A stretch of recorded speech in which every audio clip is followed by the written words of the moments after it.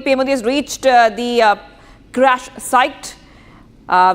PM Modi is visiting the crash site. He is in Ahmedabad already. These are exclusive pictures coming in on Republic TV. Prime Minister's visit to Ahmedabad is in the wake of the deadly flight crash that claimed the lives of 241 people, including 12 crew members on board. Prime Minister Modi has just arrived. We are getting you these back-to-back updates coming in right now on Republic TV. Prime Minister Modi is going to also meet the sole survivor of the plane crash. PM Modi will visit the trauma center of Civil Hospital later on. Right now, he's at the crash site where my colleague Akhil is. Akhil, I'm coming across to you right now. Take our viewers to these pictures coming in. Prime Minister Modi has just arrived. Well, absolutely, that's right. If you can see, the entire area has been cordoned off because of the security. But at a distance of approximately 500 meters, you will see that there's a PG team. And behind that, you can see the Prime Minister Modi's cavalcade over there, where the Prime Minister Modi has just arrived at the spot site. Towards my right, if you will see, there are 4 different buildings. These are the buildings of BJ Medical College, where that crash incident took place, in which 241 lives have been lost. Because if you see, when the flight took off from Ahmedabad airport, within 30 seconds after it took a projectile, and what we have seen that it basically plummeted from the sky and it basically turned into a fireball. The entire plane turned into a fireball, and it just fell on this very building of BJ Medical College, mess where most of the students were having lunch at that point in time. So at this point in time, we have not got the official confirmation from the college administration side as well that how many students have got injured, and if you see, the death counts have also been not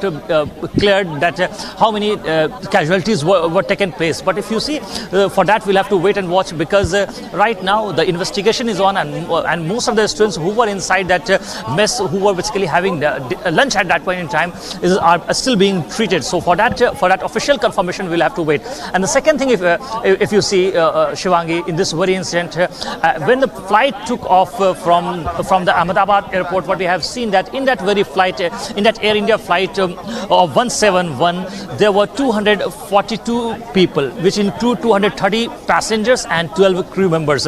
Out of those 242 people, if you see, 241 people lost their lives, and they didn't even have any idea that it was going to be their last journey. But if you see, there was only one lone survivor who is still doing fine, and he's into non-danger zone, because he survived this very incident, and he's right now in the hospital. Back to you. Akhil, we are staying with these pictures coming in right now. We can clearly see Prime Minister Modi's pictures coming in Republic, first exclusive Republic TV. He's at the crash site. And I'm coming across to you, Akhil, because these pictures are showing us Prime Minister Modi arriving at the crash site. He will also be meeting the injured. Now, it's very important for our viewers to note that there is a high-level inquiry which has already been set up. We are seeing that the Aircraft Accident Investigation Bureau is a division of the Ministry of Civil Aviation tasked with probing the aircraft accidents in India. So this is a huge update in terms of the investigation, which will soon begin. Akhil. Well, absolutely. We'll have to see. Not only the aircraft is responsible in this very case, because last night what we have seen that our colleague has confronted the CEO of Air India, Mr. Campbell, and he was basically mum on that topic, that why this mishap took place, and whose basically due to whose negligence this entire mishap took place. And on that position, he was not very clear. He didn't say any word on that part. He was just trying to deflect the question. But if you see, at this point now, what has happened, that this very morning, what we have seen that the team, the different investigative agencies, the state units of the Gujarat police. Apart from that, if you just see behind me the visuals of these SDRF personnel, they were part of the rescue operation last night when clearing out those debris. So last night, what we have seen, that the entire process of identification of the bodies were also begun by the units which were doing the recovery part. And apart from that, if you see right now, what we are showing you the visuals from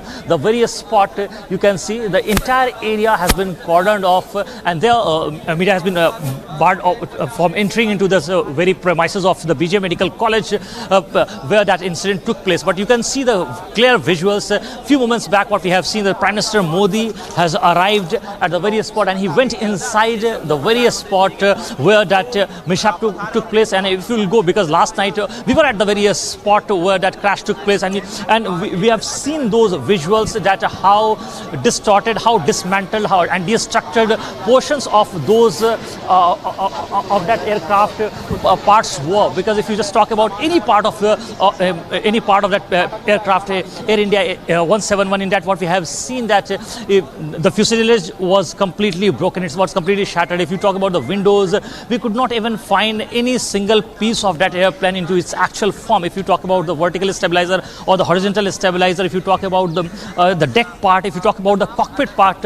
nothing was in their actual form. So the impact was so devastating. The momentum of that vehicle was so fast that it has impacted the entire plane from head to tail. So at this point in time, what we are seeing at the very ground zero, that Prime Minister Modi is still inside the very complex of BJ Medical College. You can see in our camera that the area with the SPG is over here, the Gujarat police team is over here, and the area has already been cordoned off. So Prime Minister Modi is still inside. He is inspecting the spot site, and along with him you can easily see in our visuals that several senior officials from the Civil Aviation Ministry, apart from Civil Aviation Ministry, from the Airport Authority of India as well, is still inside the very premises of the BJ Medical College. Back to you.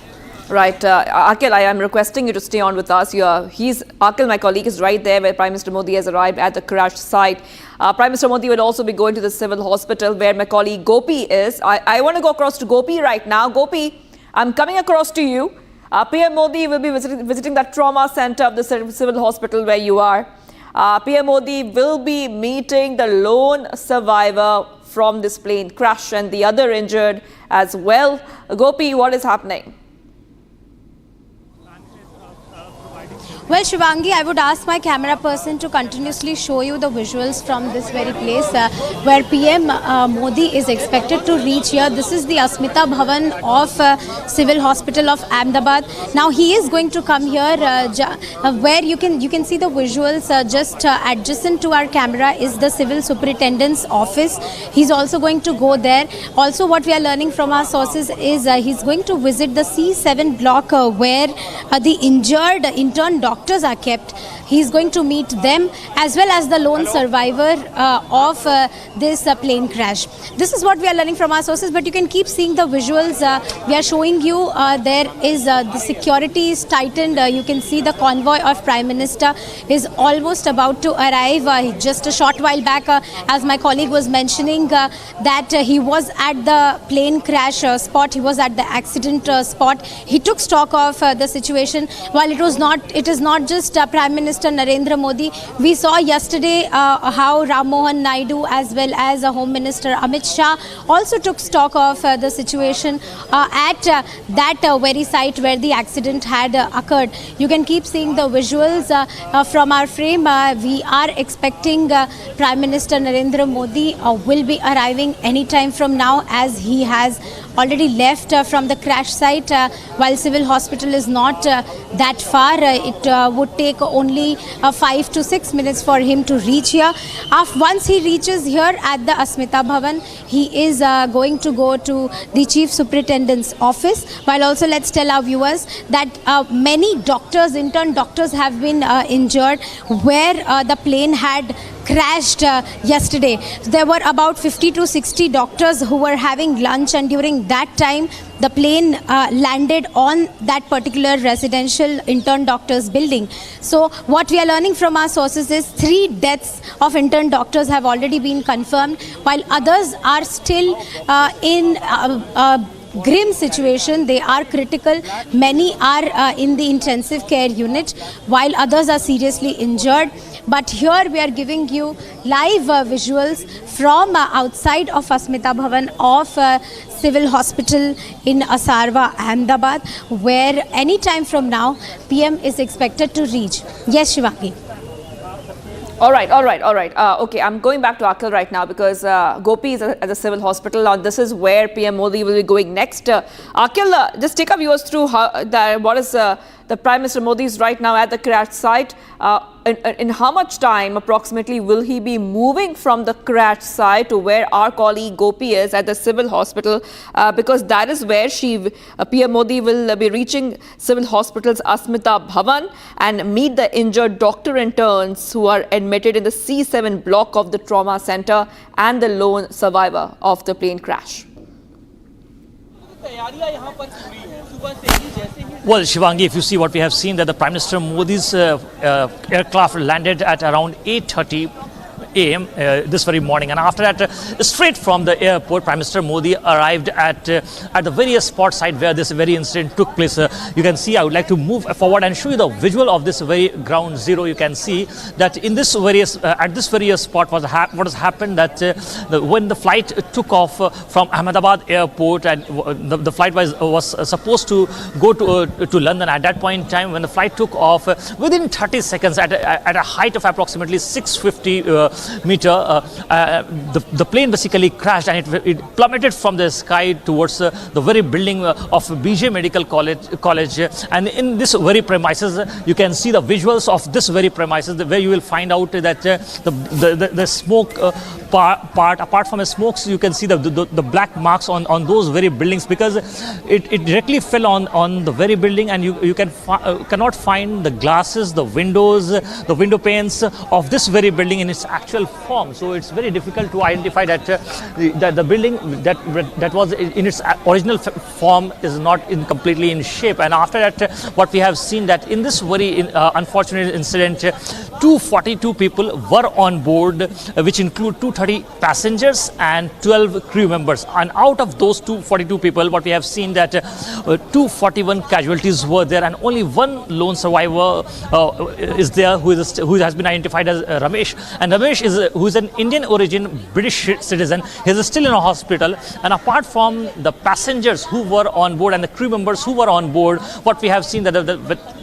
when the flight crashed at the very site, and after that, what we have seen, that the plane which has crashed, Air India Flight 17, which has crashed at this spot, there was a mess in the BJ Medical College, where some students were having lunch at that point in time, because the flight which took off from the Ahmedabad airport was at 1:39 p.m. So at that point, this was a lunch time, and there were several medical PG intern students who were inside the very premises of BJ Medical College. So in that very incident, what we have seen, that they have also got deeply impacted. Several deaths have been reported. Officially, we have seen that the government has given the list in which 3 students have died. And apart from that, if you see, several other students are critical as well. So right now, they are being treated at the very district hospital. So for that, we'll have to wait and watch on the investigation part. If you see, Shivangi, last night what we have seen, that the forensic team was there. Forensic team has collected evidences from the various spot, and this morning as well, when we have seen that the Ahmedabad Police Commissioner has also arrived.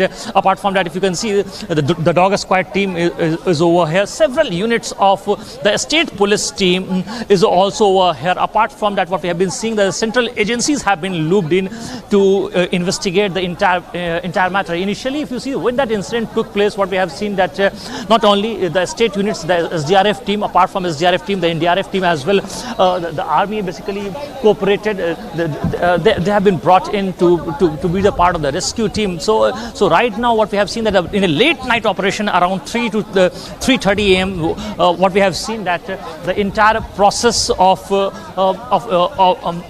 clearing the debris was done. Right now, there is some movement over here. I would like to move a little bit forward and try to get that who is the official over here who has arrived at the various spot site. Is it Air India's CEO, Mr. Campbell, or someone else? We would like to move forward and try to speak to him and get his version on this very incident, that how this incident took place. No, he's not Mr. Campbell over here. Mr. Campbell is not over here. So we'll have to wait and watch. Yes, back to you in the studio. All right. Okay. So these pictures are coming in right now, Akhil. Now next, Prime Minister Modi is heading towards the civil hospital. And I just want to go across to Gopi right now. And that Gopi is at the civil hospital. And we have those visuals ready for you. The moment Prime Minister Modi arrives, you'll see that on your screens coming in. But back to you, Gopi. Just take our viewers through what we can see at the civil hospital. Already the security is extremely stringent, and the injured are being treated, given the utmost and best treatment available at the civil hospital. जो doctors हैं या फिर जो और staff था जो civilian थे. Well, Shivangi, see, I will keep showing you the visuals from here. You can see, I would ask my camera person to kindly show you the visuals. Route of PM is already active, and we are expecting Prime Minister to reach here at the Asmita Bhavan of civil hospitals in no time from now. Just a short while back, we saw that he was at the very site where the accident took place. Now, here, after coming to the civil hospital, what we are learning from our sources is he is going to meet the civil superintendent, and along with the civil superintendent, he is going to visit the C7 block of trauma center where the intern doctors are kept. In fact, what we are learning from our sources, 3 were declared dead yesterday, but there are other intern doctors who are in critical condition. So the Prime Minister is going to meet those injured intern doctors as well as the lone survivor. As my colleague was also mentioning just a short while from now, he is a survivor whose native is Diu, and he is in fact a British citizen. But we are currently showing you the visuals from outside of Asmita Bhavan, where Prime Minister is expected anytime from now. You can see that there are security personnel and heavy police deployment.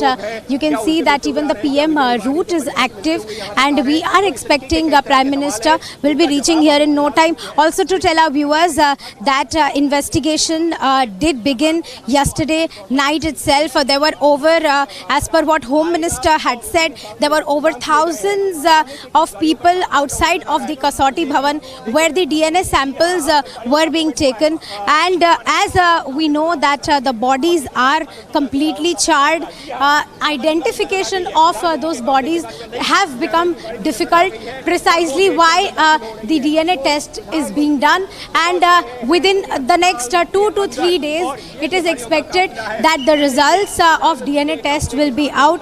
Bodies which are being identified are handed over to the family members.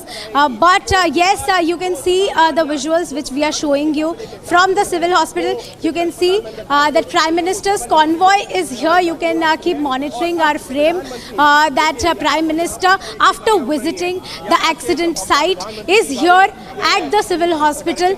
And as you can see that the convoy of Prime Minister is walking towards the Asmita Bhavan, and he is in fact visiting the civil hospital. He is also going to visit the C7 block where the intern doctors are kept. You can keep seeing the visuals. You can see the security personnel of Prime Minister Modi. He has reached the civil hospital of Ahmedabad. We are standing right outside the Asmita Bhavan, and he is going to meet the civil superintendent. You can see Prime Minister Modi moving towards block 7 of C7 of trauma center to meet the injured victims. And remember, it was not just the Prime Minister who is here. You can see, you can keep monitoring the frame. Home Minister of Gujarat, Harsh Sanghvi, is also here. He is accompanying the Prime Minister. He will be taking him around, and there you can keep seeing the visuals here. As you can see that you know, the injured victims, specifically the interned doctors, he is going to meet them as well as the lone survivor. That is what we are learning from our sources. Also, he is going to take a stock of the situation. You can see he is entering the block. He is entering that very block, which is opposite to Asmita Bhavan. You can see Bhupendra Patel, Chief Minister, is also accompanying Prime Minister Narendra Modi, while Home Minister Harsh Sanghvi is also in attendance, and he is here to take the stock of this situation. We are standing right outside the Asmita Bhavan, where Prime Minister Narendra Modi just entered. Back to you. Gopi, stay on with us. Stay on with us. I just want to take our viewers through what exactly is happening on the screen. This is coming in from the Civil Hospital, Ahmedabad. We just showed you pictures as they were happening live. First and exclusive, we see that the Prime Minister Modi is just entering the Civil Hospital in Ahmedabad, and it's also important to note, Gopi, that Prime Minister Modi has been monitoring the situation extremely closely. He has, since it happened yesterday, he was monitoring developments. I was extremely closely in touch with the regularly with the authorities. He had said the tragedy in Ahmedabad has stunned and saddened us. It is heartbreaking beyond words. In this sad hour, my thoughts are with everyone affected by it. Have been in touch with ministers and authorities who are working to assist those affected. So Prime Minister Modi had responded, monitored the situation very closely, and now is visiting the civil hospital. I'm coming back to you, Gopi, right now. Just give our viewers a little bit more updates when it comes to the high-level inquiry which has been launched by the government, given the fact that now getting to the root of the issue will be the most important. The black box has already been recovered. High-level inquiry has been ordered. Next is, of course, trying to understand what happened. Forensic team has reached Air India crash site in Ahmedabad already. Yes, Gopi. Well, definitely, Shivangi, as you've correctly mentioned, Prime Minister Narendra Modi was constantly in touch with the Chief Minister of Gujarat as and when the incident took place. I would ask my camera person to kindly show you the visuals. You can see that Prime Minister Narendra Modi is on the second floor of a civil hospital. He is in fact going towards the trauma center, which is the C7 block where these intern doctors are kept. These are the visuals which we are showing you from the second floor of civil hospital, and Prime Minister Modi is here. Yesterday, in fact, it was Home Minister who was also here. He had also visited the victims, while accompanying the Prime Minister is Gujarat Chief Minister Bhupendra Patel as well as Home Minister Harsh Sanghvi. Coming back to what we were discussing, Shivangi, yes, Prime Minister was constantly in touch with the Chief Minister of Gujarat, Bhupendra Patel, and we have seen that he was in touch with many other ministers as well. He was in touch with Ram Mohan Naidu as well, and what we are learning from our sources is a high-level investigation has been roped in, and all people who are responsible behind this massive, terrific and horrible mishap which took place yesterday in Ahmedabad will be made accountable. Where did the fault lie? They are going to go towards the root of why did this mishap happen in the first place, while on the other hand, since the bodies were charred badly, their identities couldn't be revealed. So DNA tests have been done yesterday at the Kasauti Bhavan here itself in civil hospital, so that matching of tests would be done. DNA samples have been collected. Now the reports would come out in a day or two, so we will have to wait and watch. But yes, we have seen that constantly it was Prime Minister Narendra Modi as well as Home Minister Amit Shah who was in touch with the Gujarat Chief Minister Bhupendra Patel. We also saw how C.R. Patil also flew from Surat to Ahmedabad yesterday. He was also here. He took stock of the situation here on ground. So we will have to see what pans out next, but bodies are being handed to different family members if at all the identity is revealed, but there are many bodies which are still there in the post-mortem room here at the civil hospital waiting for the DNA tests. Back to you. Yes, absolutely. We are keeping these pictures for our viewers. This is Prime Minister Modi at the civil hospital in Ahmedabad to meet the lone survivor and the other injured. Very, very important to note that initial reports suggest that the Air India flight could not dispose the fuel when the plane crashed. And at the same time, Gopi, documents accessed by Republic indicate that the Air India flight, which was crashed due to major technical fault, documents reveal show cause notices that were served to Air India on June 3rd and June 5th by the Directorate of General of Civil Aviation DGCA, raising concerns over the airworthiness and maintenance of several aircraft. So obviously the government has moved very, very fast. Prime Minister Modi himself on the ground at the civil hospital at the crash site. And the government says, Gopi, that expert panel will also be formed to strengthen aviation safety in India. That is very important to note. Gopi. Well, Shivangi, it is the need of an hour. We have been seeing repeated incidents have been happening since past many months now. In fact, yesterday, people here were remembering the 1988 plane crash which had happened at this very same spot like yesterday. And there as well, 133 people had lost their lives. So now, speaking on the similar lines, there needs to be strong investigation that which should be done. And as you have mentioned that yes, in spite of serving multiple show cause notices to Air India, they are not accountable. We did happen to ask pointed questions to the CEO of Air India yesterday as we were showing our viewers, but he did not have any answers. In fact, he said he was reiterating this fact that this is not the appropriate time and we are with the family and it was about our aircraft, it was about our crew.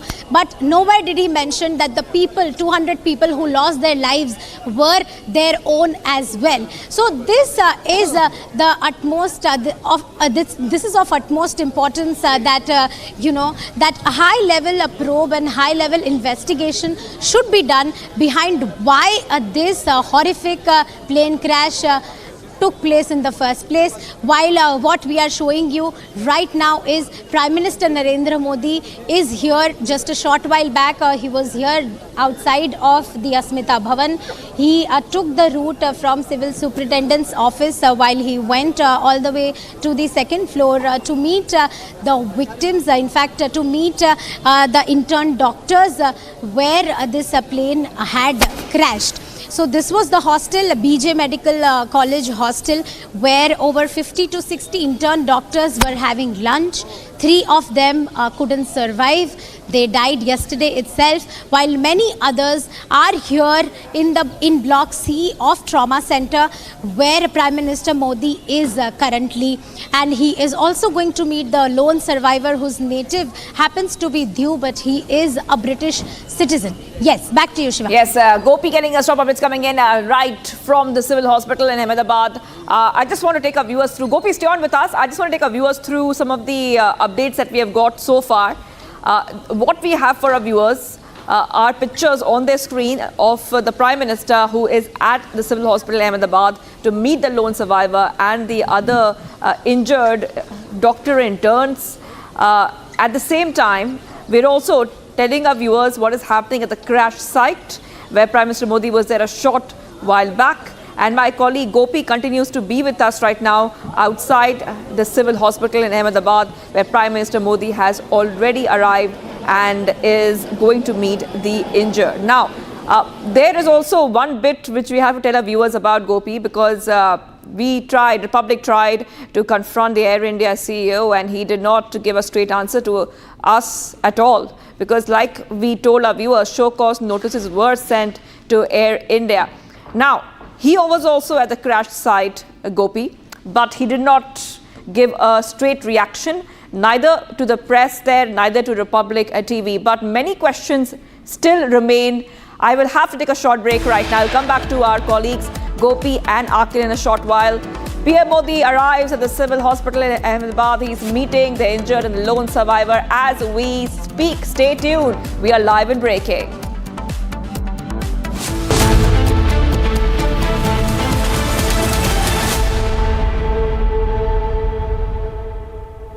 powered by Century Ply Club Prime. रहो बेफिक्र। पैसा लगाना है तो century ply club prime पे लगाओ। डूबेगा नहीं, जलेगा भी नहीं, कोई खा नहीं जाएगा, धोखा नहीं देगा, ऊपर नीचे भी नहीं होगा, सेफ रहेगा, सिक्योर्ड मिनिमम 30 साल का रिटर्न देगा।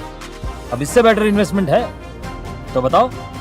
सेंचुरी प्लाई क्लब प्राइम, रहो बेफिक्र। ये है सीक्रेट रेसिपी MDH का जीरा सिप जल जीरा मसाला।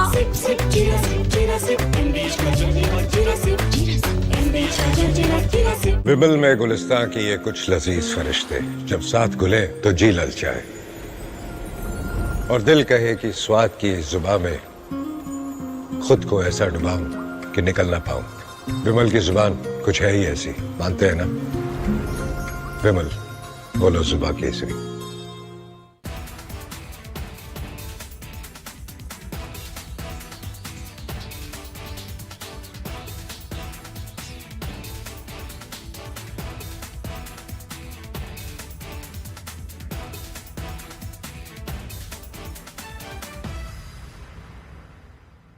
हमारी बहन जा रही थी लंदन। 1 बजे जा रही थी।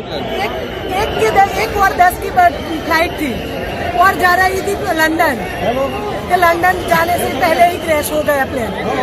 हाँ, मेरी साड़ी था वो खम्बिसर थी और लंदन जा रही थी। हाँ, फिर? हाँ बस वो 1 घंटे में समाचार आ गया को प्लेन क्रैश हो गया है, इसलिए मैं वापस अहमदाबाद से बाहर निकल गया था तो वापस यहाँ सिविल में आ गया। क्या अभी लग रहा है, क्या प्रशासन की तरफ से क्या हेल्प? अभी देखने भी नहीं मिला, वो अंदर एंट्री नहीं मिली सिविल में, अभी कुछ भी समाचार नहीं मिला है। मेरा लड़का है ना, वो ब्रेक पड़ा था खाने का तो हॉस्टल में खाने गया था इधर, हॉस्टल में ही प्लेन क्रैश हुआ पर मेरे लड़का को कुछ हुआ नहीं। बात हुई मेरी और इसके भाईबंद है ज्यादा हुए तो लोग मर गए, ये फिर मेरे लड़का को देखने जाना है अंदर मेरे को। अभी क्या लड़के को क्या सिचुएशन है? लड़का बोला है कि मैं अच्छा दूसरे मार से कूदा था ना तो थोड़ा खाली लगा है, ऐसा बोला है मेरे को, और मैं जाऊँ अंदर तो मालूम।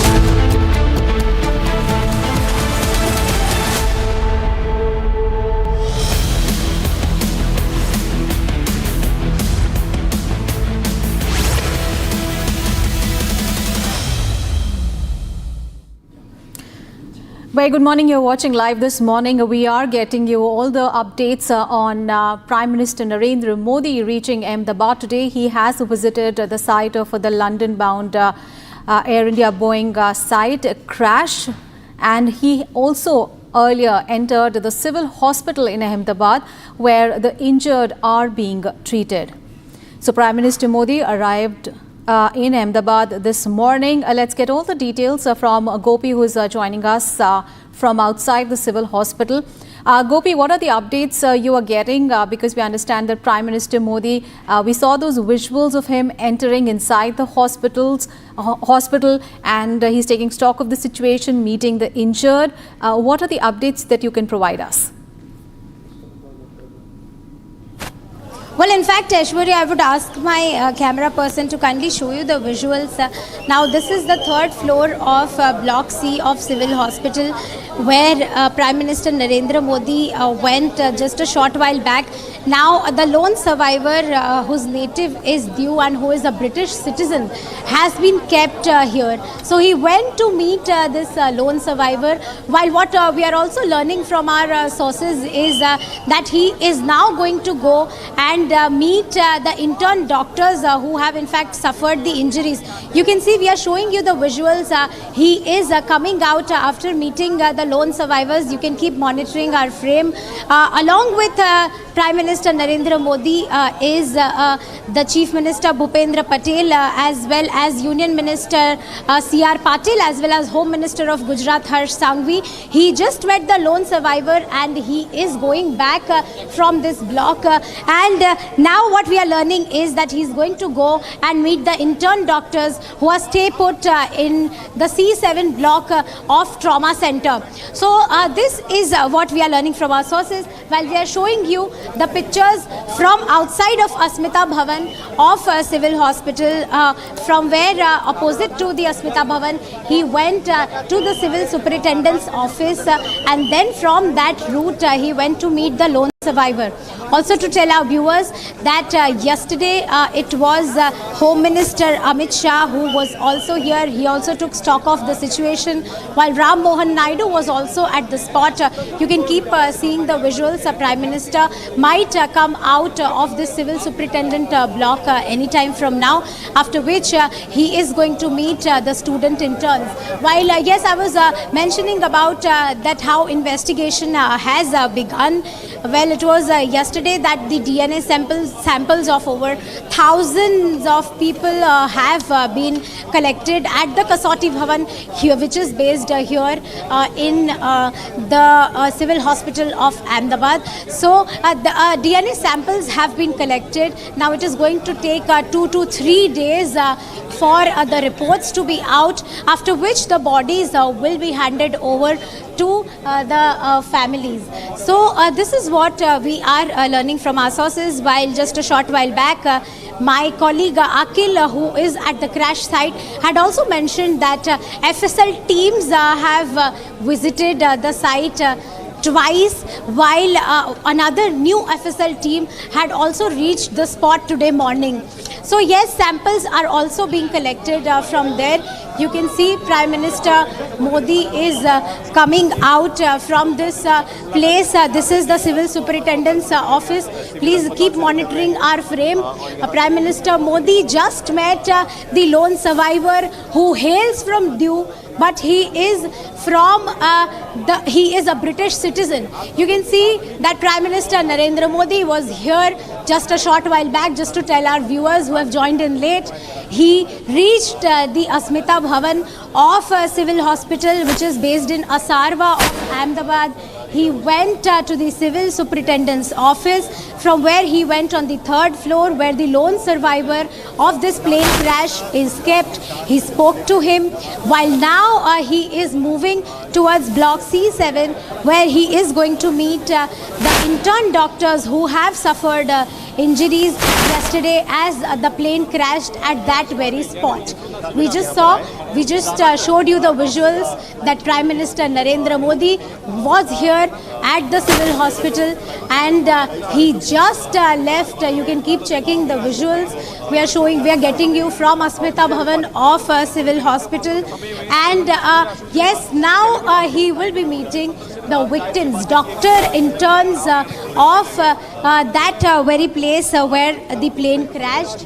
And yes, what we are learning from our sources is that 3 doctors have succumbed to death, but others are in a very serious, grim condition. So he is going to take stock of those intern doctors as well. Back to you. Right, Gopi, what we are witnessing is Prime Minister Modi, after meeting with the lone survivor of the crash, is now moving towards the another block where intern doctors have been kept, and he is going to take a stock of the situation there as well, and express his condolences to the doctors who have lost their lives, and also express solidarity with the ones who are injured. Those visuals we can see of the Prime Minister's cavalcade there moving, and Gopi, if I could, what we are seeing is that the entire Modi government, they are keeping a very, very close eye on the situation. And yesterday we also saw Amit Shah mentioning that within 10 minutes of the incident, he informed the Prime Minister, the Gujarat Home Minister, the control room of the Home Department, as well the Civil Aviation Department and the Civil Aviation Minister. And the Prime Minister instantly, he mentioned, called back. And the personnel, of course, from the union and state governments were jumped in for the relief and rescue operation. And the Prime Minister today morning immediately arriving at the scene, inspecting the crash site and visiting the injured. So very, very close eye is being kept on, considering the fact that this is one of the worst accidents in the aviation history. Well, indeed, as you've correctly mentioned, time and again we have seen that, Prime Minister is very quick with his decisions. While yesterday we saw that, how he immediately called Bhupendra Patel as well as Home Minister Amit Shah to, take stock of the situation. While not just that, he also asked various MPs and MLAs, in fact, to come and visit this particular site. We also saw how C.R. Patil, the Union Minister who was in Surat yesterday, reached Ahmedabad to visit this very site. While today we are seeing that Prime Minister was here himself. He is taking the stock of the situation. Just a short while back, we were showing our viewers how he was here outside of the Asmita Bhavan of Civil Hospital to take the stock of the situation. While he met the lone survivor who hails from Diu, but he is a British citizen. He just met him, and now he is, what we are learning from our sources is that he is in fact going to meet the survivors, the doctors, in fact the intern doctors who have suffered injuries from there. I would ask my camera person to kindly show you the visuals, how there are many media personals here as well who are moving towards the civil superintendent office as well. So this is what we can get from you. Prime Minister Narendra Modi is here visiting the civil hospital. He had visited the crash site here in Ahmedabad. He is here himself to take the stock of the situation and understand what is happening on the ground. We will be back after a short commercial break. Stay tuned with Republic TV.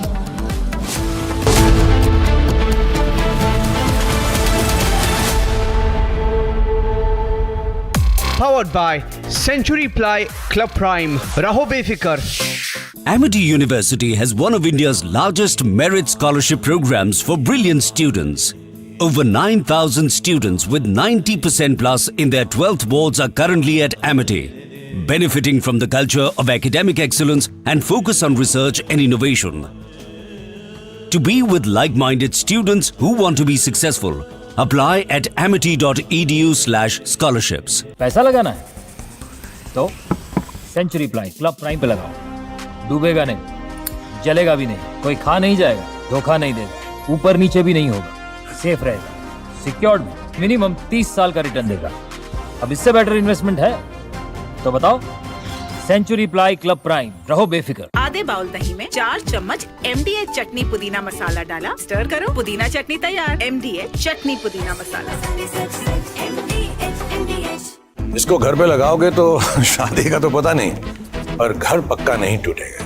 Rungta नहीं तो घर strong नहीं। Rungta steel TMT बार एकदम solid. पहाड़ों में एक hiking ship भी बन सकती है। Today at 1:30 local time, an Air India plane bound for London, Gatwick, departed Ahmedabad, and shortly after takeoff, it seemed to have experienced some issues and stalled into a residential area and then crashed. From the footage that we can see, it's very hard to determine what the cause might have been. However, there must have been some technical issues because the pilots sent out a mayday, a distress signal. The plane involved the Boeing 787-8 Dreamliner is considered a new generation plane and has a great safety record. So ever since it has been introduced to service in 2011, it has never experienced a crash. Yes, there has been issues with the Dreamliner when it was introduced to service, especially with their batteries and other minor issues, but this is normal when a new plane enters service. Air India is known to have a great safety record. They operate hundreds of flights every day. They have a modern fleet of Airbuses and Boeings, and this comes to a shock for all of us. So it's very hard to determine what really caused this incident, given that the Boeing 787 is such a safe airplane and Air India has a great safety record. I'm sure the flight recorders will be found very soon.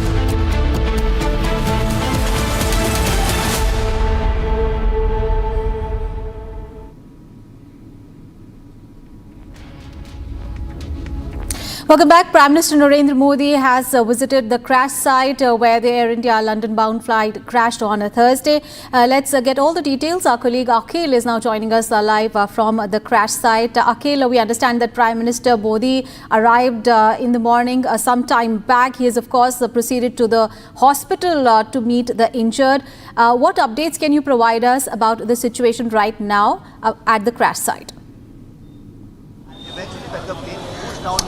Well, that's right. If you see, Prime Minister Modi arrived at the crash site just after landing at the very airport of Ahmedabad. From there, directly he reached to the very spot behind me. You can see the spot where that unfortunate mishap took place, in which what we have seen that 241 lives have been lost. And in that very incident, if you see what has happened, that in that very flight which was bound to London from Ahmedabad, it took off at around 1:39 p.m. And after that, what we have seen that after taking off within 30 seconds, what we have seen that there was a steep fall from the flight, in which what we have seen that if you just see the visuals through a Republic lens, you will find that there is a building which is known as a BJ Medical College, and when the aircraft just crashed, just plummeted from the skies, it just went deep over here, and what we have seen that several students, medical students who were having lunch at that point in time have also got injured. So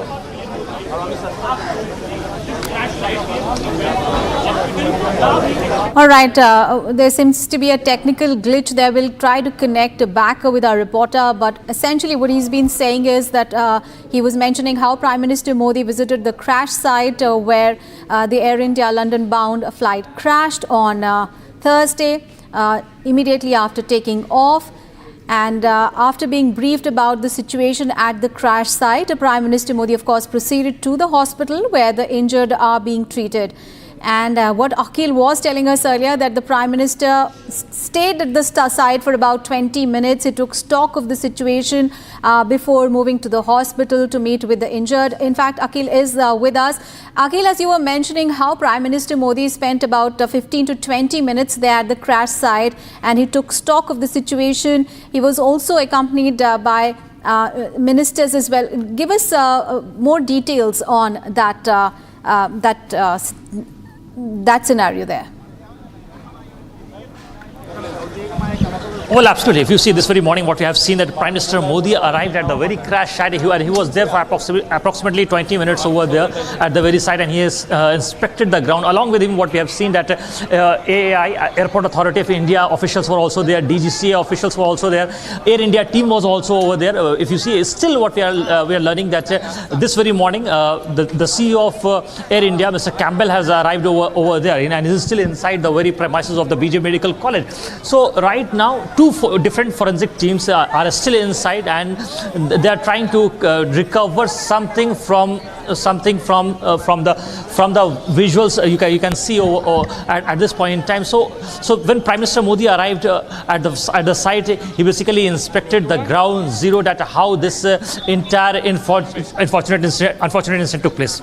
Right, and as you were speaking, Akhil, we can see these visuals from the crash from Prime Minister Modi there inspecting the crash site in Ahmedabad, and the officials there showing him the kind of disaster that took place. He looking at the crash site, inspecting the crash site, and where the crash took place, going around the buildings that look devastated right now. From the crash site in Ahmedabad, those visuals are there. Prime Minister Modi arrived in Ahmedabad today morning, visited the site of the crash that killed 241 people a day earlier. He arrived at the Sardar Vallabhbhai Patel airport. Then he drove straight to the crash site in Meghani Nagar area. And he was accompanied there by Gujarat Chief Minister Bhupendra Patel as well. Remember, he had earlier tweeted about the tragedy, and he had said it is heartbreaking beyond words. And he had said, in this sad hour, our thoughts are with everyone affected by it. And he also mentioned that he's been in touch with the ministers and the authorities there. And earlier, Union Home Minister Amit Shah had also visited the site to take stock of the situation, as well as Civil Aviation Minister Ram Mohan Naidu was there, and today Prime Minister Modi at the crash site there, inspecting the site and the devastation that was caused by the crash. Remember, the centre has formed a high-level committee to probe the crash, to look into the reasons, and all the people on board except one were killed in the crash.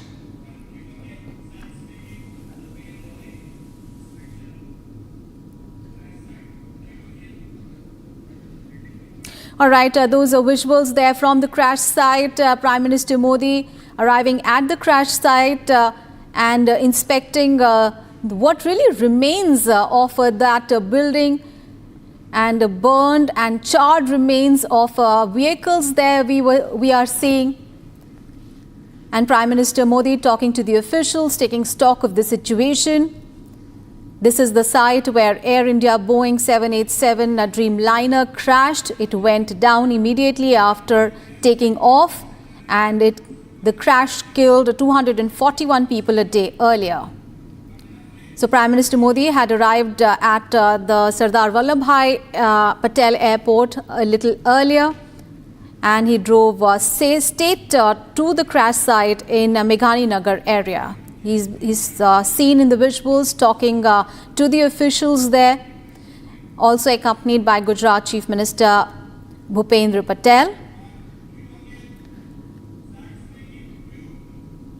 Well, if you see, we are at the very ground zero where that unfortunate incident took place. And if you see, if you can just see the visuals where Prime Minister Modi just visited, and we have got those visuals from the debris site, where if you see, there what we have seen that the parts, there what we have seen that the parts, the different parts of that aircraft which have got completely dismantled from the aircraft. If you talk about the vertical stabilizer or the horizontal stabilizer or the cockpit area, the fuselage area, which is the main body part, and the area which basically gives thrust to the airplane. So even the wheels, we could not find any part of that aircraft into its actual form, because the impact was so intense. The vehicle, the aircraft, which was basically running at a very high speed, and if you see when that incident took place, the aircraft was just at a height of 650 feet above this very building of BJ Medical College. And I would like to move a little bit forward and show you the visual right now. Ahmedabad, an ambulance has arrived over here, which is of Ahmedabad Municipal Corporation. In the visual you can see over here. I'd like to move a little bit forward and try to speak to the staff of this very ambulance, but he's reluctant to speak on cam right now. So on the investigation what we have been seeing that the DGCA, apart from that, what we have been seeing the state unit of the Gujarat police team and the state other agencies of the state has also been looped in to investigate the entire matter. And if you can see, the NDRF team has cleared off the entire debris, because if you see last night what we have seen that there were reminiscence of some parts which were not collected late night after that episode were collected this very morning, and what we have seen, the two different units of the forensic team have also went inside, and they're also basically collecting the evidence, the materials from the very spot. Right. Prime Minister Modi there visiting the crash site. Those visuals from him inspecting the crash site. Remember, the flight lost control soon after taking off, and it is here at this place into the residential quarters of the BJ Medical College in Meghani Nagar, where it exactly crashed, and it went up in flames and sending plumes of black thick smoke. Of course, now the building has completely turned black because of the great impact and of course the great fire that ensued soon after the crash. The pilot had issued a Mayday distress call, and this is immediately after the takeoff. And what we can see is those visuals of charred remains of the building turning completely black, and there is some debris also lying strewn all over the building. and Prime Minister Modi there inspecting the site, speaking to the officials. And so far, what the experts in the aviation field have been mentioning, how the lack of thrust in the engines was the likely cause, the probable cause of the crash. And these are the visuals from the wreckage area, the place where the flight had crashed into. It is the part of the BJ Medical College Hospital where the flight crashed. And these are the residential quarters. And we'll take a very short break. We'll get more details on Prime Minister Narendra Modi at the crash site, inspecting and speaking to the officials.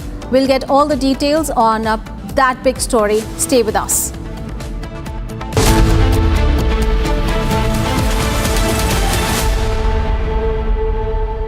Powered by Century Ply Club Prime. रहो बेफिक्र. पैसा लगाना है तो century ply club prime पे लगाओ. डूबेगा नहीं, जलेगा भी नहीं, कोई खा नहीं जाएगा, धोखा नहीं देगा, ऊपर नीचे भी नहीं होगा, सेफ रहेगा, सिक्योर्ड में मिनिमम 30 साल का रिटर्न देगा. अब इससे बेटर इन्वेस्टमेंट है तो बताओ.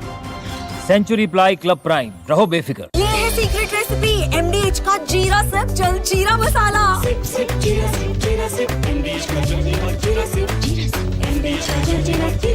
विमल में गुलिस्तां के ये कुछ लजीज फरिश्ते जब साथ घुले तो जी ललचाए और दिल कहे कि स्वाद की जुबान में खुद को ऐसे डुबाऊं कि निकल ना पाऊं. विमल की जुबान कुछ है ही ऐसी, मानते हैं? विमल, बोलो जुबान कैसी? MDH की हल्दी मिर्ची धनिया करे कमाल. ये रंग दे, ये खुशबू दे, ये तीखा, ये कम पड़े. क्या निराला MDH masala.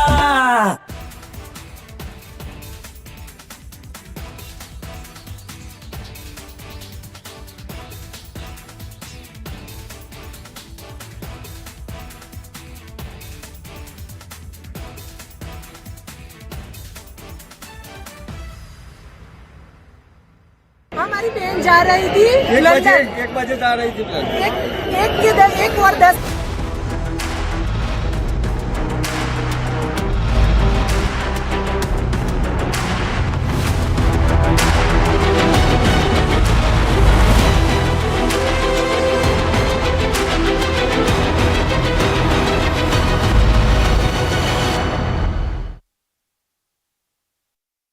Powered by Century Ply Club Prime. रहो बेफिक्र.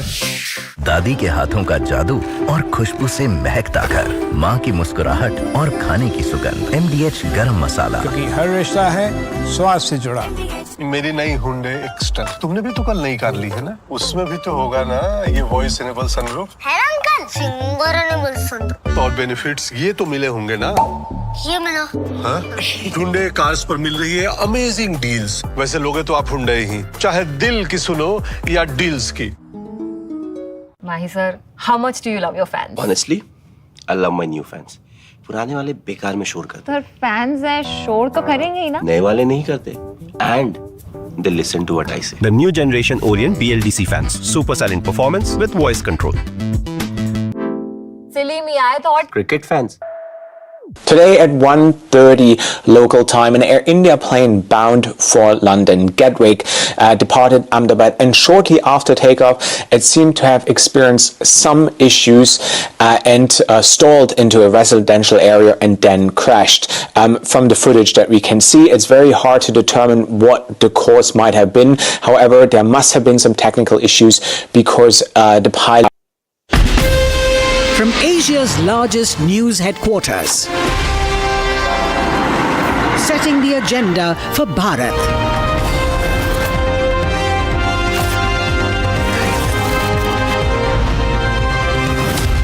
You're watching Republic.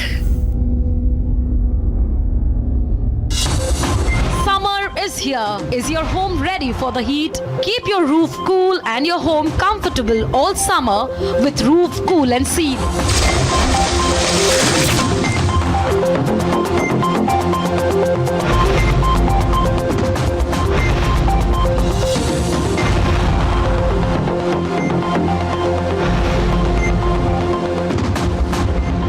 पसीना मत बहाओ, Berger roof cool and seal लगाओ।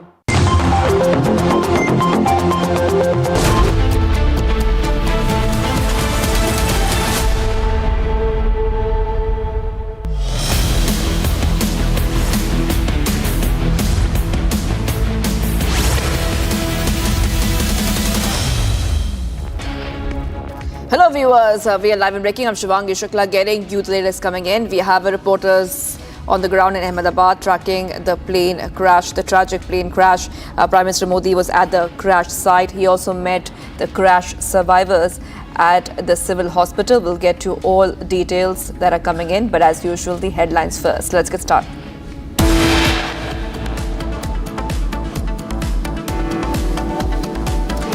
Prime Minister Modi reaches plane crash site, takes stock of situation. Prime Minister also met injured in hospital. Air India confirms that 241 people have died in the flight operating from Ahmedabad to London. The sole survivor is being treated in a hospital.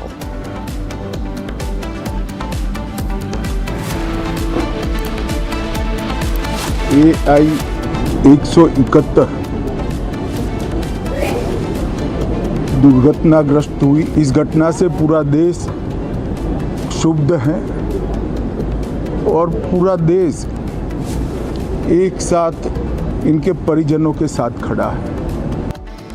Union Home Minister Amit Shah expressed deep sorrow over the Air India plane crash, calling it a devastating accident that has shaken the entire nation.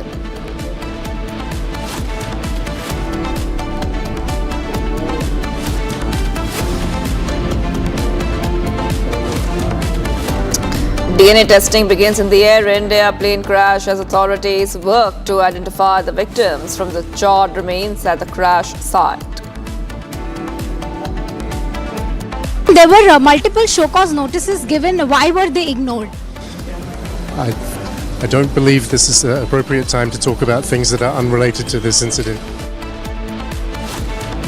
Republic confronts Air India CEO Campbell over the recent show cause notices issued to the airline. When asked about the regulatory concerns, Campbell dodges our questions.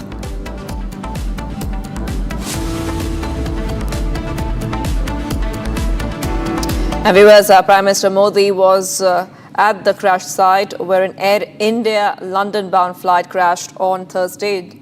And after being briefed about the situation at the crash site, he also proceeded to the hospital where the injured were being treated. Okay, so we have those pictures coming in. There's a Prime Minister Modi. He was at the site of the Air India Boeing Dreamliner, which crashed, killing 241 people a day earlier. And this is also being seen as one of the worst air disasters in recent times. Prime Minister Modi arrived straight from the airport to the crash site. He was accompanied by the Gujarat CM Bhupendra Patel and the Civil Aviation Minister as well.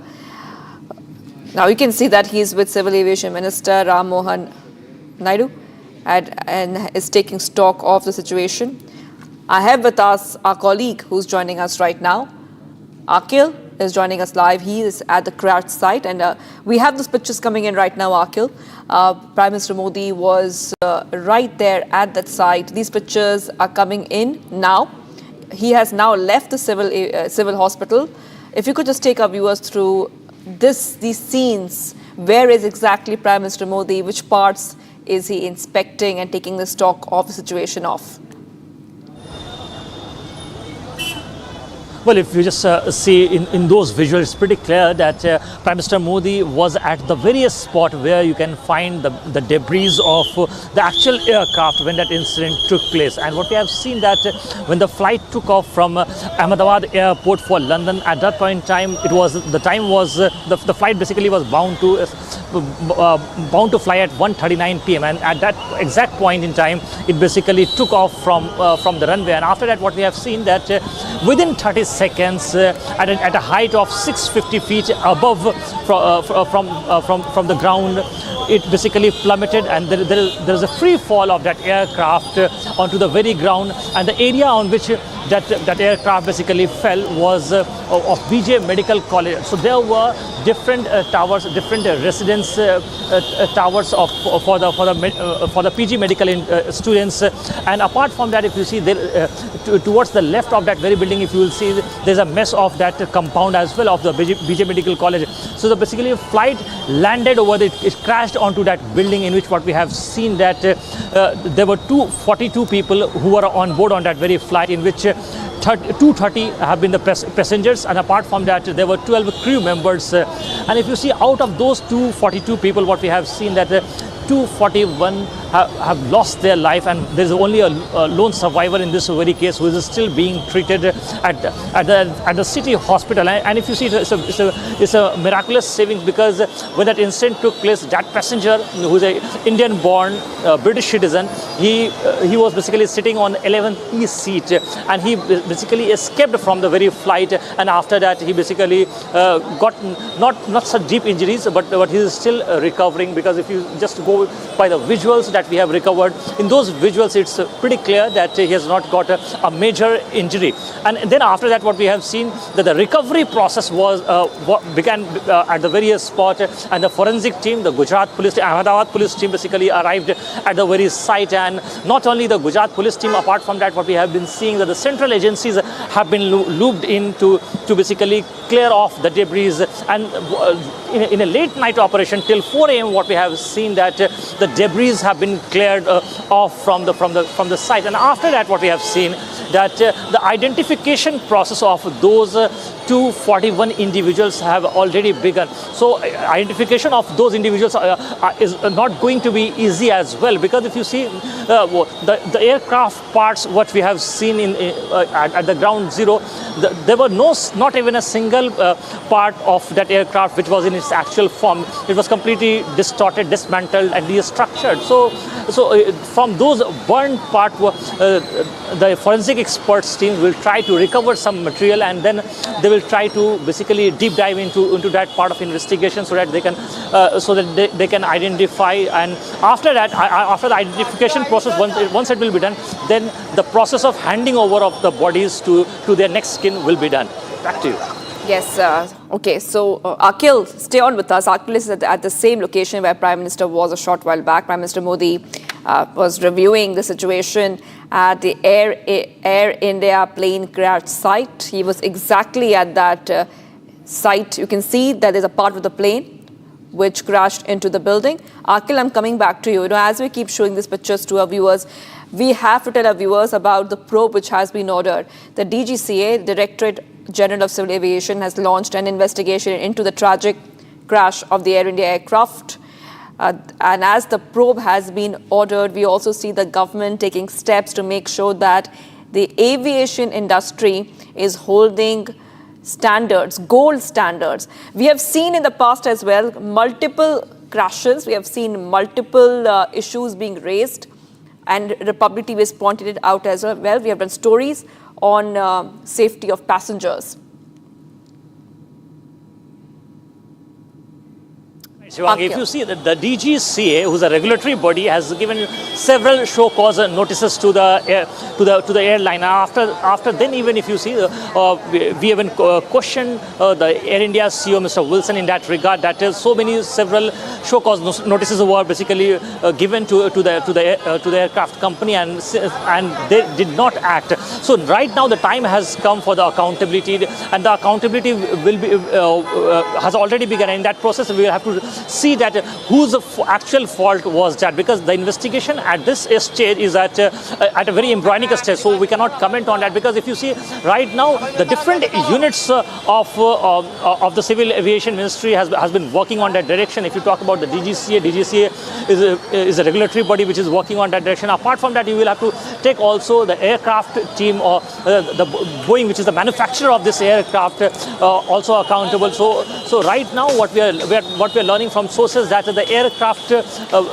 company, which is the Boeing in this very case, and Air India as well. So apart from that, if you see the ATC also, so right now the check and balances will have already begun in this case to identify that where was the loophole, where was it the miscommunication of the ATC because of this very incident took place, or was there any mechanical error due to which this mishap took place? Because if you see last night, what we have seen that when Mr. Amit Shah, Home Minister Amit Shah visited the various spot after that he did a press conference, and in that he has very categorically mentioned that there was about 1.25 lakh litre of fuel that was inside the very aircraft, and so it was very difficult to bring out those people just within fraction of seconds. What we have seen that the entire aircraft basically turned into a fireball. So it was very difficult to rescue all those passengers and crew members from the aircraft after the mishap. Akhil, stay on with us. Documents accessed by Republic have indicated that the Air India flight which crashed was grounded by the DGCA last year in 2024 due to a major technical fault. Now, the show cause notices were served to Air India on June 3rd and June 5th by the DGCA, raising concerns about the maintenance of several aircrafts. The black box has been recovered, and as the investigation continues, more critical details will be revealed. What happened just after the takeoff? That's a big question which is being raised. All right, getting some big breaking up is coming in right now, viewers. Let's go to the other breaking that we're tracking for you. We are seeing that Air India under scrutiny, flights hit with snags. We're coming to know that 3 Air India flights report major snags back after takeoff. And their Air India Chandigarh, Leh reported air turned back at Chandigarh due to the green hydraulic pump low pressure during climb. During inspection, leak observed from hydraulic line at nose gear area. Air India Kolkata to Mumbai has reported bird hit, damage on nose at Mumbai upon landing, and dent damage on as well was observed in the Air India Delhi to Hyderabad, reported both windshield cracked during flight. However, the flight continued to destination Hyderabad. So exactly what we were talking about right now, that Air India must answer about 3 Air India flights which have reported snags. You can see those 3 flights there. One is Delhi to Hyderabad. Multiple flights, I repeat, had snags. So we have the Air India Chandigarh to Leh flight, reported air turned back at Chandigarh due to green hydraulic pump low pressure during the climb. All right, we have to move ahead right now. Getting some more pictures coming in of the Prime Minister Modi, who has met the crash survivors. Prime Minister Modi was at the civil hospital a short while back, meeting the crash survivors, meeting the doctor interns who were injured. And these pictures are showing the Prime Minister speaking to the doctors and the inside visuals. Okay, that is the lone survivor. That is the lone survivor of the plane crash who has survived. His survival is being called a miracle. And he has met the lone survivor. He has met the other doctor interns as well who were injured. These pictures are coming in from the civil hospital a short while back, where Prime Minister Modi was at the hospital with top leaders. He is in Ahmedabad, and he has just met the injured after leaving the crash site. And I want to go straight to my colleague joining us, Gopi. Prime Minister Modi was at the Ahmedabad civil hospital after meeting those injured in the tragic plane crash.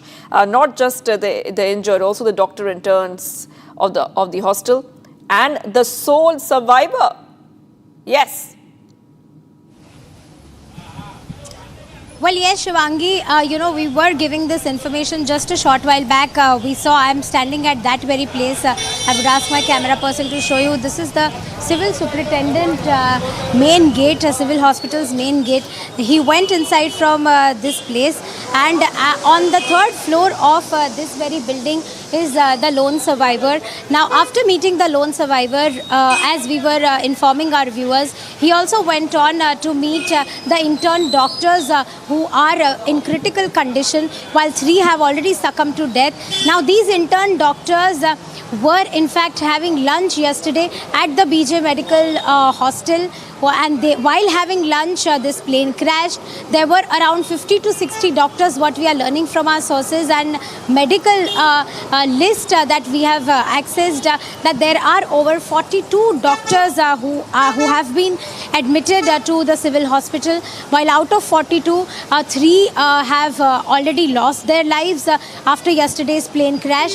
While also what we are learning from our sources, Shivangi, is that before leaving, Prime Minister Modi is also going to quickly meet the health officials as well as the health secretary at somewhere near the circuit house. So that is what we are learning from our sources, where he will in fact be telling them to speed up the entire process of DNA reports. This is what we are learning from our sources.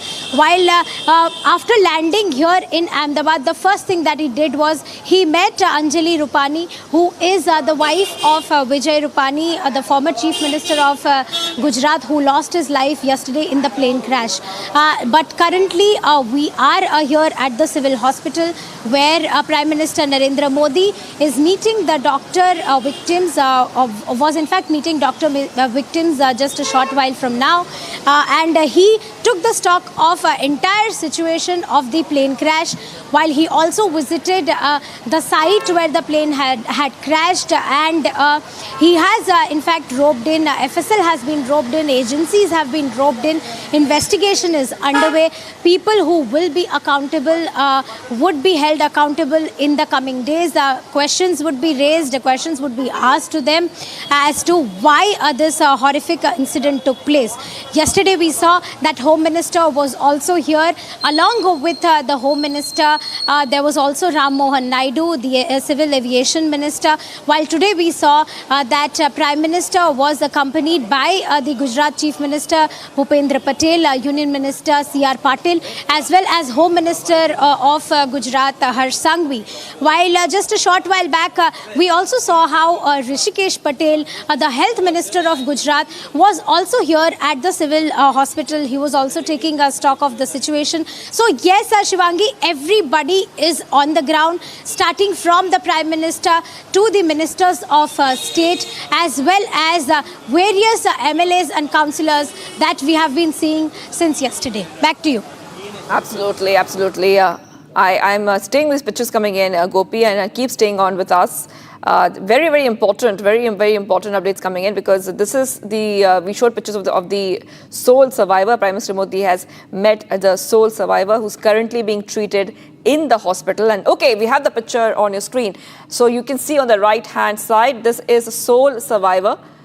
This is Vishwas Kumar Ramesh, only person from that plane to survive the crash, and he is the only survivor. Prime Minister Modi has met him. On the left hand, Prime Minister Modi was at the crash site, right next to where the plane crashed into the building. You can see the parts of the plane lodged into the building. He was right at that crash site, where my reporters have been also reporting live. Our reporters have been there. Let's go back to Gopi, who's joining us right now. Gopi, there has been many updates coming in. Helpline numbers have also been extended. There are also updates coming in and a lot of support being given to the families of the victims, the ones who dies, and of the injured. Yes, Gopi. Well, yes, Shivangi, as you've correctly mentioned, we saw yesterday how Tata also announced that they are going to give 1 crore to the family of the deceased. While also, apart from this, state government is putting in efforts to help these family members. Not just that, we have seen that from Prime Minister to the MLAs to different MPs, they have been visiting the civil hospital as well as the site. They are taking stock of the situation. While apart from this, let's also tell our viewers that DNA samples of over 1,000 thousands of people have been collected at the Kasauti Bhavan here, which is based in a civil hospital yesterday. And the sampling, DNA samples will now be matched, the reports of which will be out in a day or two, after which the bodies will be handed over. The bodies are so charred, Shivangi, they are in a bad condition, wherein they are not able to figure out, they are not able to identify those bodies, precisely why there is a need of DNA testing. So this is underway, and in fact what we are learning from our sources, I was mentioning about this just a short while back, that Prime Minister is also going to meet the Health Secretary as well as the health officials to speed up the entire process of DNA reports, so that the bodies can be handed over to the respective families as soon as possible. This is what we are learning from our sources, while we just showed the pictures of lone survivor, Prime Minister Modi meeting that lone survivor who hails from Diu. He in fact was settled in London since past 20 years now. He is survived by a wife and a daughter, and he was doing a kind of construction business there back in London. While also what we are learning from our sources is he was accompanied by his brother. He lost his brother. His brother is nowhere to be found as yet. So this is the story of the lone survivor, while Prime Minister Modi also met the doctor interns who were injured yesterday in the plane crash. Back to you, Shivangi. That is right. Okay, so we're getting back to our place coming in right now, viewers. At the same time, Air India is many questions left for Air India to answer. Support centers, helplines for families of crash victims has already been set up. Like Gopi was telling us, compensation has been announced. Going back to Gopi right now, because we have Gopi at the civil hospital where Prime Minister Modi was, and we had Akil at the crash site. I'm coming back to you, Gopi. As we are tracking this story, we also have to tell our viewers what is next. What is next? Because the black box has been found. What would be revealing through the black box? What will come out from the black box? That remains to be seen. Documents were accessed by the public as well, where we have come to know that they were show cause notices sent to Air India on June 3rd and June 5th, raising concerns about the aircrafts. Now, what is next? What is next in terms of the probe? What can we expect next, Gopi? Just take our viewers through those details. Well, in fact, we happened to speak to the CEO of Air India yesterday, and we were showing our viewers how he dodged our questions, and he was in fact saying that you shouldn't be raising these questions at this point in time, but in fact we have to make them accountable, because this is in fact, it is because of their negligence that such a horrific incident have happened. And if you talk about the multiple show cause notices which have been served to the Air India, we happened to ask this question as well to the CEO, but he again refuted to answer, and he simply said that, this is not the time to discuss this. We are with the family, but we are with the family when over 200 have already lost their lives. In fact, he mentioned in one of his answers, let's tell our viewers that he said it was our aircraft. It was our aircraft. It was our Prime Minister Narendra Modi is here in the civil hospital, and he is here to take the stock of the condition after the horrific plane crash that happened yesterday. While a short meeting is also scheduled with the health officials as well as the health secretary. We are reporting live from the civil hospital of Ahmedabad. Stay tuned with Republic TV. We will be back after a short commercial break.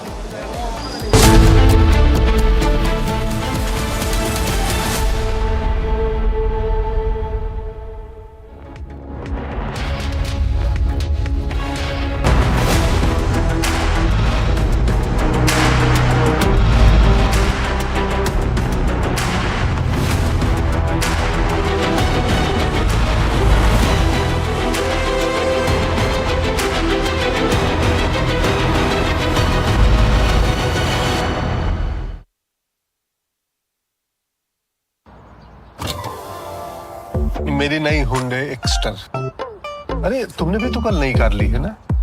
उसमें भी तो होगा ना ये voice enable sunroof? है uncle, singer enable sunroof. Paddle shifters वो तो होंगे ही। Just pedals.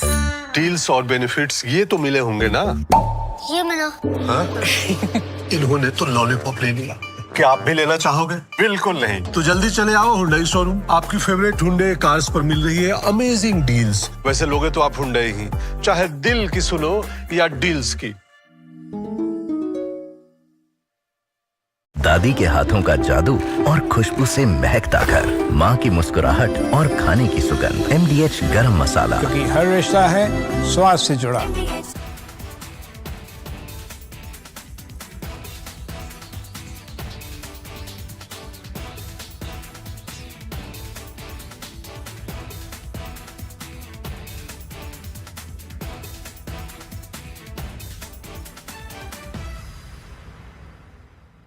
हमारी बहन जा रही थी लंदन। 1 बजे जा रही थी plane.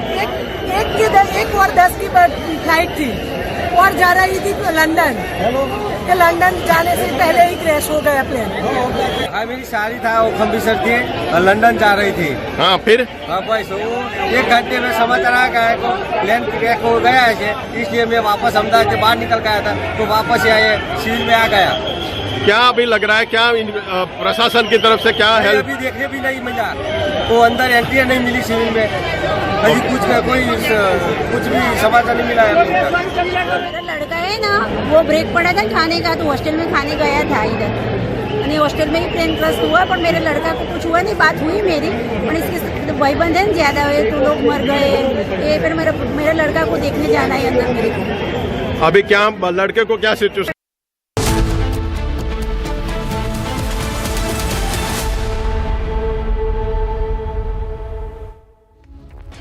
All right, viewers, welcome back. We are live and breaking, getting you the updates. Prime Minister Modi was at the crash site and met injured in the civil hospital. PM Modi met and inquired about the health conditions of those injured in the Air India plane crash in Ahmedabad and the miracle survivor.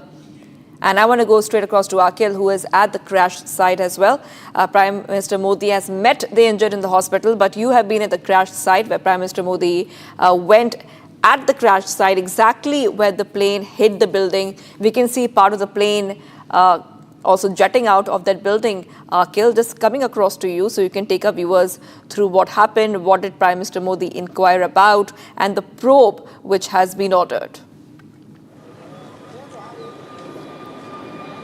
Well, Shivangi, if you see the area where when the Prime Minister was about to arrive, the area was completely cordoned off, and the SPG basically took over this entire various space. But right now, the PM has left from the various spot, and after that, I can show you the visuals from ground zero. So, what actually took place that when Prime Minister Modi landed in Ahmedabad at around 8:30 a.m., and after that, he straight came to the various spot where he was here for about 20 minutes, and there he met several senior officials from the Air India as well, from the DGC as well, and apart from that, what we have seen that from Gujarat Police Department senior officials were also there, the NDRF senior officials were also there, SDRF senior officials were also there. So he met all the senior officials, and after that, what we have seen that basically he took stock of this entire situation. That if you just see the visuals of this very building, when the aircraft collided directly head-on, there was a head-on collision between that aircraft and that building, and after that, what we have seen that is basically turned into a fireball. And if you see in this very instant, what we have seen that there were two, you can see imagine the impact of this very incident, because in this very incident, there were 242 people on board. And out of those 242 people, what we have seen that there were 230 passengers were there, and there were 12 crew members. So if you just see out of this incident, there were 241 people who have lost their life. There is only one survivor who is an Indian origin British citizen who is still undergoing treatment at a very hospital right now, where Prime Minister Modi, after visiting this very spot, went to the very hospital to meet the lone survivor, and after that he also met in a different ward with the PGS students who also got injured in this very incident while they were having a lunch at the mess of BJ Medical College. Keep watching Republic TV. We'll be just right back after a short commercial break.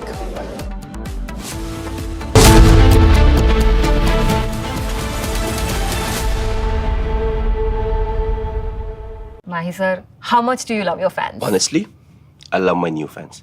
पुराने वाले बेकार में शोर करते Sir, fans है शोर तो करेंगे ही ना? नए वाले नहीं करते and they listen to what I say. The new generation Orient BLDC fans. Super silent performance with voice control. Silly me, I thought. Cricket fans. आधे बाउल दही में 4 चम्मच MDH चटनी पुदीना मसाला डाला, स्टर करो, पुदीना चटनी तैयार। MDH चटनी पुदीना मसाला। विमल में गुलिस्तान की ये कुछ लजीज फरिश्ते जब साथ घुले तो जी ललचाए और दिल कहे कि स्वाद की इस जुबान में खुद को ऐसा डुबाऊं कि निकल ना पाऊं। विमल की जुबान कुछ है ही ऐसी, मानते हैं ना? विमल, बोलो जुबान Kesari. Today at 1:30 local time, an Air India plane bound for London, Gatwick, departed Ahmedabad, and shortly after takeoff, it seemed to have experienced some issues and stalled into a residential area and then crashed. From the footage that we can see, it's very hard to determine what the cause might have been. However, there must have been some technical issues because the pilots sent out a mayday, a distress signal. The plane involved, the Boeing 787-8 Dreamliner, is considered a new generation plane and has a great safety record. So ever since it has been introduced to service,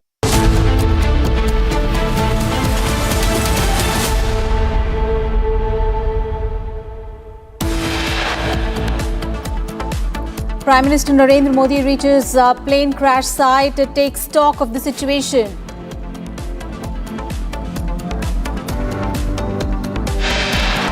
Prime Minister Modi visits civil hospital, meets the lone survivor of the plane crash and injured intern doctors.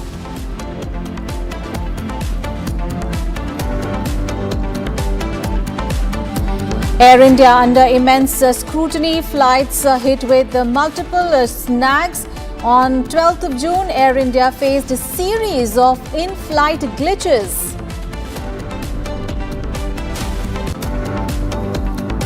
There were multiple show cause notices given. Why were they ignored?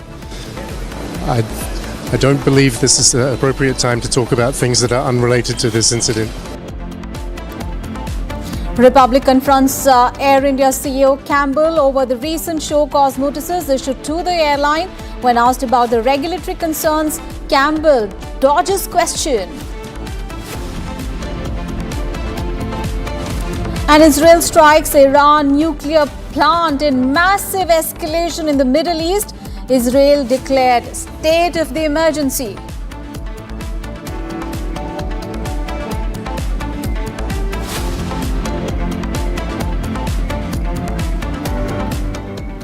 And we have breaking news coming in on 12th of June. The Air India flights reported major technical snags after taking off. Air India 3416 Chandigarh to Leh flight also reported and turned back at Chandigarh due to some hydraulic pump low pressure during the climb, and during inspection leak observed from hydraulic line at nose gear area.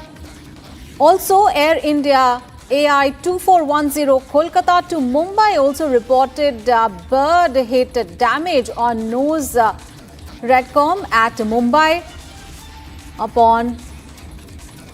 All right, let's get more details. Harsha is now joining us for more details. Harsha, what we are getting to know is there have been technical snags also that were reported on 12th of June in various Air India flights. What more are you picking up? So let me tell you let me tell you that June 12th, the day was a devastating day for so many families, as 242 passengers lost their life in the plane crash from Ahmedabad to London. But on the same day, it's very important for our viewers also to know that on the same day there were 3 Air India flights which are operating from Chandigarh to Leh, another one from Kolkata to Mumbai. The third flight was operating from so the third flight was also there, which was operating from Delhi to Hyderabad. all these three flight faced a severe technical snag, and also it was noted that in that in Kolkata Mumbai flight, it was the nose of the aircraft which was broken. There was a dent, and it was seen after landing at the Mumbai airport. And if we talk about the Chandigarh Leh flight, there was an issue with the green hydraulic from climb, and also in the Hyderabad flight, there was a missed technical snag as the two windshield were broken. They were cracked, but still the operators thought it's better to go to the destination, and the flight went to Hyderabad. It was landed at its destination Hyderabad. So 3 technical major snags were reported on June 12 only in 3 Air India flights. This clearly states that how the maintenance repairing work of Air India is under the question. DGCA must pull up Air India. Also, the preliminary report from the side of the Air India has been given to DGCA in this entire matter. DGCA will investigate exactly what has happened, why the maintenance and the services of these flights were not done while takeoff, if the pilots and the crew members were not aware about the windshield cracking, and also about the dent in the nose radome of the aircraft. These are the major issues which also could have taken to a tragedy. But yes, these flights went to its final destination. Only the Chandigarh Leh flight took a turn back and went back to Chandigarh when they saw that there was a hydraulic pump issue in the Air India flight. Also, now Air India is under immense radar of the MOCA and of the other agencies as well. The agencies like DGCA and BCAS are now opening all the files of Air India, where in past also major technical snags in the Air India aircrafts have been seen. And also these flights are right now, as said by Air India, have been set to maintenance and servicing. It is sent to the hall. Until the aircraft will be in proper condition, it will not be flown. But right now, what is important to know is that there are several aircraft of Air India which are not maintained, which have faulty equipments, and that also the show cause notices was clearly seen. Also, in the case of the all right. Yeah, of course, the Air India needs to answer a lot of questions, Harsha, but at the same time, Boeing's safety record has also come under the scanner, because Boeing 787 Dreamliner has a history of technical faults as well. Boeing 737, we understand, was, of course, that was one major issue that the entire fleet was taken off. But what about Boeing's safety record? That has also come under the scanner. Pointed out, if we talk about the Boeing, the company which makes the aircraft, and Air India in the year 2009 also had taken 27 aircrafts from the Boeing, and also from that time to till now, if we see, there has been multiple cases in the Boeing aircraft. Also in 2024, one of the main engineers of the Boeing, Sam Saloper, also flagged major concerns in the assembling of several equipments and parts in the Boeing aircraft, and also went by saying that Boeing 787 should be grounded. It should be, there's a major safety and maintenance issue. There's a issue of the assembling of the equipment of the parts of Boeing 787 as well. And therefore, in past also, there has been almost 12 to 13 incidents of Boeing 787. And now it raises a lot of questions that why Air India is operating 787 after major loopholes were flagged in 787 in the past as well. So now the major things comes under the prerogative of AAIB and of the Ministry of Civil Aviation, that they should now ensure that विश्वास, अगर हम जानना चाहें कि आप थोड़ा सा बता पाएं कि ये हादसा कैसे हुआ था, क्योंकि ये एक बड़ा चमत्कार है जिस तरीके से आप वहाँ से इकलौते ऐसे शख्स हैं जो जिंदा बचे। वो मेरे नज़रों के सब सामने हुआ था। मेरे खुद को भी बिलीव नहीं होता कि मैं कैसे उसमें से जिंदा बाहर निकला, क्योंकि थोड़ा टाइम लेके तो मेरे को लगा था कि मैं भी मरने वाला हूँ, लेकिन जब मेरी आँख खुल के मैं देखा ना तो मुझे लगा मैं जिंदा हूँ। तो मैंने ट्राई किया, जब मेरी सीट थे वो मेरी बेल्ट निकाला, मैंने वो ट्राई किया जहाँ से निकल सकता वहाँ से, तो मैं निकल गया वहाँ से। मेरे नज़रों के सामने एयर हॉस्टल और दूसरे आंटी अंकल सभी उसमें मिस हो गए थे सभी। अच्छा, थोड़ा सा बता पाएं, जब जैसे ही टेक ऑफ हुई फ्लाइट क्या हुआ था और अचानक से कैसे हादसा हुआ? टेक ऑफ के बाद 1 मिनट के अंदर ही जब टेक ऑफ हुआ ना, तो सडनली 5-10 सेकंड कैसे लगा जैसे स्टक हो गया वो। बाद में से मेरे को लगा कि कुछ हुआ। बाद में प्लेन में लाइट ऑन हो गई, ग्रीन और वाइट। बाद में वो पता नहीं, वो प्लेन टेक ऑफ ज़्यादा करने के लिए वो रेस बोलते हैं क्या, रेस दिया होगा ऐसा कुछ, और सीधा स्पीड में ही घुस गया जहाँ वो क्या था वो हॉस्टल था एक हॉस्पिटल का। हाँ, हॉस्टल में, और सब सामने सब हुआ। ये जब फ्लाइट जब क्रैश हुई उस समय हॉस्टल पे लैंड की थी, उसी समय आप बाहर निकले थे? नहीं, क्योंकि आई थिंक मेरे को जब मैं जो साइड पे था ना, वो साइड हॉस्टल पे नहीं लैंड हुई थी। हॉस्टल के जो ग्राउंड फ्लोर है ना, जैसे नीचे, वहाँ लैंड हुई थी। तो मुझे दूसरे के बारे में मेरे को पता नहीं, लेकिन मैं जहाँ लैंड हुआ था ना, वो नीचे की साइड थी। तो जब वहाँ थोड़ा पेस भी था प्लेन के जब बाहर, तो जब जैसे मेरा डोर टूटा ना सब, तो मैंने देखा ना जब सामने कि थोड़ा इधर पेस है, तो मैं ट्राई कर सकता हूँ निकलने के लिए। तो मैंने ट्राई किया निकलने के लिए, तो फिर मैं निकल गया उधर, क्योंकि अपोजिट साइड पे था ना, वो बिल्डिंग का वो था ना दीवार, तो उधर से कोई शायद नहीं निकल सका होगा, क्योंकि उधर पूरा उधर ही क्रैश हुआ था। मैं जो जहाँ था वहाँ ही थोड़ा पेस था। फिर भी मेरे पता नहीं मैं कैसे बचा हूँ, क्योंकि मेरे नज़र के सामने ही सब 2 एयर होस्टल वो अंकल आंटी सब उधर ही सब। आप पैदल चल के आए वहाँ से निकल के? हाँ, और थोड़ा जब आग लगी ना, मेरा लेफ्ट हैंड भी जल गया थोड़ा। फिर एम्बुलेंस मेरे को उठा लेके इधर आया हॉस्पिटल में। अभी इलाज वगैरह कैसा हो रहा है? अभी कैसा फील कर रहे हैं आप? इलाज बहुत अच्छा है, यहाँ के लोग बहुत सपोर्टिंग है, बहुत अच्छा इलाज कर रहे हैं सब। ये आपने देखा विश्वास कुमार, जो इकलौते शख्स थे जो इस हादसे में जिंदा बचे थे। प्रधानमंत्री यहाँ पर पहुंचे घायलों को देखने के लिए, क्योंकि All right, those visuals there. The lone survivor of the deadly Air India plane crash is speaking to the reporter about what happened on 12th of June, and he recounting the horror and mentioning how he was able to come out of the gate. Remember, he was seated on 11A seat number, and he was able to come. All right, let's get more details from Gopi, our colleague who's joining us from Ahmedabad. Gopi, we just heard the lone survivor of that air crash speaking about the horror and how he managed to really come out of the door and walk a little bit while before the ambulance took him away. What more can you tell us? Because we understand that he had earlier also spoken to the Prime Minister. The Prime Minister was there speaking to him. Give us more details. Well, yes, in fact, we just heard how Vishwas Kumar, in fact, was speaking to one of the reporters, and, he was mentioning about the experience. He was sharing his experience of being the lone survivor of this horrific plane crash. Well, just a short while back, we also saw that Prime Minister Narendra Modi also met him, while yesterday it was also Home Minister who was here to meet him. While what we are understanding from his sources of this particular lone survivor is that he hails from Diu, which is the Union Territory. He comes from there, but yes, he has settled in London for over 20 years now. He has his wife and one of the daughters living there back in London, but he lost his brother who was traveling with him in this very flight. Both of them were traveling to London. This is what we are learning from our sources. There back in London, he has some sort of construction business. He's involved into construction business. This is what we have learnt. This is the background of this lone survivor.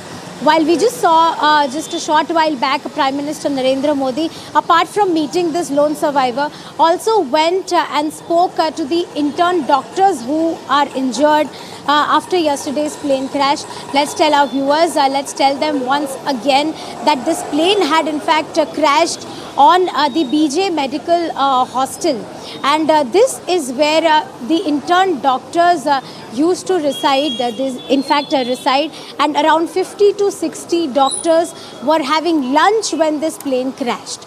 So what also we are learning from our sources, and we can confirm that 3 intern doctors have lost their lives, while rest of them are here admitted at the civil hospital in the 7C block. We are standing outside of Asmita Bhavan. This is the civil superintendent office from where Prime Minister Narendra Modi went And this is the exact building on the third floor of this building. On the third floor of this building, in the intensive care unit, is where the lone survivor is. So this is the update that we can get from the civil hospital for our viewers. While also Hrishikesh Patel, the health minister of Gujarat, is inside. He was also here to meet the lone survivor. While a short while back, he was there at the post-mortem room also. What we are also learning from our sources is that Prime Minister, before leaving Ahmedabad, is going to meet the health officials as well as health secretary, and he is in fact going to ask them to speed up the entire process of DNA reports, which might be out in 2 to 3 days from now. As yesterday, there was rush outside the Kasauti Bhavan of Civil Hospital, where around 1,000 DNA samples were collected, and now the reports would be out in next 2 to 3 days. While from the site of the crash, we have also understood from our colleague that FSL teams have also been roped in, agencies have been roped in. So let's see how things pan out in the coming days. Back to you. All right, Gopi would also like to know from you that, of course, Prime Minister Modi there speaking to the lone survivor. He has also spoken to one of the reporters and mentioning how he was able.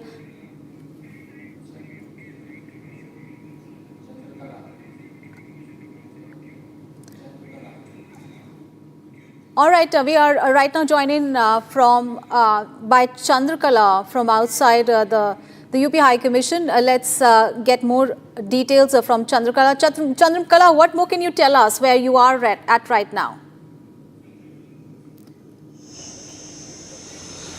Chandrakala, can you hear me? She's outside the UK High Commission right now. All right, so we'll get more details from Chandrakala. And as you know, that many of those dead were the British citizens, and there were many the Indians as well, and some Portuguese citizens who died in that crash. And a team from the American passenger jet Boeing, those experts are also going to arrive, and they'll be assisting the Indian officials in the investigation. Of course, let's get more details from Gopi, who's outside the civil hospital in Ahmedabad. Gopi, as you were mentioning about the Prime Minister Modi's visit to the civil hospital, and you mentioned about the fact that Gujarat Health Minister is there, he's still inside that hospital. Give us more details on the intern doctors at the hospital who've been injured. Any updates on what kind of injuries have they sustained and what condition they are in right now? In fact, see, what we are learning from our sources is, as we have been telling our viewers, that 3 have already lost their lives. 3 intern doctors have in fact succumbed to death after yesterday's plane crash, while 32 others are still in Block 7C of Trauma Center, and they are getting treatment at this government civil hospital of Ahmedabad, which is based in Asavar. While also let's tell our viewers that this happened yesterday, but if you talk about the kind of injuries that they have sustained, it is majorly related to the burns, like somebody has had 3 level skin burnt in the ankle and thigh area, while others have sustained various injuries in their different portion. One of them, what we heard, also had injury on his head. So these are the kind of serious injuries, while what we are also learning from our sources are 3 of the intern doctors are in the intensive care unit, and their condition is very, very critical. So yes, they have been under, doctors here at the civil hospitals are constantly monitoring the situation, while as you have correctly mentioned, just a short while back, in fact, the Health Minister Hrishikesh Patel of Gujarat is still inside the civil hospital where this lone survivor is kept, and from here he is also going to visit those doctor interns. So everybody, we have been saying this since morning, everybody from the Prime Minister to the local MLA and collectors, they are, behind taking the stock of situation. They are coming on ground. They are going to the accident site. They are coming here, meeting the victims, families of the deceased. They are speaking to everyone, and they are putting in their best efforts to provide as much as is possible. While yesterday, all that we need is the accountability from Air India. Just a short while back, my colleague Harsha was also mentioning about the same, that there is no accountability. We also spoke to the CEO of Air India yesterday. All right, So we Gopi, have you to, stay with us. We'll just come back to you. Let's get more details from Chandrakala, who's joining from outside the UK High Commission. Chandrakala, what more details you have? Because we understand that there were 53 Britons who were there, who were killed in that crash. What is the UK High Commission saying? How are they assisting the families of the deceased?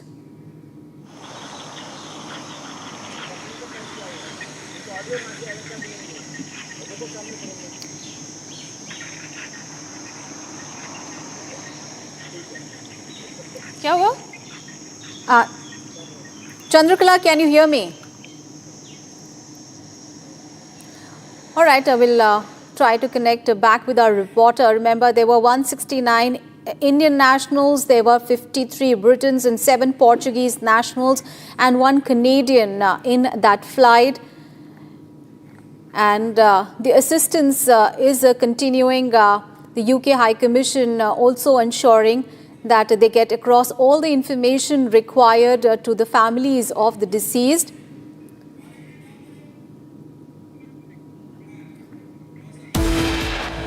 Time to take a break. Coming up ahead, Prime Minister Modi meets the lone survivor of the Air India crash. And he also met the intern doctors who were injured in that crash. All the details coming up ahead. Stay tuned.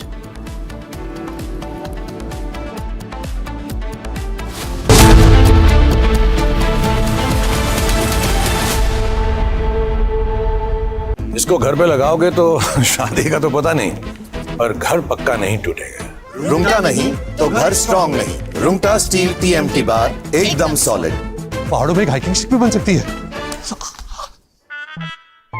ये है secret recipe MDH का जीरा SIP जल जीरा मसाला।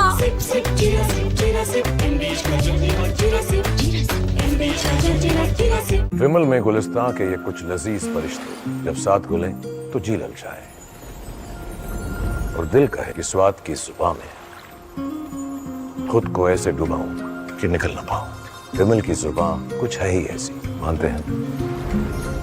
विमल, बोलो जुबान कैसी?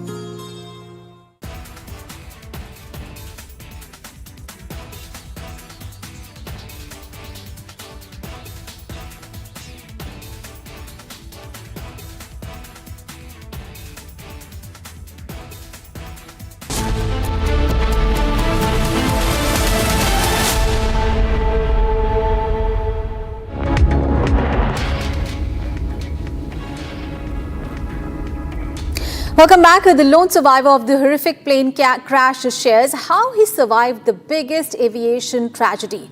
Let's take a listen.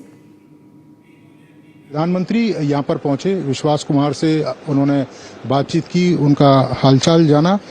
Sir ने पूछा कि कैसे हुआ, तो मैंने उसके बारे में बताया और सब हालचाल पूछा सब। विश्वास, अगर हम जानना चाहें कि आप थोड़ा सा बता पाएं कि ये हादसा कैसे हुआ था, क्योंकि ये एक बड़ा चमत्कार है जिस तरीके से आप वहाँ से इकलौते ऐसे शख्स हैं जो जिंदा बचे।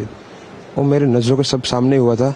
मेरे खुद को भी बिलीव नहीं होता कि मैं कैसे उसमें से जिंदा बाहर निकला, क्योंकि थोड़ा टाइम के लिए तो मेरे को लगा था कि मैं भी मरने वाला हूँ, लेकिन जब मेरी आँख खुल के मैं देखा ना तो मुझे लगा मैं जिंदा हूँ। तो मैंने ट्राई किया, जब मेरी सीट थे वो मेरी बेल्ट निकाला, मैंने वो ट्राई किया जहाँ से निकल सकता वहाँ से, तो मैं निकल गया वहाँ से। मेरे नज़रों के सामने एयर होस्टल और दूसरे आंटी अंकल सभी उसमें मिस हो गए थे सभी। अच्छा, थोड़ा सा बता पाएं, जब जैसे ही टेक ऑफ हुई फ्लाइट, क्या हुआ था और अचानक से कैसे हादसा हुआ? टेक ऑफ के बाद 1 मिनट के अंदर ही जब टेक ऑफ हुआ ना, तो सडनली 5-10 सेकंड कैसे लगा जैसे स्ट्रक हो गया वो। बाद में से मेरे को लगा कि कुछ हुआ। बाद में प्लेन में लाइट ऑन हो गई, ग्रीन और वाइट। बाद में वो पता नहीं, वो प्लेन टेक ऑफ ज़्यादा करने के लिए वो रेस बोलते हैं क्या, रेस दिया होगा ऐसा कुछ, और सीधा स्पीड में ही घुस गया जहाँ वो क्या था वो हॉस्टल था, एक हॉस्पिटल का। हाँ, हॉस्टल में। और सब सामने सब हुआ। ये जब फ्लाइट जब क्रैश हुई, उस समय हॉस्टल पे लैंड की थी, उसी समय आप बाहर निकले थे? नहीं, क्योंकि आई थिंक मेरे को जब मैं जो साइड पे था ना, वो साइड हॉस्टल पे नहीं लैंड हुई थी। हॉस्टल के जो ग्राउंड फ्लोर है ना, जैसे नीचे, वहाँ लैंड हुई थी। तो मुझे दूसरे के बारे में मेरे को पता नहीं, लेकिन मैं जहाँ लैंड हुआ था ना, वो नीचे की साइड थी।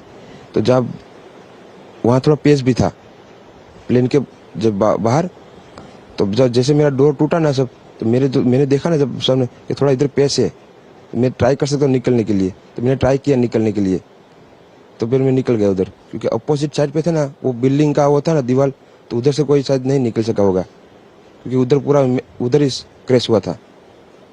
मैं जो जहाँ था वहाँ ही थोड़ा पेस था। फिर भी मेरे पता नहीं मैं कैसे बचा हूँ, क्योंकि मेरे नज़र के सामने ही सब 2 एयर होस्टल वो अंकल आंटी सब उधर ही सब। आप पैदल चल के आए वहाँ से निकल के? हाँ, और थोड़ा जब आग लगी ना, मेरा लेफ्ट हैंड भी जल गया थोड़ा। फिर एम्बुलेंस मेरे को उठा लेके इधर आया हॉस्पिटल में। All right, the lone survivor of the crash, Ramesh Vishwakumar, speaking to the reporters there and mentioning how he was miraculously, he survived the crash by coming out of the door that had opened and he came out of that door even while he was badly injured, and in his left arm was in a state of burn, but even then he was able to come out, and later he was taken by an ambulance. Remember, he is the only survivor of that crash. All the people on board that flight, all the crew, including the crew members, were killed in that crash. And that aircraft crashed into the Mekhani Nagar building, which is located just 15 kilometers from the Ahmedabad airport, from where the plane took off. And the lone survivor there recounting the horror, and he's saying that he doesn't himself know how he miraculously escaped, because he is the lone survivor. And earlier the Prime Minister had inspected the crash site, and he arrived at the airport, drove straight to the crash site. He was accompanied by Gujarat Chief Minister Bhupendra Patel. We'll be taking a break. Coming up ahead, the Prime Minister Modi visits a civil hospital, meets a lone survivor of the plane crash and the injured intern doctors. Also, Air India under immense scrutiny, flights hit with multiple snags on 12th of June. Air India faced a series of in-flight glitches. We'll get all the details after a short break. Stay tuned.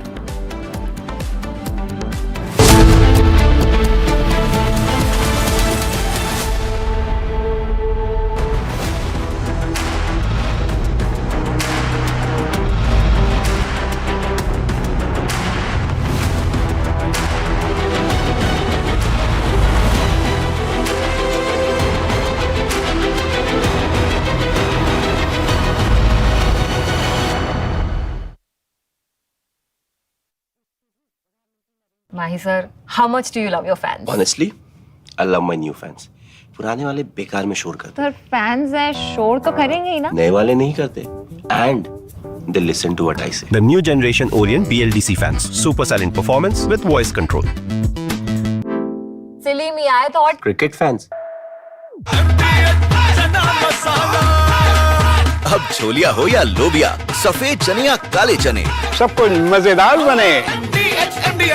विमल में गुलिस्तां की ये कुछ लजीज फरिश्ते जब साथ घुले तो जी ललचाए और दिल कहे कि स्वाद की इस जुबान में खुद को ऐसा डुबाऊं कि निकल ना पाऊं। विमल की जुबान कुछ है ही ऐसी, मानते हैं ना? विमल, बोलो जुबान केसरी। हमारी बहन जा रही थी 1 बजे जा रही थी।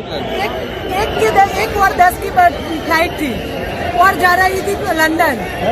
लंदन जाने से पहले ही क्रैश हो गया plane.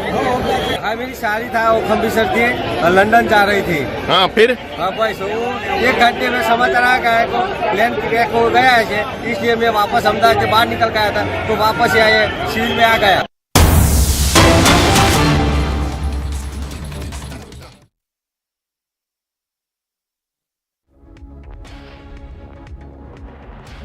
Of the Prime Minister holding a crucial meeting. Gujarat Chief Minister, Gujarat Home Minister, the Health Minister, all of them, the cabinet is right there along with the Prime Minister, who's taking account of what exactly happened in Ahmedabad as a plane carrying around 242 passengers crashed and burst into flames yesterday. 241 lives lost, 1 passenger survived, and now the Prime Minister, after visiting the crash site, the civil hospital, and taking into account the testimony of the lone survivor and all those injured doctors from the hostel where the plane crashed. After all of these activities, now the Prime Minister is holding a very crucial meeting with the Gujarat top brass. There you can see the Chief Minister right there on the right side of the Prime Minister, accompanied by the top cops of Gujarat, as well as the Home Minister. The Union Civil Aviation Minister is also seen there. This is a key meeting that the Prime Minister is chairing in the aftermath of the deadly plane crash which claimed the lives of 241 people in Ahmedabad. The Prime Minister has taken stock of the situation. He has been briefed by the top officials about the crash and also about the victims, the eyewitnesses, and the lone survivor. The lone survivor also spoke to the Prime Minister at the civil hospital during his visit there. And this is the live pictures that we are tracking from that key meeting that Prime Minister Modi is chairing in the aftermath of the deadly air crash.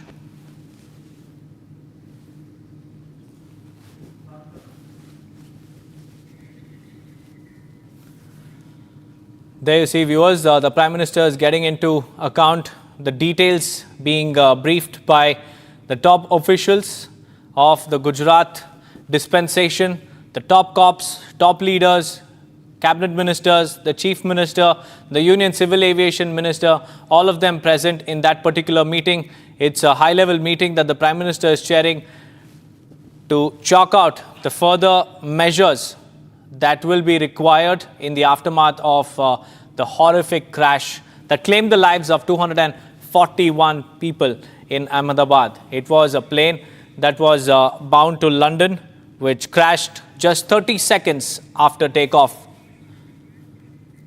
Akhil is joining us live. Akhil, the Prime Minister is chairing a key meeting in Ahmedabad. Take us through the details that are coming.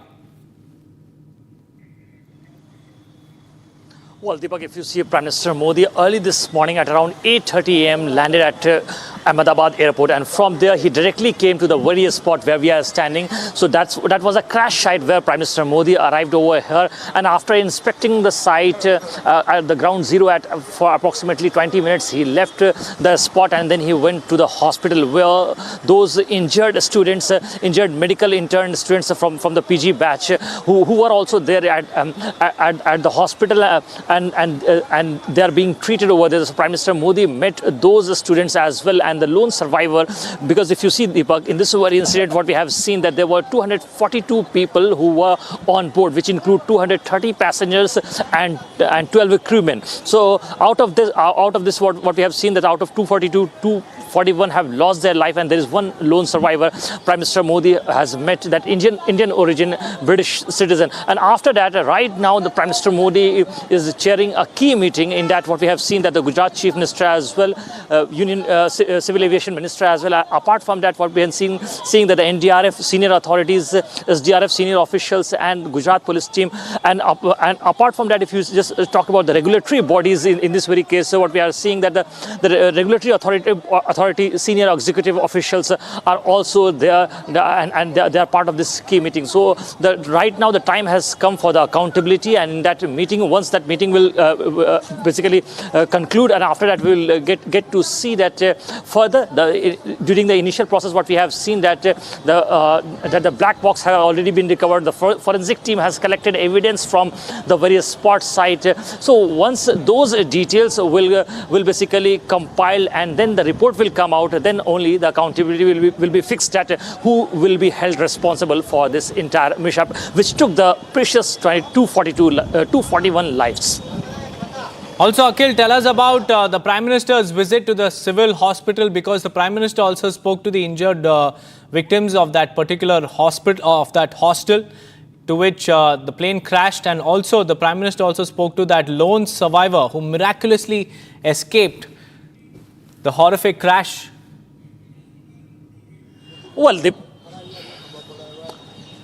Well, Deepak, if you see, that's only good news that we have got in the last approximately 18 hours, because he was the person who was the only lone survivor, and he is the first witness of this entire incident. So, because right now he's getting treatment, so he has spoken a little bit with the media. But apart from that, once he will be fine, once he will come out from the hospital, then he will give us the actual account of what actually transpired from the moment when the airplane took off from the runway. Because if you see at the timing which was given for the Air India flight 171, that took off at 1:39 p.m. And after that, what we have seen that within 30 seconds, when it took off at an altitude of approximately 650 feet above from the ground, it basically plummeted with the free fall at a very high speed. And you can see and imagine the impact of that aircraft, because it was taking off from the very airport. Because right now, if you see where we are standing, this is the very spot where the plane clashed. And if you see the distance from the airport and where the plane crashed is approximately just 6 kilometers. So it's to get a high speed momentum. Generally, when a plane basically takes off, it basically takes on the projectile, and the speed is pretty high.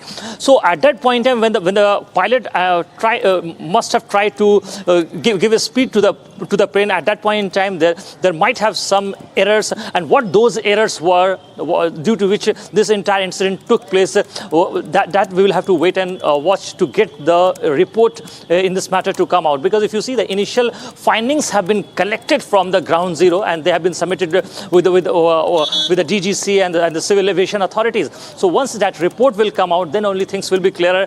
That is it the fault of Air India management, or is it the fault of the ATC, which takes care of the control part, or it is the manufacturing default, or was it the default from the technical side, or was it the fault for the pilot side? So right now we cannot basically give information on that. So once the report will be culminated in that direction, and once the investigative agencies will basically give their reports to their respective department, and after that we will get to know that what actually transpired during that 30-second moment when that incident took place. Right now you can also see the visual of this aircraft, which is just took off from this very Sardar Vallabhbhai Patel hospital, Sardar Vallabhbhai Patel airport, and you can see that right now when we are at the very spot, we can actually even count on fingers that how many flights basically take off, because this premises of this medical college is nearby to the very airport from where that incident took place. Back to you. Right, Akhil, stay on with me. I have my colleague Gopi also joining me live. Gopi, a crucial meeting is underway. The Prime Minister is chairing this particular meeting with the Civil Aviation Minister, with Gujarat Chief Minister, and like Akhil was mentioning, the NDRF and SDRF top cops as well. What are the details that are emerging, and if you could also share as to what the details of this meeting is, and what are the immediate steps that have been taken? Well, in fact, Deepak, Prime Minister is keeping stock of situation since yesterday. He was constantly in touch with the Chief Minister of Gujarat, Bhupendra Patel, while he was also in touch with Home Minister Amit Shah, who visited the site as well as civil hospital yesterday. What we are learning from our sources is a meeting is underway, visuals of which we are showing our viewers on the screen, which is attended by, as my colleague mentioned, NDRF, SDRF chiefs as well as Bhupendra Patel, who is the CM of Gujarat. While apart from this, Harsh Sanghvi is also there. But what we are learning from our sources is there is Health Secretary also who is there in that meeting, as well as other health officials. Now, what we have understood from our sources is that this meeting is regarding speeding up the entire process of DNA reports, which are, underway. In fact, over 1,000 samples were collected yesterday. Even Home Minister Amit Shah had mentioned about this in the press conference which happened later in the evening yesterday. So, Prime Minister is trying to speed up the entire process so that the DNA reports are out and the bodies of the deceased can be handed over to the respective family members as soon as possible. This is what we are gathering from our sources.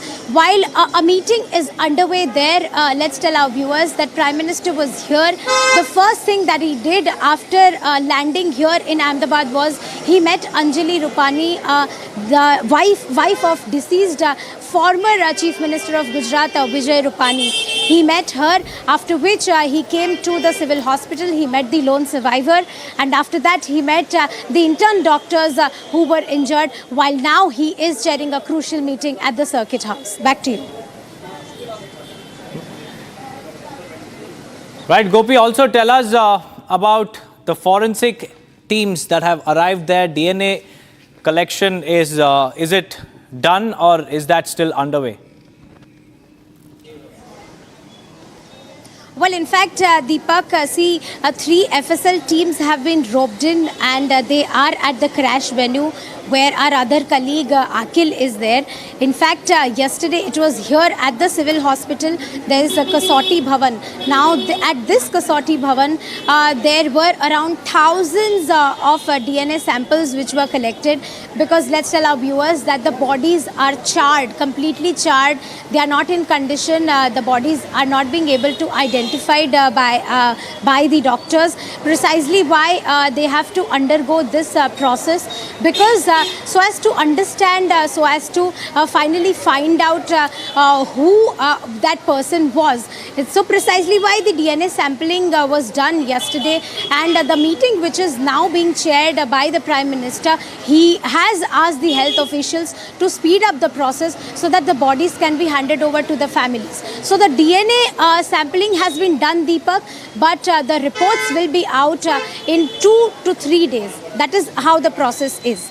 Back to you.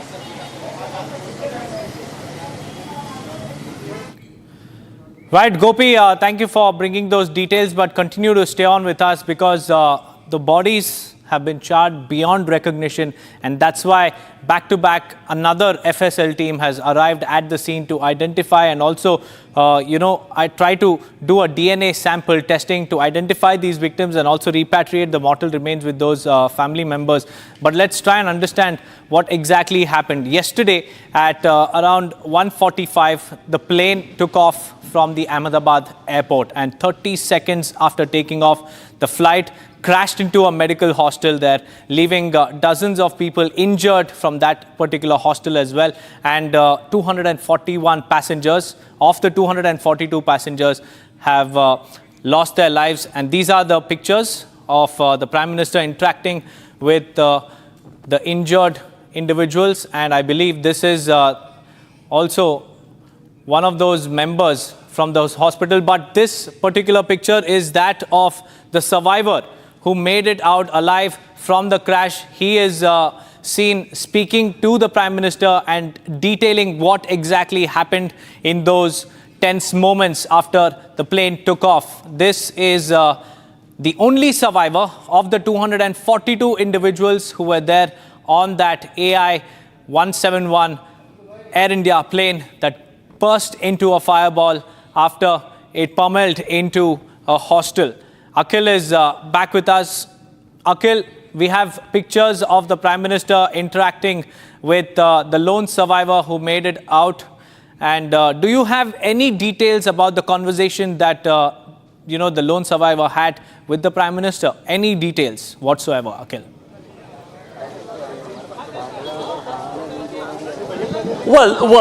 Well, Deepak, for that we'll have to wait and watch and to get some reactions on it and what actually basically the conversation that transpired between the lone survivor and Prime Minister Modi.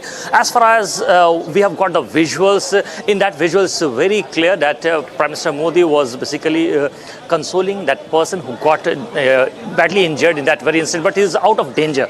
Because if you see in this very incident, it was a miraculous recovery, because if you just go inside the very hospital, last night when we were allowed inside the very hospital, we went to the premises, and there we can see the debris over there, the wreckages over there, and there we could not comprehend and find out any part which was in its actual form, Deepak. If you just see the frontal portion, which is the head of an aircraft, which is known as cockpit, so that was completely dismantled, destructured. If you talk about those wings, two wings which we see, which basically generate lifts, so that was completely shattered, and that was basically kept on the terrace of that mess where students were having dinner. So apart from that, what we have been seeing when we went inside the very building, that there were jet engines, two jet engines basically generally you will find in an aircraft, which basically generate thrust. So those jet engines were also basically dismantled, not in its actual form. If you talk about those flaps which basically help generate and change lift and drag a plane, so that part also, those flaps of that aircraft was also got destructured. Apart from that, if you talk about the spoiler, which basically being used in changing lifts and rotating the body of an aircraft, so that spoiler was also broken. If you talk about the slats which basically help in lifting the aircraft, that was also basically got destructured. If you talk about those rudders which is at the tail portion of an aircraft, which basically help in changing side to side, so that was also being broken. So most of the parts, when we went inside this very complex of this BL Medical Hospital, there we could not find any part of that very airplane in its actual form. If you talk about the main body part of that aircraft, which is known as the fuselage, that was also completely destroyed. And when we went inside, we all have found out the broken parts of those windows, broken parts of the seat covers and the LED screens that we see on our seats. So you can imagine the impact and the momentum of that aircraft when Air India flight 171 took off from Ahmedabad airport, and within few fraction of seconds, this is what the lone survivor who basically was inside that airplane has said this in an interview to our colleague, that when that incident took place, he could not comprehend that within 30 seconds after taking off, this incident took place, and basically it tumbled down in a free fall way to this very hospital. This is the BL hospital where it got struck, and there was a head-on collision with the mess of this hospital, where some students, a dozen of students approximately, were having lunch at that point in time, in which we have got official confirmation from the administration side as well that there were 3 students who basically lost their lives, and apart from that, dozen other students have got injured. Apart from that, not only this, if you see those who were in plane, Deepak, what we have seen that there were 242 people, in which there were 230 patients, and apart from that, if you see, there were 12 crew members. So out of those 242 people, there is only a lone survivor. Apart from that, there were 241 people who have lost their lives. So right now, if you just see the visuals coming from the civil hospital, what we have been seeing over there, the grim faces of the parents and the next skin of the victims are still waiting to get the dead bodies of their kin. Because if you see right now, the main task for the administration, the airport authority as well, and the district administration as well in Ahmedabad, to basically find out identify those bodies. So once the identification process will done, then only they will be able to give back those bodies to. That's right, Akhil. Relatives. Hold your thoughts, And Akhil. if We also have Chandrakala joining us live from outside the UK High Commission. Chandrakala, you know, there were about 50 British citizens also on that flight which crashed into a fireball, and Keir Starmer has also said that a multidisciplinary team will also be sent to India. Any word from the UK High Commission so far? Yes, absolutely. As you have rightly mentioned, the UK High Commissioner has visited the crash site and hospital in Ahmedabad, and colleagues in UK and India are working around the clock to assist the British nationals who has been affected. Of course, as you must be aware that a travel advice for updates and 24/7 consular helpline has been updated, and the British High Commissioner herself has visited the crash site, and they are taking stock of the situation. As you must be aware, of course, the British Prime Minister has asked for a probe into this horrific incident, and the UK team is absolutely on ground right at this moment, assisting in every possible way. Right, Chandrakala, stay on with me because we also have Akhil joining us live. Akhil is also live with us. Akhil, there are about 26 injured people from that particular hostel into which the plane crashed. Any word from the hostel administration?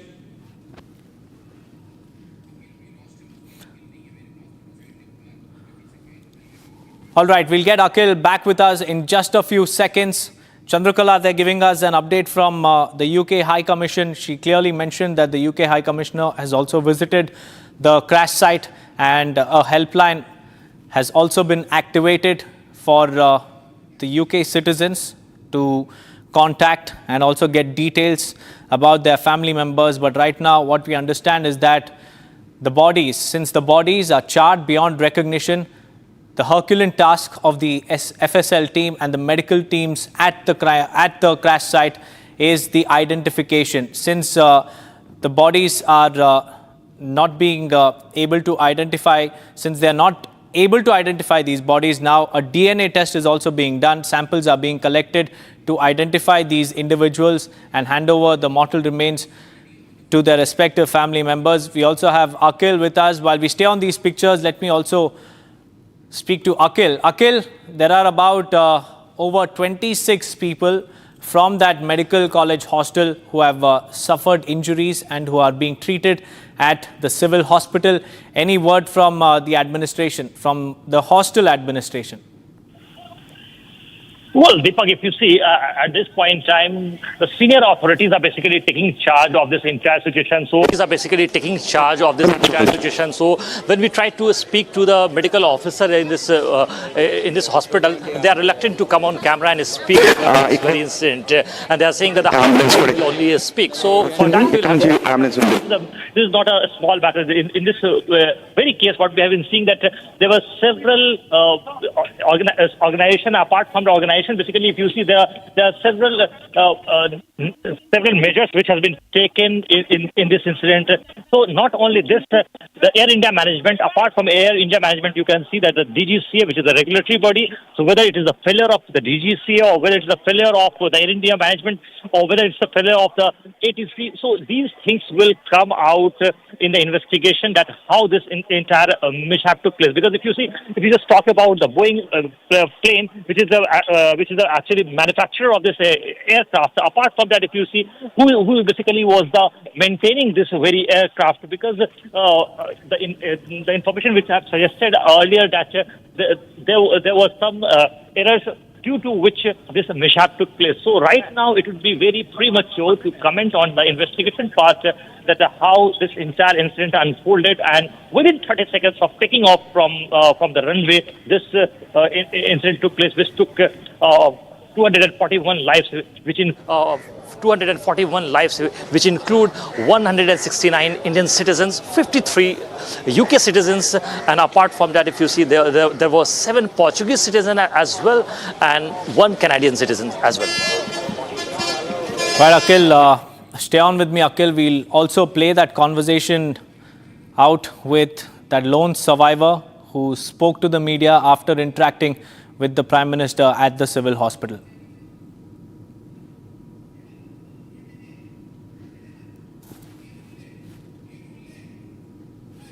प्रधानमंत्री यहाँ पर पहुंचे, विश्वास कुमार से उन्होंने बातचीत की, उनका हालचाल जाना। सर ने पूछा कि कैसे हुआ, तो मैंने उसके बारे में बताया और सब हालचाल पूछा सब। विश्वास, अगर हम जानना चाहें कि आप थोड़ा सा बता पाएं कि ये हादसा कैसे हुआ था, क्योंकि ये एक बड़ा चमत्कार है जिस तरीके से आप वहाँ से इकलौते ऐसे शख्स हैं जो जिंदा बचे। वो मेरे नज़रों के सब सामने हुआ था। मेरे खुद को भी बिलीव नहीं होता कि मैं कैसे उसमें से जिंदा बाहर निकला, क्योंकि थोड़ा टाइम लिए कि तो मेरे को लगा था कि मैं भी मरने वाला हूँ, लेकिन जब मेरी आँख खुल के मैं देखा ना तो मुझे लगा मैं जिंदा हूँ। तो मैंने ट्राई किया, जब मेरी सीट थे वो मेरी बेल्ट निकाला, मैंने वो ट्राई किया जहाँ से निकल सकता वहाँ से, तो मैं निकल गया वहाँ से। मेरे नज़रों के सामने एयर होस्टल और दूसरे आंटी अंकल सभी उसमें मिस हो गए थे सभी। अच्छा, थोड़ा सा बता पाएं, जब जैसे ही टेक ऑफ हुई फ्लाइट, क्या हुआ था और अचानक से कैसे हादसा हुआ? टेक ऑफ के बाद 1 मिनट के अंदर ही जब टेक ऑफ हुआ ना, तो सडनली 5-10 सेकंड कैसे लगा जैसे स्टक हो गया वो। बाद में से मेरे को लगा कि कुछ हुआ। बाद में प्लेन में लाइट ऑन हो गई, ग्रीन और वाइट। बाद में वो पता नहीं, वो प्लेन टेक ऑफ ज़्यादा करने के लिए वो रेस बोलते हैं क्या, रेस दिया होगा ऐसा कुछ, और सीधा स्पीड में ही घुस गया जहाँ वो क्या था, वो हॉस्टल था, एक हॉस्पिटल का। हाँ, हॉस्टल में। और सब सामने सब हुआ। ये जब फ्लाइट जब क्रैश हुई, उस समय हॉस्टल पे लैंड की थी, उसी समय आप बाहर निकले थे? नहीं, क्योंकि आई थिंक मेरे को जब मैं जो साइड पे था ना, वो साइड हॉस्टल पे नहीं लैंड हुई थी। हॉस्टल के जो ग्राउंड फ्लोर है ना, जैसे नीचे, वहाँ लैंड हुई थी। तो मुझे दूसरे के बारे में मेरे को पता नहीं, लेकिन मैं जहाँ लैंड हुआ था ना, वो नीचे की साइड थी। तो जब वहाँ थोड़ा पेस भी था प्लेन के जब बाहर, तो जब जैसे मेरा डोर टूटा ना सब, तो मैंने देखा ना जब सामने कि थोड़ा इधर पेस है, मैं ट्राई कर सकता हूँ निकलने के लिए। तो मैंने ट्राई किया निकलने के लिए, तो फिर मैं निकल गया उधर, क्योंकि अपोजिट साइड पे था ना वो बिल्डिंग का वो था ना दीवार, तो उधर से कोई शायद नहीं निकल सका होगा, क्योंकि उधर पूरा उधर ही क्रैश हुआ था। मैं जो जहाँ था वहाँ थोड़ा पेस था। फिर भी मेरे पता नहीं मैं कैसे बचा हूँ, क्योंकि मेरे नज़र के सामने ही सब 2 एयर होस्टल वो अंकल आंटी सब उधर ही सब। आप पैदल चल के आए वहाँ से निकल के? हाँ,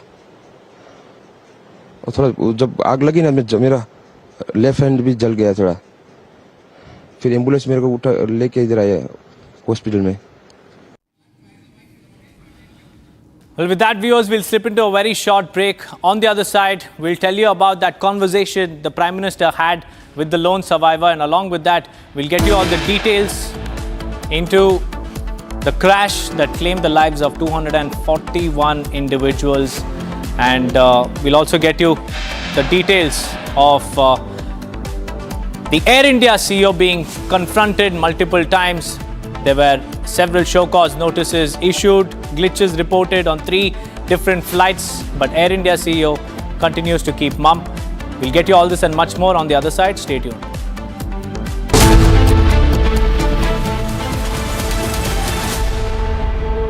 Mahi sir, how much do you love your fans? Honestly, I love my new fans.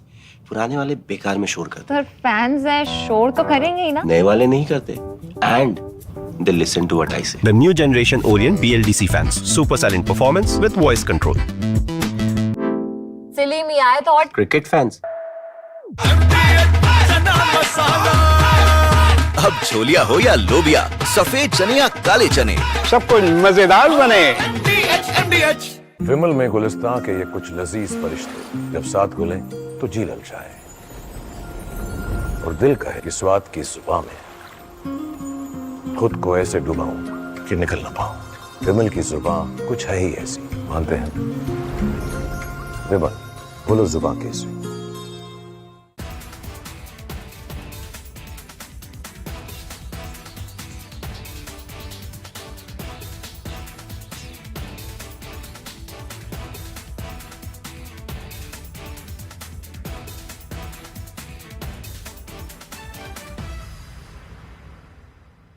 Today at 1:30 local time, an Air India plane bound for London, Gatwick, departed Ahmedabad, and shortly after takeoff, it seemed to have experienced some issues and stalled into a residential area and then crashed.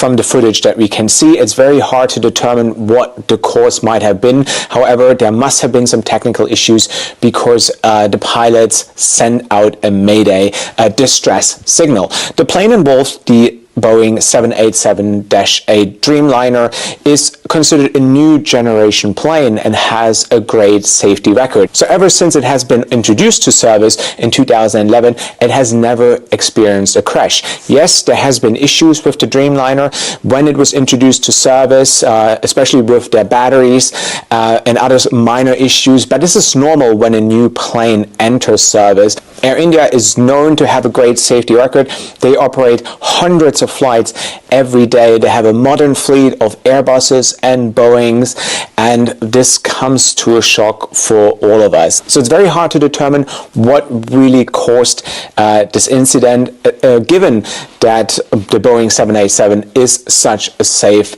airplane and Air India has a great safety record. I'm sure the flight recorders will be found very soon as well and analyzed by a team of experts.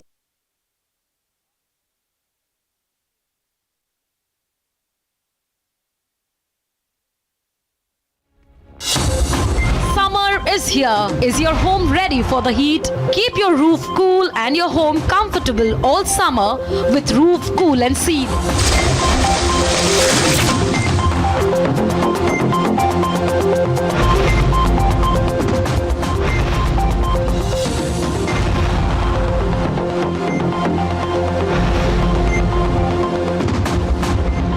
पसीना मत बहाओ, Berger roof cool and seal लगाओ।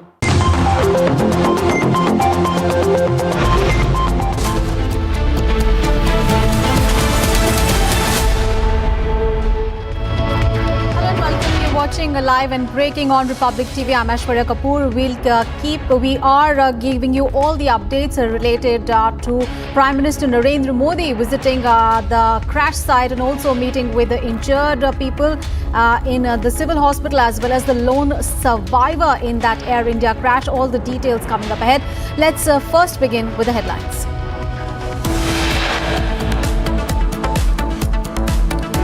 Prime Minister Narendra Modi reaches a plane crash site to take stock of the situation.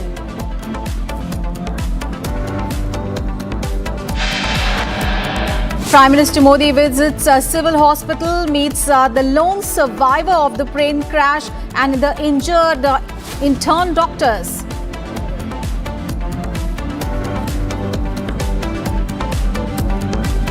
के बाद 1 minute के अंदर ही जब take off हुआ ना तो सडनली 5-10 सेकंड कैसे लगा जैसे स्ट्रक हो गया वो। बाद में से मेरे को लगा कि कुछ हुआ। बाद में प्लेन में लाइट ऑन हो गई, ग्रीन और वाइट। बाद में वो पता नहीं वो प्लेन टेक ऑफ ज़्यादा करने के लिए वो रेस तो बोलते हैं क्या, रेस दिया होगा ऐसा कुछ, और सीधा स्पीड में ही घुस गया जहाँ वो। The lone survivor of the biggest aviation tragedy shares the details of how he survived the crash.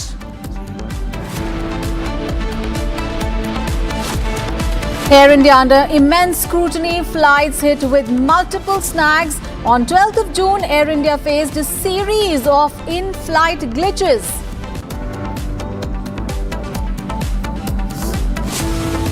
There were multiple show cause notices given. Why were they ignored? I don't believe this is an appropriate time to talk about things that are unrelated to this incident. Republic confronts Air India CEO Campbell over the recent show cause notices issued to the airline. When asked about the regulatory concerns, Campbell dodges question.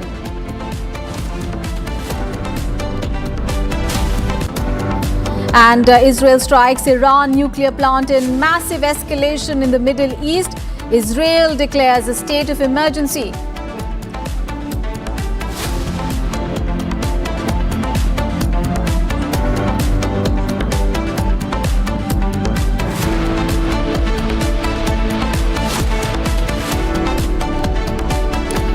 right, Air India is under major scrutiny. What we are learning is that on 12th of June, 3 Air India flights reported major technical snags back after takeoff. Air India flight AI 3416, that is from Chandigarh to Leh, reported air turnback at Chandigarh due to green hydraulic pump low pressure during the climb. And during inspection, leak was observed from hydraulic line at the nose gear area.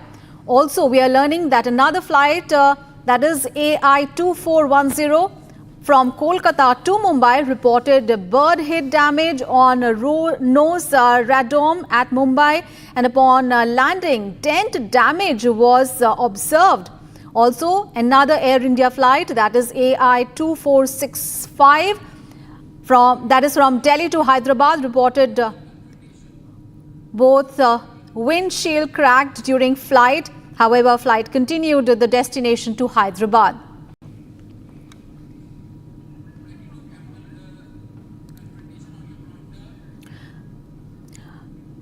All right. Also, Republic TV had confronted Air India CEO Campbell over the recent show cause notices issued to the airline, and also Air India must answer because of these technical snags that were reported on 12th of June. But when asked about the regulatory concerns, Campbell dodged the question. Let's take a listen. India still have contract with Turkish Technique? I don't think this is the appropriate time to talk about that. We're very focused on supporting the families and everyone affected by today's incident. We just wanted to know, is Air India accountable for this? Look, it's our aircraft, it's our crew. We need to make sure the investigation is well supported. But first and foremost, we want to look after the people that have been affected by this incident. One last question. There were multiple show cause notices given. Why were they ignored? I don't believe this is the appropriate time to talk about things that are unrelated to this incident. You would at least have information about the Turkish Technique. Do you have contract with Turkish Technique? As I said before, this is not the time to talk about that. We're focused very much on the people that have been affected by this incident. Yes or no? Just yes or no. Mr. Wilson, please say yes or no.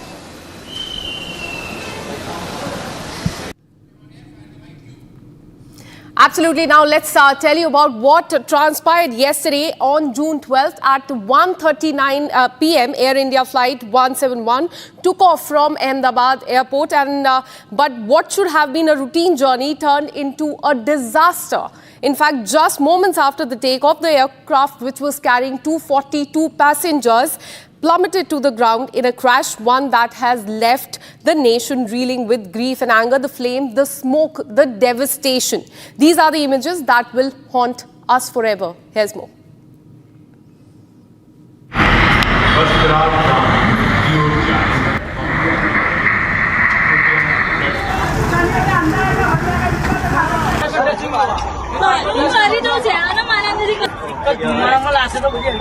It was 1:39 p.m. on the 12th of June 2025 when Air India flight 171 took off from the Ahmedabad airport. Little did the people in the plane know that in the next 30 seconds, the world would witness what can be called one of the worst civil aviation disasters in the history.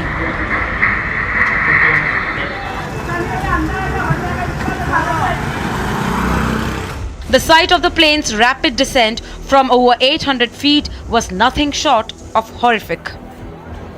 The plane carrying 242 passengers crashed on the outskirts of the airport into a hostel.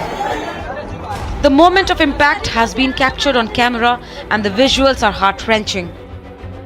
The plane exploded into a huge ball of fire. Huge plumes of smoke covered the sky. The impact was severe, leaving no chance of survival.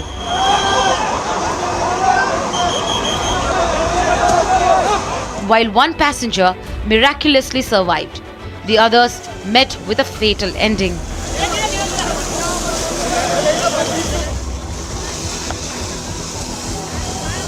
The images are harrowing, the loss unimaginable.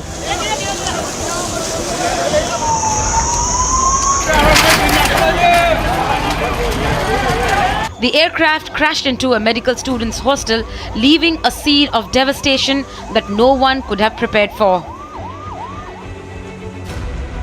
In a world already beset by tragedy, this is one more devastating chapter that leaves more unanswered questions about safety and preparedness. The visuals of the plane descending the crash, the blast and the visuals of the charred debris and the bodies scattered on the ground will forever haunt those who were there. 242 people on board, countless hopes and dreams, one devastating plane crash.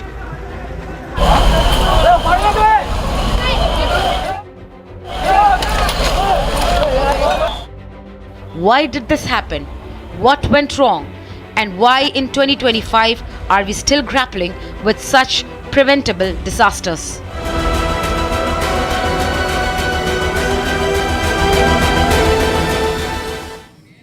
Now let's also tell you about what the lone survivor of this horrific plane crash, how he shared, how he survived the biggest aviation tragedy. Listen in to what he said.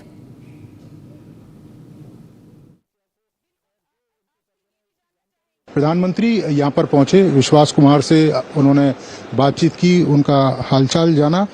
Sir ने पूछा कि कैसे हुआ, तो मैंने उसके बारे में बताया और सब हालचाल पूछा सब। विश्वास, अगर हम जानना चाहें कि आप थोड़ा सा बता पाएं कि ये हादसा कैसे हुआ था, क्योंकि ये एक बड़ा चमत्कार है जिस तरीके से आप वहाँ से इकलौते ऐसे शख्स हैं जो जिंदा बचे। वो मेरे नज़रों के सब सामने हुआ था। मेरे खुद को भी बिलीव नहीं होता कि मैं कैसे उसमें से जिंदा बाहर निकला, क्योंकि थोड़ा टाइम लिए कि तो मेरे को लगा था कि मैं भी मरने वाला हूँ, लेकिन जब मेरी आँख खुल के मैं देखा ना तो मुझे लगा मैं जिंदा हूँ। तो मैंने ट्राई किया, जब मेरी सीट थे वो मेरी बेल्ट निकाला, मैंने वो ट्राई किया जहाँ से निकल सकता वहाँ से, तो मैं निकल गया वहाँ से। मेरे नज़रों के सामने एयर होस्टल और दूसरे आंटी अंकल सभी उसमें मैच हो गए थे सभी। अच्छा, थोड़ा सा बता पाएं, जब जैसे ही टेक ऑफ हुई फ्लाइट, क्या हुआ था और अचानक से कैसे हादसा हुआ? टेक ऑफ के बाद 1 मिनट के अंदर ही जब टेक ऑफ हुआ ना, तो सडनली 5-10 सेकंड कैसे लगा जैसे स्ट्रक हो गया वो। बाद में से मेरे को लगा कि कुछ हुआ। बाद में प्लेन में लाइट ऑन हो गई, ग्रीन और वाइट। बाद में वो पता नहीं, वो प्लेन टेक ऑफ ज़्यादा करने के लिए वो रेस बोलते हैं क्या, रेस दिया होगा ऐसा कुछ, और सीधा स्पीड में ही घुस गया जहाँ वो क्या था वो हॉस्टल था, एक हॉस्पिटल का। हाँ, हॉस्टल में, और सब सामने सब हुआ।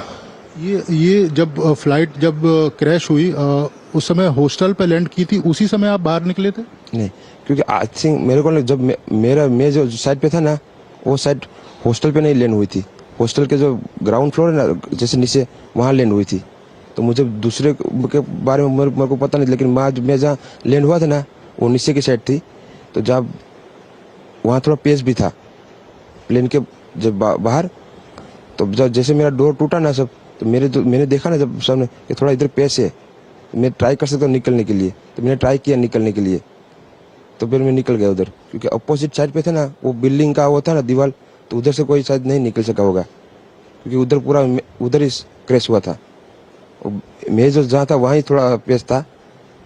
फिर भी मेरे पता नहीं मैं कैसे बचा हूँ, क्योंकि मेरे नज़र के सामने ही सब 2 एयर होस्टल वो अंकल आंटी सब उधर ही सब। आप पैदल चल के आए वहाँ से निकल के? हाँ, और थोड़ा जब आग लगी ना, मेरा लेफ्ट हैंड भी जल गया थोड़ा।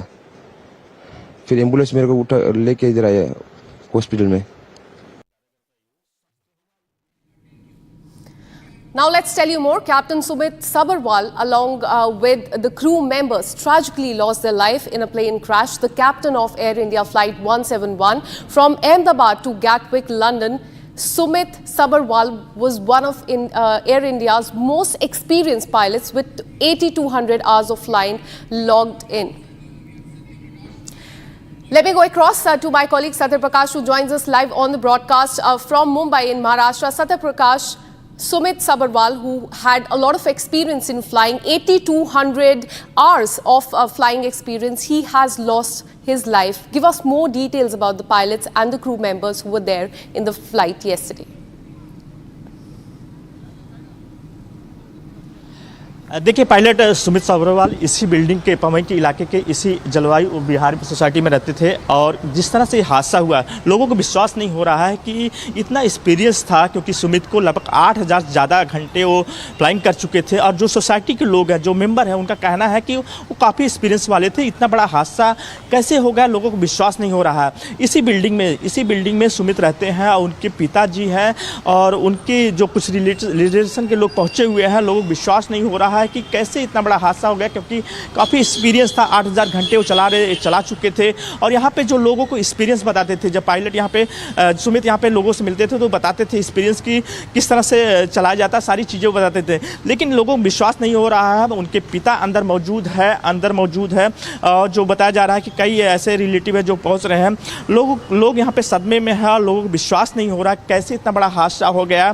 फिलहाल यहाँ पर मुंबई पुलिस की टीम पहुँची हुई है अंदर और यहाँ पे जो लोग जा रहे हैं उनसे बाकायदा पूछा जा रहा है, क्योंकि लगातार लोग मिलने के लिए आ रहे हैं सुमित के परिवार के लोगों से। फिलहाल सुमित के परिवार और उनकी बहन अंदर मौजूद है। जी, Absolutely. So Captain Sabharwal lost his life. Keep tracking that story very closely and we'll keep coming back to you for more on this.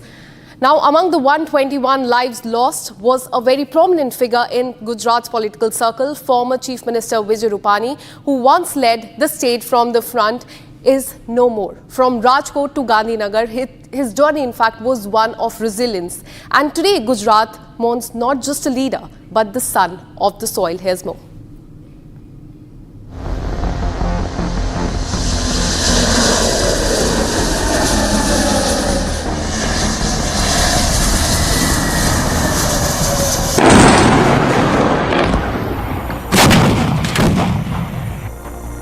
Dark clouds of grief have engulfed Gujarat.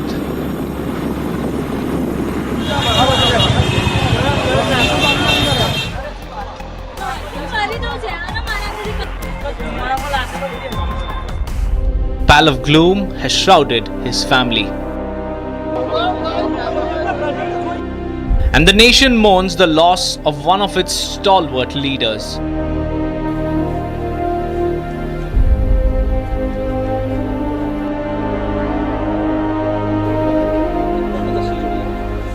Former Gujarat Chief Minister Vijay Rupani is no more. He was on board Air India flight AI-171, the ill-fated aircraft that crashed moments after takeoff in Ahmedabad. Seat number 12, a number considered lucky by the former Chief Minister, that's where he was seated. A seat now etched in the memory as the final stop in the life of a man who once held the reins of Gujarat. Vijay Rupani had served as the 16th Chief Minister of Gujarat from 2016 to 2021. A calm strategist, a loyal party soldier, and a leader known for his soft-spoken yet firm demeanor. Born in Rangoon, Burma in 1956, Rupani's journey from Rajkot to Gandhinagar was one of dedication, perseverance and deep-rooted commitment to public service. In his final moments, he was travelling to London from the city he once governed, perhaps where that. We have a breaking news coming in. We are learning that a bomb threat note was found in the washroom of Air India flight AI-379, which was operating from Phuket International Airport in Thailand and was heading towards Indira Gandhi International Airport in the national capital on Friday morning, that is today. The flight took off at 9:30 a.m. and was on its way to Delhi when 20 minutes in flight it was diverted back to Phuket due to the bomb threat. Now it remains to be seen whether the plane has landed now or not. Let me go across to my colleague Harsha, who's been tracking this story very closely. Harsha, a bomb threat reported on Air India flight. Has the flight landed back in Phuket? Yes, Akansha, you rightly pointed out, this is AI379 flight bound Phuket, Delhi, and it was the morning in the wee hours of flight from Thailand to Delhi. This flight was supposed to come to Delhi today evening, but right now what we are learning so far is that that emergency landing has been made at the Phuket airport after in lavatory the bomb threat note was found, and immediately the pilot of the aircraft informed the ATC, and after that the emergency landing was turned back to the Phuket airport. It was just 20 minutes after the takeoff that one of the crew members found the bomb threat note in the LAV, in the lavatory of the aircraft, and now we know that the flight is back to Phuket, and after the proper checks of the aircraft, after then the flight will again operate from Phuket to Delhi. We are learning that after 3 o'clock only the flight will again go for Delhi, but right now the flight is at Phuket. Back it made an emergency landing, and now the proper checks of the aircraft is being done. Absolutely, Harsha. Tell us more about this note that has been found. Do you know anything that has been written on this note as far as the recovery from the washroom of Air India flight is concerned? Yes, Akanksha, you rightly pointed out. So in the note in the lavatory,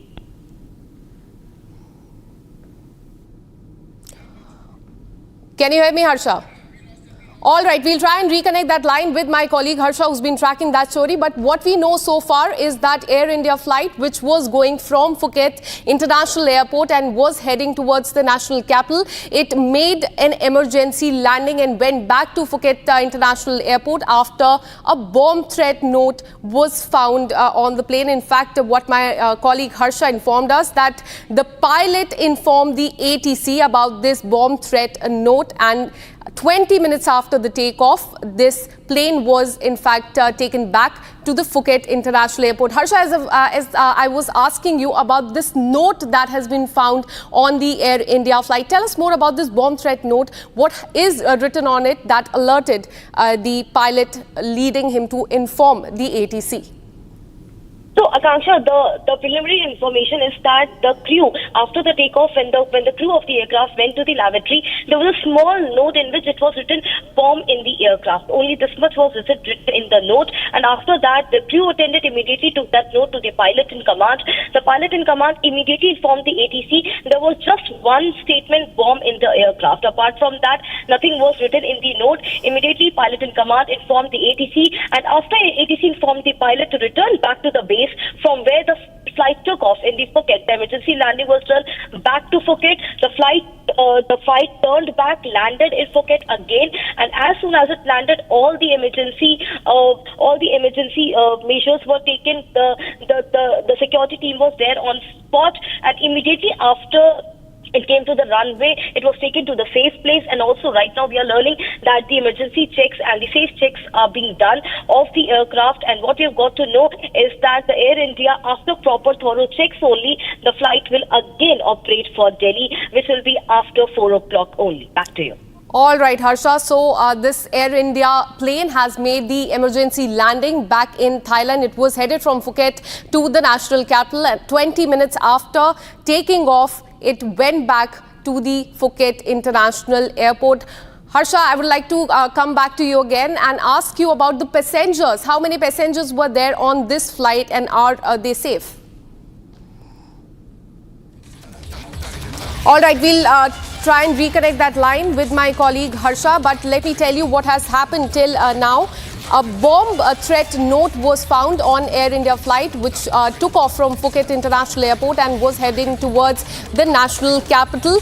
After that bomb threat note was found, let me tell you, on that note, bomb in the aircraft. This was written on that bomb threat note. That was found after that pilot informed the air traffic controller, and 20 minutes after the takeoff, it headed back to the Phuket International Airport. Emergency landing has now been made. Let me again bring in my colleague Harsha. Harsha, as I was asking you, how many passengers were there on this flight, and are they safe?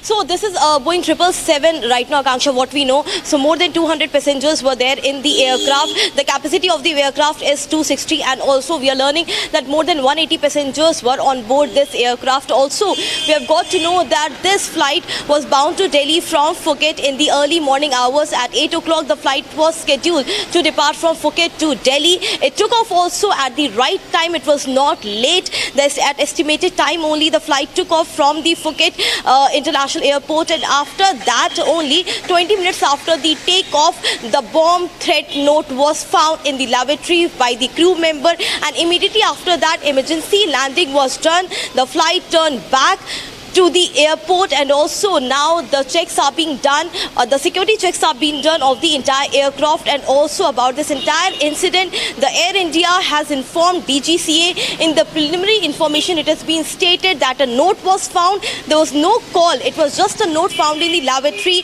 And also Air India and DGCA have further started investigation in this entire matter. Exactly who were the passengers? Were there any no-show passengers also on the list who didn't show for the aircraft, who didn't board the flight? Also, who could be the one who had put such note in the lavatory? So all these are the part of the investigation. But right now, the important thing to note is that all the passengers are safe. They are right now at the safe passage at International Airport of Phuket, and also the substitute flight will be arranged for all the passengers after 4 o'clock after proper thorough checks of the aircraft. Back to you. All right, so thorough checks are being carried out right now. That plane has been taken to a safe area. All the passengers have deboarded from this plane. But Harsha, tell us in fact about the statement that has come from Air India. What have they said so far as this case is concerned? So, Akanksha, you will be shocked also to know that after yesterday's incident of the Ahmedabad-London flight, and since morning we have been reporting several snags in the aircraft of Air India as well. In this particular bomb threat message found in the lavatory, Air India till now has not put out any statement. No statement has been put out by Air India. The information we are learning is that Air India only has informed the agencies, the official agencies of the aviation, which is the DGCA and BCAS, about this entire incident. Only the preliminary information has been shared with DGCA by Air India. Apart from that, we have been asking them for an entire media statement on this issue, but the statement is yet to be released. No statement as of now has been released by Air India. Absolutely. So this is in fact the breaking news that we're getting for you. Air India flight has made an emergency landing at Phuket International Airport. Harsha, one last question before I let you go. Tell us about the procedure after the plane is, taken to the safe passage. But before I bring in Harsha, let me take you through what has happened till now. There was an Air India flight that was bound to take off from Phuket International Airport and head towards the national capital. 20 minutes after it took off, the crew of that flight found a bomb threat note in the washroom of that Air India flight, and it mentions that there is a bomb on that particular flight. 20 minutes after the takeoff, that flight was taken back to Phuket International Airport. The pilot informed the air traffic controller about this whole situation. What my colleague Harsha has also told us is that Air India has not issued a statement till now, but they have informed DGCA, which is the regulatory authority, about this situation on ground. And those are the visuals on the screen of the passengers, in fact, that were to take that flight, and those are the visuals of the Phuket International Airport. Harsha, I would like to bring you once again. Tell us about the procedure after the plane is taken to a safe area. Checks and safety procedures are taken, done on the aircraft. Tell us about the whole procedure after such a bomb threat is given to a flight, since you cover civil aviation closely. Yes, Akanksha. So the procedure involved after landing back to the base, after landing back at the same international airport, the flight is first taken to the safe passage, the safe runway area. It's taken to the place where the proper checks could be done. The forces and the security agencies are immediately called in along with the local police of the airport. So here we can see that the Phuket International Airport, the Thailand agencies were called in. Their security agencies and the local police immediately came came, and also the information was floated to them via ATC only, and immediately the crew of almost 100 to 120 security forces arrived at the place where at the hall where this particular flight was taken. It is A320 aircraft VTTQA. This is the aircraft Air India Airbus A320 which was bound from Phuket to Delhi. It was taken to a safe place, and right now what we are learning is that from past 3 hours the security checks are being done. So first, until the security checks will not be done properly, which takes at least the estimated time of 6 to 7 hours, only after that a proper report will be given by the security agencies to the ATC and to the regulatory body of the Thailand, and after that only proper checks and proper tick marks of the entire aircraft. The aircraft will again fly for its location, which is Delhi, but it will take 6 to 7 hours. We can say that at 9 o'clock around the security checks have started, and so it will take the time till 3 to 4 o'clock, and after 4 o'clock only the substitute flight again from Phuket to Delhi will be arranged for all the passengers. Right now you are watching Republic TV as we have the major update, not only the Ahmedabad London bound plane crash incident, but also about the snacks in the Air India aircraft. So right now you're watching Republic TV. More on the other side of the break. Stay tuned. We'll be right back after a short break.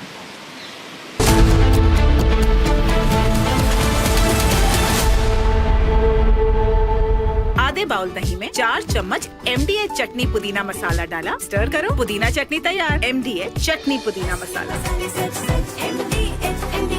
विमल में गुलिस्तां की ये कुछ लजीज फरिश्ते जब साथ घुले तो जी ललचाए, और दिल कहे कि स्वाद की इस जुबान में खुद को ऐसा डुबाऊं कि निकल ना पाऊं। विमल की जुबान कुछ है ही ऐसी, मानते हैं ना? विमल, बोलो जुबां केसरी। दादी के हाथों का जादू और खुशबू से महकता घर, माँ की मुस्कुराहट और खाने की सुगंध। MDH गरम मसाला, क्योंकि हर रिश्ता है स्वाद से जुड़ा। हमारी बहन जा रही थी 1 बजे जा रही थी।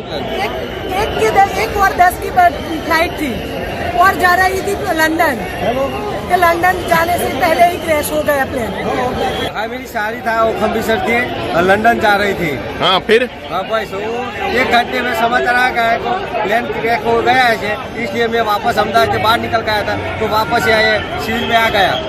क्या अभी लग रहा है, क्या प्रशासन की तरफ से क्या हेल्प? अभी देखने भी नहीं मिला, वो अंदर एंट्री नहीं मिली सिविल में, अभी कुछ भी समाचार नहीं मिला है। मेरा लड़का है ना, वो ब्रेक पड़ा था खाने का, तो हॉस्टल में खाने गया था इधर, हॉस्टल में ही प्लेन क्रैश हुआ, पर मेरे लड़का को कुछ हुआ नहीं। बात हुई मेरी, पर इसके भाईबंद है ज्यादा हुए तो लोग मर गए, ये फिर मेरा लड़का को देखने जाना है अंदर मेरे को। अभी क्या लड़के को क्या सिचुएशन है? लड़का बोला है कि मैं अच्छा दूसरे माह से कूदा था ना, तो थोड़ा खाली लगा है, ऐसा बोला है मेरे को, पर मैं जाऊँ अंदर तो मालूम पड़े ना। Today at 1:30 local time, an Air India plane bound for London, Gatwick, departed Ahmedabad, and shortly after takeoff, it seemed to have experienced some issues and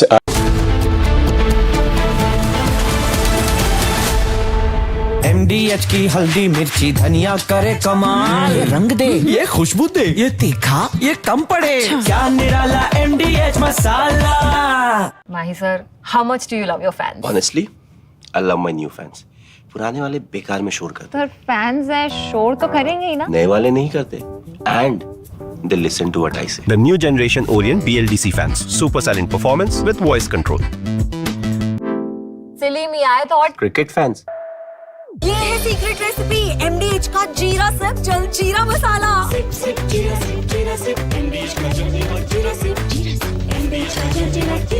विमल में गुलिस्तां के ये कुछ लजीज फरिश्ते जब साथ घुले तो जी ललचाए, और दिल कहे कि स्वाद की जुबान में खुद को ऐसे डुबाऊं कि निकल ना पाऊं। विमल की जुबान कुछ है ही ऐसी, मानते हैं?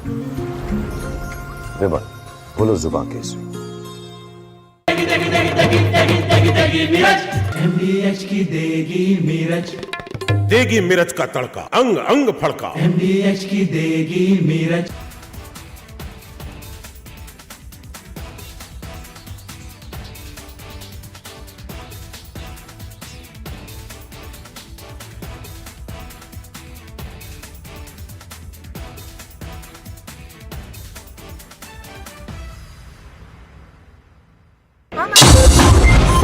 is here. Is your home ready for the heat? Keep your roof cool and your home comfortable all summer with Roof Cool and Seal.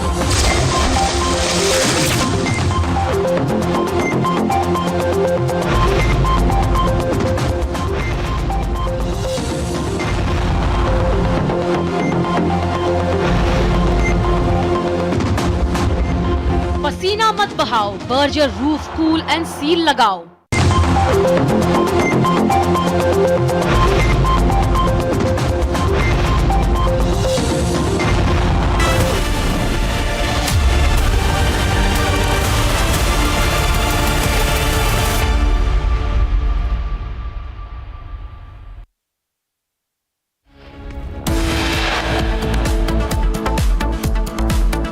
Viewers, top headlines we're tracking right now.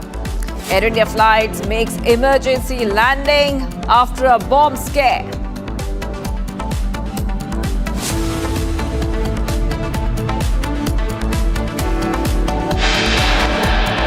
Prime Minister Modi in Ahmedabad visits crash site and meets injured victims.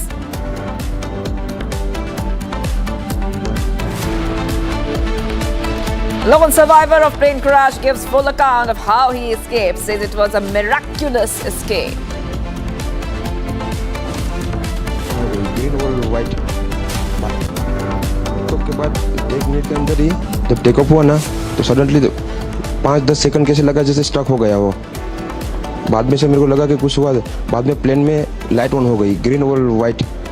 बाद में वो पता नहीं वो plane take off ज़्यादा करने के लिए वो रेस बोलते हैं क्या, रेस दिया होगा ऐसा कुछ, और सीधा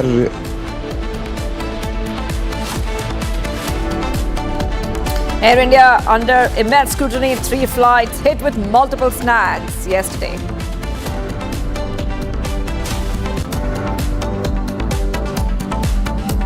I want to make clear that I have raised these issues over 3 years. I was ignored. I was told not to create delays. I was told, frankly, to shut up.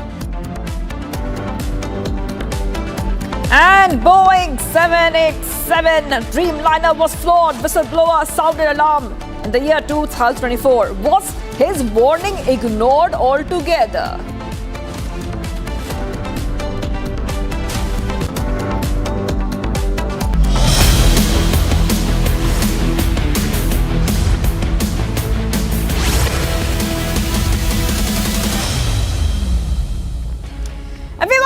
I'm Shivangi Shukla getting you the latest coming in. The latest story is that a bomb threat note was found in the lavatory of Air India flight. That is right. It's the biggest update coming in. And now that Air India flight had to make an emergency landing. Now this note was found in the lavatory. We have those pictures coming in right now as well for you. This is the bomb threat note found in Air India 379 operating today morning from Phuket to Delhi aircraft. Air India flight makes an emergency landing in Phuket. All 156 passengers on the flight have been escorted from the building, and it's a hoax bomb threat. I repeat, it's a hoax bomb threat which has right now been reported. I want to go straight across to my colleague who's joining us right now. We have Harsha. All 156 passengers have been escorted from the plane. Yeah, I'm coming across to you right now. You know, the focus already on Air India, given the snags and that the huge disaster which took place yesterday.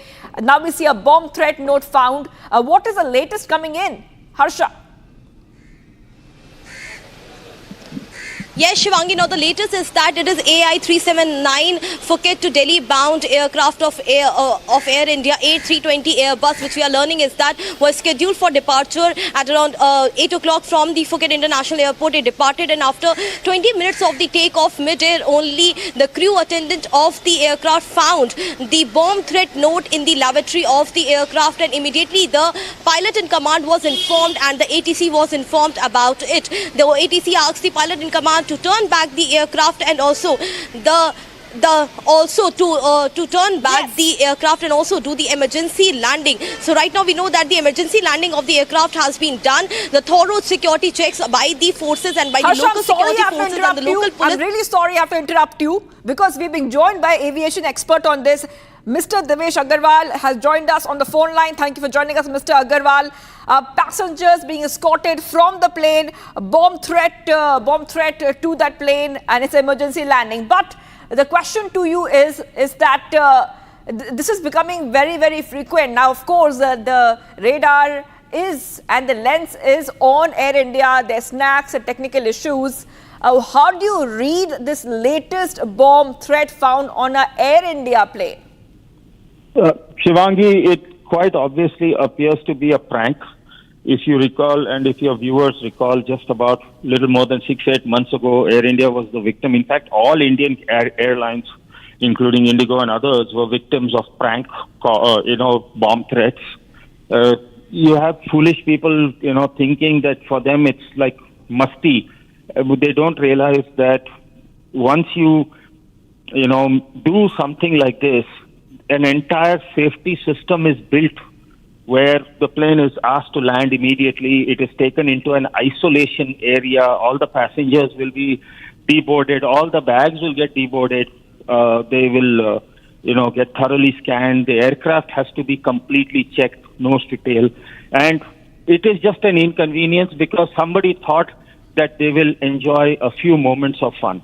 It's not, what else to say? I just really hope that the person who wrote this threat is found and they need to skin him alive. Okay, Mr. Agarwal, okay, you're saying it could be a prank because we did see hoax bomb threats earlier in multiple airlines and planes. Just building on that, how important do you think is making sure that the plane is completely safe for passengers before boarding? We're talking about technical issues, ruling out bomb threats.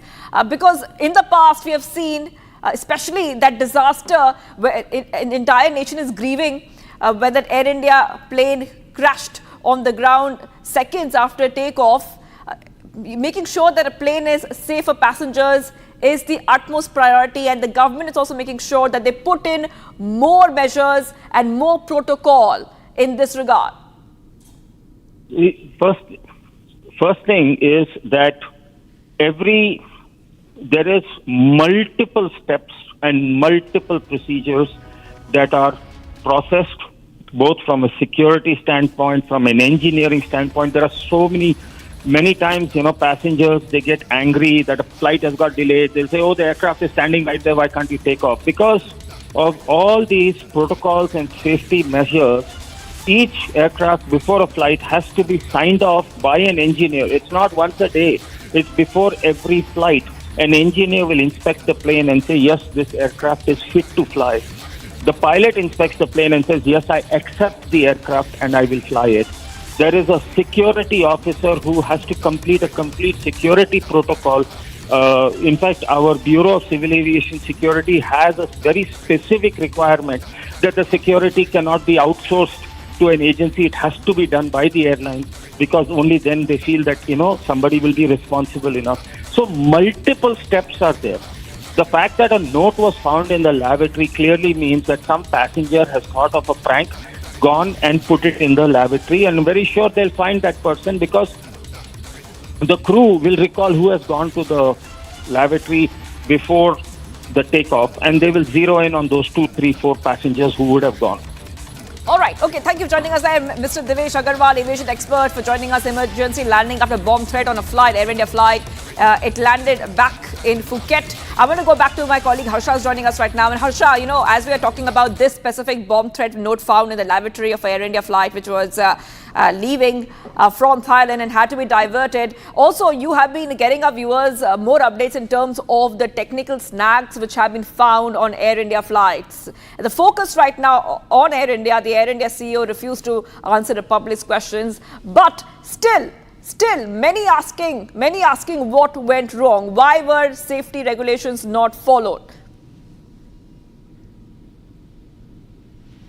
Shivangi, this is not the first time when we have reported technical snag in the Air India aircrafts. Earlier also, if we see in the span of 1 year, there has been multiple times when Republic has reported about the technical snags in the Air India aircrafts. Earlier, what used to happen, that Air India used to hide it from the media, and also the set destination was to be achieved by Air India. Even after technical snag was there in the aircraft, the DGCA was informed much late after the reporting done by us. But this time, after yesterday's Ahmedabad-London bound aircraft plane crashed, from till yesterday to till now, how many technical snags have been found in Air India aircraft? Chandigarh-Leh today morning, Kolkata-Mumbai today morning, and also Delhi-Hyderabad. These all three flight Air India aircrafts in which technical snag was reported is 12th of June only, yesterday, when the crash was also reported. All these three flights technical snags were reported by the crew members and the pilot of the aircraft.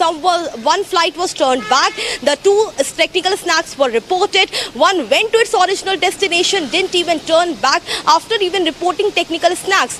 Now the Air India is informing the regulator DGCA about the incident, about the technical snags. Earlier, the technical snags were also not to be reported. And from yesterday to till now, if we see, there has been multiple flights of Air India in which technical snags have been reported. And it is because Air India is under immense scrutiny. And Air India is continuously being pulled up by the regulators DGCA and BCAS because of the faulty aircraft, because of the expired equipment in the aircraft, because of non-maintaining their aircraft, which has not gone for the maintenance at the MRO at different places in the span of 1 year. And because of that, the equipments are faulty, the engines are not maintained, also the equipments are expired. And now it is coming to light when continuously we are reporting since yesterday that how many show cause notices were issued to Air India in the light of the aircraft which has not been maintained. And DGCA has been asking Air India to maintain their aircraft, to send them for repairing and maintenance, and after that operate it. But Air India was not complying by the orders and the notices of DGCA. And after that, what incident occurred yesterday was because of not complying by the DGCA notices. And right now, from yesterday to till now, Republic has reported multiple snags in the Air India aircraft. Back to you. Yes, Harsha, you're talking about the snags, but this is a big story unfolding as well, with a bomb threat note was found in this Air India flight which was leaving from Phuket to India, and now it has made an emergency landing. If you have any more information about what the current status is, because the Transport Ministry reported of Thailand that Air India flight has safely landed in Phuket. Airport is currently following the necessary safety protocols. So this is the latest coming in when it comes to this hoax bomb threat on an Air India flight. And this, by the way, viewers, has happened just a few moments back. Back to you, Harsha. So Shivangi, right now we have learned that all the passengers of the aircraft, because this is A320 Air India Airbus, more than 200 is the occupancy of the Airbus. There were more than 150 passengers who were seated in this aircraft, and right now we know that the plane is in the isolation bay. The thorough check of the plane is being done by the Thailand security forces and by the local police, and it will take almost 4 to 5 hours of the thorough check. Only after that the substitute flight could be arranged, or the same flight will fly again to Delhi from Phuket. But right now passengers are at the terminal only. No communication has been made from the side of Air India to the passengers that exactly at what time the substitute flight will be arranged, or exactly this flight will go to Delhi, but at what time. The passengers are still unknown about all these information. We right now only know that the plane is at isolation bay and thorough checks are being done. Until proper scanning and thorough checks will not be done, and the original source from where exactly the bomb threat note came to the lavatory of the aircraft, until that it will be not known. The aircraft will not fly for New Delhi, because Air India is under immense scrutiny, and unless the investigation doesn't come out and is not properly concluded, the passengers will not again board this Phuket International airline which is bound for New Delhi. Back to you. That's right. Harsha is getting the top updates coming in right now. So I just want to take our viewers through exactly what they see on your screens. Harsha, just hold on for a second. What we see on our screens is a bomb threat which Air India flight a note was found during its flight just a few moments ago on Friday itself. This was made around 9:30 a.m. And after the flight, the bomb threat was found on the flight. It had to do an emergency landing. A bomb threat was reported on board. The pilot requested permission to make an emergency landing at Phuket International Airport. The Phuket Airport activated its Airport Contingency Plan, ACP Chapter 3, for bomb threats following the prescribed procedures. The airport said all preparations had been made in response to the threat, and any updates would be provided as the situation is developing. And I'm going back to you, Harsha. This is very important. The reason we are talking about this is right now is the kind of silence the Air India CEO has also shown to Republic. Whenever Republic has asked a question and we confronted him directly, he's saying this is not the right time to talk about the disaster, one of the worst aviation disasters that India has seen and the world possibly has seen. He is not answering straight questions, but we are coming to know that notices were served to Air India previously, and once again emergency landing in Thailand after a bomb threat note was found in the lavatory. Yes, Harsha. So Shivangi, if Air India CEO feels that ducking the question will help me in any other way, it will certainly not, because Republic has been asking stringent questions to him, not from now, but during the days when the bomb messages were received to Air India around 8 months back. Also at that time also, Shivangi, when I confronted Campbell Wilson, he was tight-lipped, utter silence from his side exactly what is Air India is doing. And yesterday also when our colleague Gopi confronted Campbell Wilson, he was silent, tight-lipped. He didn't even say once that how he feels because this is the immense faults on the side, lapse on the side of the Air India. After 15 show cause notices as well, there was nothing done by Air India. They didn't take the aircraft Boeing 787 for the maintenance, for the proper check. Even after the show cause notices, the aircraft was allowed to operate, and also that to an international flight, Ahmedabad, London bound aircraft. So this is a lapse on the part of Campbell Wilson, and that is the reason why in the show cause notice the number one offender is mentioned as Campbell Wilson by DGCA. So Air India will have to respond on all these questions. Air India will have to respond why the Air India flights are being sent to Turkey for the maintenance, repair, overhaul. They will have to reply why this particular aircraft, when it was sent to Bombay Airport Engineering Services Limited company for the maintenance, whether it was sent or not sent, all the questions will have to be replied by Campbell Wilson himself. Right now he's in Ahmedabad. But yes, to tell you that there's not one, not two, but multiple aircrafts of Air India which are faulty, in which the equipments are expired. There's a problem with the oxygen concentrator in the aircraft. There's a problem with the engines. There's a problem with the nose dome of the airline. There's also a problem with the wings of the aircraft. There are multiple aircraft in which the faulty equipments have been found. So right now Air India is under immense scrutiny, and Republic will keep on posing these strict questions to Campbell Wilson, because the lives of 242 passengers already gone, and more lives can't be put in danger at the cost of making money. Back to you, Shiva. That is right. That is right. Absolutely, Harsha. So let's take our viewers through the latest updates coming in right now. You can see that all 156 passengers on the Air India flight have been escorted safely from the plane, and this is the Air India Delhi-bound flight making emergency landing in Phuket after a bomb note was found in the lavatory. We are trying to, of course, understand what is happening right now,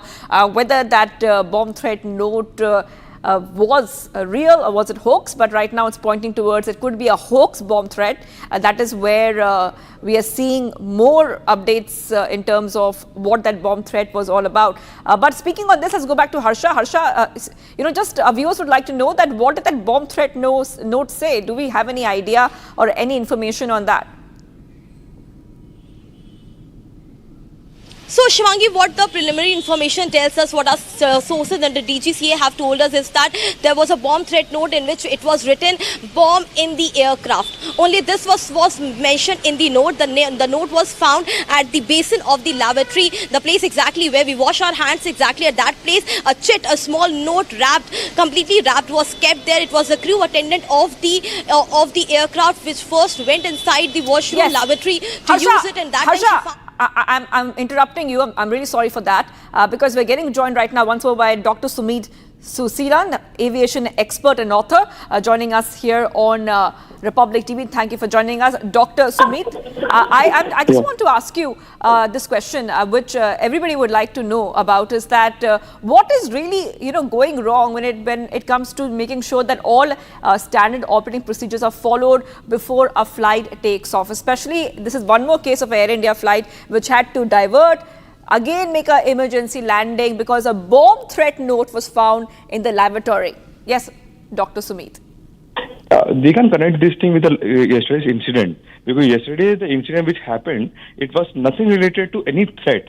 It was a technical something error. But right now the note which we had received, we had got in on board. Okay, that is something purely a threat which have to be investigated, and we. This type of threat, we immediately land and we check throughout the aircraft. Is there any bomb there or not? Doesn't matter, it's a false information or the exact information, but we never take risk in this type of matters. That's right. Okay, Dr. Sumit, you said, of course, these are two separate incidents, but passenger safety is the main concern and common concern here. If you could just take our viewers through what is the SOP anyways which is followed before a plane takes off. Talk about technical SOPs and passenger safety SOPs. Yeah, according to the airline standard, the SOP says that we go throughout there's a pre-flight check happen from the side of the safety, from the security departments.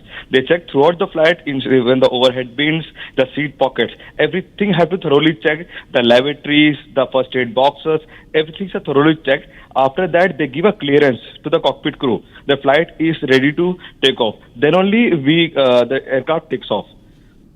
All right. Okay. And Dr. Sumit, so the SOPs are followed, but in this case, how does it happen that a bomb note is found in the lavatory and it is not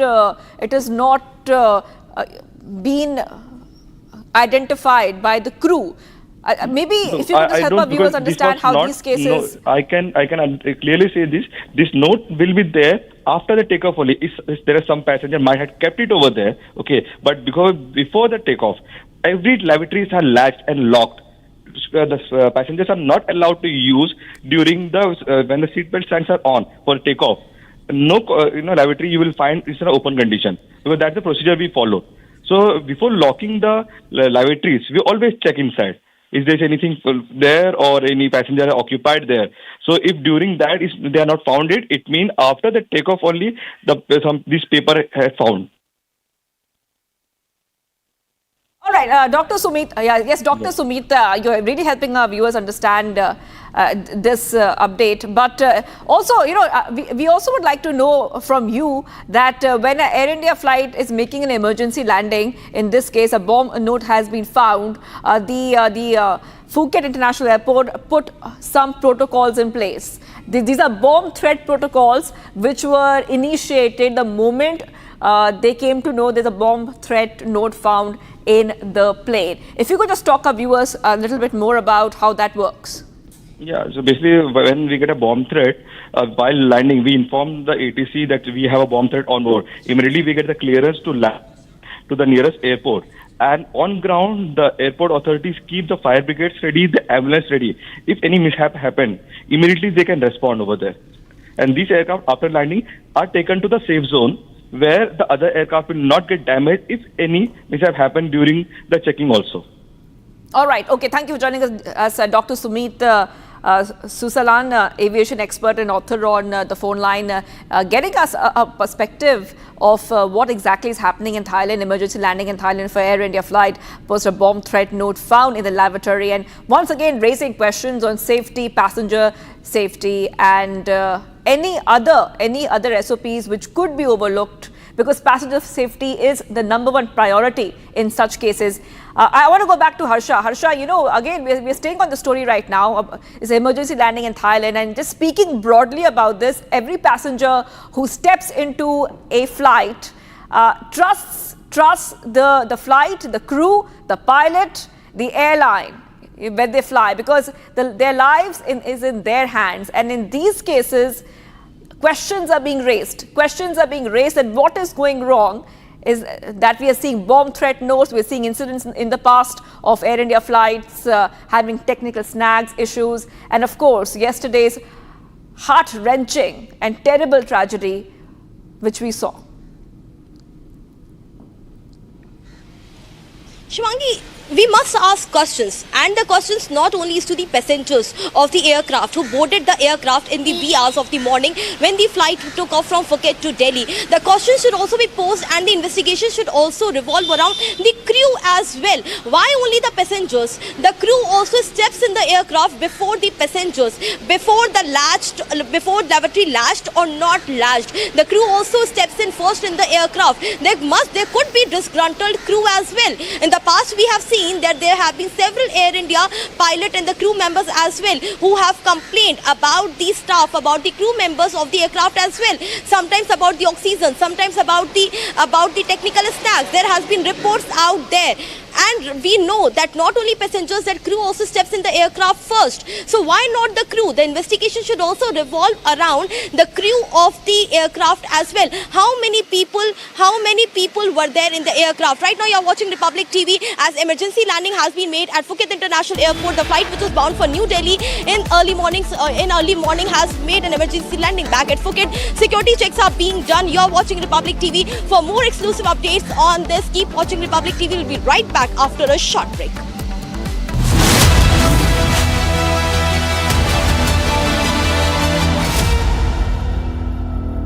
Amity University has one of India's largest merit scholarship programs for brilliant students. Over 9,000 students with 90% plus in their 12th boards are currently at Amity, benefiting from the culture of academic excellence and focus on research and innovation. To be with like-minded students who want to be successful, apply at amity.edu/scholarships. अब छोलिया हो या लोबिया, सफेद चने या काले चने, सब कुछ मजेदार बने। विमल में गुलिस्तान की ये कुछ लजीज फरिश्ते जब साथ घुले तो जी ललचाए और दिल कहे कि स्वाद की जुबान में खुद को ऐसा डुबाऊं कि निकल ना पाऊं। विमल की जुबान कुछ है ही ऐसी, मानते हैं ना? विमल, बोलो जुबान केसरी।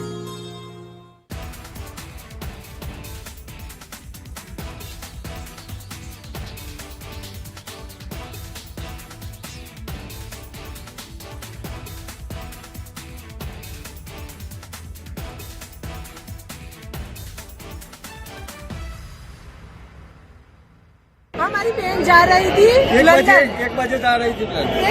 1:10 की फ्लाइट थी और जा रही थी लंदन। लंदन जाने से पहले ही क्रैश हो गया प्लेन। हाँ, मेरी सारी था वो खम्बिसर थी और लंदन जा रही थी। हाँ, फिर बस वो 1 घंटे में समाचार आ गया को प्लेन क्रैश हो गया है, इसलिए मैं वापस अहमदाबाद से बाहर निकल गया था तो वापस यहाँ सिविल में आ गया। क्या अभी लग रहा है, क्या प्रशासन की तरफ से क्या हेल्प? अभी देखने भी नहीं मिला, वो अंदर एंट्री नहीं मिली सिविल में, अभी कुछ भी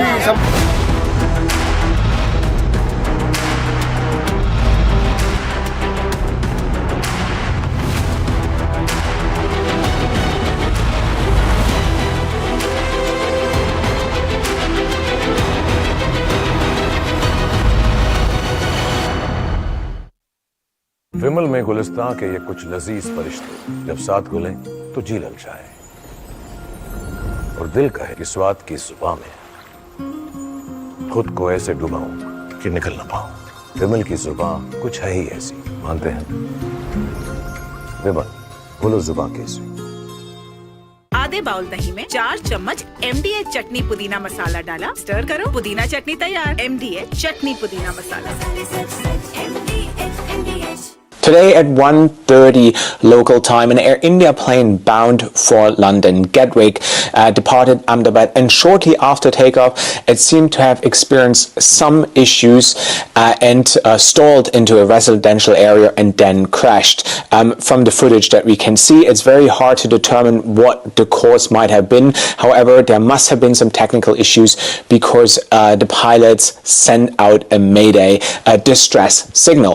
The plane involved the Boeing 787-8 Dreamliner is considered a new generation plane and has a great safety record. So ever since it has been introduced to service in 2011, it has never experienced a crash. Yes, there has been issues with the Dreamliner when it was introduced to service, especially with their batteries and other minor issues, but this is normal when a new plane enters service. Air India is known to have a great safety record. They operate hundreds of flights every day. They have a modern fleet of Airbuses and Boeings, and this comes to a shock for all of us. So it's very hard to determine what really caused this incident.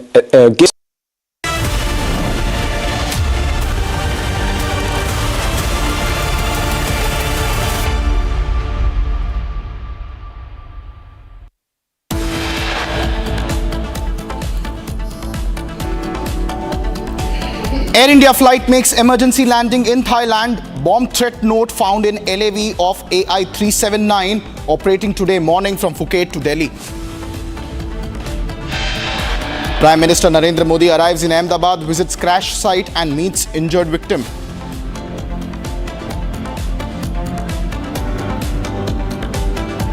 के बाद 1 minute के अंदर ही जब take off हुआ ना तो suddenly 5-10 second कैसे लगा जैसे स्टक हो गया वो। बाद में से मेरे को लगा कि कुछ हुआ। बाद में प्लेन में लाइट ऑन हो गई, ग्रीन और वाइट। बाद में वो पता नहीं वो प्लेन टेक ऑफ ज़्यादा करने के लिए वो रेस बोलते हैं क्या, रेस दिया होगा ऐसा कुछ, और सीधा स्पीड गया। Miracle of seat 11A, the lone survivor of the plane crash of AI-171, gives a full account of how he escaped, says it was a miraculous one.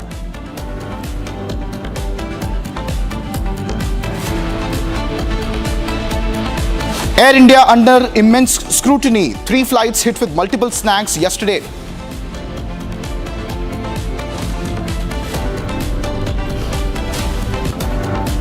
I want to make clear that I have raised these issues over 3 years. I was ignored. I was told not to create delays. I was told, frankly, to shut up. Boeing 787 Dreamliner was flawed, said Whistleblower had sounded the alarms all the way back in 2024. Was his warning ignored?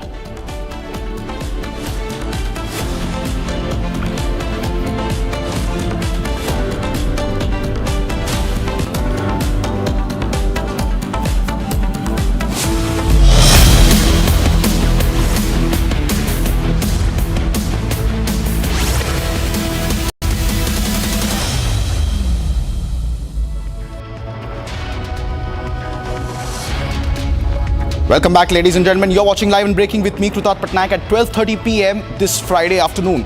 Our top story continues to remain the various angles emerging in the Air India's flight security crisis. Now, more updates coming in that Air India is under major scrutiny.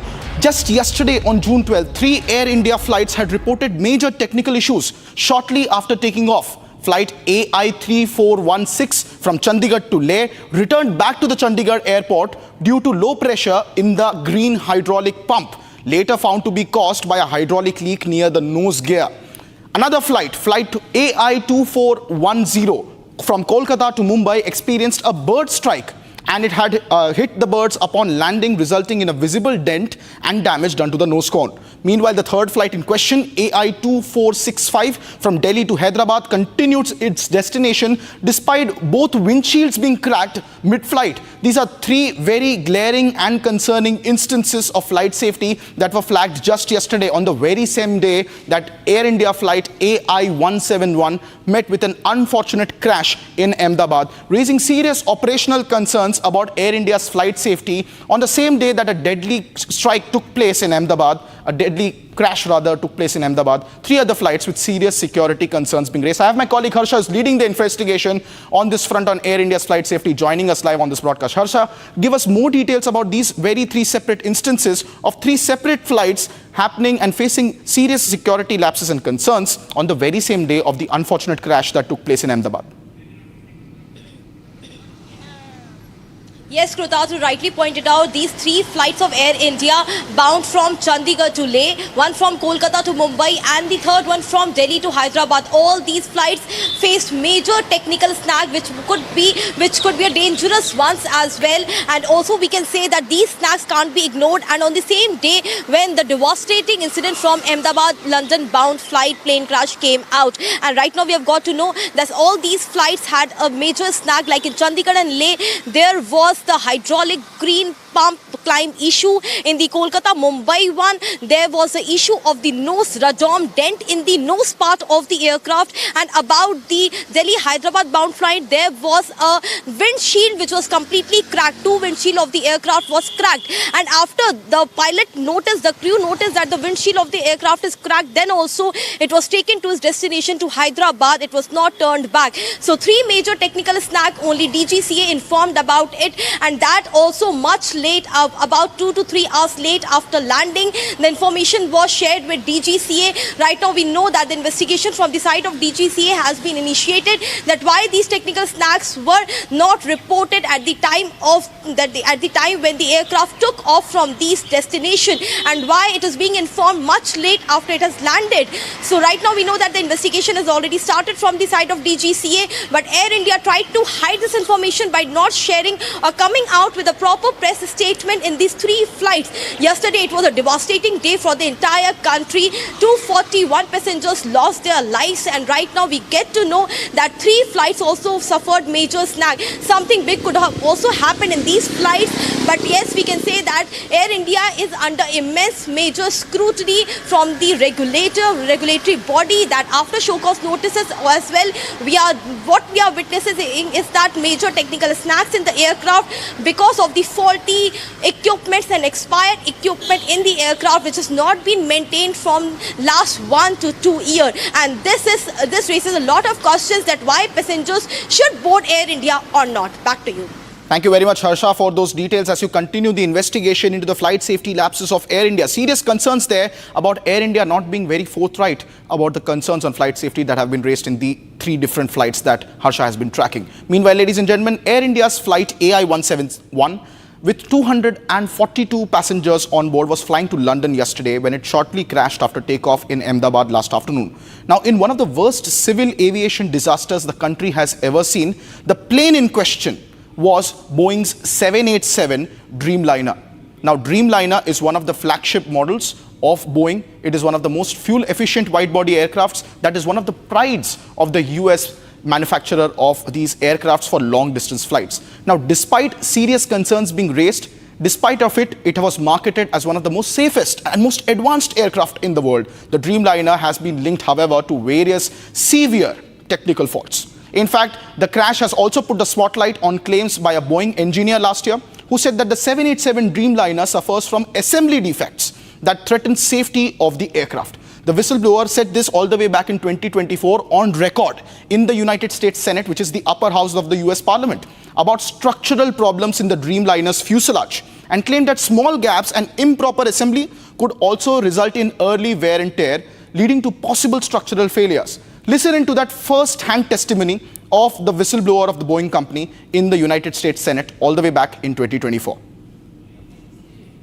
I have analyzed Boeing's own data to conclude that the company is taking manufacturing shortcuts on the 787 program that may significantly reduce the airplane safety and the life cycle. Since 2013, there have been serious issues on the 787 program, not properly closing thousands of gaps in its assembly of the fuselage on major joints. Boeing's standard says that these gaps must be closed, usually by a small shim or filler called a shim when they exceed 0.005 of an inch. This seems very small. Boeing's PR team like to call it the width of a human hair when you are operating at 35,000 feet. Details are that the size of a human hair can be a matter of a life and death. In a rush to address its bottlenecks in production, Boeing hit problems, pushing pieces together with excessive force to make them appear that the gaps don't exist, even though they exist. The gap didn't actually go away, and this may result in premature fatigue failure. Effectively, they are putting out defective airplanes. And meanwhile, ladies and gentlemen, serious concerns have been raised on the flight safety of the Boeing 747. Republic has been the only network that is asking some serious questions. Now, Republic confronted the CEO of Air India, Campbell Wilson. And when asked about regulatory concerns over Air India's operational safety, Campbell dodged all the questions of Republic. Take a look at this sequence. India still have contract with Turkish Technique? I don't think this is the appropriate time to talk about that. We're very focused on supporting the families and everyone affected by today's incident. We just wanted to know, is Air India accountable for this? Look, it's our aircraft, it's our crew. We need to make sure the investigation is well supported. But first and foremost, we want to look after the people that have been affected by this incident. One last question. There were multiple show cause notices given. Why were they ignored? I don't believe this is the appropriate time to talk about things that are unrelated to this incident. You would at least have information about the Turkish Technique. Do you have contract with Turkish Technique? As I said before, this is not the time to talk about that. We're focused very much on the people that have been affected by this incident. Just yes or no. Mr. Wilson, please say yes or no. Well, that was the reaction of CEO Campbell Wilson of Air India. Meanwhile, the devastating incident involving the Air India Flight 171, which was a Boeing 787-8 series Dreamliner, has resulted in numerous fatalities, as we all know, after the aircraft crashed shortly after takeoff yesterday at the Ahmedabad airport on its way to London. Now, a passenger who had travelled on the same aircraft just 2 hours earlier on Delhi to Ahmedabad leg took on to social media to report troubling technical issues. He pointed out that the air conditioning in the flight and the entertainment systems were not in perfect functioning conditions. Serious concerns were also raised by him on the plane's upkeep and overall safety. Listen into what that passenger had to say on AI 171. No. I was not returning from London to Delhi. I was from Delhi to Ahmedabad sector of the same plane which departed from Ahmedabad to London Gatwick. See, in the tweet, I had shared 2 videos and 2 photographs. So in one of the video, I have recorded about the AC was not working. The compressor was either going on, off again and again, right? Which is kind of unusual thing. Second thing, as usual, the in-flight entertainment was not working. Yeah. So the AC was not working, on-off, compressor on-off, and then this in-flight entertainment was not working. Then after takeoff also, I noticed something, near the overhead cabin. My seat was 25A. I was just next to the left engine. Right? I was just next to the left engine, and I was when I was looking out of the window, the flight was at cruising altitude of 32,000 feet. But the flaps, they were kind of unusual. I have flown so many times, so many places, but I have never seen such kind of things happening, right? I have never seen such kind of thing happening. That was very unusual to me. So this is very unusual. These things were very unusual for me. And I'm stammering today because I'm traumatized, very much traumatized. My life just got saved. Okay, so I'll be like right now I'm 120 kilometers away from Ahmedabad. I'm going back to the airport, right? I just want to upload 2 videos. One is of the takeoff, one is of the landing. I would be sharing those. For me, though, those things are unusual, but I'm not sure if for aviation expert those things are unusual or not. So I'll be sharing the videos once I am at Ahmedabad airport. So apart from the in-flight entertainment, as I told you, there was some silver coil and a black wire and some tissue papers hanging up near the overhead cabin. I told you those were also very unusual for me. And other than that, nothing else. The takeoff was very smooth. The landing was very, very smooth. In fact, my seat was 25. I was just above the wheels. But despite that, the landing was very, very smooth. I did not notice any such thing apart from these things. But the flaps things, yeah, the flaps during takeoff and landing were kind of unusual. In fact, the left side of the wing only. The left side of the wing, or I don't know, there was something unusual in that, which I noticed. Because we don't have the option to move the flaps up and down, right? It can only be adjusted 1, 2, 3, 4, 5, light and dark. That's all. Second thing is there was no button overhead. There was no button overhead to call the cabin crew. Nothing. Think if I am, because I was suffocating when I made the video on the ground. I was literally suffocating, right? I wanted to talk to the cabin crew to tell them about the issue. And as I was sitting on the window, right, I wanted to call them and ask them, or even tell them from my point of view, I think there's something wrong. But I was not able to do it. And right after takeoff, obviously we were served meals. The cabin crew came, but that time, as I told you, the compressor was going on and off, so I adjusted. I was continuously in touch with my father about this, but he told me, okay, theek hai, chalta hai.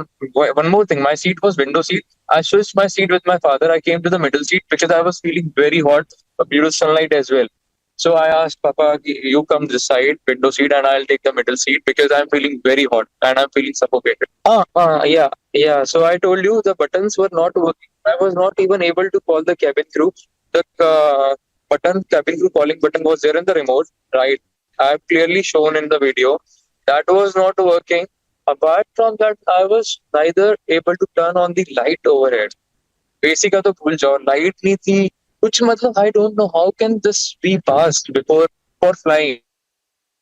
Problem, so many lags in the aircraft. How can it even be passed by the engineers? This is a big, slap on Air India. I'll be very honest and clear. And I just request Air India for my safety, for my flight back to Delhi, which is at 10:10 tonight.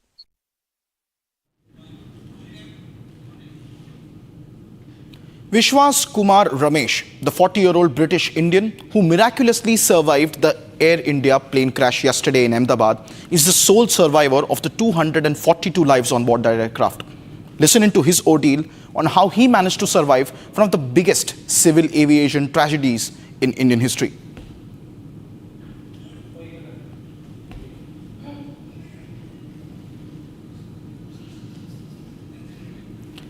Meanwhile, ladies and gentlemen, these are the visuals of Prime Minister Narendra Modi, who earlier today also met Vishwas at the civil hospital in Ahmedabad, who is the lone survivor of the AI-171 crash. Prime Minister Narendra Modi arrived in Ahmedabad earlier this morning. He also visited the crash site at the doctor's hostel, where he also had conversations with top officials of the state. You can also see in the middle window the Home Minister of Gujarat there. Along with that, he also met the other victims and survivors of this unfortunate crash that took place in Ahmedabad. He also had a first-hand conversation with the only survivor of this AI-171 crash tragedy. Listen in to the reaction of the sole survivor of the Air India crash. हालचाल जाना sir ने पूछा कि कैसे हुआ, तो मैंने उसके बारे में बताया और सब हालचाल पूछा सब. विश्वास, अगर हम जानना चाहें कि आप थोड़ा सा बता पाएं कि ये हादसा कैसे हुआ था, क्योंकि ये एक बड़ा चमत्कार है जिस तरीके से आप वहाँ से इकलौते ऐसे शख्स हैं जो जिंदा बचे. वो मेरे नज़रों के सब सामने हुआ था. मेरे खुद को भी बिलीव नहीं होता कि मैं कैसे उसमें से जिंदा बाहर निकला, क्योंकि थोड़ा टाइम के लिए तो मेरे को लगा था कि मैं भी मरने वाला हूँ, लेकिन जब मेरी आँख खुल के मैं देखा ना तो मुझे लगा मैं जिंदा हूँ. तो मैंने ट्राई किया, जब मेरी सीट थे वो मेरी बेल्ट निकाला, मैंने वो ट्राई किया जहाँ से निकल सकता वहाँ से, तो मैं निकल गया वहाँ से. मेरे नज़रों के सामने एयर हॉस्टल और दूसरे आंटी अंकल सभी उसमें मिस हो गए थे सभी. अच्छा, थोड़ा सा बता पाएं, जब जैसे ही टेक ऑफ हुई फ्लाइट, क्या हुआ था और अचानक से कैसे हादसा हुआ? टेक ऑफ के बाद 1 मिनट के अंदर ही जब टेक ऑफ हुआ ना, तो सडनली 5-10 सेकंड कैसे लगा जैसे स्ट्रक हो गया वो. बाद में से मेरे को लगा कि कुछ हुआ. बाद में प्लेन में लाइट ऑन हो गई, ग्रीन और वाइट. बाद में वो पता नहीं, वो प्लेन टेक ऑफ ज़्यादा करने के लिए वो रेस बोलते हैं क्या, रेस दिया होगा ऐसा कुछ, और सीधा स्पीड में ही घुस गया. जहाँ वो क्या था, वो हॉस्टल था, एक हॉस्पिटल का. हाँ, हॉस्टल में. और सब सामने सब हुआ. ये जब फ्लाइट जब क्रैश हुई, उस समय हॉस्टल पे लैंड की थी, उसी समय आप बाहर निकले थे? नहीं, क्योंकि आई थिंक मेरे को जब मैं जो साइड पे था ना, वो साइड हॉस्टल पे नहीं लैंड हुई थी. हॉस्टल के जो ग्राउंड फ्लोर है ना, जैसे नीचे, वहाँ लैंड हुई थी. तो मुझे दूसरे के बारे में मेरे को पता नहीं, लेकिन मैं जहाँ लैंड हुआ था ना, वो नीचे की साइड थी. तो जब वहाँ थोड़ा पेस भी था प्लेन के जब बाहर, तो जब जैसे मेरा डोर टूटा ना सब, तो मैंने देखा ना जब सामने कि थोड़ा इधर पेस है, तो मैं ट्राई कर सकता हूँ निकलने के लिए, तो मैंने ट्राई किया निकलने के लिए, तो फिर मैं निकल गया उधर, क्योंकि अपोजिट साइड पे था ना वो बिल्डिंग का वो था ना दीवार, तो उधर से कोई शायद नहीं निकल सका होगा, क्योंकि उधर पूरा उधर ही क्रैश हुआ था। मैं जो जहाँ था वहाँ ही थोड़ा पेस था, फिर भी मेरे पता नहीं मैं कैसे बचा हूँ, क्योंकि मेरे नज़र के सामने ही सब 2 एयर होस्टल वो अंकल आंटी सब उधर ही सब। आप पैदल चल के आए वहाँ से निकल के? हाँ, और थोड़ा जब आग लगी ना मेरा लेफ्ट हैंड भी जल गया थोड़ा, फिर एम्बुलेंस मेरे को उठा लेके इधर आया हॉस्पिटल में। Meanwhile, ladies and gentlemen, big breaking news update coming in. More angles emerging in the AI-171 tragedy. Republic has just accessed a fresh video of the AI-171 crash. This is just moments after the plane crash landed in Ahmedabad yesterday. The visual on your screen shows people helter and skelter running away as horrifying plumes of smoke dominate the Ahmedabad sky as 125 liters of jet fuel went up in flames, creating a fireball at the moment of contact of AI-171 at that doctor's hostel that was right off the Ahmedabad International Airport. Those are horrifying visuals. This is a new visual that is emerging from the crash site. Catastrophic scenes can be seen as one on the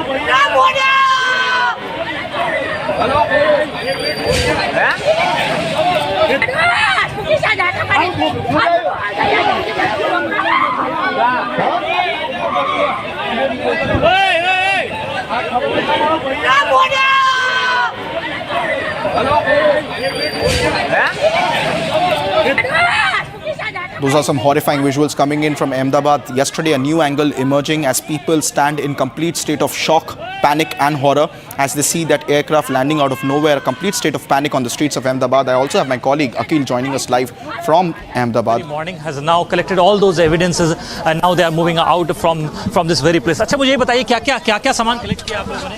evidence के तौर पे कौन-कौन से material collect किए गए? Evidence के तौर पे कौन-कौन के लिए क्या कलेक्ट किया गया है? We'll try to speak to some of the officials over here, but at this point in time you can see the visuals. These visuals clearly speaks for themselves, and here you can see these are the different kits and these baggage, these sacks have been completely packed by the team. I would like to move a little bit forward and try to speak to the senior officials over here who has been the part of this entire investigation. You can see the jacket of these forensic experts. On this you can see it's written forensic expert.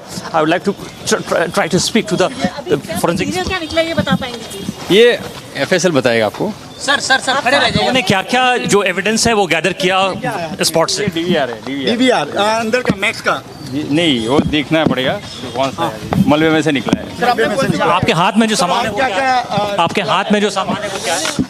आपके हाथ में जो सामान है ये DVR है। मलबे में से निकला है। नहीं, वो मलबे में से निकला है। प्लीज मेरा ये काम नहीं है। नहीं, ये मेरा काम नहीं है, ये दूसरा काम। This was a forensic team that has collected evidence from the ground zero. Was just speaking to us and he was giving us the details, and he has said that from that very spot he has recovered a DVR as well. So now the team has collected those evidence and are now going back from the very spot.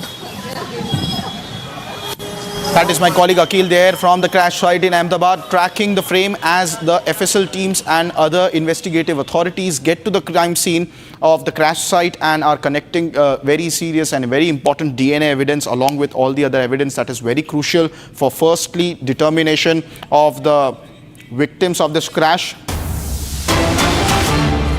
Meanwhile, ladies and gentlemen, more breaking news update is coming in. Apache chopper has made a precautionary landing of the Air Force in Punjab. This is a breaking news update that is coming in. An Apache helicopter of the Indian Air Force has made a precautionary landing in the village of Haled, which falls under the Nangla police station of Pathankot. As of now, there is no report of any damage or any danger. Those are visuals coming in from Punjab near the Pathankot airbase where an Apache helicopter, which is an attack helicopter of the Indian Air Force, has made a precautionary landing. There you can see the locals also surrounding the aircraft in an open field where it seems to have made a precautionary emergency safe landing. So far there are no indications of any danger, as you can clearly see in the visuals as well. It is a precautionary landing that was made by the Indian Air Force's Apache attack helicopter earlier today in the village of Haled, which falls under the Nanglapur police station in Pathankot. The latest update that we have so far is that there is no concern or any danger or emergency that has been announced. It was just a precautionary landing that was made by the Indian Air Force's attack helicopter Apache in the open field near the Haled village. There you can see visuals coming in. Republic has accessed these visuals. People there surrounding the Apache helicopter, which has made a safe landing there in an open grass field. The exact reason of this safe landing or emergency landing is not yet ascertained. We are awaiting an official response from the Indian Air Force on this matter, but seems like it is a precautionary landing made by Indian Air Force's attack helicopter, which is the Apache. It is the US-made attack helicopter that Indian Air Force operates. I have my colleague Arawat joining us live with more details on this story. Arawat, the Apache helicopter of the Indian Air Force has made an emergency landing near a village in Pathankot. Do tell us what's the latest that you're picking up. Do we have any official confirmation from the Indian Air Force on the potential causes of this safe emergency landing? Yes, absolutely. We have seen that then emergency landing has took place in the Pathankot area, and then after we have seen that the Indian Air Force's helicopter Apache has made an emergency landing there. Thereafter we have seen there is no loss of life anywhere, and not even in the property damage there. But yes, we have seen that for the precautionary measures, we have seen that the landing was made, and Republic has accessed the video where in the open ground that the Indian Air Force Apache helicopter has made an emergency landing, and we have seen all the precautions are being followed. We have been also told from the sources in the Indian Air Force, and they have told this landing is connected with for the precautionary measures, that some technical glitch might have been detected, and after we have been told that the emergency landing has been taken place in the open ground, and we can see in the visuals that the locals and also the administration is present at the spot, and also we have been told there is no reports of any type of loss there. But yes, we have seen that the emergency landing has been taken place in the Pathankot. However, we have also seen that the administration and the police is on the ground there. Also, all the factors are being checked why this emergency landing has been taken place. But we have seen that the sources has confirmed us that for the precaution measures, this landing has been made there in the Pathankot. Yes. Stay with us, Arawat, because these are concerning visuals coming in from Punjab, where Apache helicopter, an attack helicopter of the Indian Air Force, has indeed made a safe precautionary landing. At the moment, the Indian Air Force is yet to confirm on the exact cause of this, but this is concerning because this is a second emergency landing made by an Apache attack helicopter in a span of just 6 days. Just 6 days ago, there was another Apache helicopter that had made an emergency landing in Saharanpur in Uttar Pradesh. Even before that, in the month of April, there was another helicopter that had made an emergency landing near the Jamnagar Air Base in Gujarat. So back to back, within the span of 3 months, there have been multiple instances involving Apache. There have been 2 separate instances now. One in Saharanpur, Uttar Pradesh just 6 days ago, and now one in Punjab. The visual on your screens, ladies and gentlemen, this is in the Haled village, which is near the Pathankot, in the Pathankot district. And this is an emergency landing of the Apache helicopter. As far as the visuals are concerned, you can clearly see that the Apache helicopter has made a precautionary landing. The landing is safe. There is no damage either to the aircraft nor to the surrounding. The Indian Air Force is yet to give us details about what exactly led to this emergency landing, as my colleague Arawat was telling us just a couple of moments ago. However, what we can see is clearly it's an open field where the Apache made a controlled, safe, precautionary landing. Now the locals have surrounded the aircraft quite naturally because of their curiosity. However, there is no cause of concern or no imminent danger. I have Arawat also, who is reporting live on the story. Arawat, do tell us, what are the other details that you're picking up on this? Has the Indian Air Force issued a statement yet? Yes, absolutely. We have seen that the statement has also came, and but we have also told you that this is the precautionary landing, that the pilot has detected any glitch in the Apache helicopter of the Indian Air Force. Also, we have seen from the last couple of days, this is the second incident when we have seen that the Indian Air Force helicopter has made an emergency landing, and also Republic has accessed the visuals where the landing has happened. Also, you can see that the locals have reached there. Also, we have seen that the local administration and other officials are heading towards the location where this landing has taken place, and then after all the factors are being checked, why and when this precautionary major landing has taken place in the Punjab's Pathankot area. Also, we can see recently we have seen the incident in the Ahmedabad. Then after we have seen that the same kind of precautions are being followed in the various parts of the country, and this time we have seen that the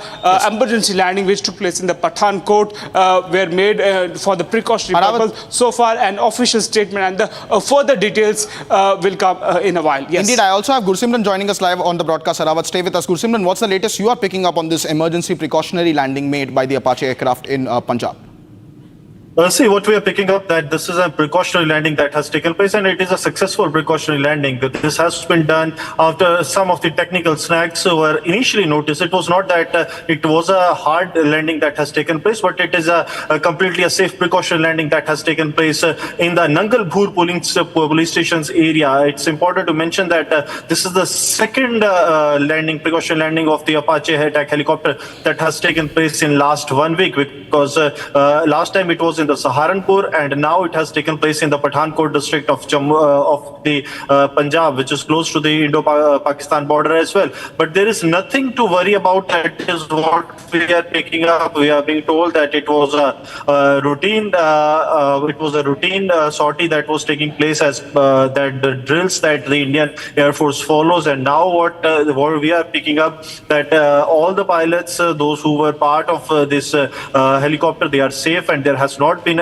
any of the damage, be it to the crew that was traveling in or to the place where it has landed. So it was a successful precautionary landing that has taken place, and now we expect that the Indian Air Force will be coming out with a detailed statement in a short while from now. But the sources in the Punjab police, especially in the Pathankot police, are confirming to us about the incident that has taken place, and now they are saying that everything is fine, and it is very likely that the helicopter will fly from here in a couple of minutes from now.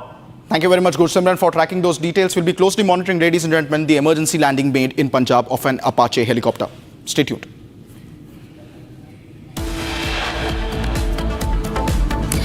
Air India flight makes emergency landing in Thailand. Bomb threat note found in lavatory of the AI-379 operating this morning from Phuket to Delhi.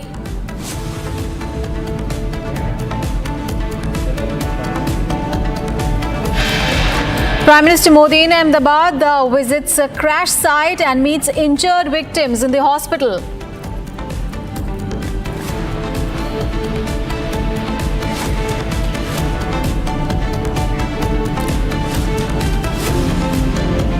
An Apache of Indian Air Force makes a precautionary landing near Pathankot. Air India under immense scrutiny, 3 flights hit with multiple snags yesterday.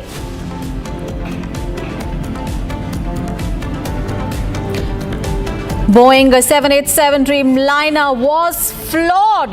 Whistleblower sounded alarm early in the year 2024. Was his warning ignored?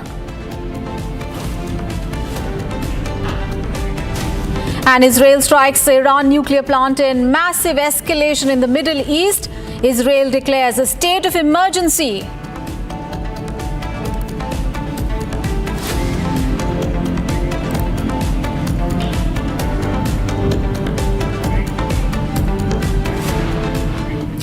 You're watching Live and Breaking on Republic TV at 1 a.m. I'm Aishwarya Kapoor. The top story is a breaking news coming in. A bomb threat note has been found in a toilet of AI 379 operating this morning from Phuket to Delhi. Air India flight made emergency landing in Phuket. All the 156 passengers on the flight AI 379 have been escorted from the plane. So Air India flight from Phuket to New Delhi made an emergency landing following a bomb threat received on board. This flight AI 379 was carrying 156 passengers, and it took off from the Phuket International Airport in the morning. However, the aircraft returned to Phuket, and this after a bomb note was found at the aircraft.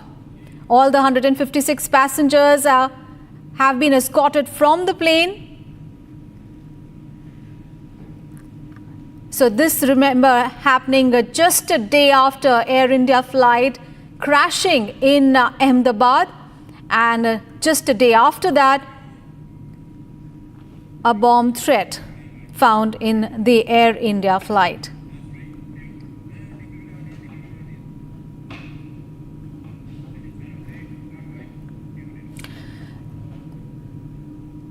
Air India's flight AI-171 with the 242 people on board flying to London crashed shortly after taking off in Ahmedabad this yesterday afternoon in one of the worst aviation disasters in the history. The plane was a Boeing 787 Dreamliner, a fuel-efficient wide-body aircraft that is the pride of the US company's catalog for long-distance flights. Now, despite being marketed as one of the safest and the most advanced aircraft, the Dreamliner has been linked to several technical faults. In fact, the crash has put the spotlight on claims by a Boeing engineer last year who said that 787 Dreamliner suffers from assembly defects that threatens safety. The whistleblower in the year 2024 told the US Senate about structural problems in the Dreamliner's fuselage and claimed that small gaps and improper assembly could cause early wear and tear and possible structural failure. Let's take a listen.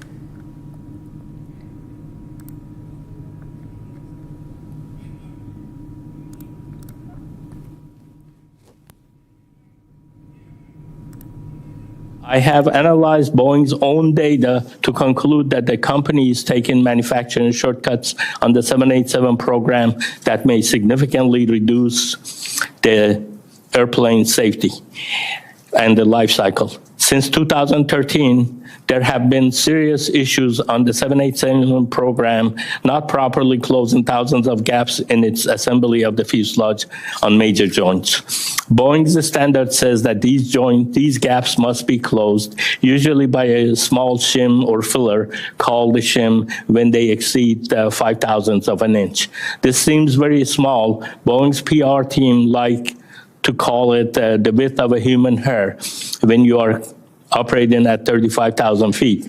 Details are that the size of a human hair can be a matter of a life and death. In a rush to address its bottlenecks in production, Boeing hit problems pushing pieces together with excessive force to make them appear that the gaps don't exist, even though they exist. The gap didn't actually go away, and this may result in premature fatigue failure. Effectively, they are putting out defective airplanes. And there is a scrutiny also over Air India, and Air India CEO Campbell Wilson was confronted by Republic over the recent show-cause notices issued to the airline. And when asked about the regulatory concerns, Campbell dodged the questions. Take a look. India still have contract with Turkish Technique? I don't think this is the appropriate time to talk about that. We're very focused on supporting the families and everyone affected by today's incident. We just wanted to know, is Air India accountable for this? Look, it's our aircraft, it's our crew. We need to make sure the investigation is well supported, But first and foremost, we want to look after the people that have been affected by this incident. One last question. There were multiple show cause notices given. Why were they ignored? I don't believe this is the appropriate time to talk about things that are unrelated to this incident. You would at least have information about the Turkish technique. Do you have contract with Turkish technique? As I said before, this is not the time to talk about that. We're focused very much on the people that have been affected by this incident. Just yes or no. Mr. Wilson, please say yes or no.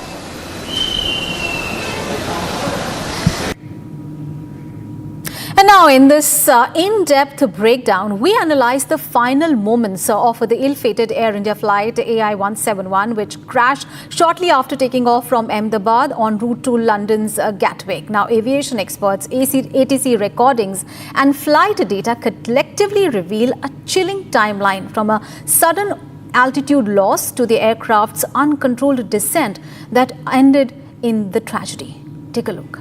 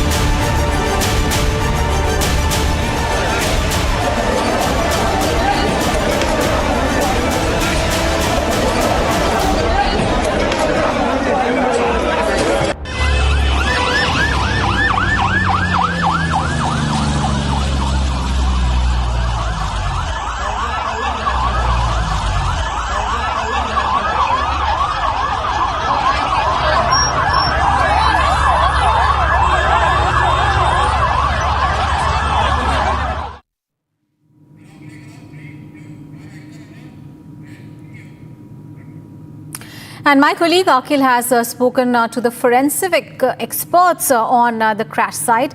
Let's take a listen. What all you have collected? What all you have collected? What all you have collected from this spot? Any comment you would like to make? Any comment you would like to make? Here you can see that these bags in the hands of this forensic team that has arrived over at the spot, and they have gathered some evidence. They have collected materials from the site, and after that they are moving. Here you can see this is the vehicle of the forensic team that has arrived over here. They have collected a mask, and apart from that they have collected other evidences as well in these bags. So right now the team, the forensic team, which has came earlier this very morning, has now collected all those evidences, and now they are moving out from this very place. अच्छा मुझे ये बताइए क्या सामान collect किया आप लोगों ने? एविडेंस के तौर पे कौन-कौन से मटेरियल कलेक्ट किए गए? एविडेंस के तौर पे कौन-कौन के लिए क्या-क्या कलेक्ट किया गया है? We'll try to speak to some of the officials over here, but at this point in time you can see the visuals. These visuals clearly speaks for themselves, and here you can see these are the different kits, and these bags, these sacks have been completely packed by the team. I would like to move a little bit forward and try to speak to the senior officials over here who has been the part of this entire investigation. You can see the jacket of these forensic experts. On this you can see that it's written forensic expert. I would like to try to speak to the forensic. क्या निकला ये बता पाएंगे? ये FSL बताएगा आपको। Sir खड़े रह जाइए। उन्होंने क्या-क्या जो एविडेंस है वो गैदर किया स्पॉट से? DVR है, DVR अंदर का मैक्स का नहीं, वो देखना पड़ेगा कौन सा है, मलबे में से निकला है। आपके हाथ में जो सामान है वो क्या है? आपके हाथ में जो सामान है वो क्या है? आपके हाथ में जो सामान है ये DVR है, मलबे में से निकला है। नहीं, वो मलबे में से निकला है। प्लीज मेरा ये काम नहीं है। नहीं, ये मेरा काम नहीं है, ये दूसरा काम। This was a forensic team that has collected evidence from the ground zero. Was just speaking to us, and he was giving us the details, and he has said that from that very spot he has recovered a DVR as well. So now the team has collected those evidence and are now going back from the very spot.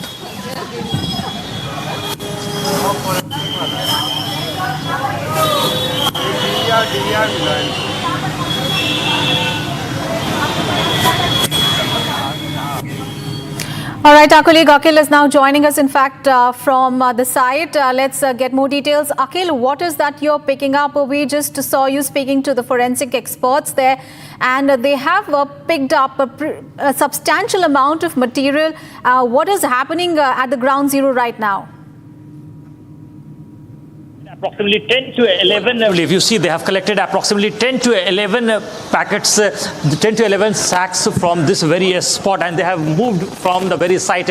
Earlier this morning what we have seen, that there were two different forensic teams from the Gujarat police that has arrived over here to collect all those evidence, because initially if you see when that incident took place yesterday, since then what we have been seeing that the clearing of the entire debris work was going on, and once the NDRF team and the SDRF team have basically cleared the entire space. After that, this very morning at around 7 a.m. what we have seen that the forensic team went this place inside the BJ Medical College, and from there they have collected some materials, and from this very place they have moved out. And the second thing, important thing which we would like to highlight is that if you see what we have been seeing, that you can see in the visuals, there are some doctors. Those are the resident doctors that have went inside to collect their materials, their belongings, because I just spoke few moments back to some of the doctors, some of the associate professors of BJ Medical College. They are saying that right now they are in complete shatter, so they cannot speak on camera, but they have arrived over here just to collect their materials, their belongings, and one by one you can see those doctors coming out from the BJ Medical College and taking their luggages and baggages from this very medical college. Back to you. Right, Akhil. Akhil, thank you so much. We'll come back to you. Meanwhile, the London-bound Air India flight, remember, crashed into the hostel of the BJ Medical College in Ahmedabad, in which medical students, some of them lost their lives and also suffered injuries as well. And Akhil had earlier filed a report from inside the hostel that was hit. Let's take a look.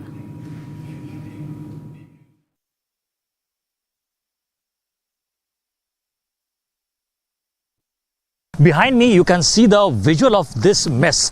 So here you can see this is the mess where the head-on collision of that airplane took place with that building, and after that you can see these two wings. Here you can see, with our camera visuals, you can see this is one of the wings of the airplane, and second one is at a distance of approximately 30 to 40 meter over there. So you can find out with the Air India logo as well. So there you can see these are the two wings of that plane, which basically got completely shattered and broke. The visuals of these buildings which have got deeply impacted, because this one was the first building which is the mess of this medical college, and towards my right is the building of in which the resident doctors used to live. So this is the very building where you can see after making a head-on collision with that mess building, the plane basically, the momentum was so high that it got struck in this very building. And here you can see the dent mark, the big dent mark, in which you can see all the bricks have been moved out from that, and there's a big carved portion like a den from there at the fourth and fifth floor, and there you can see the impact of that plane was so high, the momentum was so high that everything, which include the windows, the gates, the ACs over there, have completely got dismantled. And I would like to move a little bit more forward and show you the visuals from there actually, where you can see those broken parts of those fuselage, vertical stabilizer, the horizontal stabilizer, those wings as well. And there you can see, I would like to move a little bit forward and show you the visuals from the very ground zero. You can see those are the tires. I would like to request my VJ Surinder Rawat to come over here and show you the visuals of these tires. These are the large, massive tires of those planes which has got completely shattered, and still you can see the fumes coming out from these tires as well. So these are the live visuals coming out from these tires, and apart from that, you can see those window panes of the aircraft, which has got completely dismantled and completely tossed due to this incident, which took 240 lives. And among the 241 lives lost in the Air India crash was a towering figure in Gujarat's political circles. Former Chief Minister Vijay Rupani, who once led the state from the front, is no more. From Rajkot to Gandhinagar, his journey was one of resilience, and Gujarat is mourning not just a leader, but a son of the soil.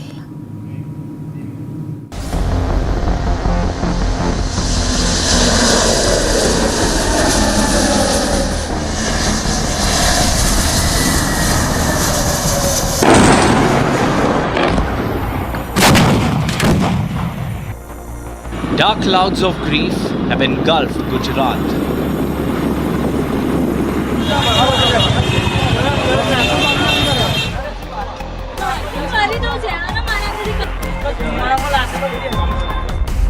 Pall of gloom has shrouded his family. And the nation mourns the loss of one of its stalwart leaders.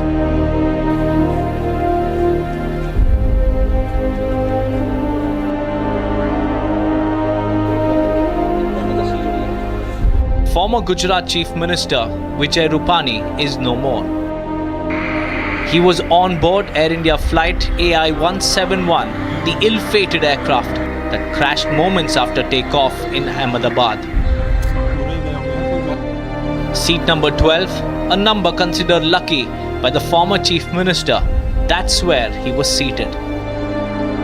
A seat now etched in the memory as the final stop in the life of a man who once held the reins of Gujarat. Vijay Rupani had served as the 16th Chief Minister of Gujarat from 2016 to 2021. A calm strategist, a loyal party soldier, and a leader known for his soft-spoken yet firm demeanor. Born in Rangoon, Burma in 1956, Rupani's journey from Rajkot to Gandhinagar was one of dedication, perseverance and deep-rooted commitment to public service. In his final moments, he was travelling to London from the city he once governed, perhaps unaware that fate had scripted a tragic full stop to his life. Today, his family mourns. The BJP stands shaken. The people of Gujarat have lost a son of the soil. And we can't even, imagine the velocity of the issue. And we can't even imagine that a flight which was taking off, suddenly that too, flight of this caliber, one of the best in the world. Really, it's very sad, and our deepest condolences to all the aggrieved families.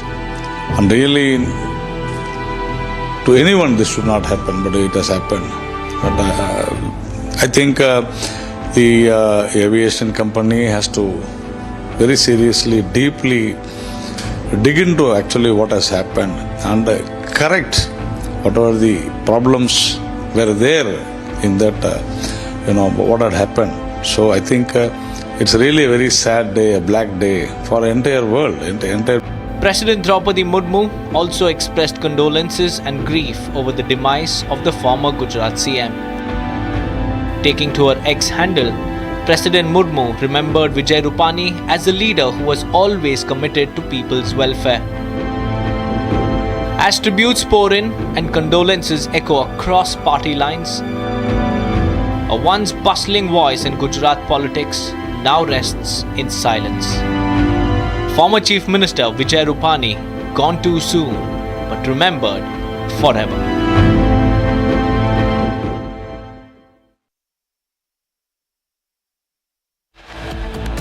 Time to take a break. Coming up ahead, the lone survivor of plane crash gives a full account of how he escaped the biggest aviation tragedy. He says it was a miraculous escape. Also, Air India under immense scrutiny. 3 flights hit with multiple snags yesterday.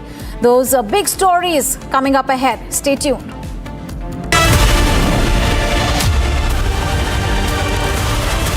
मेरी नई Hyundai Exter तुमने भी तो कल नई car ली है ना, उसमें भी तो होगा ना ये वॉइस इनेबल सनरूफ है ना अंकल, सिंगर इनेबल सनरूफ। और बेनिफिट्स ये तो मिले होंगे ना? ये मिला। हाँ? हुंडई कार्स पर मिल रही है अमेजिंग डील्स। वैसे लोगे तो आप हुंडई ही, चाहे दिल की सुनो या डील्स की। दादी के हाथों का जादू और खुशबू से महकता घर, माँ की मुस्कुराहट और खाने की सुगंध। MDH गरम मसाला, क्योंकि हर रिश्ता है स्वाद से जुड़ा।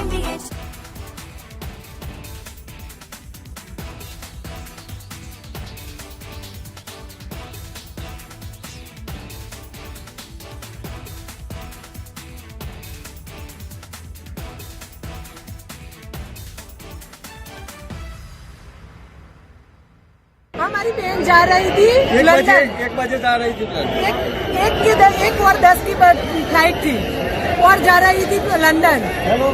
लंदन जाने से पहले ही क्रैश हो गया प्लेन। हाँ, मेरी शादी था, वो खम्बीसर थी, लंदन जा रही थी। हाँ, फिर हाँ बस वो 1 घंटे में समाचार आ गया को प्लेन क्रैश।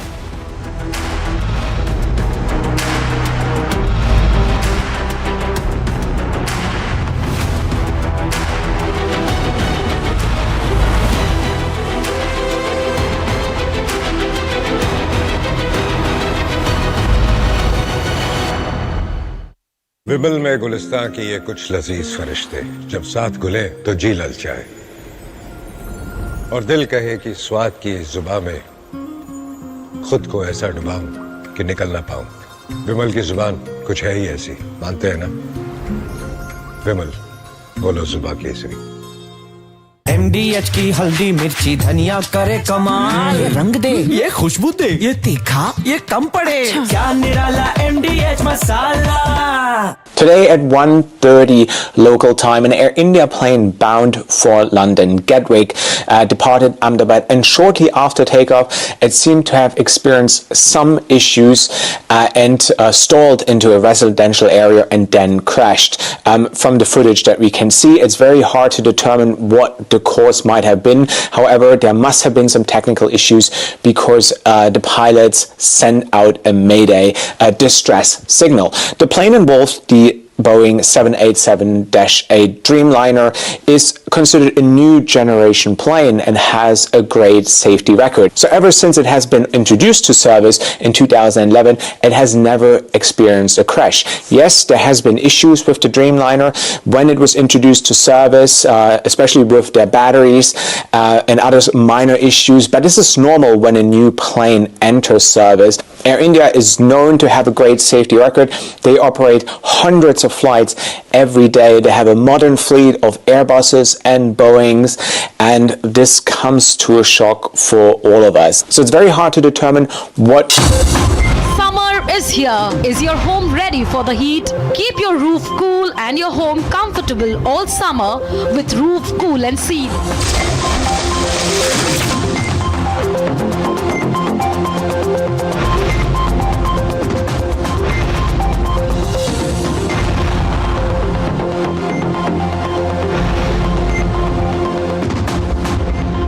पसीना मत बहाओ, Berger roof cool and seal लगाओ।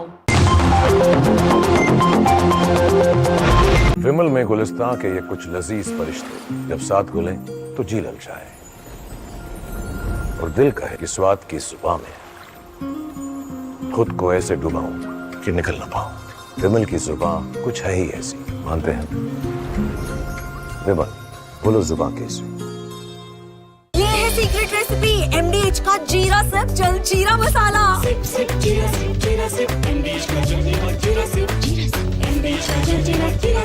इसको घर पे लगाओगे तो शादी का तो पता नहीं, पर घर पक्का नहीं टूटेगा। रुंगटा नहीं तो घर स्ट्रॉन्ग नहीं। रुंगटा स्टील TMT बार एकदम सॉलिड। पहाड़ों में एक हाइकिंग स्टिक भी बन सकती है।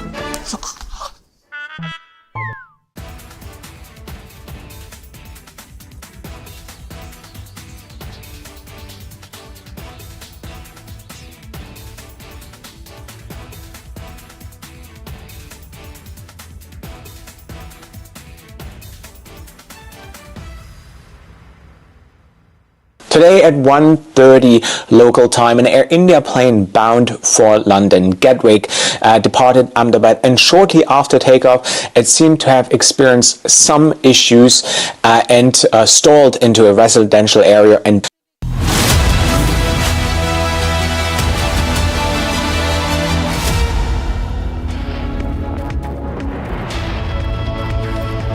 Hello and welcome. You're watching Republic TV with me, Akanksha Khajuria. We are keeping our focus on the plane crash tragedy in Gujarat. But first up, let's get you the headlines. Air India flight makes emergency landing in Thailand. Bomb threat note found in AI 379 operating today morning from Phuket to the national capital. Prime Minister Modi in Ahmedabad visits crash site and meets injured victim in the hospital.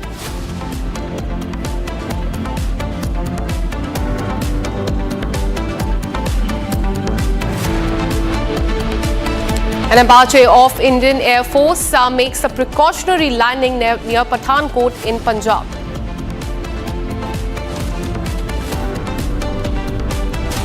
Air India under immense scrutiny. 3 flights hit with multiple snags since yesterday.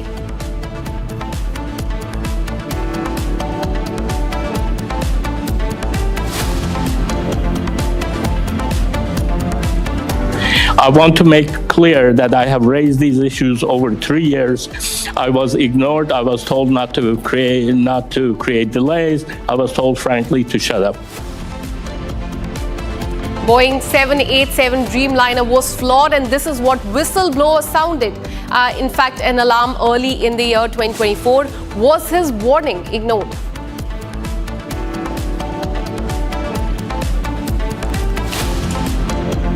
Israel strikes Iran nuclear plants in a massive escalation in Middle East. Israel declares the state of emergency.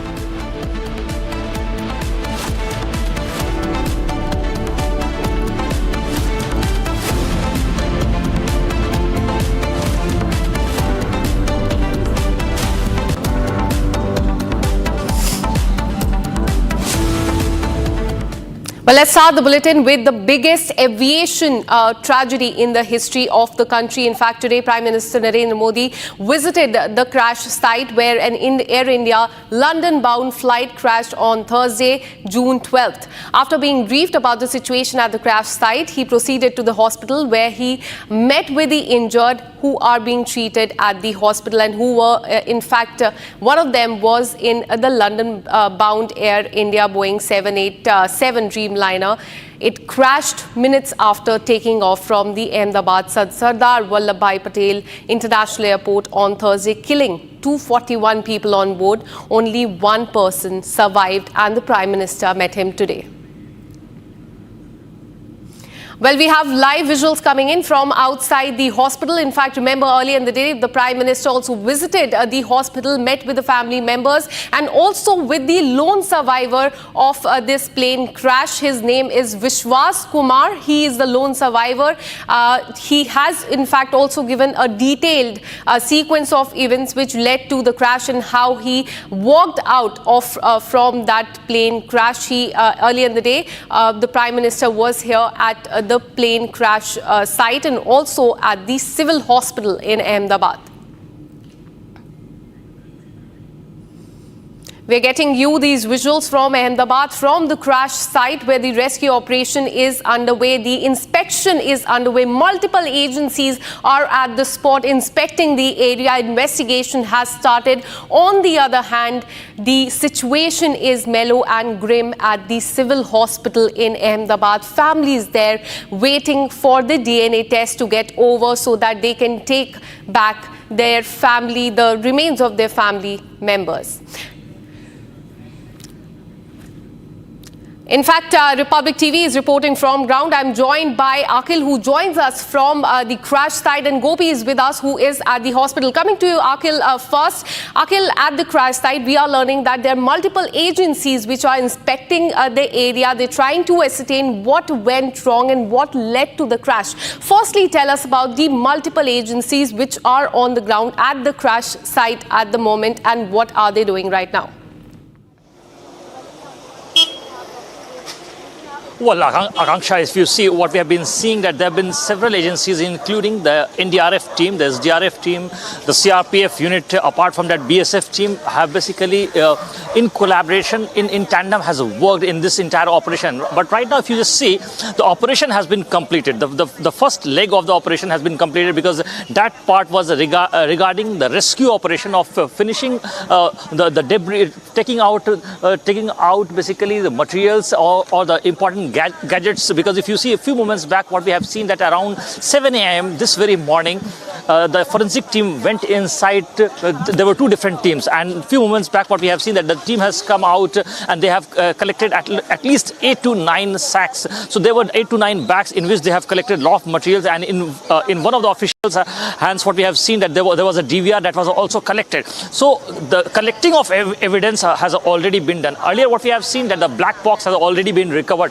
So right now, the team which is investigating the case will try to get the version details from the audio recording which basically stays in the cockpit. So from there they will collect some evidence. Apart from that, they have also collected some wreckages from debris from here. So that will also help them identify them, get some crucial details that what actually transpired. So apart from the human intelligence, the technical intelligence will also be applied. And if you see what we have seen earlier, when Vishwas Kumar, who is the lone warrior in this case, while speaking to the media, he has said this, that he had no idea that what actually took place between those 30 seconds. Because if you see the flight, when it took off from the Sardar Vallabhbhai Patel airport at around 1:39 p.m. and the moment it took off from this airport, and this very college, BL Medical College, just at a distance of 6.2 kilometer from this very airport. And after that, what we have seen that the flight was just at a height of approximately Absolutely. So multiple agencies there on the spot inspecting that area, and also retrieval of the black box is very important. That will give a lot of clarity onto what went wrong. Now let's move further. A smiling family, a final selfie, and a journey that ended in tragedy. 5 members of a Joshi family, including 3 young children, lost their life in the aviation history's worst ever plane crash. What remains now is just one haunting photograph and a void that can never be filled. Here's more. This is the last selfie of the Joshi family. Pratik Joshi, his wife Komi Vyas, and their 3 children, a daughter and twin sons. Smiling just moments before takeoff, a picture full of love, laughter and life, now frozen in time.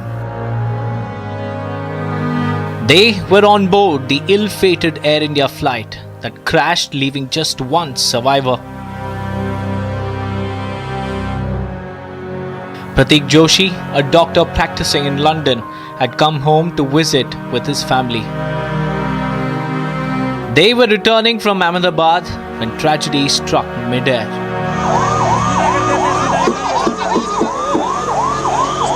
Within 30 seconds from takeoff, all 5, Pratik, Komi, their daughter and twin boys, lost their lives in the deadly crash. As the heartbreaking news reached Banaswara, a wave of grief swept across their locality. The family's home is now silent, shrouded in mourning. दीदी थी कोमी व्यास जी, तो उनकी एक लड़की थी 8 से 10 साल की मीराया जी, और 2 लड़के थे लव कुश जी। तो ये आपको उनको लगभग 1 बजे मिल गई थी। तो ये कल ही लंदन के लिए हाँ नहीं, कल यहाँ से अहमदाबाद के लिए रवाना हुआ मॉर्निंग जी। तो और परिवार के कोई यहाँ पर मौजूद हैं उनके अभी आपके अलावा? हाँ सब वहीं पे हैं। District Collector Dr. Indrajit Singh Yadav, SP, Harshvardhan Agrawala and other senior officials rushed to offer condolences. Selfie photographs. So a small gap between the 2 teeth also could be one concordant point. We see in the dead body, yeah, there is one gap between 2 central incisors. So that if I'm able to match it, that one point is enough to prove the identity. It's a very fast. So how many more DNA samples are pending? That I cannot answer, madam, because still I am hearing that there are some cases which have to be done. The autopsy procedures are pending. So if they call, then we will go for them to assist. Yesterday, my dental team, thanks to the support of my dental college dean and the forensic medicine department, they have supported us, and all the PG students in my dental college, they were all together from 3 p.m. till 4:30 a.m. We were working continuously on collecting the dental records of the victims. It's a very pathetic situation, but how far dentistry can help in giving justice to the identification, we are doing our best, madam. Thank you for speaking to us.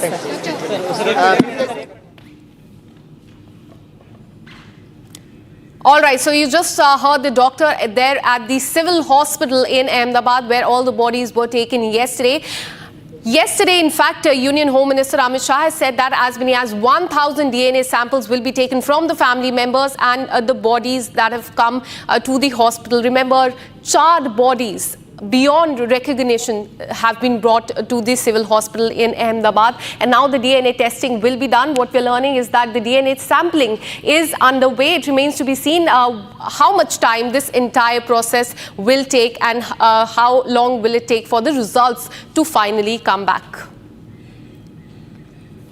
Let me go across to my colleague Gopi, who joins us from the civil hospital. Gopi, just a while back you were speaking to the doctor there. Tell us how much time will it take for the DNA sample test to come back, because we're learning that the process has already started. How much time will it take now? Well, in fact, see, we are standing right outside Kasauti Bhavan of Civil Hospital, where over 1,000 samples have been collected. Now, we just spoke to a dentist, a dental specialist just a short while back, and he said that it is going to take some time as few more samples are awaited. What we are also learning from our sources is DNA samples, including that of relatives of Vijay Rupani, is also yet to be collected. So there are 40 more samples which they are expecting that will be coming here. Those relatives, in fact, will be coming here to give their DNA samples. And this was a team of dentists who are, in fact, doing test, DNA sample test using teeth as one of the important organs. So this is what he was explaining, that it might take some time, though this would take a lesser time than the other DNA sampling test, but this is just they would only give primary information. Further detailed information would be given at stage 4. This happens at stage 2. So there are 4 stages to DNA sampling and DNA testing. So the final report will be out only after 2 days to 3 days. It would take 2 to 3 days.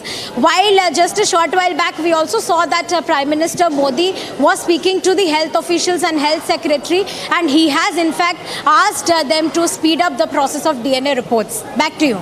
Absolutely. One cannot imagine the pain that these families are going through, getting done with the DNA sampling and then taking the body of their family members away. Thank you, Gopi. We'll keep coming back to you for more on this. Now, in the Ahmedabad Air India crash, a 13-year-old boy, his name is Akash Patni, who ran a tea stall near doctor's quarters, lost his life yesterday. His mother, Seetaben Patani, who was also running a tea stall, suffered severe burns and is currently undergoing treatment at the civil hospital in Ahmedabad. We have exclusively spoken to the family members. Listen in to what they said.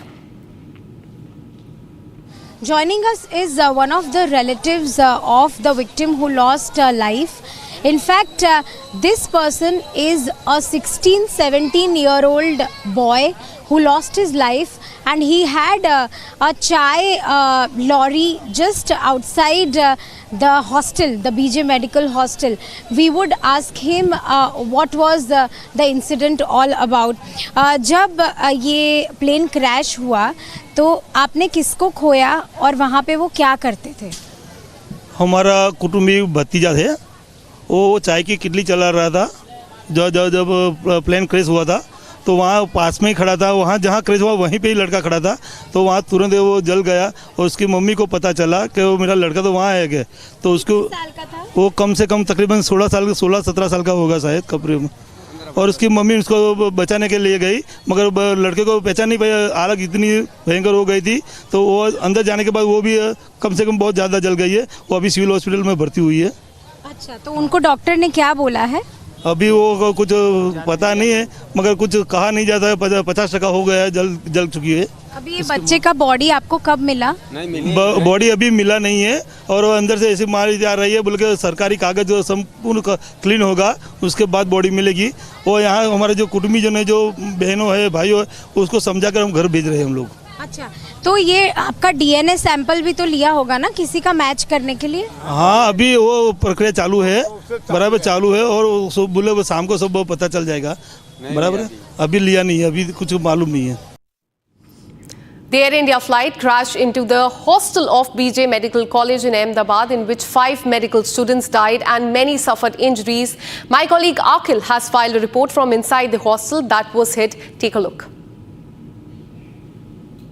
Behind me, you can see the visual of this mess. So here you can see this is the mess where the head-on collision of that airplane took place with that building, and after that you can see these 2 wings. Here you can see, with our camera visuals, you can see this is one of the wings of the airplane, and second one is at a distance of approximately 30 to 40 meter over there. So you can find out with the Air India logo as well. So there you can see these are the 2 wings of that that plane, which basically got completely shattered and broke. The visuals of these buildings which have got deeply impacted, because this one was the first building which is the mess of this medical college, and towards my right is the building of in which the resident doctors used to live. So this is the very building where you can see after making a head-on collision with that mess building, the plane basically, the momentum was so high that it got struck in this very building. And here you can see the dent mark, the big dent mark, in which you can see all the bricks have been moved out from that, and there's a big carved portion like a dent from there at the 4th and 5th floor, and there you can see that the impact of that plane was so high, the momentum was so high that everything, which include the windows, the gates, the ACs over there, have completely got dismantled. And I would like to move a little bit more forward and show you the visuals from there actually, where you can see those broken parts of those fuselage, vertical stabilizer, the horizontal stabilizer, those wings as well. And there you can see, I would like to move a little bit forward and show you the visuals from the very ground zero. You can see those are the tires.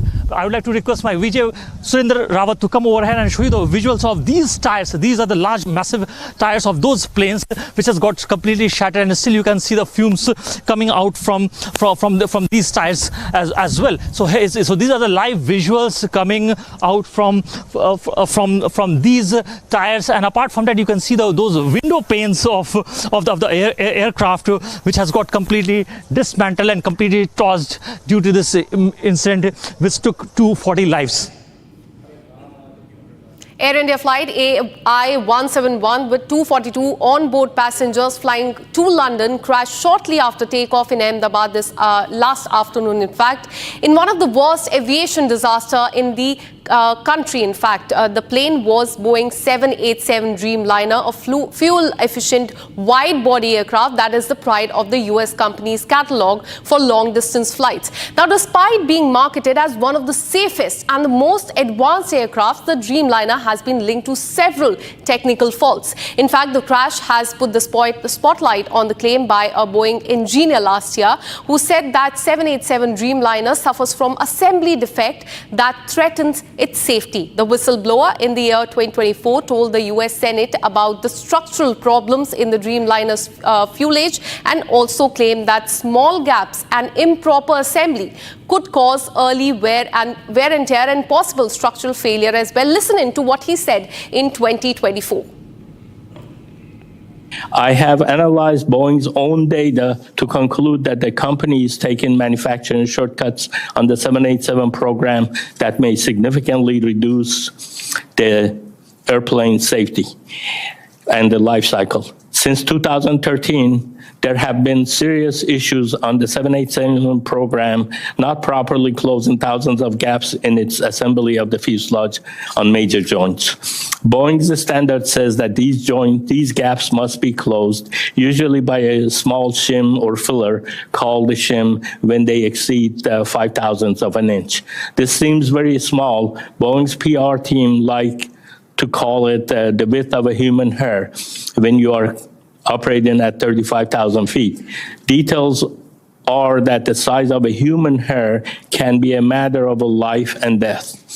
In a rush to address its bottlenecks in production, Boeing hit problems pushing pieces together with excessive force to make them appear that the gaps don't exist, even though they exist. The gap didn't actually go away, and this may result in premature fatigue failure.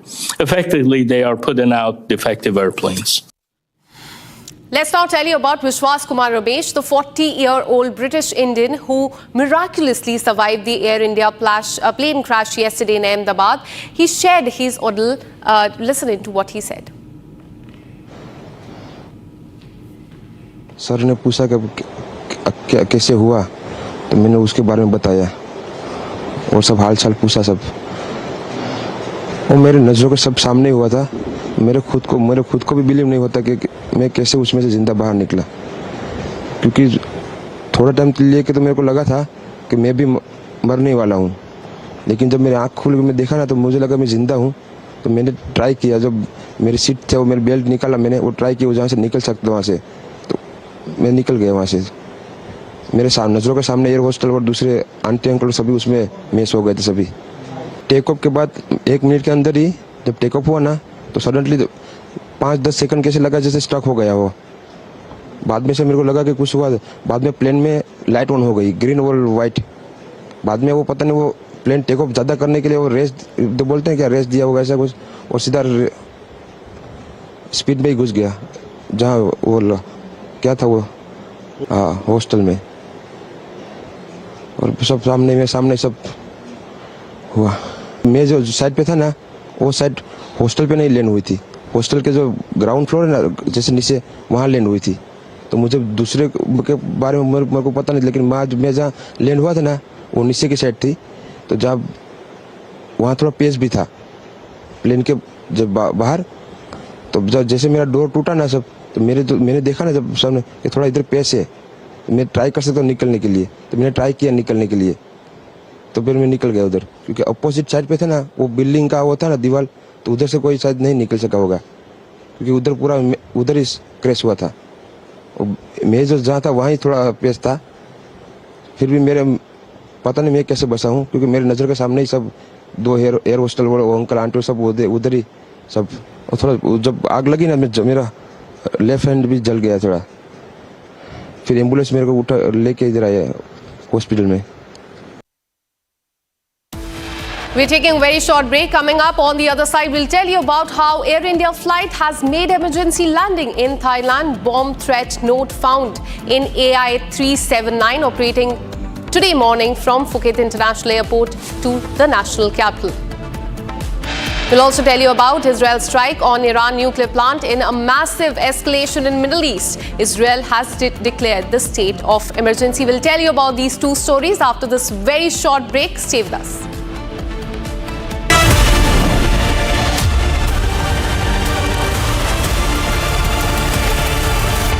Amity University has one of India's largest merit scholarship programs for brilliant students. Over 9,000 students with 90% plus in their 12th boards are currently at Amity, benefiting from the culture of academic excellence and focus on research and innovation. To be with like-minded students who want to be successful, apply at amity.edu/scholarships.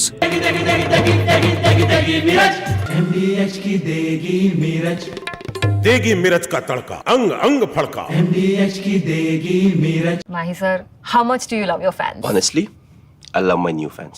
पुराने वाले बेकार में शोर करते। Sir fans हैं, शोर तो करेंगे ही ना। नए वाले नहीं करते।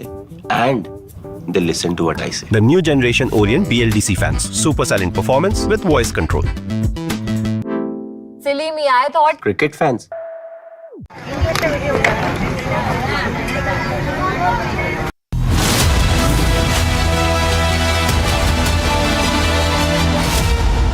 विमल में गुलिस्तां की ये कुछ लजीज फरिश्ते जब साथ घुले तो जी ललचाए, और दिल कहे कि स्वाद की इस जुबान में खुद को ऐसा डुबाऊं कि निकल ना पाऊं।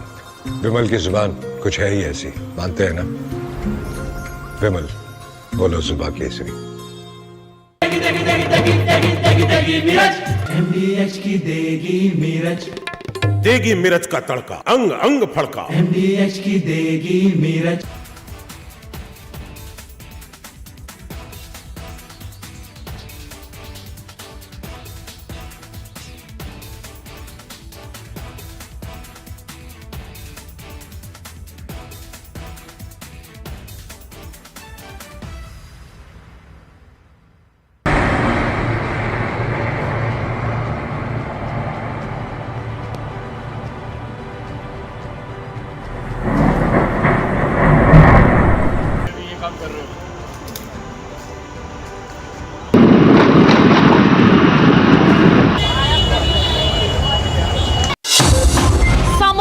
Here. Is your home ready for the heat? Keep your roof cool and your home comfortable all summer with Roof Cool and Seal.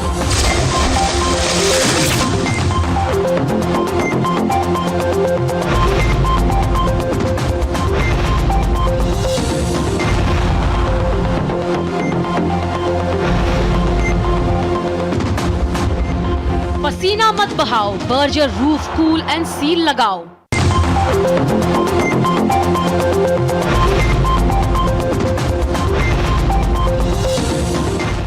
विमल में गुलिस्तां के ये कुछ लजीज फरिश्ते जब साथ घुलें तो जी ललचाए और दिल कहे कि स्वाद की जुबान में खुद को ऐसे डुबाऊं कि निकल ना पाऊं। विमल की जुबान कुछ है ही ऐसी, मानते हैं? विमल, बोलो जुबान कैसी? ये है सीक्रेट रेसिपी MDH का जीरा सिर्फ जल जीरा मसाला। सिप सिप जीरा सिप MDH का जल जीरा सिप MDH का जल जीरा SIP.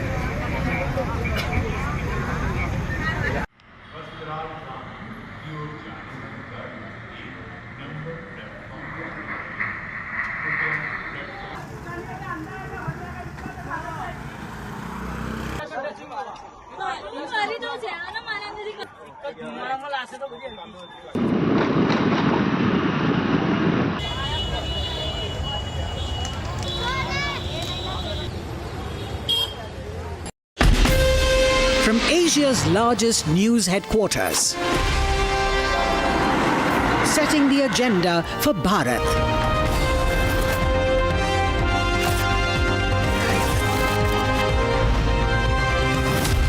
You're watching Republic.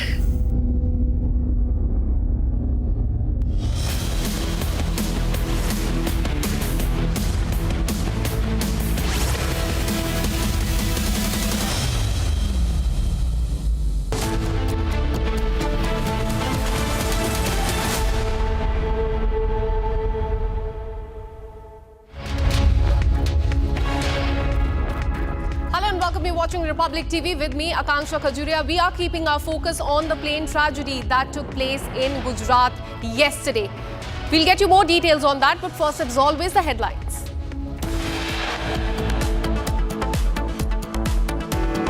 Air India flight makes emergency landing in Thailand. Bomb threat note found in AI 379 operating today morning from Phuket International Airport to Delhi.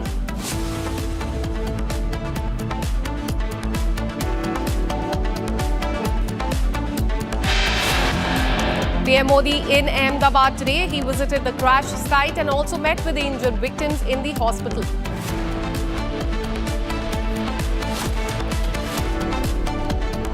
An Apache of Indian Air Force makes a precautionary landing near Pathankot in Punjab.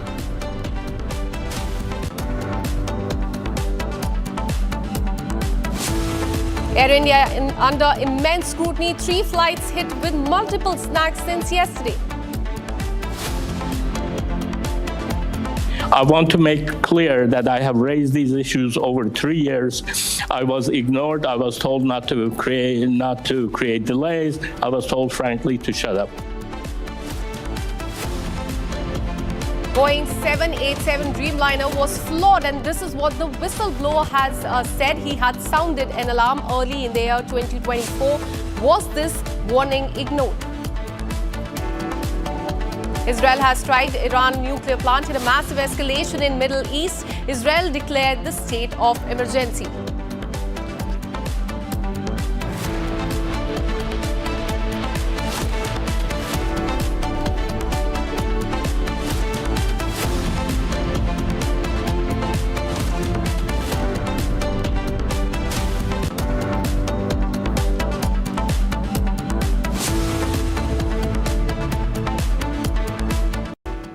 On June 12th at 1:39 p.m., in fact, Air India flight took off from Ahmedabad, but few seconds later, it crashed into BJ Medical College there in Ahmedabad. What should have been a routine journey turned into an unimaginable disaster. And just moments after the takeoff, the aircraft carrying 242 passengers plummeted to the ground in a crash, one that has left the nation reeling with grief and anger. The flames, the smokes, the devastation. These are the images that will haunt us forever.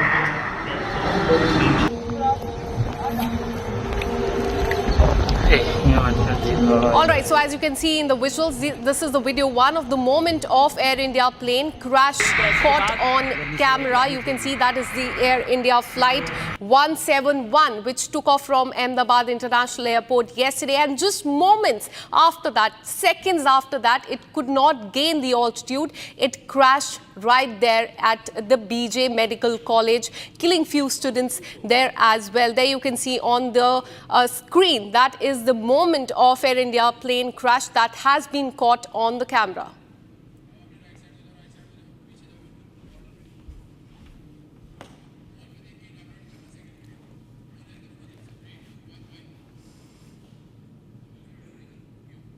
All right, now let's tell you about the moment when it crashed into the building. This is the building of the BJ Medical College. This was in fact the mess area where a lot of students were going to have their lunch, and just that moment, it's very shocking. You can see here is the tail of that airplane that crashed into this building, and this building is the mess where the children, the medical college students, in fact, they were having their lunch. And this is in fact a very shocking video that had come to the fore yesterday of the tail of that aircraft getting stuck at that building, and several students, is what we're learning, have received injuries. Few of them have also lost their lives. We'll continue to get these visuals for you on the screen. All right, so this is the next video of the fin of the plane recovered outside the doctor's hospital. You can see right there, that is the fin of the plane. Earlier we showed you the tail that was stuck to the building. Now this is the fin that is there on the ground near the hospital mess, and you can see the logo of Air India on that as well. This red and white fin of the plane that is lying there, all shattered on the ground, and this is near, in fact, on the BJ Medical College ground area. The tail, as we told you, stuck to the building, and this, in fact, is the tail of the building.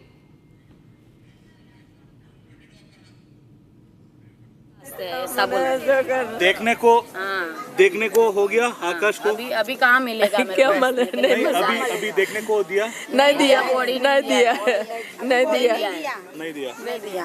Body अंदर है अभी body अंदर है अभी body दिया नहीं है कि जैसे जैसे नंबर आएगा वैसे देंगे वहाँ नंबर जैसे जैसे जितने इंसान है आगे पीछे नंबर होते हैं बाद में देंगे बोलते हैं आकाश को पसंद क्या था खाने को पसंद था खावानु को पसंद आती है इन्हें खावानी खिचड़ी पसंद चावल दाल के बनाते ना ये खिचड़ी पसंद પછી શાકભાજી अच्छी सब्जी रोटी अच्छी हो तो खाए वैसा खा ले ये वो खाते आकाश को बड़ा होने के बाद क्या होना था कुछ नहीं क्या चाय बनाता है होटल था इनका तो चाय बना रहे थे तो चाय के अंदर वो विमान ऐसे आकाश का सपना क्या था बड़ा होने के बाद वो शादी करूंगा औरत लाऊंगा बच्चे हो गए उसको बड़े करूंगा शादी बच्चे की करूंगा वैसा उसकी उम्मीदवारी बहुत उम्मीदवारी थी कि मेरे गड्डू का अच्छे हारी ते पहनावानु साड़ी ते इमने बायरी औरत लाई दिए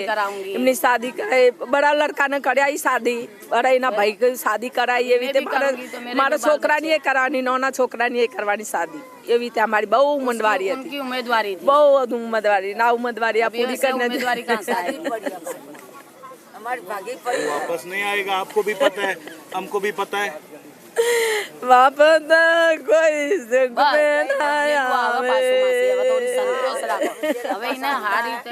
ದಿವಿತ್ ಒಂದು ಅಂಶ ಹೇಳಲೇಬೇಕು ಭಾಷೆ ನನಗೆ ಅರ್ಥ ಆಗ್ತಿಲ್ಲ ಆದ್ರೆ ಅವ್ರ ದುಃಖ ಮಾತ್ರ ಅರ್ಥ ಆಗ್ತಿದೆ ದುಃಖಕ್ಕೆ ಯಾವುದೇ ಭಾಷೆಯ ಸೀಮಿತ ಇಲ್ಲ ಯಾವುದೇ ಭಾಷೆ All right, so you just heard the family members of those who lost their life in that tragic incident yesterday. They are crying, they're mourning the loss of their loved ones. 241 people have lost their life is what we're learning. One sole survivor that the Prime Minister also met in the morning today when he visited the civil hospital.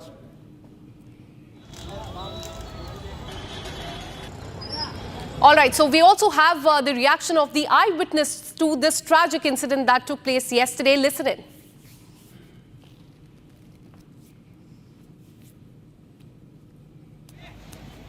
वक्त हमारे साथ जो team मौजूद है वो ना ही सिर्फ doctors की टीम के साथ रहते हैं, इसके अलावा भी जो है इन लोग इस BL हॉस्पिटल के अंदर, जिसके अंदर ये इतना बड़ा हादसा हुआ है, जिसके अंदर 241 लोगों की जान गई है, उसमें से कई लोगों को इन लोगों ने अपनी जान पे जोखिम में डाल करके बचाया है।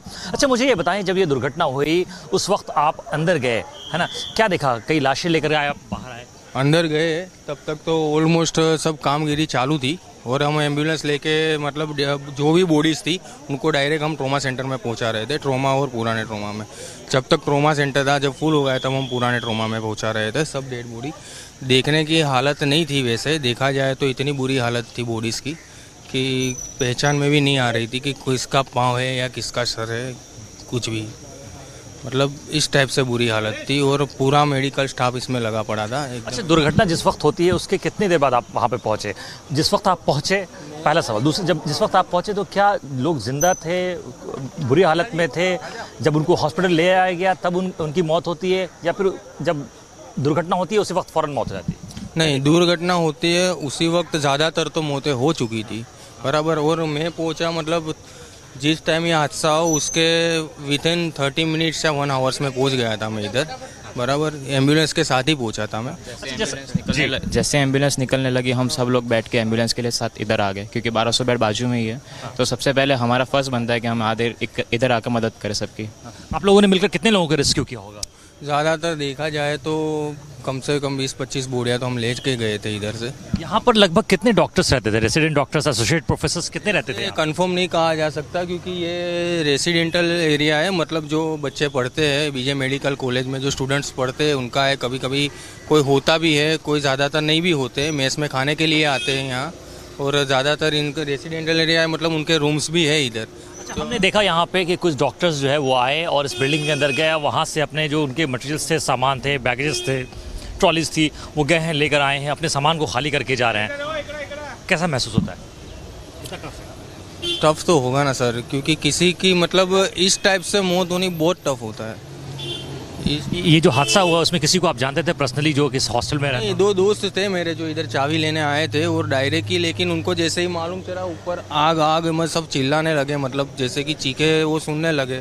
तो उन्होंने बोला कि क्या हुआ है। जब तक वो लिफ्ट से ऊपर गए दूसरे माले से, मतलब लिफ्ट बंद हो गई थी, फिर दूसरे माले पे अचानक से उन्होंने एकदम से लिफ्ट खोली और वो दोनों कूद गए। एम्बुलेंस से थोड़ा आगे बढ़ते हैं तो ज़रा इस तरह स्पॉट की तरफ आते हैं, ज़रा आगे आइए। मुझे ये ज़रा बताइए कि यहाँ पर जिस वक्त जो है ये दुर्घटना हुई उस वक्त आप वहाँ पे पहुँचे तो किस किस फ्लोर पे जो है वहाँ पर आपको लोग मिले, लाश मिली? वहाँ पर फ्लोर से लाश नहीं मिली, वो हम मेस के पास देखा? मेस के पास कुछ नहीं देखा, लेकिन नीचे जितनी भी लाशें निकाल रहे थे वो हम रेस्क्यू कर रहे थे ज़्यादातर, इसलिए उधर से निकाली वो हमारे ध्यान में नहीं आया है, लेकिन रेस्क्यू ऑलमोस्ट हम वैसे ही कर रहे थे। All right, so we also have the aerial footage of the hospital mess, the hostel mess, in fact, that was completely destroyed yesterday. Have a look. In fact, these are the visuals that you can see on the screen of that hostel mess completely in shambles. Now it appears that this video was shot right after the plane crash took place. We can see the rescue teams there on the ground carrying out the search and rescue operation. There are in fact, the teams are there, and also the firefighting operation is going on in that video that we can see on the screen. But the whole building in shambles. In fact, as we've been telling you, the tail of the flight, it got stuck to the hostel mess when the students there were having their meal of the day.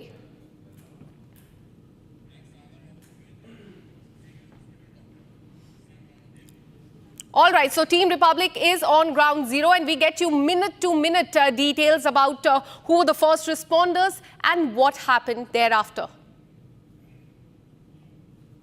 Republic Bharat इस समय civil hospital में देखिए खड़ा है, civil hospital का ये gate, और यहाँ से महज केवल लगभग 100 मीटर की दूरी पर विमान हादसा हुआ था जिसमें लगभग 241 जो लोग सवार थे वो उनकी जान चली गई, एक शख्स जिसने कूदकर अपनी जान बचाई। लेकिन अब रिपब्लिक भारत सबसे पहले और एक्सक्लूसिव आपको तस्वीर अब दिखा रहा है अस्पताल के अंदर की, जहां पर पहली कॉल आती है और कैसे यहाँ से एम्बुलेंस की देखिए सेवा दी जाती है। अब मैं आपको उस छोर की तरफ ले जा रहा हूँ। ये एम्बुलेंस देखिए जो इस समय सामने खड़ी है, ये एम्बुलेंस सबसे पहले कहा जा रहा है कि हादसे के बाद अंदर पहुंची मदद के लिए। लगभग 35 108 की एम्बुलेंस यहां से जाती है और जो शख्स और जो टीम यहां से गई, पहले मैं आपको दिखा दूं, यही वो शख्स हैं और यहां पर ये सभी लोग बैठे थे। कल जब ये हादसा हुआ तो पूरी टीम यहां पर 108 की बैठी हुई थी। यहाँ पर इनको पहली कॉल प्राप्त होती है कि यहाँ पर एक बड़ा हादसा हो गया, बड़ा धमाका हो गया। उसके बाद पूरी टीम तुरंत एक्टिव होती है और लगभग 35 से 40 एम्बुलेंस लगातार वहाँ से जाके डेड बॉडी लेकर आते हैं। रेस्क्यू ऑपरेशन चलाया जाता है। लेकिन जिस शख्स के पास पहली कॉल आई और इस ऑपरेशन को आगे शुरू कैसे किया गया, कैसे पहला एम्बुलेंस पहुँचा, क्या इन लोग का रिएक्शन था, ये सब कुछ हम जानने के लिए यहाँ पर पहुँचे हुए हैं। सर, क्या हुआ था सबसे पहले? मेरा नाम जितेंद्र शाही है, 108 का मैनेजर हूँ मैं।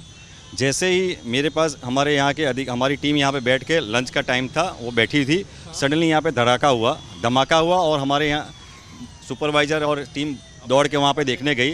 पूरा आग का ज्वार फट रहा था और तुरंत यहाँ पे हमारी 4 से 5 एम्बुलेंस खड़ी रहती है। तुरंत वो एम्बुलेंस को बुलाया गया वहाँ पे और जो अंदर से रेस्क्यू करके जितने जो हॉस्टल के बच्चे या सराउंड के अगल बगल के जो थे उनको शिफ्ट कर रहे थे। और 1:41 पे यहाँ के हमारे अधिकारी ने फ़ोन किया हमको। हम हेड ऑफिस में थे, तुरंत फ़ोन आया कि सर कुछ धमाका हुआ है, शायद प्लेन क्रैश हुआ, क्या हुआ है पता नहीं, आप जल्दी से फायर ब्रिगेड और एम्बुलेंसेस को भिजवाइए। और तुरंत हमने फिर 25 एम्बुलेंस की व्यवस्था करे और 25 एम्बुलेंस को भिजवाए और फिर हमारी टीम तुरंत यहाँ पे पहुँच गई। और ये जो पहला सर्वाइवर है जिसकी बात हो रही है, विश्वास जी, उनको सबसे पहले कोई जो गवर्नमेंट ऑफिशियल या कोई रेस्क्यूअर फर्स्ट रिस्पॉन्डर है तो ये मिस्टर सतिंदर सिंह संधू है, जिन्होंने सबसे पहले वहाँ पे घटनास्थल पे उस बंदे को लेके एम्बुलेंस में शिफ्ट किया। एम्बुलेंस में प्राइमरी केयर देके उसको सिविल हॉस्पिटल अहमदाबाद में शिफ्ट किया गया था। अच्छा, वो जो वीडियो मैं आपको बगल में दिखाऊंगा, जब रेस्क्यू ऑपरेशन की सबसे पहले शुरुआत हुई, जब पहला एम्बुलेंस पहुंचा तो ये शख्स आपको उसमें दिखाई दे रहे हैं। इनकी पगड़ी भी आपको दिखाई देगी। वो वहां पर कैसे जल्दी एक्टिव होते हैं, एम्बुलेंस की सेवाएं पहुंचाते हैं अंदर। आपने तो सबसे पहले घटना देखा मेरे ख्याल से जब फ़ोन गया। हम लोग यहाँ पे खाना खा रहे थे, जैसे ही ब्लास्ट हुआ तो बाहर जगह देखा तो पूरा धुआं हो रहा था। तो हमने पास आकर साथ में जाकर एम्बुलेंस के साथ में हम लोग लेकर गए, स्टाफ भी साथ में था। तो देखा वहाँ पे पूरे सब जगह आग फैली हुई थी। तो 2 पेशेंट, एक सिक्योरिटी गार्ड था जो पूरा जला हुआ था, तो उसको हमने रेस्क्यू किया एम्बुलेंस के साथ में। तो एम्बुलेंस के साथ में सिविल में उसको शिफ्ट किया। बाद में एक दूसरा पर्सन था जो अंदर जाना चाहता था, उसको पकड़ के हम लोग बाहर लाए। उसको भी इंजरी हुई थी, उसको भी हमने शिफ्ट किया एम्बुलेंस के साथ में हॉस्पिटल में। बाद में पता चला कि वो एम्बुलेंस जो प्लेन क्रैश हुआ उसमें से वो पर्सन गिरे थे बाहर। अच्छा, जो शख्स बच गए थे उनको भी आप ही लोग रेस्क्यू करके लाए थे? जहाँ पर देखिए बड़ा विमान हादसा हुआ हॉस्टल के अंदर से 50 डेड बॉडी जब आप निकाल रहे थे तो कैसा मंजर वो लग रहा था देख के, कैसी तस्वीरें वहाँ की? जहाँ पे फर्स्ट ब्लास्ट हुआ तब कोई फायर पुलिस नहीं थी, हम और हमारे सर दोनों ही पहले पहुँचे थे। फिर हमारी एम्बुलेंस सबसे पहले पहुँची। उसके बाद जैसे हम भाग के गए, सभी पे डेड बॉडी हमने हमारे हाथ से निकाली हुई थी। पूरी डेड बॉडी हिट हुई थी, हमारे हाथ में भी जलन हो रही थी। हम लोग को सब डेड बॉडी निकाल के एम्बुलेंस के अंदर शिफ्ट करवा के हम लोग ने एम्बुलेंस में यहाँ पे सिविल में भेजा है सबको। देखिए, इन मैम को मैं दिखा रहा हूँ, 8 महीने की प्रेगनेंसी है, लेकिन ये तुरंत रेस्क्यू के लिए पहुँच गई। और जो सबसे पहली कैजुअलिटी थी, इन्होंने वहाँ से शख्स। And viewers, my colleague Akil Jamil has filed a report from inside that doctor's hostel that was the crash site. 5 medical students, viewers, have lost their lives after that plane crashed into that building. And also my colleague Anamika has spoken to the family members of the victims. Take a look. These are the windows of the aircraft, and apart from that you can see those tires, those big tires, and the fuselage part of the big aircraft. And after that I would like to move a little bit forward and show you the visual of the impact area of this very building. This was the spot where that incident took place, when a head-on collision with this very building took place. Because if you see, when the plane was carrying at a very high speed, the momentum was so high and the impact was so high of that plane that it has got completely destructured the entire portion of this medical college area. This is the left side building, which is known as a residential part of this medical college building. Here you can see these were the bikes which were parked at this very medical college complex. And here you can see these are the visuals over here. This has got completely deformed and destructured. Everything has over here. You can't find anything over here in its actual form. So you can see not only from this very side, the complex of this medical college and hospital is pretty big. And I would like to move a little bit forward and show you the visuals over here of these apartments over here. You can see the broken window panes over here. The glasses of these window panes have completely been shattered. Apart from that, you can't find those even gates properly opened at this point in time, because the glass panes of those windows have completely been shattered. And here you can see it's written over there, Atulyam. This is the complex which is known as Atulyam, and you can see the clothes over here which was in use by the residents of this very apartment. So not only this very building of Atulyam, apart from Atulyam, there are 4 other buildings which have got impacted due to this very incident. I would like to move a little bit more forward and show you the visual of this very incident. You can see the broken parts and these trees as well, the fallen trees over here. So everything which was inside this very complex have got dismantled, have got disformed, just because of the impact of this very incident. I would like to move a little bit forward and show you this very visual. And here you can see this is the part of the cockpit area and the jet engine area. So it has basically got engulfed into this very building. This is the Tower C. So if you just go towards the Tower C of this Atulyam, you can see this is the jet engine which basically give thrust to the plane. So it has got basically engulfed inside this very apartment. किसको ढूंढने आए? Mummy को। Mummy आपकी क्या करती थी? भतीजी को। हाँ? मम्मी और भतीजी को। क्या करते थे अंदर वो रसोई बना रही थी, खाना पका रही थी। कोई बात हुई थी आपकी उनसे? नहीं, कुछ बात नहीं हुई। तो रोज यहाँ काम करने के लिए आते थे? अभी क्या कह रहे हैं सब लोग आपसे? वो कुछ कह ही नहीं रहे, वो जाने भी नहीं दे रहे हमको। जाने नहीं दे रहे हैं अंदर? नहीं दे रहे। कुछ पता चल पाया उनकी हालत के बारे में? कुछ भी पता नहीं चला। पुलिस क्या कह रही है? पुलिस ने पूरे हॉस्पिटल में भी जाके देख के आए, कहीं भी पता नहीं चला। इसलिए हम यहाँ तसल लेके आ रहे थे, लेकिन हमको जाने ही नहीं दे रहे आगे से। नहीं, पुलिस कह रही है कि आप अपने डीएनए सैंपल देंगे तो आपके लोगों को वो पहचान सकते हैं। तो क्या आप ये जानते हैं? हाँ, लेके आए। मैं, मेरी मम्मी और मेरी बेटी 2 साल की ये ढूंढने के लिए आए हैं। जो 2 साल की बेटी? हाँ, मेरी 2 साल की बेटी है। क्या आप कह रहे हैं पुलिस के लोग आपसे? यहाँ से तो कुछ अभी मिला तो नहीं है। जो कल आग लगी थी उसमें भी सब स्टूडेंट लोगों को तो भी ले गए, सब वहाँ से अभी बाहर निकल गई है मेस में से, बिल्डिंग में से। पर मेरी अभी तक मेरी मम्मी और मेरी 2 साल की लड़की। क्या उस बच्ची को लेकर आपकी मम्मी काम करने के लिए यहाँ पर? हम लोग, मैं, मेरी वाइफ, मेरे पापा, हम लोग सब यहीं काम करते हैं। मम्मी खाना बनाने का काम करती है। आप क्या करते हैं यहाँ पर? मैं यहाँ पे से जो खाना बनाते हैं, यहाँ से सीनियर रेसिडेंट डॉक्टर है सिविल में, वहाँ पे हम खाना सप्लाई करते हैं डॉक्टर के लिए। आप जिस वक्त हादसा हुआ आप यहाँ नहीं थे? ना, हम 1 बजे यहाँ से टिफ़िन भर के निकल जाते हैं और हम सिविल के अंदर टिफ़िन देने 1 घंटे जैसा हमको टिफ़िन देने में लगता है। टिफ़िन देने के लिए गए इसलिए आपकी जान बच सकी, लेकिन आपकी फैमिली के लोग अंदर? मेरी मम्मी और मेरी लड़की हर रोज़ की तरह अंदर टिफ़िन मम्मी से झूले के अंदर सुला देती है और मम्मी काम करती है। कितने बजे आते थे रोज़ और कितने बजे निकलते थे यहाँ से? हम रोज़ यहाँ से 10 साढ़े 10 बजे निकले तो वापस 3 बजे रिटर्न निकलते हैं। हाँ, और ये हादसा ही 2 बजे जैसा हो गया है, 1:45 बजे जैसा। कुछ पता चल पा रहा है अपने लोगों के बारे में आपको? पुलिस क्या कह रही है? मुझसे पता तो अभी कुछ चल पा नहीं रहा है, कोई नहीं है अभी तो। शवों को यहाँ से लेकर जाया गया है, कुछ ऐसा है?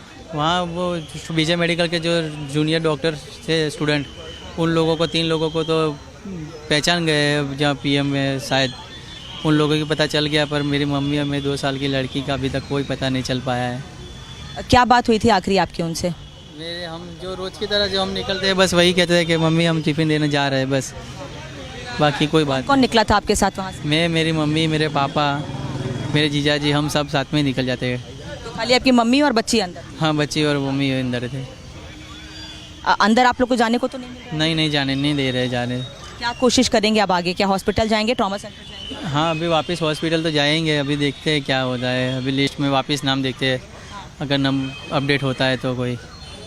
क्योंकि अभी भी कुछ लोगों का रेस्क्यू किया जा रहा है, अभी भी कुछ लोगों को निकाला गया है अंदर से, ऐसा पता निकाला गया है तो कोई लिस्ट जाहिर हो ही नहीं, आगे आ ही नहीं रहा है कि यहाँ से लेके आ रहे हैं, ऐसा कुछ बता नहीं रहे, खाली ले आ ही रहा है, तो हमको पता कैसे चलेगा। जो लोग हैं वो काफ़ी जल गए हैं तो उनको पहचानना भी मुश्किल है, आप कैसे पहचान पाएंगे?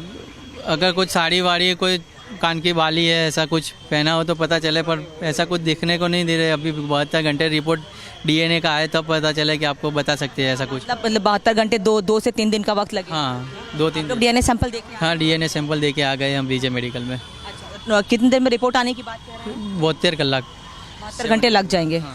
बच्ची के लिए भी और अपनी माँ के लिए? हाँ, दोनों के लिए।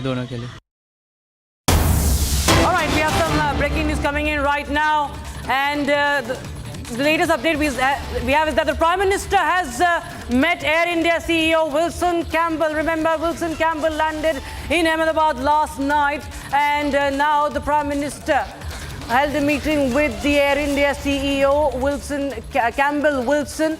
And this is the breaking news we have right now. Remember, the Prime Minister has been monitoring the situation since yesterday. Today, he was at the crash site. He also met those who are injured. He also met the lone survivor today at the hospital in Ahmedabad. And now he's holding a meeting with the Air India CEO, Campbell Wilson. He's meeting the Prime Minister in Ahmedabad. Prime Minister Modi also held a high-level meeting today, earlier. And then took stock of the situation. He was briefed by the officials about the rescue operation. And of course, the biggest question right now is what led to this tragic, the worst ever air tragedy that India has witnessed. It's a matter of investigation, and the Prime Minister is now meeting the Air India CEO Campbell, who we, Republic TV, had confronted last night at the airport. He remained non-committal. He did not have any answers when he was confronted by Republic TV's reporter Gopi. Right now, as we speak, the Air India CEO is meeting the Prime Minister right now. And remember, the Civil Aviation Minister and the PMO yesterday itself got in touch with Air India and sought report on what has happened. And of course, the inquiry is happening. Formal investigation began last evening itself, last night itself. Right now, the crash site has also been sealed. The forensic testing is also happening. Okay, my colleague Harsha is joining us live on the broadcast for more. Harsha, tell us more details about this meeting that is right now underway between the Air India CEO and Prime Minister Modi. So, Rakshita, to tell our viewers and to everyone watching Republic right now that Campbell Wilson, the CEO of Air India, met PM Modi half an hour back. The meeting went on for 20 minutes. The meeting has concluded just 10 minutes back, and both have met, and PM have inquired about what Air India has so far done in the aftermath of the plane crash, what assistance have been provided to the family members of the victims, how Air India is dealing with customers right now, and everything has been apprised to Prime Minister Narendra Modi by Air India CEO Campbell Wilson. The much have been spoken between the two in the 20 minutes meeting, which was a closed door meeting. Prime Minister Narendra Modi, Air India CEO, and other officials were present in that meeting. But yes, we know that the meeting went on for 20 minutes because Prime Minister Narendra Modi, since the time he has arrived in Ahmedabad, he went to the hospital, met the family members, also met the people who are critical, and also the lone survivor admitted in the hospital. He have inquired about everything. Prime Minister himself spoke to the hospital staff and the doctors as well who are treating.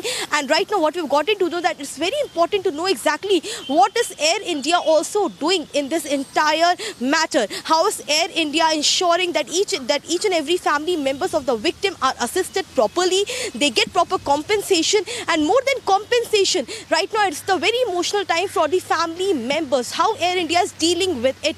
That entire thing, Air India CEO Campbell Wilson has apprised Prime Minister Modi of. The meeting went on for 20 minutes. More details will come out shortly. But yes, we are learning that Prime Minister inquired about each and everything from the time of the crash to till the time Campbell Wilson has reached Ahmedabad, and what they are doing still to assist the family members and help the family members of the victim. Back to you. Right. Thank you so much, Harsha, for joining us. Harsha getting us every detail from the National Capital. Viewers, with that, we submit a very, very short break, but we will continue to get you the latest coming in as far as all the angles in connection with this biggest air tragedy is concerned. Remember, viewers, Republic TV is going to tell you how a whistleblower last year had warned about the Boeing aircraft. But was it ignored? What did he say? What happened after that, or what did not happen? We'll get you all of that and more.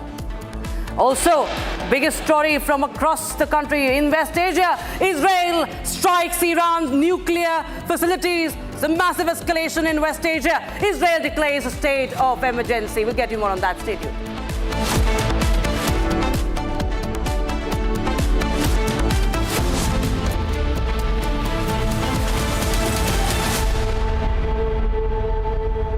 Amity University has one of India's largest merit scholarship programs for brilliant students. Over 9,000 students with 90% plus in their 12th boards are currently at Amity, benefiting from the culture of academic excellence and focus on research and innovation.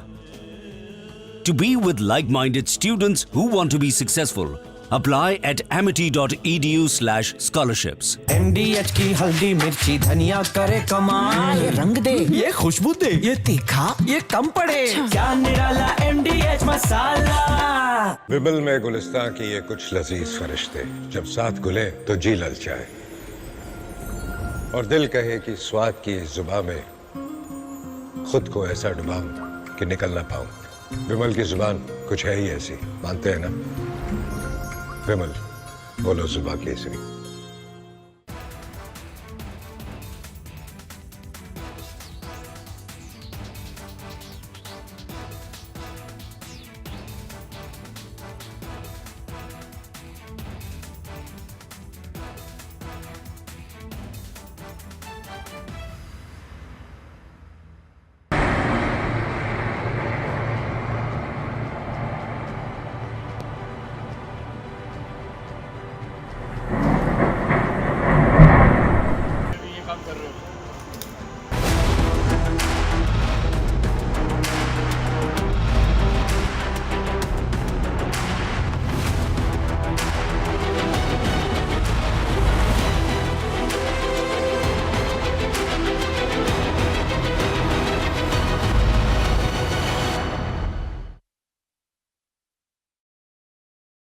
दादी के हाथों का जादू और खुशबू से महकता घर, माँ की मुस्कुराहट और खाने की सुगंध। MDH गरम मसाला, क्योंकि हर रिश्ता है स्वाद से जुड़ा। विमल में गुलिस्तां के ये कुछ लजीज फरिश्ते जब साथ घुले तो जी ललचाए और दिल कहे कि स्वाद की जुबान में खुद को ऐसे डुबाऊं कि निकल ना पाऊं। विमल की जुबान कुछ है ही ऐसी, मानते हैं? विमल, बोलो जुबान कैसी। अब छोलिया हो या लोबिया, सफेद चने या काले चने, सब कुछ मजेदार बने।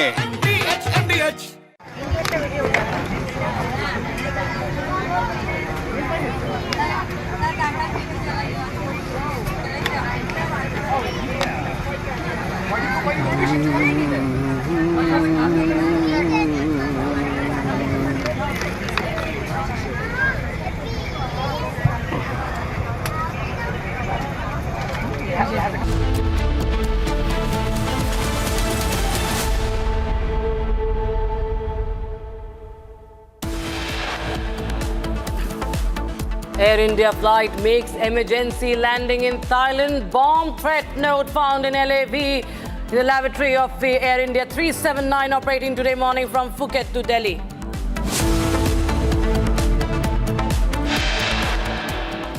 Prime Minister Modi in Ahmedabad visits the crash site this morning and meets the injured victims in the hospital, including the lone survivor. An Apache of the Indian Air Force makes a precautionary landing near Pathankot today.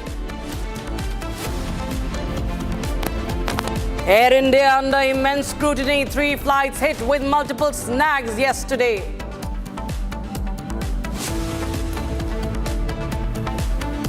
I want to make clear that I have raised these issues over 3 years. I was ignored. I was told not to create delays. I was told, frankly, to shut up. Boeing 787 Dreamliner was flawed. Whistleblower sounded an alarm early in the year 2024. Was his warning ignored? And Israel strikes Iran's nuclear plant in a massive escalation in West Asia. Israel declares a state of emergency as it anticipates retaliation.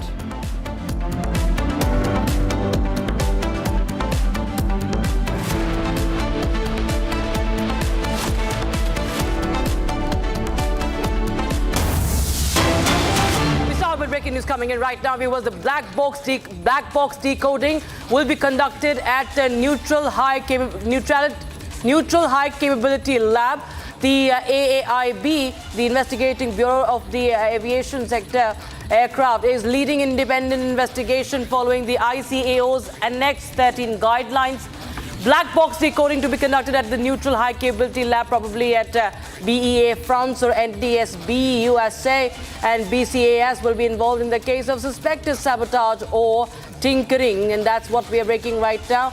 This is the update we have as far as the investigation. Because remember, viewers, black box is very important.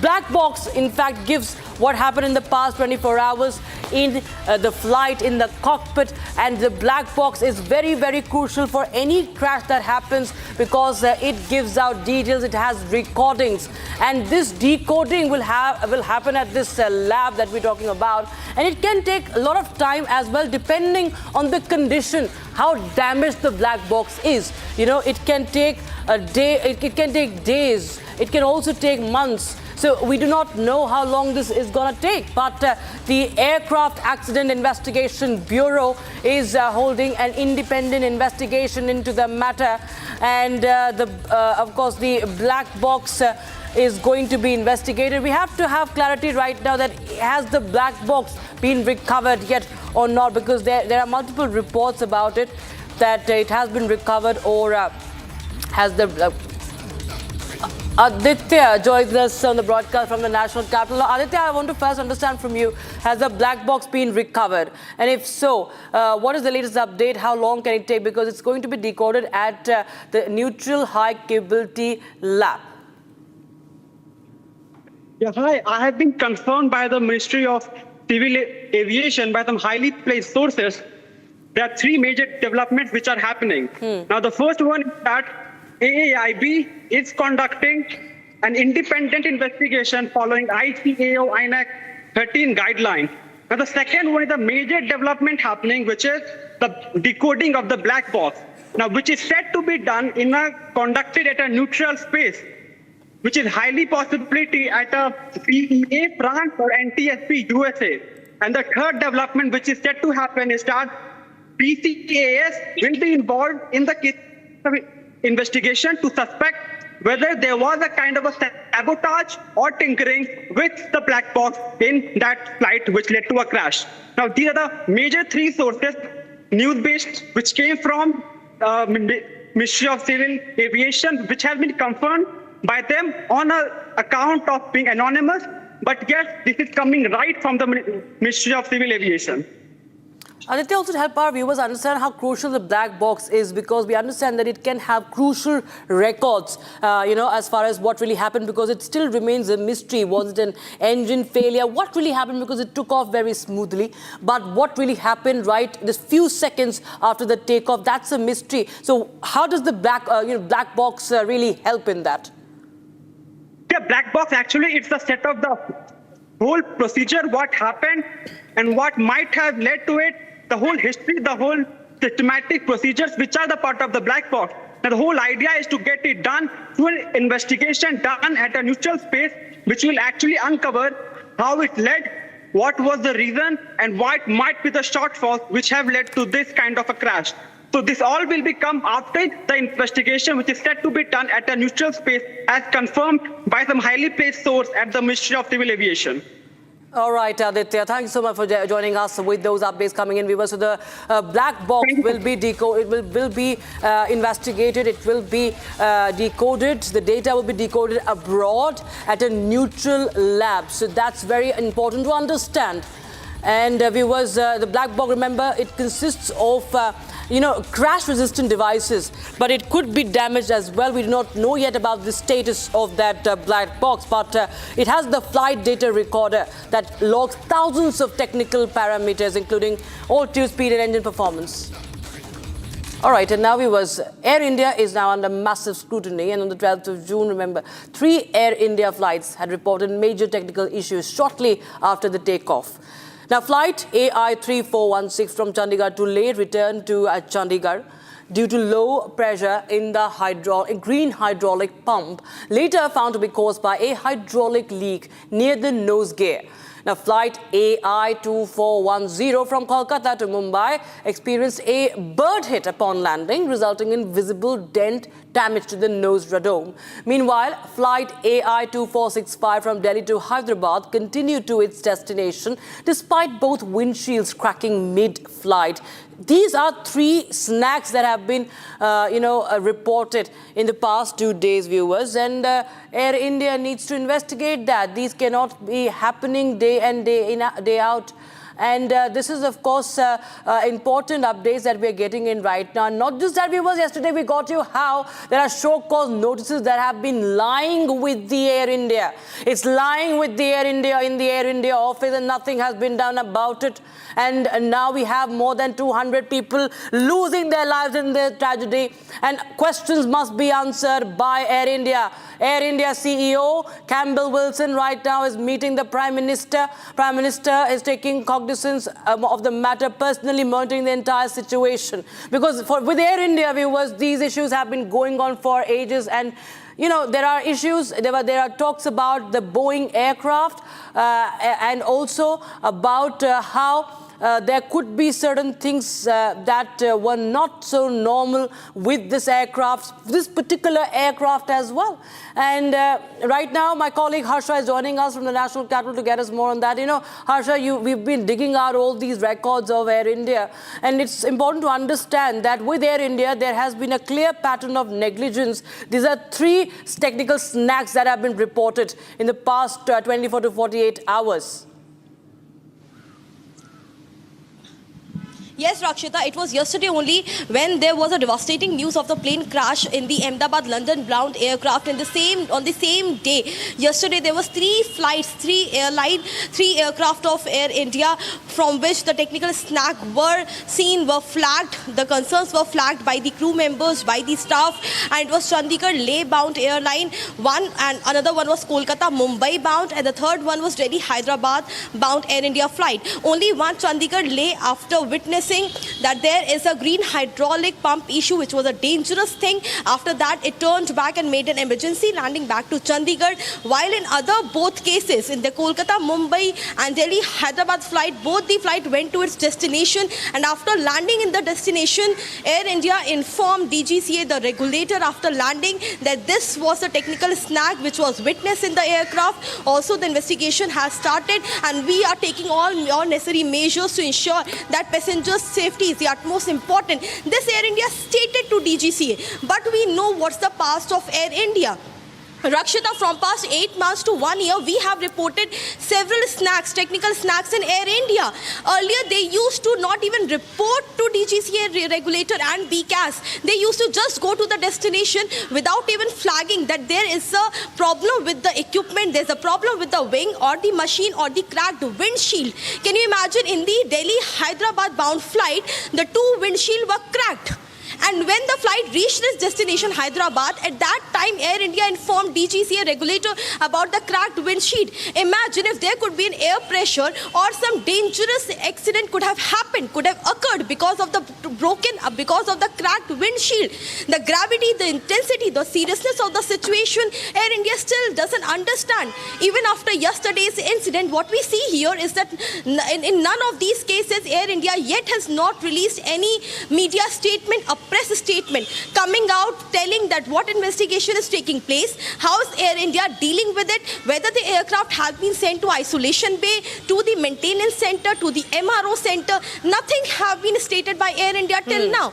We only know, we got to know through our sources, Republic has a hands on all these information that there is an immense technical snag in Air India aircraft. Most of the Airbus Air 320 have been witnessing the expired equipment and the faulty equipments news from the side of the crew members and the attendants of the aircraft to the Air India. Complaints have been made several times. Back to you. Absolutely, Harsha. Many questions to be answered. Thanks so much for joining us with the detailed viewers, because it's not just Air India we're asking questions from, Boeing. And remember, there was a man who had actually raised questions on the Boeing aircraft, this particular aircraft. Air India's flight AI-171 with the 242 on board flying to London had crashed shortly after the takeoff in Ahmedabad. It was one of the worst aviation disasters. Now, this plane was a Boeing 787 Dreamliner, a fuel-efficient, wide-bodied aircraft that is the pride of the US company's catalogue for long-distance flights. Now, despite being marketed as one of the safest and most advanced aircraft, this Dreamliner has been linked to several technical faults. In fact, the crash had put the spotlight on claims by a Boeing engineer last year who said that the 787 Dreamliner suffers from assembly defects that threaten safety. This whistleblower in the year 2024, last year, told the US Senate about structural problems in the Dreamliner's fuselage and claimed that small gaps and improper assembly could cause early wear and possible structural failure. Just take a listen to what this whistleblower had said last year. I have analyzed Boeing's own data to conclude that the company is taking manufacturing shortcuts on the 787 program that may significantly reduce the airplane safety and the life cycle. Since 2013, there have been serious issues on the 787 program, not properly closing thousands of gaps in its assembly of the fuselage on major joints. Boeing's standard says that these gaps must be closed, usually by a small shim or filler called a shim when they exceed 5 thousandths of an inch. This seems very small. Boeing's PR team to call it the width of a human hair when you are operating at 35,000 feet. Details are that the size of a human hair can be a matter of a life and death. In a rush to address its bottlenecks in production, Boeing hit problems pushing pieces together with excessive force to make them appear that the gaps don't exist, even though they exist. The gap didn't actually go away, and this may result in premature fatigue failure. Effectively, they are putting out defective airplanes. So he clearly warned that he does not want a catastrophe to happen and that this is not how you build an aircraft. That's what he had said, viewers. Now, in just 59 seconds, this catastrophe took place. Everything changed in 59 seconds. What began as a routine flight filled with excited families, first-time flyers, and last-minute goodbye texts turned into an unthinkable tragedy. As Air India 171 took off, some passengers were heading home, others off to summer vacations, none of them knowing it would be their final journey. This video reconstructs the flight moment by moment, from the unusual dip at 14 seconds to the explosion at 30 seconds. No landed safely messages followed. Instead, chaos unfolded on the ground, hospitals overwhelmed, families waiting, lives shattered. Survivors speak. One missed the flight by just hours, another saved by traffic, one more who jumped, miraculously saved. This is more than just a crash. It's a story of loss. It's a story of fate and the fragile seconds that change everything.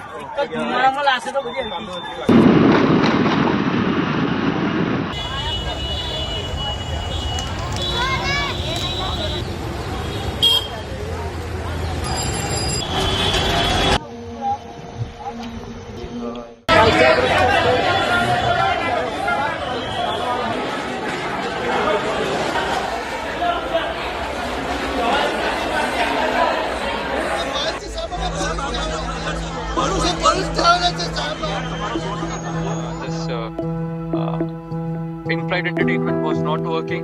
Then after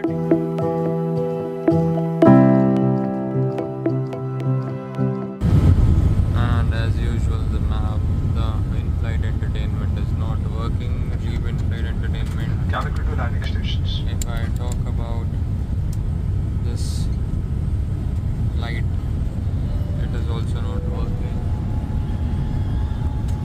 If I press this cabin crew button, it's not working either. Nothing is working. Nothing at all. We are almost about to taxi, but this AC is not working. Look at everyone, and it's so many people. They are using these magazines. AC is not working at all. And as usual, your TV screens are also not working. Neither this button for calling the cabin crew. Nothing is working. Nothing. Not even the light is working. See, is this what you are providing? And as usual, that is why Air India is considered as one of the worst airlines in the world. AC is still not working, and today it is very, very, very hot in Delhi.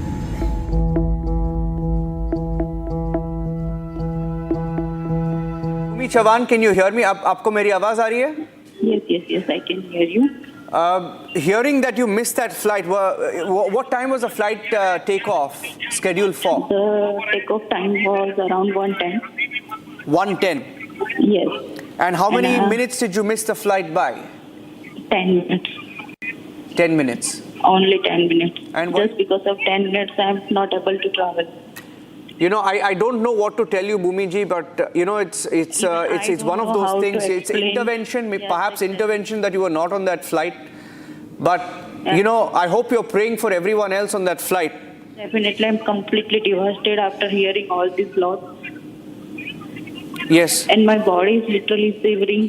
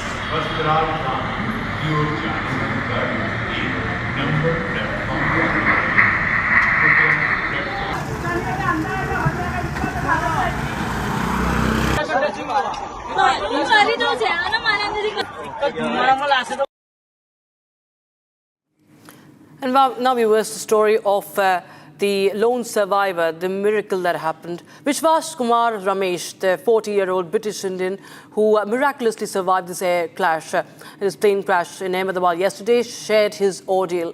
Listen into how he survived India's biggest aviation tragedy.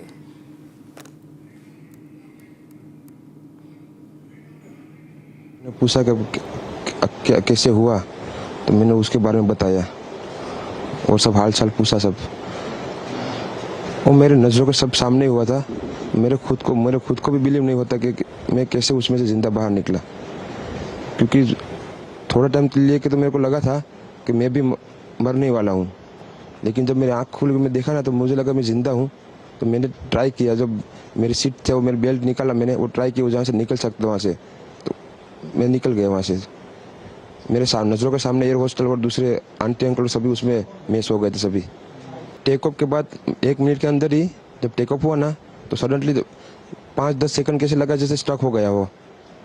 बाद में से मेरे को लगा कि कुछ हुआ, बाद में प्लेन में लाइट ऑन हो गई, ग्रीन और वाइट।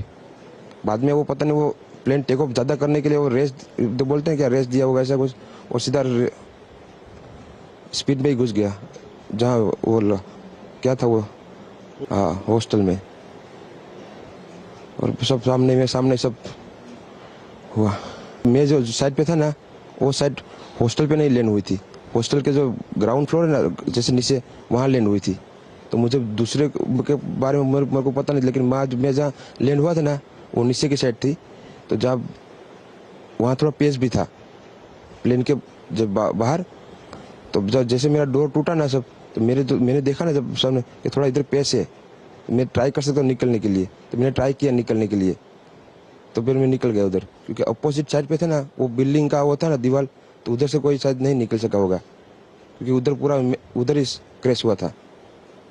मैं जो जहाँ था वहाँ थोड़ा पेस था, फिर भी मेरे पता नहीं मैं कैसे बचा हूँ, क्योंकि मेरे नज़र के सामने ही सब 2 एयर हॉस्टल वो अंकल आंटी सब उधर ही सब। और थोड़ा जब आग लगी ना मेरा लेफ्ट हैंड भी जल गया थोड़ा, फिर एम्बुलेंस मेरे को उठा लेके इधर आया हॉस्पिटल में। Alright, we have breaking news coming in right now. Prime Minister Narendra Modi has met the family of former Gujarat Chief Minister Vijay Rupani, who lost his life unfortunately in the tragic crash.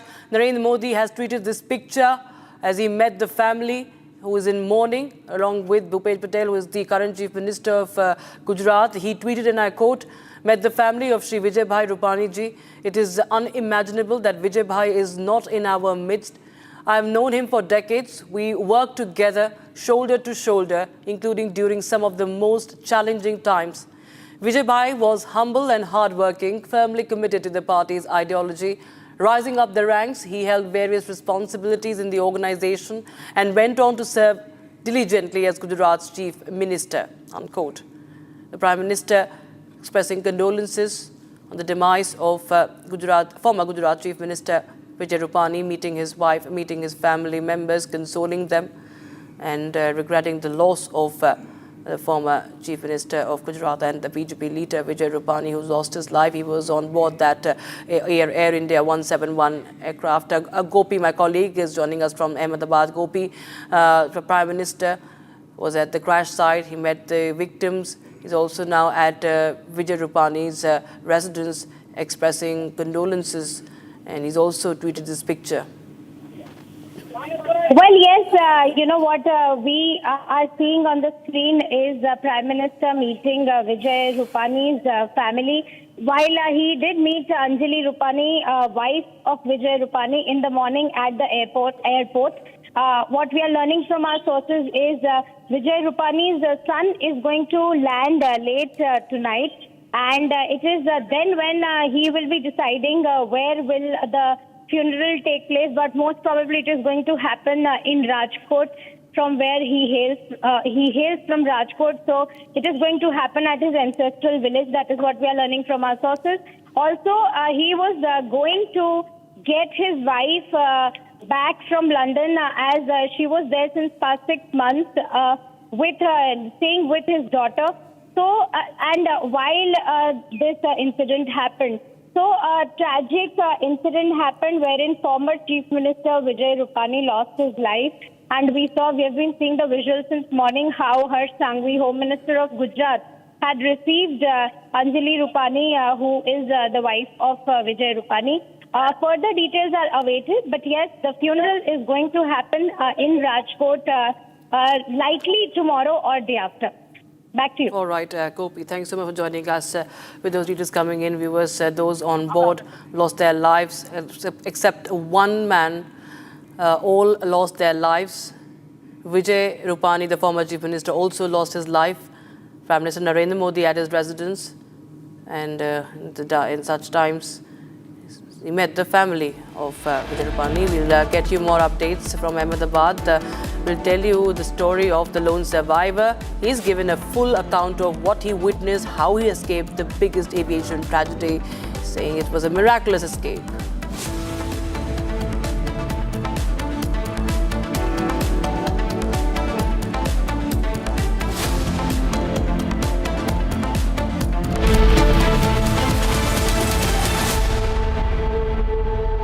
मेरी नई Hyundai extra तुमने भी तो कल नई car ली है ना, उसमें भी तो होगा ना ये वॉइस इनेबल सनरूफ है ना अंकल, सिंगर इनेबल सनरूफ। और बेनिफिट्स ये तो मिले होंगे ना।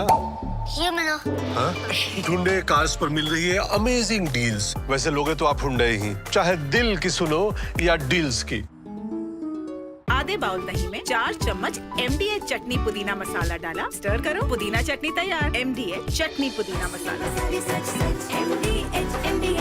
विमल में गुलिस्तां के ये कुछ लजीज फरिश्ते जब साथ घुले तो जी ललचाए और दिल कहे कि स्वाद की जुबान में खुद को ऐसे डुबाऊं कि निकल ना पाऊं।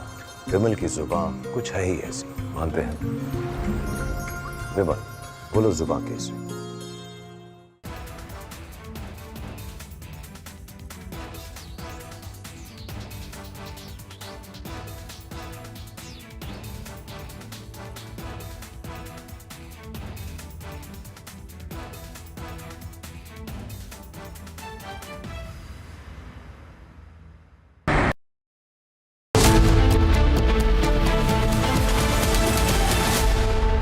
Amity University has one of India's largest merit scholarship programs for brilliant students. Over 9,000 students with 90% plus in their 12th boards are currently at Amity, benefiting from the culture of academic excellence and focus on research and innovation. To be with like-minded students who want to be successful, apply at amity.edu/scholarships. MDH की हल्दी मिर्ची धनिया करे कमाल, ये रंग दे, ये खुशबू दे, ये तीखा, ये कम पड़े, क्या निराला MDH masala. Mahi sir, how much do you love your fans? Honestly, I love my new fans. पुराने वाले बेकार में शोर करते। सर फैंस हैं, शोर तो करेंगे ही ना। नए वाले नहीं करते।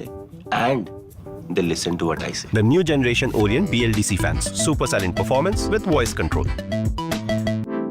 सिली में आए तो और Cricket fans.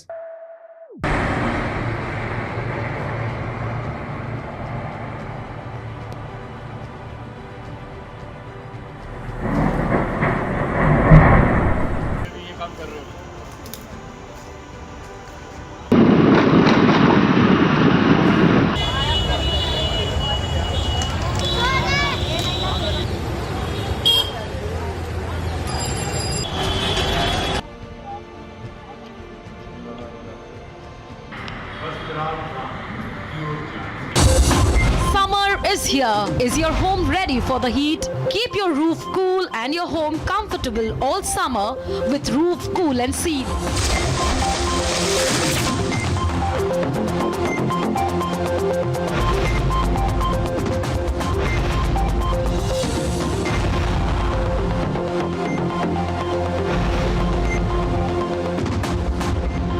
पसीना मत बहाओ, Berger roof cool and seal लगाओ।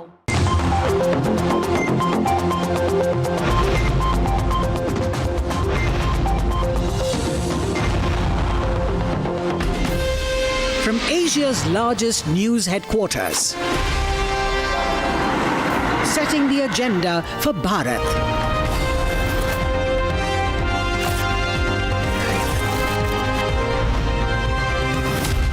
You're watching Republic.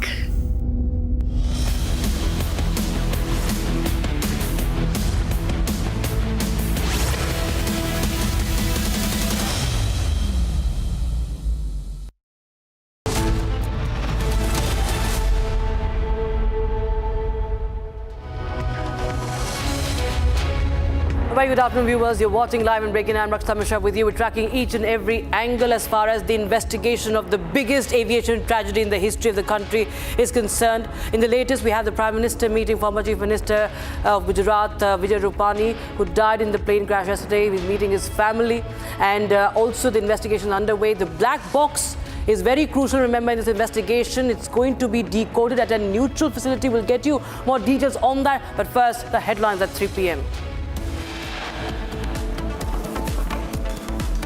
Air India flight makes emergency landing in Thailand today. Bomb threat note found in the lavatory of a AI 379 operating today morning from Phuket to Delhi.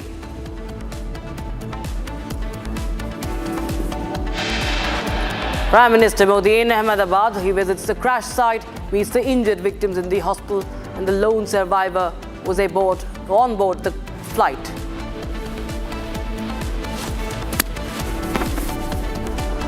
The black box from the crash will be sent to a top international lab, likely in France or the United States, for expert analysis. India's aviation watchdog leads the probe.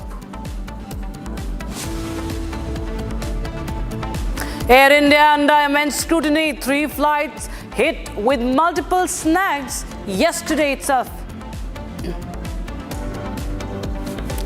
Boeing 787 Dreamliner was flawed. Whistleblower sounded alarm early in 2024, but why was his warning ignored? Israel strikes Iran nuclear plant in massive escalation in West Asia. Israel declares state of emergency.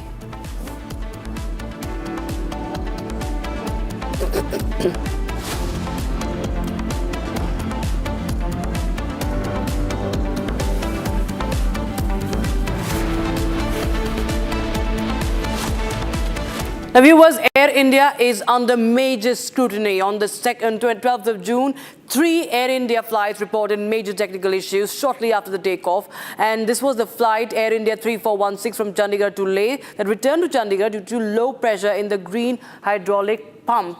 Now, later, it was found to be caused by a hydraulic leak near the nose gear.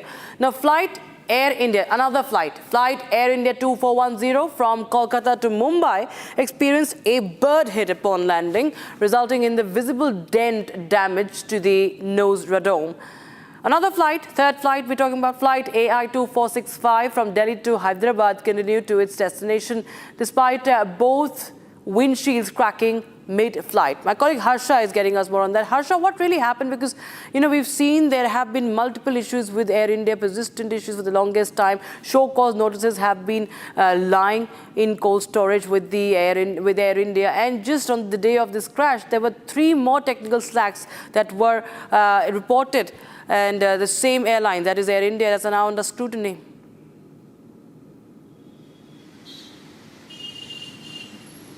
So, Rakshita, Air India has been doing this ill practice of not informing about the technical snags and the technical and mechanical issues in the aircraft since long. Earlier also, whenever Republic has reported, Republic has always reported through its sources. And several times we have sent them the mail asking them for a press statement. Yesterday also, it was a similar time when Air India thought that because there has been a huge crash in the Ahmedabad-London bound flight, everyone will forget about the other 3 airline aircraft in which the technical snags were reported, and that is the reason Air India did hide the information of the technical snag not only from the DGCA but from the press as well. Until now, no media statement and the press statement has been shared on the technical snag which was reported in the 3 Air India aircrafts which were flying from Chandigarh to Leh, another one from Kolkata to Mumbai, the third one from Delhi to Hyderabad. All these 3 aircrafts witnessed technical snag, and it could have led to a dangerous incident. And the flight, one Chandigarh-Leh turned back, did an emergency landing, while the other 2 went on their destination, the set destination which they are supposed to go. And after landing, after 2 hours, the Air India sent a preliminary report to DGCA informing about the entire incident. All these 3 aircrafts were Airbus A320, and the sittings were also of more than 100 passengers. Absolutely, dangerous incident. Harsha, of course, there are many questions that need to be answered by Air India. Thank you so much for joining us with those details, because now there are questions also on the Boeing aircraft. Air India, Boeing, both under scanner. Air India's flight AI 171 crashed yesterday. Now, this aircraft was a Boeing 787 Dreamliner, viewers. A fuel-efficient, wide-body aircraft that is the pride of Boeing's catalog for the long-distance travels. Now, despite being marketed as one of the safest and one of the most advanced aircraft, the Dreamliner has been linked to several technical false. In fact, the crash has put the spotlight on claims by a Boeing engineer last year who said that the 787 Dreamliner suffers from assembly defects that threaten safety. The whistleblower in the year 2024 told the US Senate about structural problems in the Dreamliner's fuselage and claimed that small gaps and improper assembly could cause early wear and possible structural failure as well. Listen in to what the whistleblower had said last year. This is like 3 years. For the 787, it's been 3 years of effort. And so your concerns, who knew about your concerns? How far up the chain do you know that they went? I have gone as high as Mark Stockton and Lisa Fall, who's the vice president. The vice president of the company? Yes. So they were and are aware of these major safety concerns. And this is what you do for a living. I mean, you're an engineer, right? I mean, I'm an engineer. I went to quality about 3-4 years ago. And when you put your quality hat, we are the eyes and ears of the public for the safety of the airplane. That's how I feel about our job. And so I have, when I see concerning information or concerning let's say, production issues, then it is our responsibility to make sure that, if we are causing the airplane to have increased risk factors, our job is to eliminate those risk factors. Right now, I would not, it's like an earthquake. The big earthquake is coming, but when that hits the building that, let's say if you're talking of a building, have to be prepared to accommodate that type of a, let's say, shakeup. It has to be built properly. Right now, from what I've seen, the airplanes are not being built per spec and per requirement. So that increases the risk factors. Okay, when you increase the risk factors, it's not just one. You are doing stress concentrations, that those stress concentrations, like, breaking a paper clip, you do it once or twice, it doesn't break, but it breaks at some time. As the plane gets older, all of these things that, you took, you said it's not a safety issue, it becomes a safety issue. Well, that started right after when I said, we have made over 300 plus airplanes. We still don't know how to put the load and sell. What I mean by that, if you build in an airplane, build in a house, it's like, putting the foundation. We have made over 300 airplanes. We still changing our process, like build the foundation to put the airplanes. We are struggling with that because they have changed the process, from stable to unstable situation. They're not building the same datums that we were building. So you're causing your own problem, but you don't want to admit it. Just force fit the problem, force fit the misaligned holes and everything else and move on. And that's what they have been doing. And that's what I have brought up to their attention. I told my boss that I said in the report, I said, we have made 300 plus airplanes. That should have been more than adequate for us to resolve these things. All the problems that we've had, we put Band-Aid over Band-Aid to resolve the problems, and Band-Aid over Band-Aid doesn't cover it. Maybe we need to consider some engineering fundamentals with a little bit of GD&T to figure out what the problem is. And right after that, he came back to my desk and he like I said, he made the threat. And then after that, he says, are you in or are you out? Meaning what? Are you in and are you out with Boeing? Are you going to be a good citizen and keep your mouth shut? Was that the implication? That's how I can interpret that. He would walk by me and he said, you better, then he said, I want you to write it in writing. Tell me, are you in or are you out? And there was 10 emails. Just because I haven't received your email on this, send it to me and this and that. His manipulation even got further than that. I'm trying to take a class on my own time that I have to flex the time. He wouldn't let me do that. Oh. I have a doctor's appointment. He cancels my doctor appointment at the same day. Different manipulating different things to retaliate, to make your life miserable. And then, I started talking to go somewhere else, you just try to escape from that because this is hell. It really has made me where 3 o'clock in the morning, I'm waking up, with somebody stabbing me. I'm still receiving psychological help to just get back on normal. Now, a smiling family, a final selfie, and a journey that ended in tragedy. 5 members of the Joshi family, including 3 young children, lost their lives in aviation history's worst ever plane crash. What remains now is just one haunting photograph and a void that can never be filled. This is the last selfie of the Joshi family.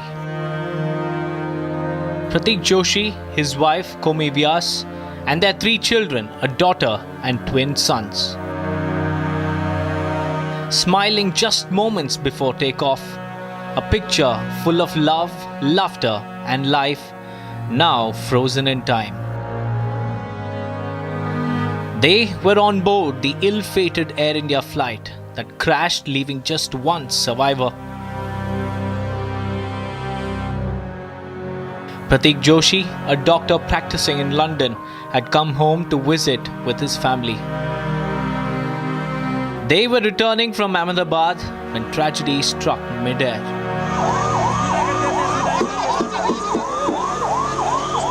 Within 30 seconds from takeoff, all 5, Pratik, Komi, their daughter and twin boys, lost their lives in the deadly crash. As the heartbreaking news reached Banaswara, a wave of grief swept across their locality. The family's home is now silent, shrouded in mourning. बीती थी कोमी व्यास जी, तो उनकी एक लड़की थी 8 से 10 साल की मीराया जी, और 2 लड़के थे लव कुश जी। तो ये आपको उनको लगभग 2:30 बजे मिल गई थी। तो ये कल ही लंदन के लिए हाँ नहीं, कल यहाँ से अहमदाबाद के लिए रवाना हुआ जी। तो और परिवार के कोई यहाँ पर मौजूद हैं उनके अभी आपके अलावा? हाँ, सब वहीं पे। District Collector Dr. Indrajit Singh Yadav, SP, Harshvardhan Agrawala, and other senior officials rushed to offer condolences. परिवार के 5 लोगों का नाम कंफर्म हुआ है।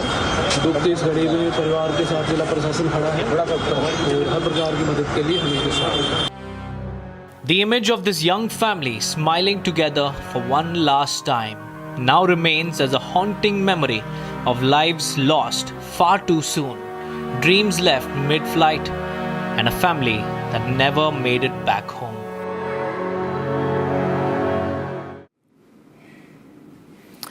Now, Air India 171 crashed, all 242 on board dead, with just one lone survivor, of course, from the 242. Casualties on the ground as well. The aircraft tore through a doctor's hostel, but this wasn't just tragic, it was preventable, viewers. This video uncovers 4 major warnings that were ignored before the takeoff. A technical fault on the incoming flight, visible glitches mid-air, multiple regulatory warnings to Air India, and known issues with the Boeing 787. Was this negligence? Watch how we break it down for you.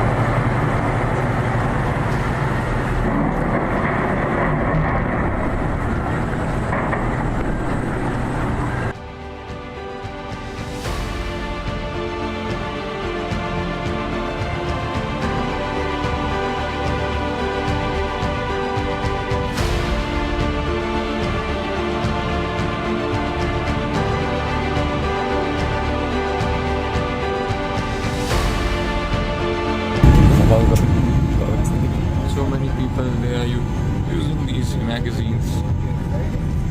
AC is not working at all. And as usual, your TV screens are also not working. Neither this button for calling the cabin crew. Nothing is working. Nothing. Not even the light is working. See, is this what you are providing? And as usual, that is why Air India is considered as one of the worst airlines in the world. AC is still not working, and today it is very, very, very hot in Delhi. And we are here for the last 15 minutes. Nothing happened. Remote isn't working. Nothing is working.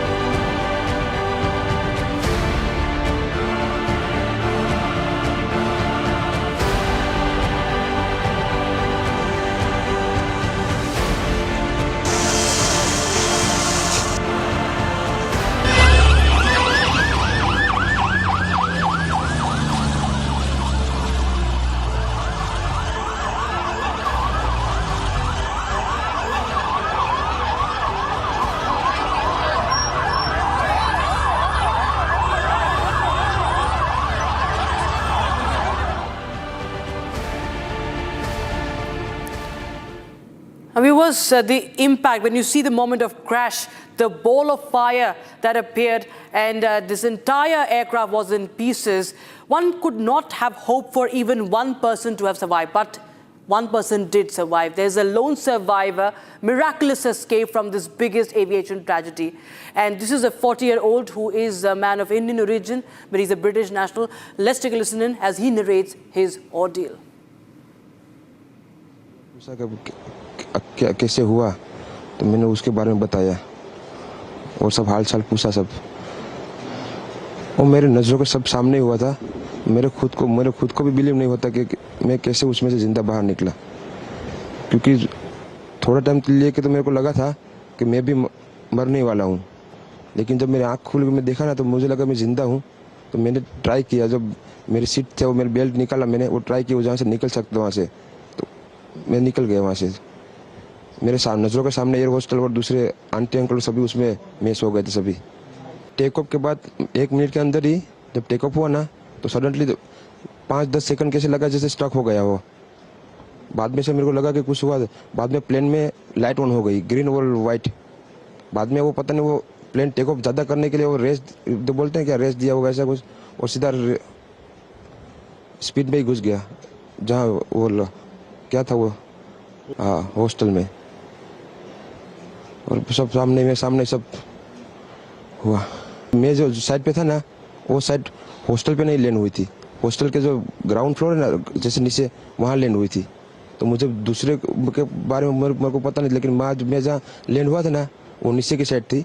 तो जब वहाँ थोड़ा pace भी था plane के जब बाहर, तो जब जैसे मेरा डोर टूटा ना सब, तो मैंने देखा ना जब सामने कि थोड़ा इधर पेस है, मैं ट्राई कर सकता हूँ निकलने के लिए। तो मैंने ट्राई किया निकलने के लिए, तो फिर मैं निकल गया उधर, क्योंकि अपोजिट साइड पे था ना वो बिल्डिंग का वो था ना दीवार, तो उधर से कोई शायद नहीं निकल सका होगा, क्योंकि उधर पूरा उधर ही क्रैश हुआ था। मैं जो जहाँ था वहाँ थोड़ा पेस था। फिर भी मेरे पता नहीं मैं कैसे बचा हूँ, क्योंकि मेरे नज़र के सामने ही सब 2 एयर होस्टल वो अंकल आंटी सब उधर ही सब। और थोड़ा जब आग लगी ना मेरा लेफ्ट हैंड भी जल गया थोड़ा। फिर एम्बुलेंस मेरे को उठा लेके इधर आया हॉस्पिटल में। And now let's tell you the story of Anju Sharma. She was on her way to meet her daughter. A joyous homecoming turned into family's worst nightmare. Anju Sharma from Haryana's Kurukshetra was among those who lost their lives in this plane crash. This is the story of a daughter who never returned home.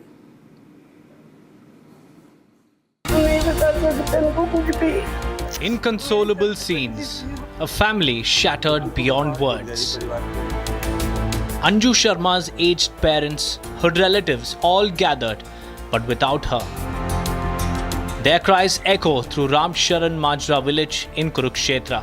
A daughter, a mother, a sister lost to the Ahmedabad plane tragedy. Anju, who had been living with her family in Vadodara, was on her way to London to meet her elder daughter Nimmi. A trip filled with excitement ended in utter devastation.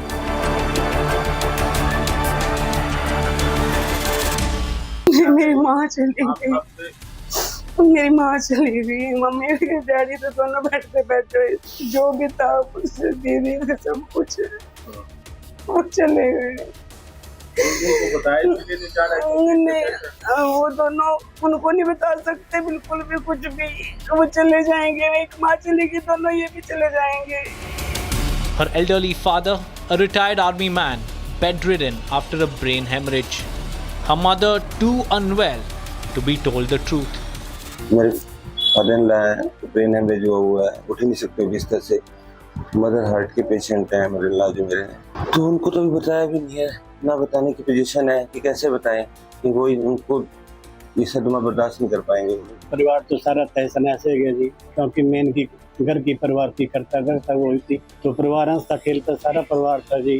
जो भी काम करते हैं यहाँ के परिवार के, वहाँ के परिवार के, सारे इसकी जिम्मेवारी पे ये आते हैं। The family is struggling to balance grief and protect the parents from more trauma. Her younger daughter provided a DNA sample in Vadodara confirming the worst. The loss is unbearable. The silence in their home is deafening. A final WhatsApp call missed by her sister Neelu, a regret she now carries forever. Anju's final status message was "Aadmi ek khilona hai," a line that now feels heartbreakingly prophetic. She was the eldest of 8 sisters, the one who held the family together. Now, she's the one who's gone too soon. Her relatives and villagers stand shoulder to shoulder as her family prepares to leave for Vadodara to bring her mortal remains back for one final farewell. The Republic continues to get you these stories, viewers, which are heart-wrenching, but also we continue to raise the most important questions. Of course, a big focus on the investigation. We'll get you more on that. But first, we slip into a very, very short break, viewers, but our coverage continues. The Prime Minister took stock of the situation. He also met former Gujarat Chief Minister Vijay Rupani's family in Ahmedabad today. And he offered his condolences for the demise of Vijay Rupani, who was on board the Air India flight. And we were talking about the investigation. The black box from the crash will be sent to a top international lab, likely in France or the United States, for expert analysis. And India's aviation watchdog to lead this investigation. More on the other side. Don't go anywhere.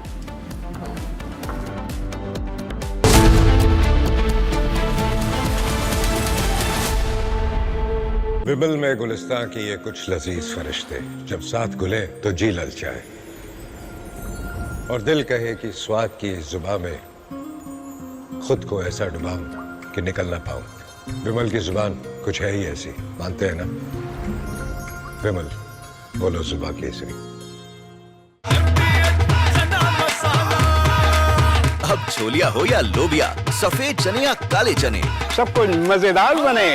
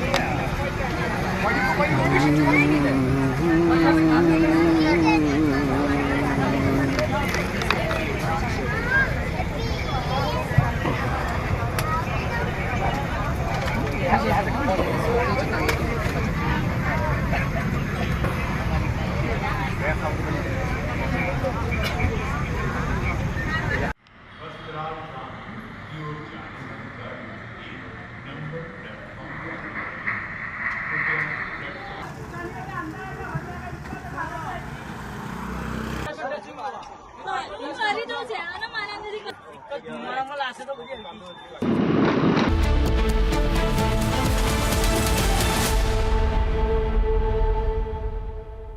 Bowl दही में 4 चम्मच MDH चटनी पुदीना मसाला डाला, stir करो, पुदीना चटनी तैयार। MDH चटनी पुदीना मसाला।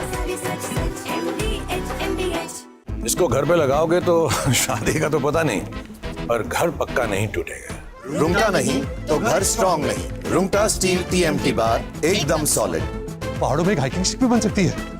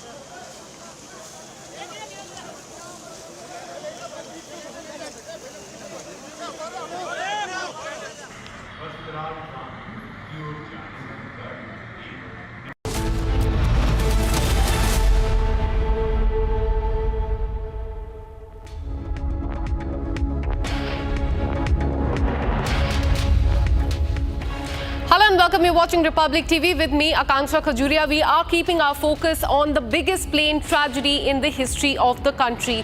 We'll give you more details, but first, as always, the headlines.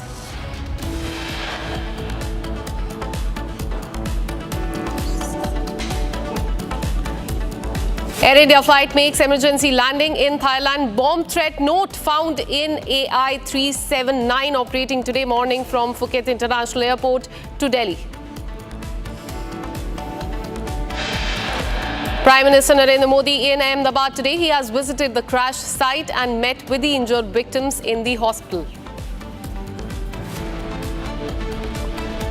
The black box from the crash will be sent to a top international lab, likely in France or the United States, for expert analysis. India's aviation watchdog is leading the probe. Air India under immense scrutiny, 3 flights hit with multiple snags since yesterday.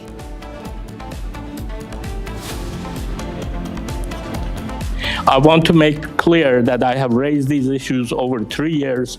I was ignored. I was told not to create delays. I was told, frankly, to shut up.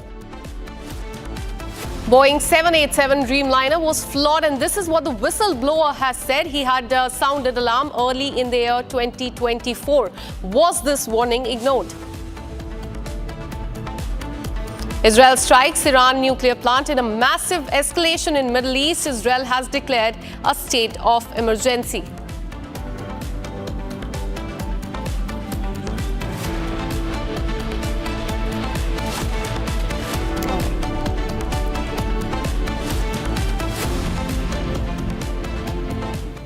Well, Air India is under major scrutiny. On June 12th, 3 Air India flights reported major technical issues shortly after the takeoff. Flight AI 3416 from Chandigarh to Leh returned to Chandigarh due to low pressure in the green hydraulic pump, later found to be caused by the leak near the nose gear. Flight AI 2410 from Calcutta to Mumbai experienced a bird hit upon landing, resulting in visible dent damage to the nose radome is what we are learning. And meanwhile, the third flight AI 2465 from the national capital to Hyderabad continued to its destination despite both the windshields cracking mid-flight. So these technical snags have come to the fore after the plane crash took place yesterday. 3 technical snags in just 24 hours.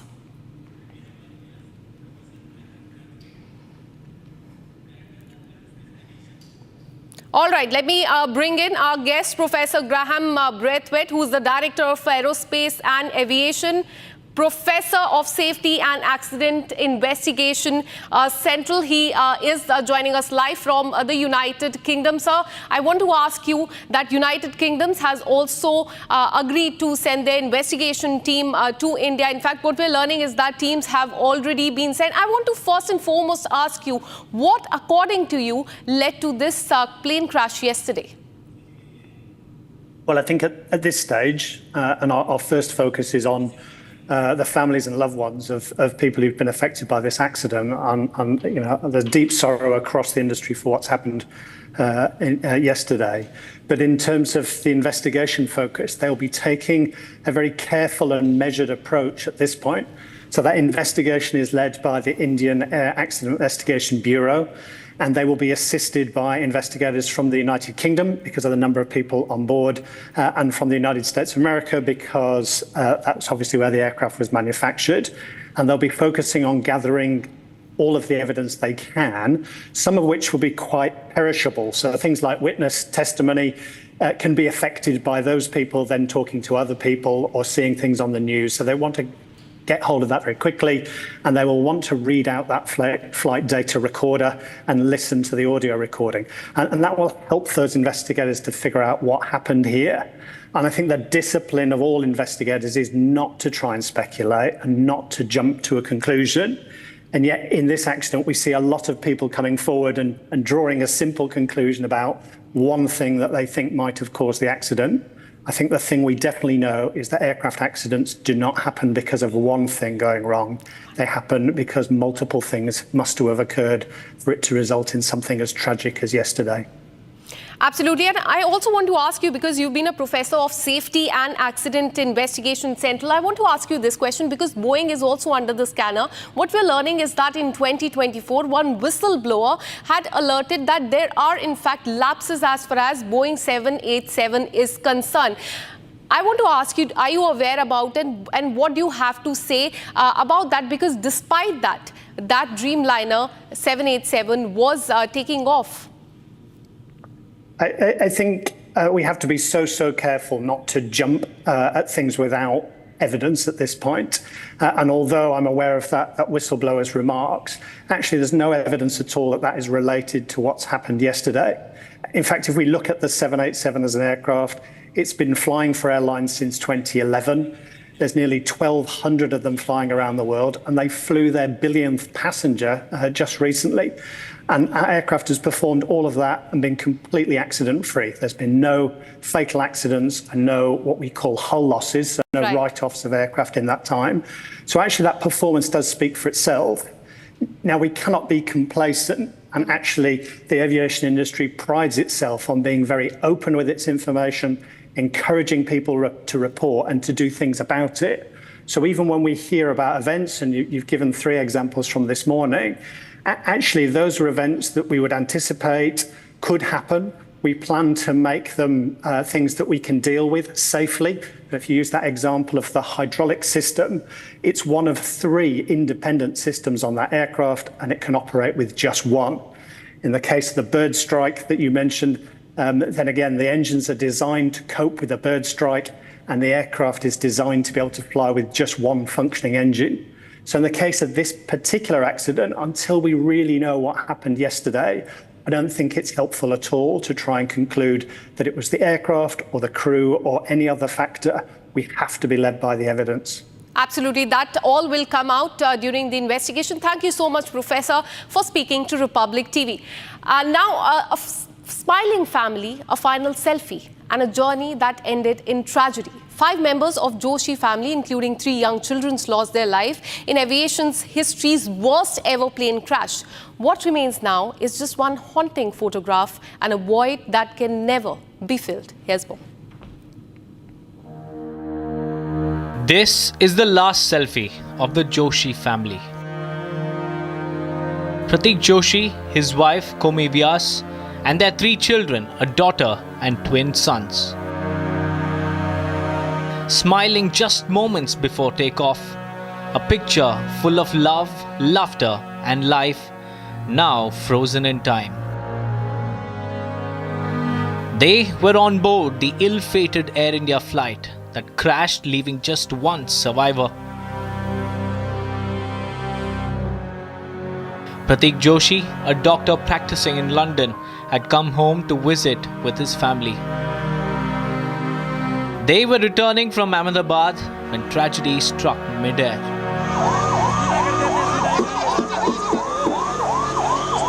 Within 30 seconds from takeoff, all five, Pratik, Komi, their daughter and twin boys, lost their lives in the deadly crash.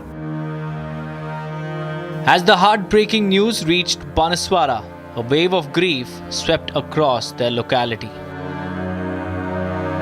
The family's home is now silent, shrouded in mourning. दीदी थी कोमी व्यास जी, तो उनकी लड़की थी 8 से 10 साल की मिराया जी, और 2 लड़के थे लवकुश जी। तो ये आपको उनको लगभग 1:30 बजे मिल गई थी। तो ये कल ही लंदन के लिए हाँ नहीं, कल यहाँ से अहमदाबाद के लिए रवाना हुआ मामले जी। तो और परिवार के कोई यहाँ पर मौजूद हैं उनके अभी आपके अलावा? हाँ सब वहीं पे हैं। District Collector Dr. Indrajit Singh Yadav, SP, Harshvardhan Agrawala, and other senior officials rushed to offer condolences. परिवार के 5 लोगों का नाम कंफर्म हुआ है। दुख की इस घड़ी में परिवार के साथ जिला प्रशासन खड़ा है और हर प्रकार की मदद के लिए हम इनके साथ। The image of this young family smiling together for one last time now remains as a haunting memory of lives lost far too soon, dreams left mid-flight, and a family that never made it back home. Now, among the 241 people who lost their life was a prominent figure of Gujarat's political circle. His name is Vijay Rupani. He's been the former Chief Minister of Gujarat who once led the state from the front. He's no more. From Rajkot to Gandhinagar, his journey was one of the resilience. And today, Gujarat mourns not just a leader, but the son of the soil. Listen in.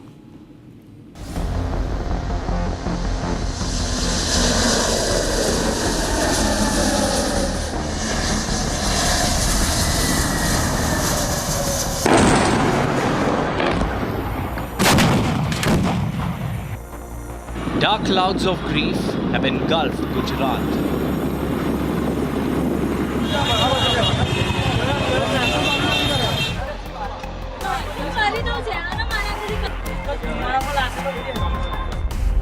Pall of gloom has shrouded his family. And the nation mourns the loss of one of its stalwart leaders.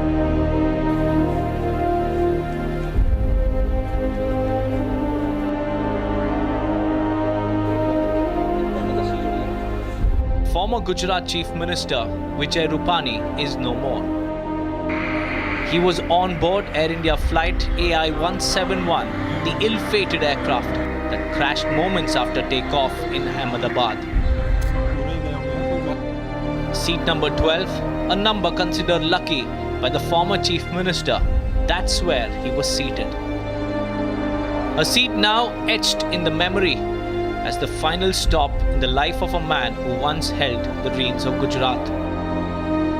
Vijay Rupani had served as the 16th Chief Minister of Gujarat from 2016 to 2021. A calm strategist, a loyal party soldier, and a leader known for his soft-spoken yet firm demeanor. Born in Rangoon, Burma in 1956, Rupani's journey from Rajkot to Gandhinagar was one of dedication, perseverance, and deep-rooted commitment to public service. In his final moments, he was travelling to London from the city he once governed, perhaps unaware that fate had scripted a tragic full stop to his life. Today, his family mourns. The BJP stands shaken. The people of Gujarat have lost a son of the soil. And we can't even, imagine the velocity of the issue. And we can't even imagine that a flight which was taking off, suddenly that too, flight of this caliber, one of the best in the world, Really, it's very sad, and our deepest condolences to all the aggrieved families. And really, to anyone, this should not happen, but it has happened. But, I think the aviation company has to very seriously, deeply dig into actually what has happened and correct whatever the problems were there in that, what had happened. So I think it's really a very sad day, a black day for the entire world, President Draupadi Murmu also expressed condolences and grief over the demise of the former Gujarat CM. Taking to her X handle, President Murmu remembered Vijay Rupani as a leader who was always committed to people's welfare. As tributes pour in and condolences echo across party lines, a once bustling voice in Gujarat politics now rests in silence. Former Chief Minister Vijay Rupani gone too soon, but remembered forever.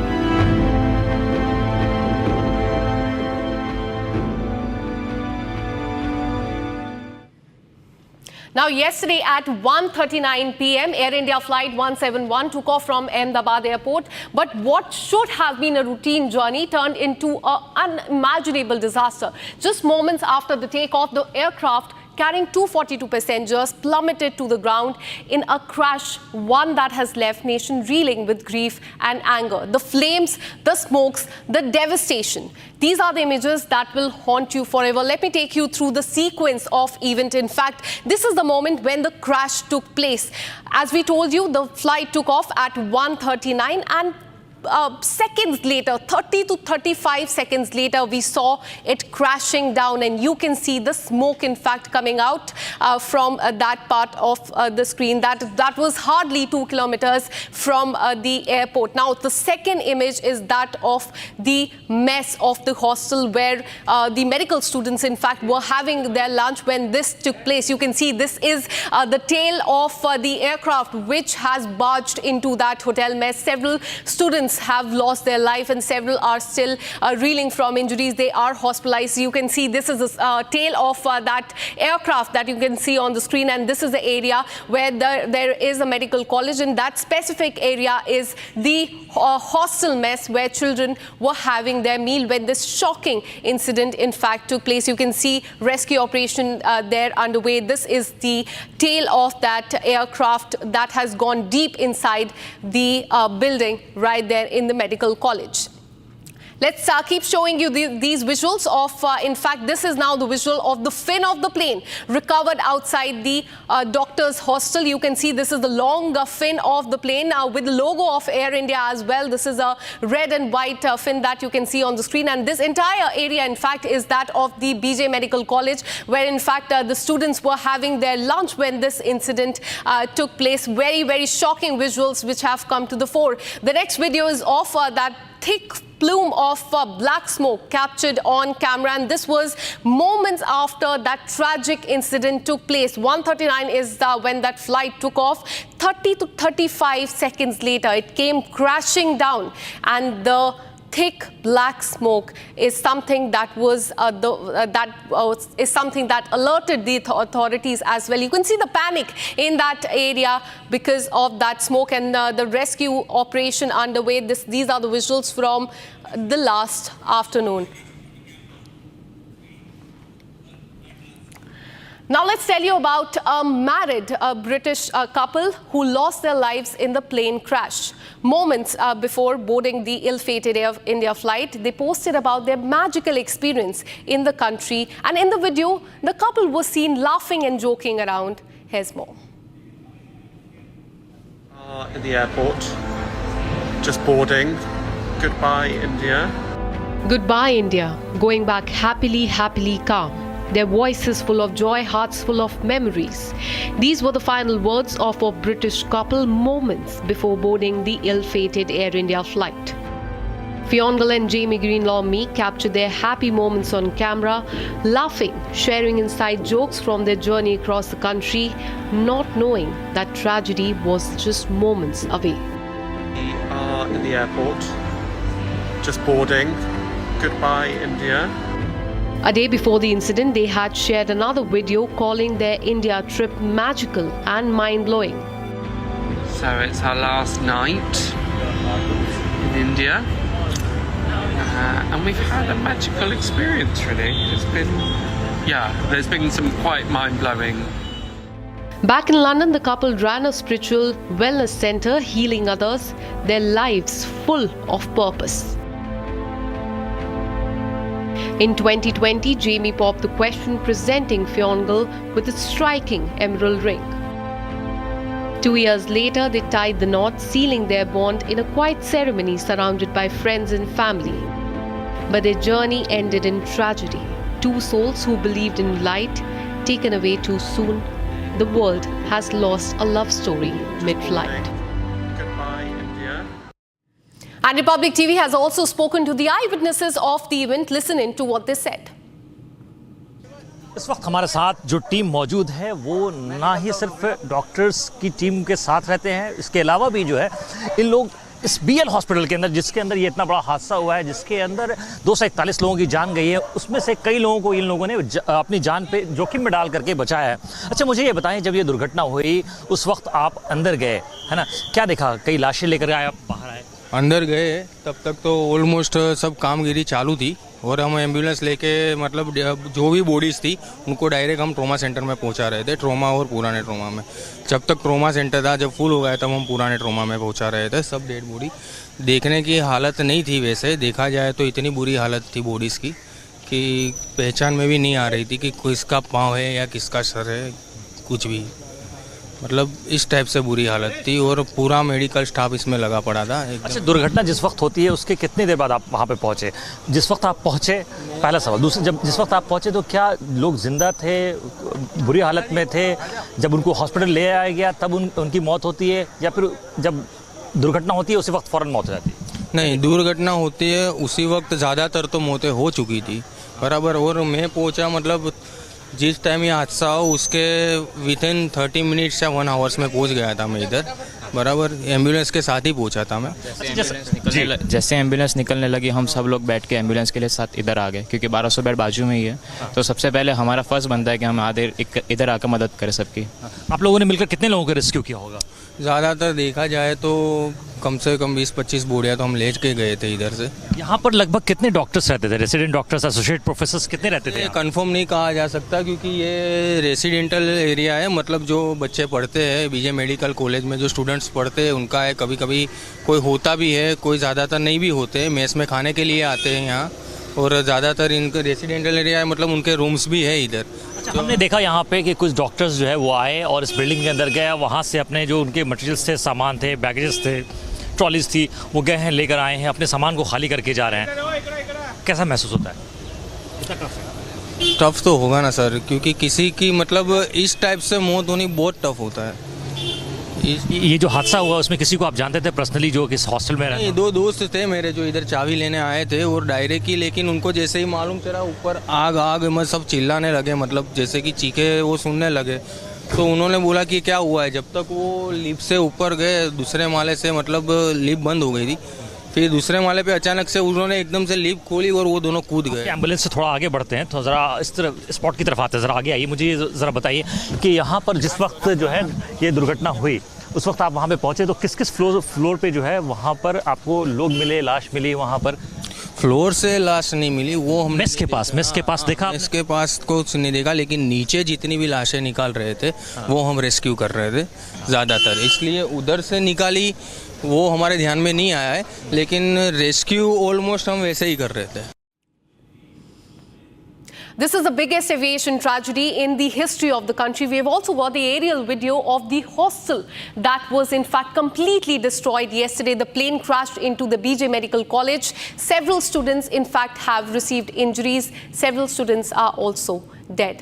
Let me take you to that visual that you can in fact see on the screen. That is the visual of the BJ Medical College where the plane crashed yesterday. It appears that this video was shot right after the incident took place, because you can see the rescue operation being carried out there. Rescue team, NDRF there on the spot as well. And the entire structure of the medical college there in shambles. This entire building, in fact, few parts of it also caught fire after the plane crashed into the building. And most shockingly, this was the time when several students, several medical college students, in fact, were having their meal. They were in the middle of having their lunch when a plane crashed into the mess of this medical college, leaving several students dead and several injured as well. A very shocking visuals that you can see on the screen. Now, in the middle of the crash chaos, two brothers, Prince and Krish, emerged as heroes. They were entering the building from the back gate when the accident happened. Now, without a second thought, they rushed in to help and save the lives. And the building, which housed around 600 medical students, became the site of this brave rescue effort. Here's more. क्या कुछ आपने देखा उस time? मैं पीछे की side से enter ही होने वाला था और आगे देखा तो प्लेन क्रैश हो चुका था आगे के गेट पे और धुआं आ रहा था। मेरे को लगा कि ब्लैक सारा काला काला हो चुका। मेरे को लगा मौसम ख़राब होगा, इसके लिए मैं आगे जाके देखा तो प्लेन क्रैश हुआ। तो तुरंत ही मैंने मेरे फ्रेंड्स को कॉल किया, फिर मेरे कज़िन ब्रदर को कॉल किया और हम लोग ने मिल के सबसे पहले जहाँ कैंटीन में स्टूडेंट्स लंच कर रहे थे वहाँ पे जाके हम लोग गए और देखा तो वहाँ पे प्लेन का आगे का हिस्सा, पायलट का और सब हिस्सा आगे पड़ा था। पायलट का हमने बॉडीज़ नहीं देखी और जहाँ स्टूडेंट्स खा रहे थे उनके ऊपर दीवार पड़ी हुई थी और दीवार के ऊपर सूटकेस, पैसेंजर्स के सूटकेस पड़े हुए थे। तो हमने सूटकेस हटा के और दीवार हटा के देखा तो निकाले, कई सारे स्टूडेंट्स हमने निकाले। किसी के हाथ में खाना खाते खाते चम्मच रह चुकी थी, किसी का ब्रेन फट चुका था, ऐसे स्टूडेंट्स हैं। मतलब ये आपने अपने सामने देखी है सर? हमारे सामने हमने खुद ने रेस्क्यू किए, मेरे ग्रुप ने मिल। उस मेस में मतलब आप उस बिल्डिंग में आना जाना आपका रहता होगा तो वहाँ पे रास्ता शॉर्टकट हमारा। तो कितने लोग वहाँ पे रहते हैं थे स्टूडेंट? 500 से 600 जन रहते हैं। तो इन कितने होंगे स्टूडेंट्स लगभग? वहाँ पे लंच खा रहे थे, वहाँ पे एक स्टूडेंट ने मेरे को बताया जो जिंदा था और सबको रेस्क्यू भी करा। उसने मेरे को इतना बताया कि मैंने पूछा कितने लोग थे अंदर, तो उसने इतना बताया मेरे को कि 70 जन थे अंदर, 70% थे। 70 में क्या लग रहा है कितने बचे हो? अभी मेरे को सुनने में आया कि 4 जन की डेथ हो चुकी है। कल 2 जन की डेथ हो चुकी थी। 4 जन की आज सुनने में आया कि 4 हुए। अभी बहुत ज़्यादा सीरियस है। हमने 15-20 निकाले उसमें से। तो और क्रिश, आप भी वहाँ पे ही मौजूद थे उस दौरान। आपने कैसे, मतलब वो विमान, पहले तो नॉर्मल जैसे हम देखते हैं कि कोई विमान उड़ रहा है, सामने से उड़ता है तो हम देखने लगते हैं कि चलो विमान उड़ रहा है, वो देख रहे होंगे, सोचा ही नहीं होगा कि ये अचानक से इस तरह से आग का गुब्बारा में तब्दील हो जाएगा ये। हाँ, हमारे घर के पास ही एयरपोर्ट है तो वहाँ पे टेक ऑफ और लैंडिंग बहुत नज़दीक से होता है। बट ये जो प्लेन क्रैश हुआ बहुत ही ज़्यादा नज़दीक से हमारे घर के ऊपर से ही गया और एकदम से 10-15 सेकंड के आगे ही जाके प्लेन गिरा और वहाँ पे सब फ्लेम और स्मोक हो गया था चारों तरफ और धुआं तो हो गए थे और सारे पब्लिक दौड़ के वहाँ पे देखने जा रही थी और सब में डर का माहौल था कि ये इतना बड़ा हादसा क्या हो गया और बहुत ज़ोर से धमाका हुआ था वहाँ पे। और आप जी, हमारे वहाँ के लोकल पब्लिक ऐसा बोलने लगी कि पायलट के अंदर भगवान आ चुके कि आम पब्लिक की जान बचा ली है उसने। खाली जगह देख के ऐसा न्यूज़ सब जगह देखने में आ रहा है और आर्मी पुलिस ने सबने भी ऐसा कहा कि पायलट ने खाली जगह देख के प्लेन ऐसे टच करा है, वरना उसको क्या मालूम था कि यहाँ पे स्टूडेंट्स और डॉक्टर्स है। We're taking a very short break. Coming up on the other side, Air India under immense scrutiny. 3 flights hit multiple snags since yesterday. And we'll also tell you about how Boeing 787 Dreamliner was flawed, and this is what the whistleblower had said. He had sounded alarm in 2024. Now the questions are being asked, was this warning ignored? We'll get you details on these top stories after this very short break. Stay with us.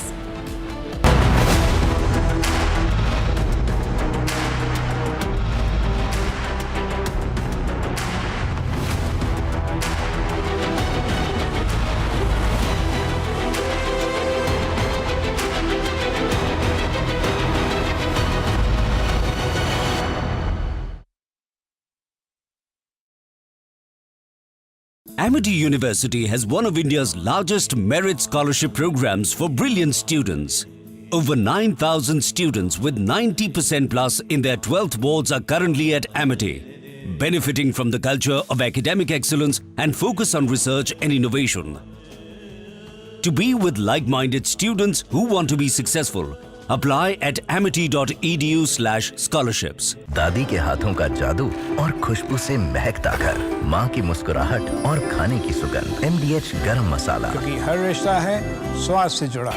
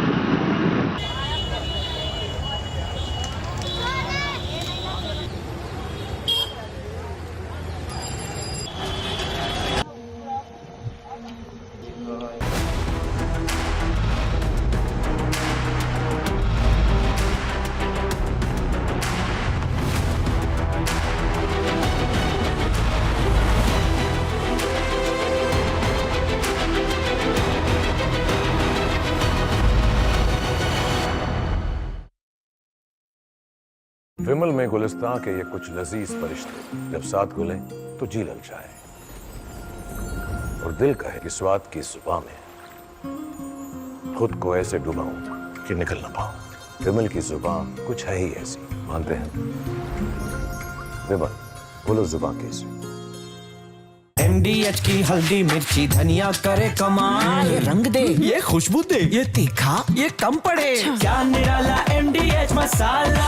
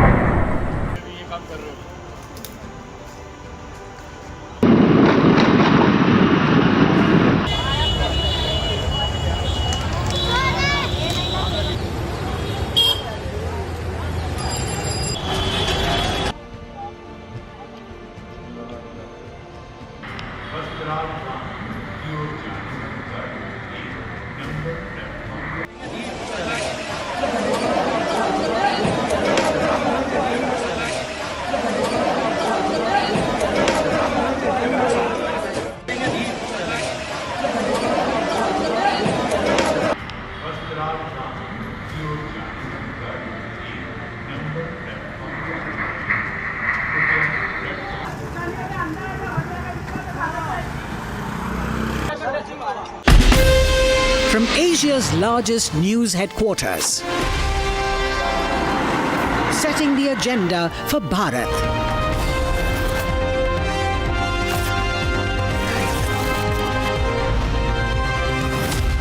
You're watching Republic.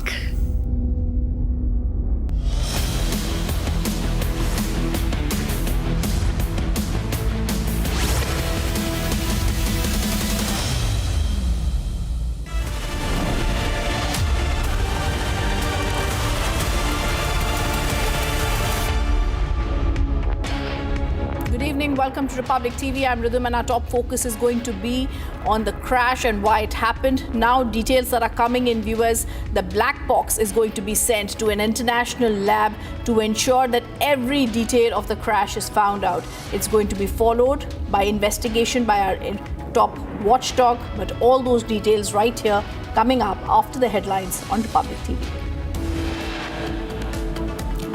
And our top headlines as we are speaking today, Air India flight makes an emergency landing. This after a bomb threat found in LAV of AI-379 operating today morning from Phuket to Delhi. Prime Minister Modi in Ahmedabad visits crash site, meets injured victims in the hospital.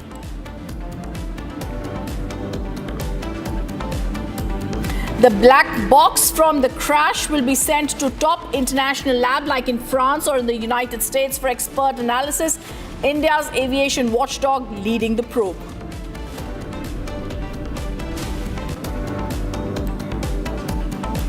Air India under immense scrutiny. 3 flights are hit with multiple snags yesterday.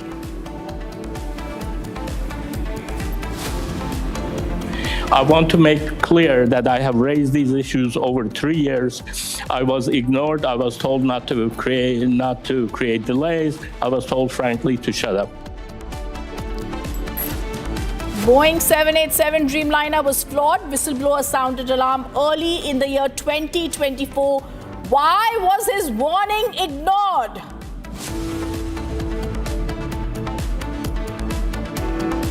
And another big story, Israel strikes Iran nuclear plant and massive escalation in the Middle East. Israel declared state of emergency.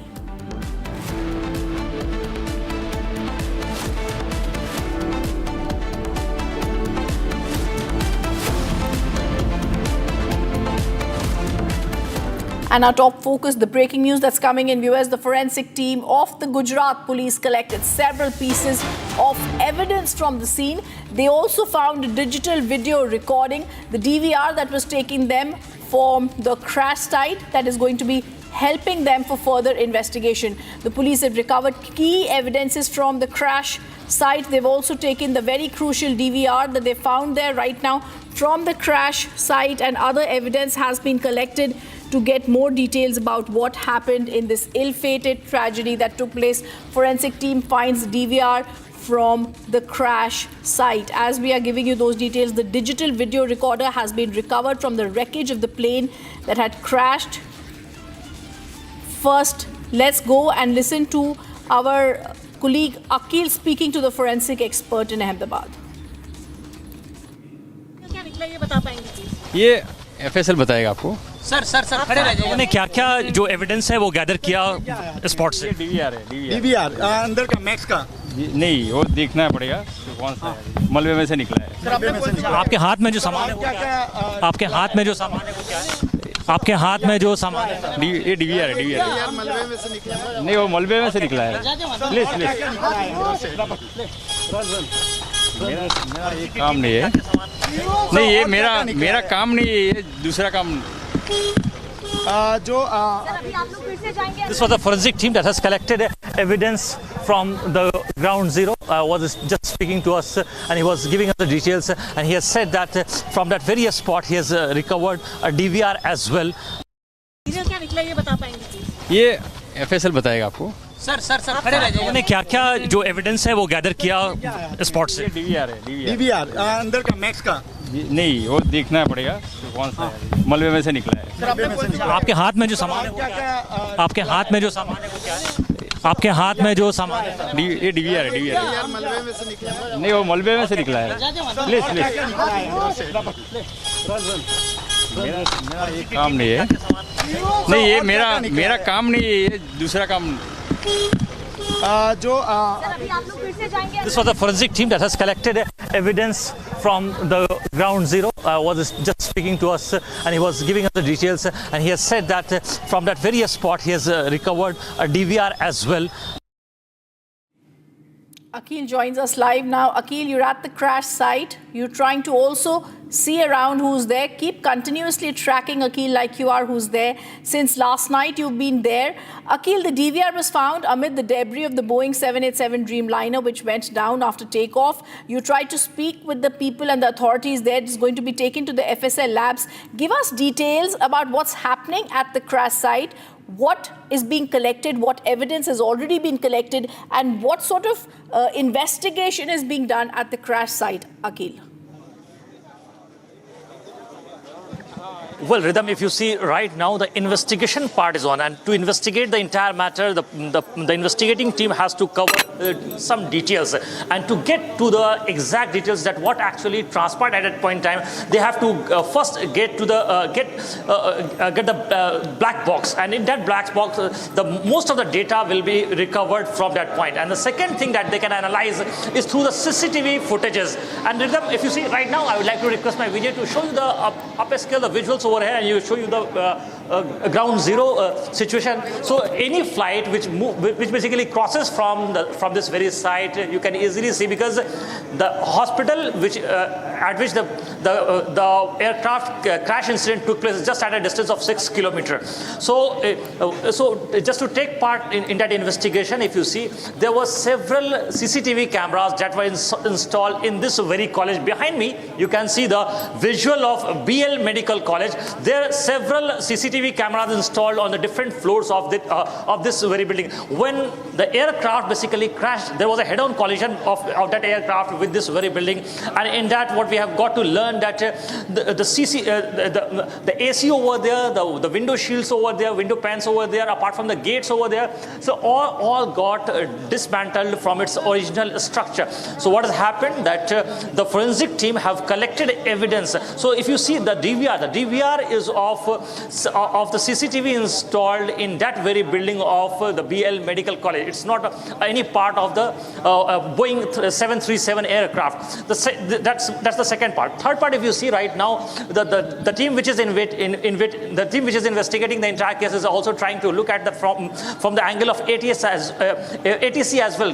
That at what point, at what location, basically the aircraft loses its communication with the ATC. Because if you see, when that incident took place, the location over here is at a distance of 6 kilometers. So what has happened, that at an altitude of over 650 feet, there was a collapse, and after that we can certainly saw the free fall last night and yesterday itself at around 1:39 p.m. When you see Rhythm, what has happened, that when the flight took off at around 1:39 p.m. and after that, after 30 seconds, it basically there was a blast and it fell from there was a meteoric fall from the sky, and after that, what we have seen that in that very incident, 242 people who were on board, out of that 242 people, one person is alive, who is still being treated at the civic hospital. Apart from that, what we have seen, that 241 people have died, in which, if you see, 169 people are Indian citizens. Apart from that, if you see, there are 53 citizens from the United Kingdom, 7 were Portuguese citizens, and 1 was a Canadian citizen. So right now, those students who were basically the PG students of this BL Medical College are still being treated at the very hospital in the civic body hospital. Back to you. All right, thank you for giving us those details. Akhil, it's a top focus we'll track. We'll be with you again. Meanwhile, I also want to go across and share a report of my colleague Gopi. She earlier spoke to Dr. J.P. Pillai, forensic dentist, who's doing the DNA of the testing, the teeth also. Listen in.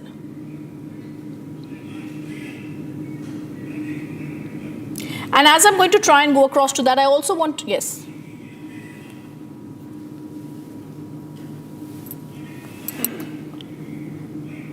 What is the status like? Which is the stage where we are at? So we are basically we are dental surgeons. We are working in a government dental college, and I am a forensic dentist. So my area domain is only for dental identification.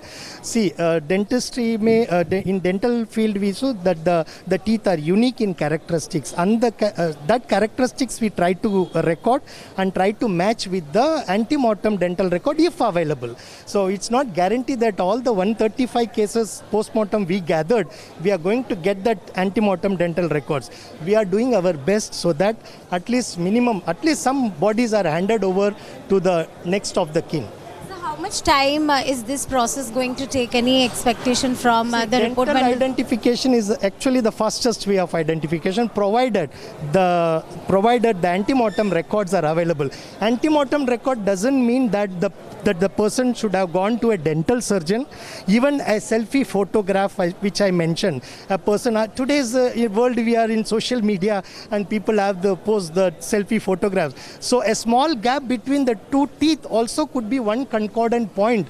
If I see in the dead body, there is one gap between two central incisors. So that if I am able to match it, that one point is enough to prove the identity. It's very fast. So how many more DNA samples are pending? How many more? That I cannot answer, madam, because still I am hearing that there are some cases which have to be done. The autopsy procedures are pending. So if they call, then we will go for them to assist. Yesterday, my dental team, thanks to the support of my dental college dean and the forensic medicine department, they have supported us, and all the PG students in my dental college, they were all together from 3 p.m. till 4:30 a.m. We were working continuously on collecting the dental records of the victims. It's a very pathetic situation, but how far dentistry can help in giving justice to the identification, we are doing our best. Right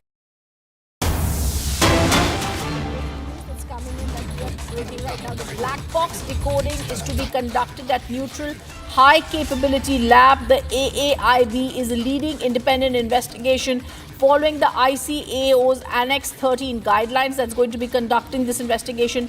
Black box decoding is to be conducted at a neutral high capability lab, probably at the BEA France or the NTSB USA. They had already spoken about it yesterday. The United States said they would be sending a team here and they would want to be helping out in this investigation. BCAS will also be involved in the case of suspected sabotage or tinkering, and that's the crucial bit of information coming in. A neutral lab will be decoding the black box of the crash site. The black box analysis is also to be done at the BEA in France or at the NTSB lab in the United States of America. We're going to go across to Aditya, who's joining us live on this top focus. It's very crucial to understand that the black box, Aditya, is important. The flight data recorder, the cockpit voice recorder are critical for investigation. This is actually located in the rear of the plane. Give us more details that you have.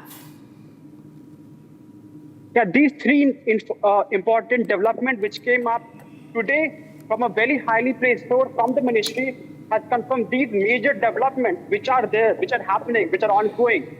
Now, the first thing about the black box is that about the investigation, about the decodation, which is said to be done in somewhere in a neutral state of place, which is important, which is paramount considering about the scale and size of this accident which happened yesterday.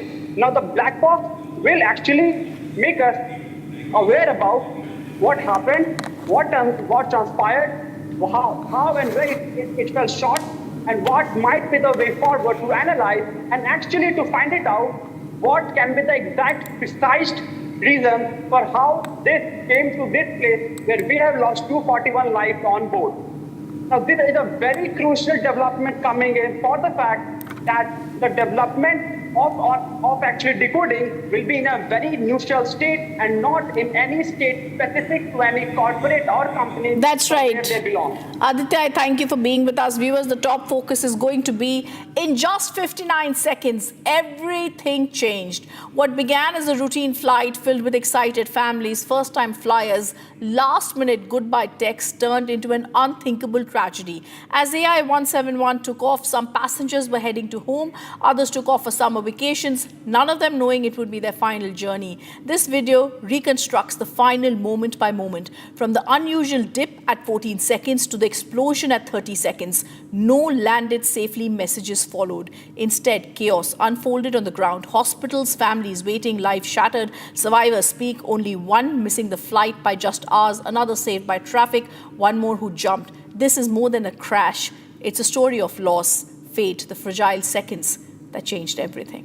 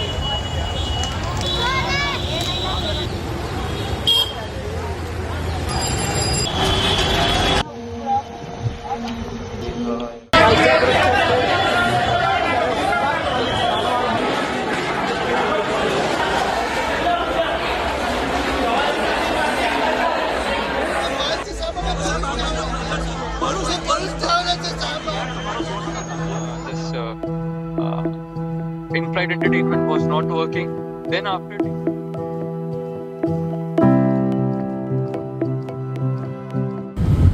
and as usual the in-flight entertainment is not working. Leave in-flight entertainment. Cabin crew to landing stations. If I talk about this light, it is also not working. If I press this cabin crew button, it's not working either. Nothing is working. Nothing at all.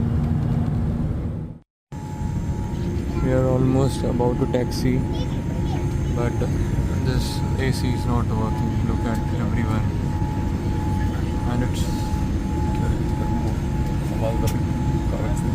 so many people. They are using these magazines. AC is not working at all. And as usual, your TV screens are also not working.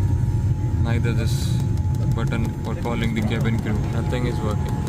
Nothing. Not even the light is working. See, this is what you are providing. And as usual, that is why Air India is considered as one of the worst airlines in the world. AC is still not working, and today it is very, very, very hot in Delhi.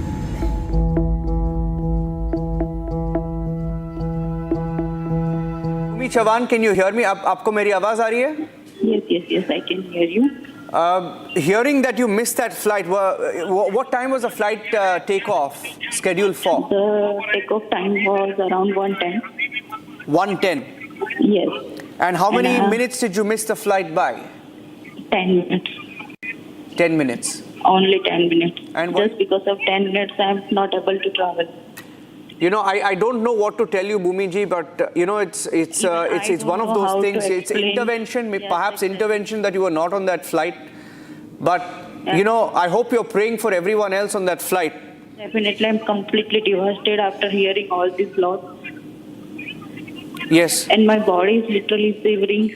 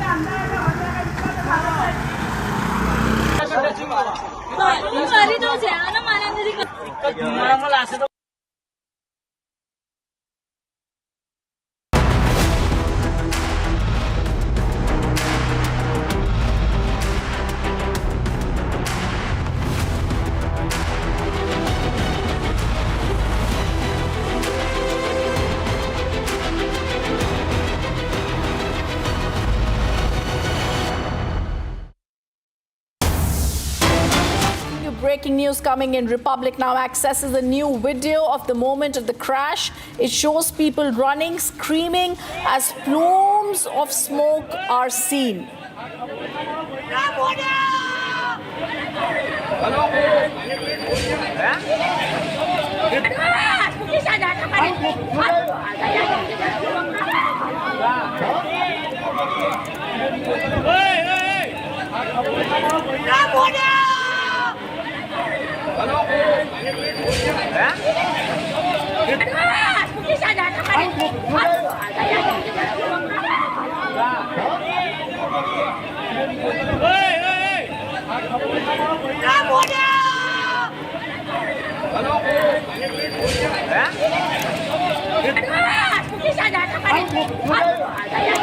Akhil, I want to go across to you to give more details of this. We're already starting to see the moments, what happened. The video shows the plane that was flying, and then we're now seeing pictures after those earlier videos of that plane that burst into flame. We are now seeing those pictures of the black smoke, thick black smoke. All right, we're going to now go across to breaking news that's coming in of the black box. Breaking news and exclusive pictures coming in of the black box that has been recovered. Viewers, we're going to give you those detailed pictures that are coming in right now. This is pictures of the black box that has been recovered. We're also telling you this is what that's going to be. This black box is going to decode and give us details about what exactly happened that led to this lapse. Now, the site was one of total devastation. There was burnt debris, scattered aircraft pieces, there was smoldering, there was evidence everywhere. But this is the black box that is going to really give us more details about what really happened and what caused the Boeing code Dreamliner to crash shortly after takeoff on Thursday afternoon. Let me go across to Abhishek, who's also joining us. Details. Abhishek, give us more details. The most crucial piece of evidence, the black box, Abhishek, pictures on the screen, it has been recovered. Well, yes, and Rhythm, this is the equipment that has been fished out by the relief and rescue teams of the local administration there. And it says emergency locator transmitter. So if not the entire black box, this is a key component of the black box. And we should be telling our viewers that this was fished out. This particular component was fished out at about 1:30 p.m. And this was done by AMC, which is the Ahmedabad Municipal Corporation, its fire team. And this was located at the tail of the aircraft. And it was taken out of the tail of the aircraft. And we are told that the local administration is now waiting for the DGCA and the Aircraft Accidents Investigation Board, AAIB teams, to hand this equipment over to them. Of course, the Air India team and everyone else is going to get involved. Remember, we have spoken about how the NTSB, which is the United States National Transportation Safety Board, they are getting involved, how the Boeing teams are coming in. And this black box now recovered and in custody of the local authorities there in Gujarat. The Ahmedabad Municipal Corporation fire team taking it out. Look at the pictures. Those are the teams that are there. And they have taken it out, and you can see that. As I said, this is, if not exactly the entire black box, this is a key component of the black box, which says that it is the emergency locator transmitter with antenna detached. And this is, again, is part of the mechanism by which you locate a lost aircraft, and this has recording in it, and it has crucial flight data in it. And so obviously this would be handed over to the concerned authorities of the AAIB or the DGCA. Remember, Rhythm, we have, I believe there is an in-principle decision taken by the Ministry of Civil Aviation that the forensic analysis of this equipment is going to be done either in France or the United States. An emergency locator transmitter is a device that transmits a signal to help rescuers locate a crashed aircraft, essentially. So obviously, if not the entire black box, as I mentioned, this is a key component of the black box, and the pictures of which we are putting it on air And these are this equipment now, which is going to help piece together the last moment of the ill-fated AI-171, which crashed outside of Ahmedabad airport last evening, is going to be handed over to the investigators of the AAIB first, and then, of course, wherever the authorities take it to. And because the internal battery is designed to be on the air for more than 48 hours, the battery issue, in the sense that Rhythm, essentially, this is something which helps locate the exact place to where the aircraft is, and next to it is the black box. So obviously, the authorities now have the black box with them, and this another piece of equipment, which is part of the larger black box assembly, also now located and being handed over to the AAIB as soon as the authorities can connect with them. On Republic TV, and I want to explain to our viewers, essentially the black box is a magic box. It's like an X-ray machine that's completely revealing hundreds and thousands of parameters from engine start to engine shutdown, depending upon the sophistication of the aircraft and the flight data recorder. It's made of two parts, like Abhishek was telling us. This is the FDR and the CVR. CVR is the multi-track audio recorder that continuously captures every audible sound in the cockpit, what the pilot said, when the mayday was announced. And the FDR records the aircraft system, the flight data, when there was what the control surface is, the flaps, elevator, rudder, what happened with the airspeed, the engine performance, whether there was any engine shutdown, and all those details are there. Of course, like the picture on the screen, it's not black, and the reason is it's bright yellow, this time it's bright orange. This is to assist in locating the box after the accident. Like Abhishek is telling us, the municipal department in Ahmedabad has got it. Before, airlines made it day glow orange, but now this is the black box that is crucial. And now we're also going, thank you Abhishek for joining us. We're slipping into a break. On the other side of this break, on Live in Breaking, we get you more details on the recovery of the black box, how it's going to now be traveling, and the investigation is going to be assisted either in France or in the United States. India is going to ensure the black box that holds critical flight data is giving us the reasons for this crash. Much more after a short break. Stay on with us.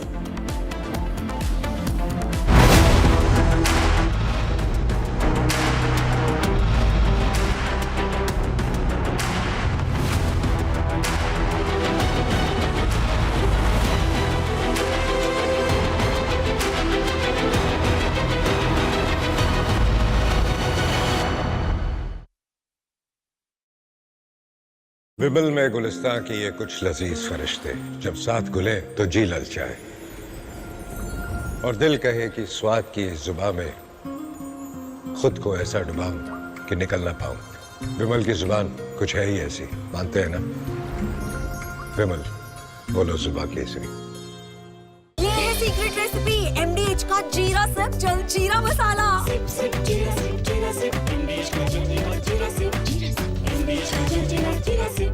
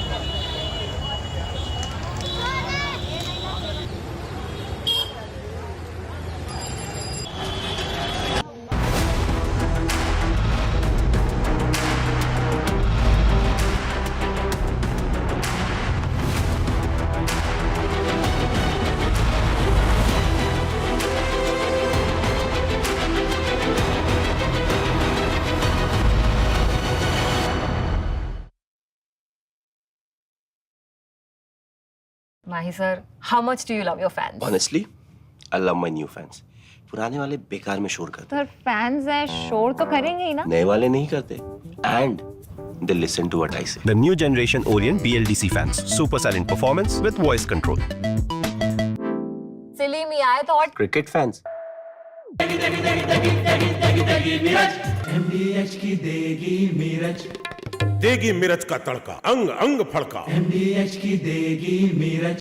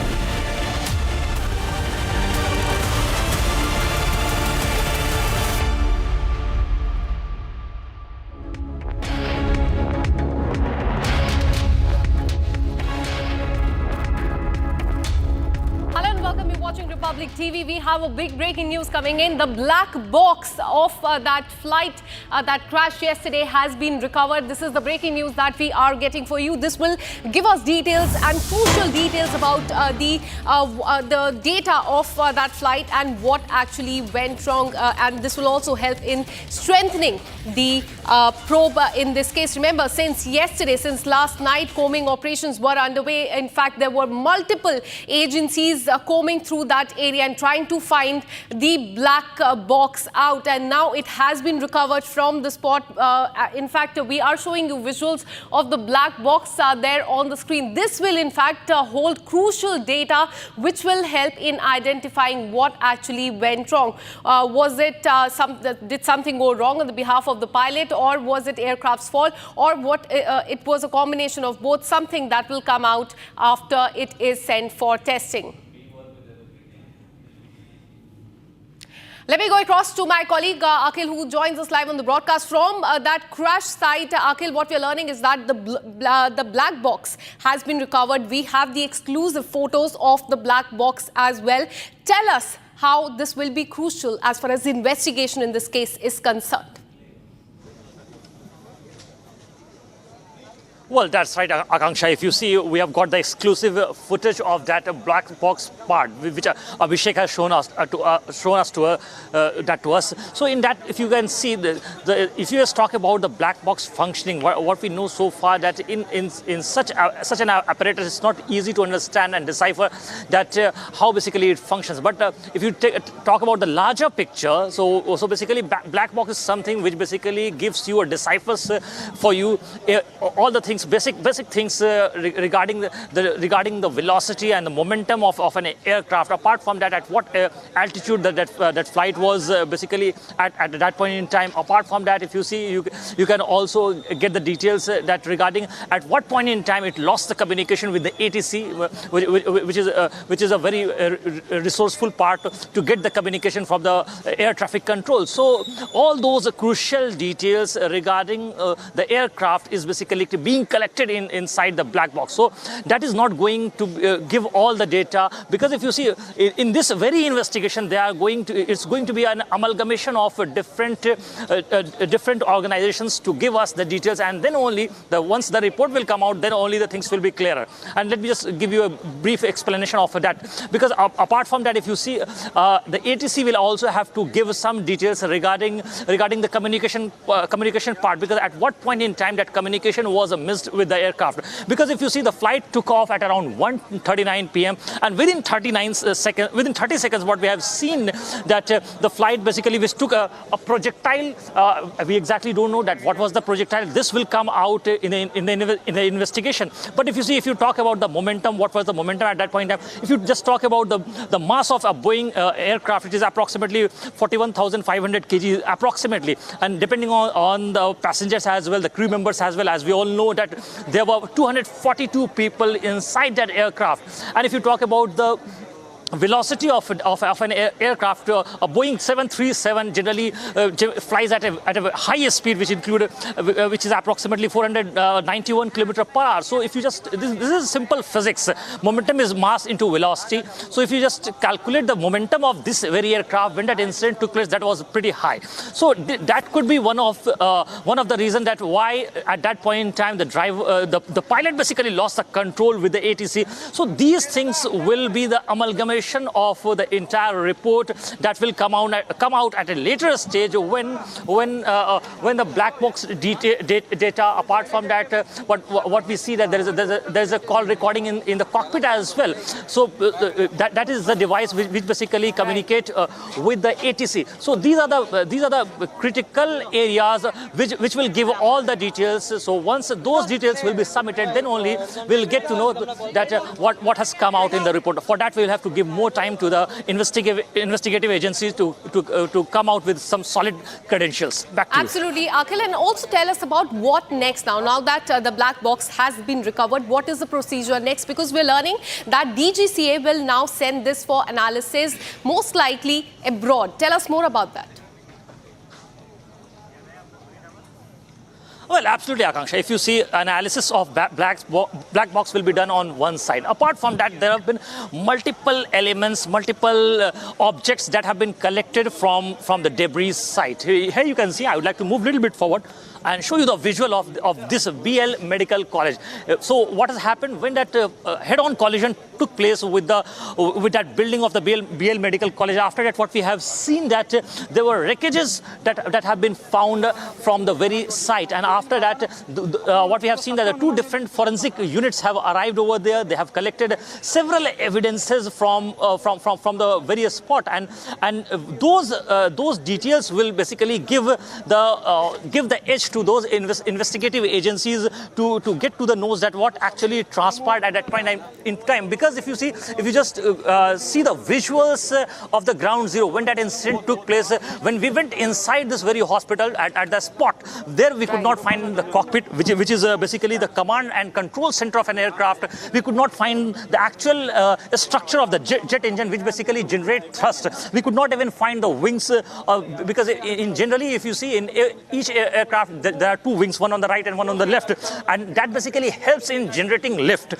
So all those parts were broken, all those parts were shattered. If you talk about the vertical stabilizer, so vertical stabilizer basically help in controlling your. If you talk about the horizontal stabilizer, it basically helps in controlling pitch. So these are the basically parts which give details, the very important and crucial and chronic details regarding an aircraft. So for those details to be basically come in tandem, and after that, what we will get to know that the ATC, apart from that, the DGCA, apart from that, if you see the local team of the municipal corporation, Ahmedabad municipal corporation team has also been part of this entire investigation, because they are the one who are the foot soldiers over here. They have collected all the materials and evidences from the ground zero, and those evidences, those wreckages that have been found from the ground zero will be very crucial to get the details, because if you see, there are several CCTV cameras installed just outside the premises and inside the premises of this very BL Medical College.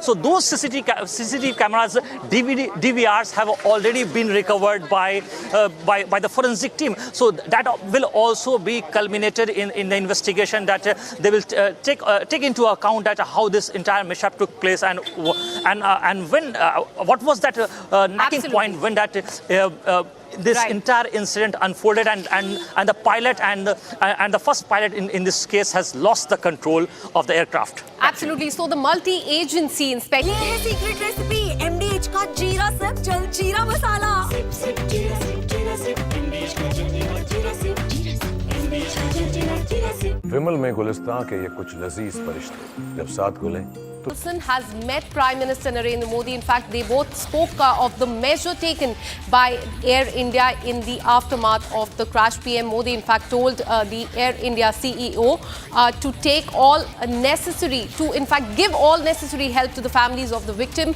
The meeting between them went on for 20 minutes. Both Prime Minister and Air India CEO are in Gujarat. Right now, they have visited the spot. They have also visited the civil hospital where their injured are admitted and bodies are lying.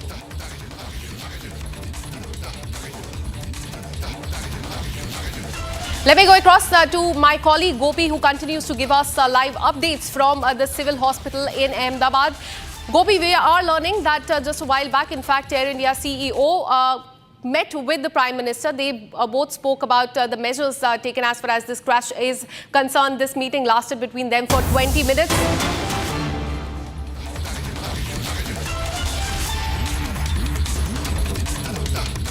All right, we are also getting in another breaking news. UK High Commissioner has also met with the Prime Minister, and he has met the Prime Minister in Gujarat. We told you last night that UK High Commissioner has landed in Gujarat. Firstly, he went to the crash site and also to the civil hospital. Back-to-back meetings that Prime Minister is holding with the Aviation Minister, Air India CEO, and also the UK High Commissioner. Remember, UK has also joined the investigation into the plane crash. They have sent their multiple teams for the investigation in this case. Yesterday, UK Prime Minister also tweeted about this plane crash incident. And this is very important because there were as many as 53 passengers on the flight.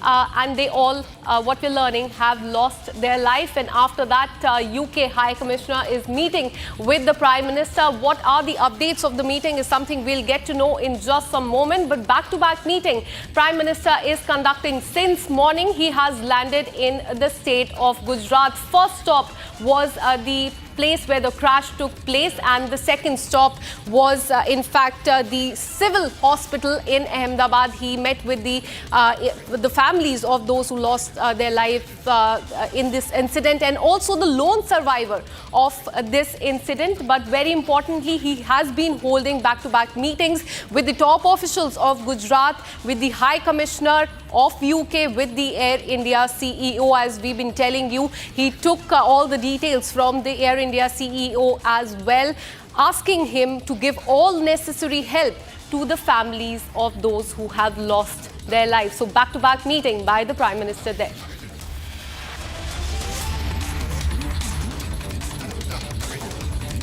All right, so this is a big breaking news we are getting for you. As we told you, UK High Commissioner has just met with the Prime Minister.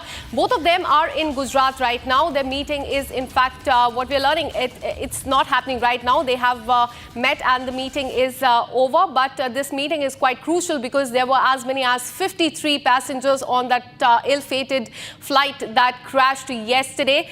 And in fact, there is one British national who has been saved, who came out alive after that crash, and that is why this meeting holds a lot of importance. UK High Commissioner will be briefing the Prime Minister also about what UK has to say on this entire statement. We've been getting you the statement from the Prime Minister of UK as well. Yesterday, he also tweeted out and he mourned the loss of those who have lost their life in this very tragic incident that has come to the fore. But most importantly, since morning, Prime Minister has been holding back-to-back meetings with the top officials of Gujarat. In fact, since yesterday, ever since this incident has taken place, he's been speaking to the Home Minister, he's been speaking to the Aviation Minister, and this morning he arrived at 8 o'clock in Gujarat because he has been Prime Minister for last 11 years, but he was also the Chief Minister of Gujarat, and that is why this holds a lot of importance.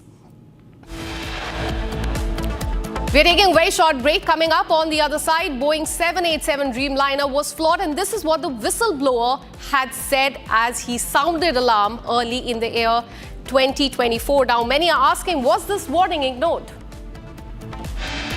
We'll also tell you about the Israel strike on Iran nuclear plant, which is a massive escalation in the Middle East. Israel has declared state of emergency. This and much more on the other side. Stay with us.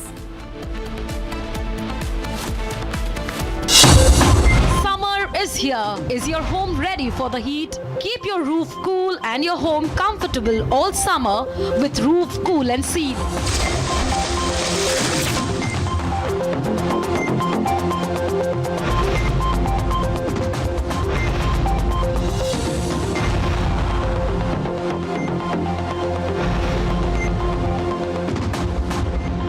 पसीना मत बहाओ, Berger roof cool and seal लगाओ।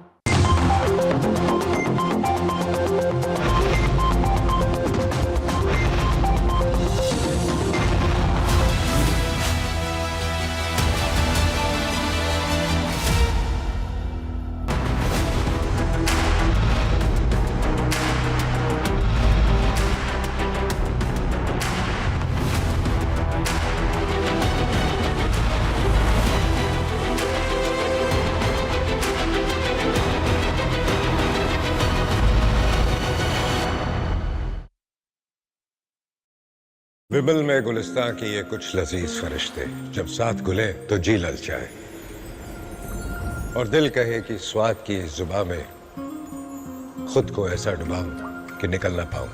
विमल की जुबान कुछ है ही ऐसी, मानते हैं ना? विमल बोलो जुबान केसरी। MDH की हल्दी मिर्ची धनिया करे कमाल, ये रंग दे, ये खुशबू दे, ये तीखा, ये कम पड़े, क्या निराला MDH masala.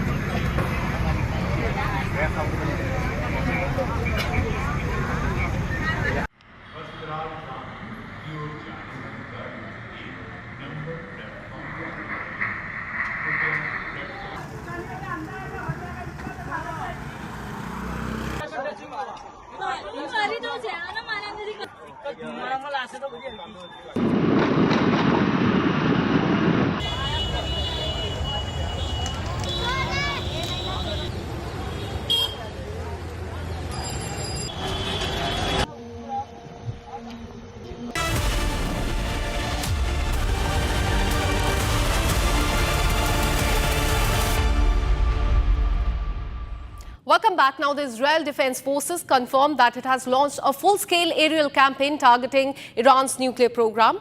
The military operation titled Nation of Lions involves precision airstrike on dozens of locations across Iran suspected to be linked to its nuclear activities and other military assets. According to IDF, this preemptive operation is aimed at neutralizing what it calls as a threat from Iran. The Israeli Air Force has reportedly completed the first stage of the operation, carrying out strikes on numerous sensitive targets. This includes military facilities, infra associated with Iran's nuclear development spread across various regions in this country.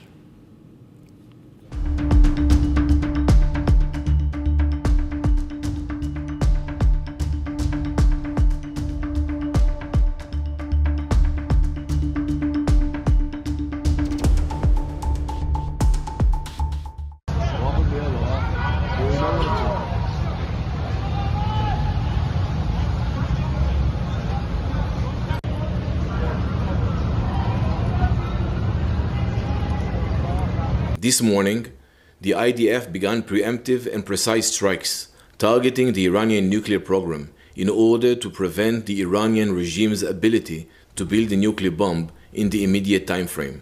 We have no choice. We are operating against an imminent and existential threat. We cannot allow the Iranian regime to obtain a nuclear weapon that would be a danger to Israel and the entire world. This operation is for our right to exist here, for our future and for our children's future. The State of Israel has the right and the obligation to operate in order to protect its people and will continue to do so.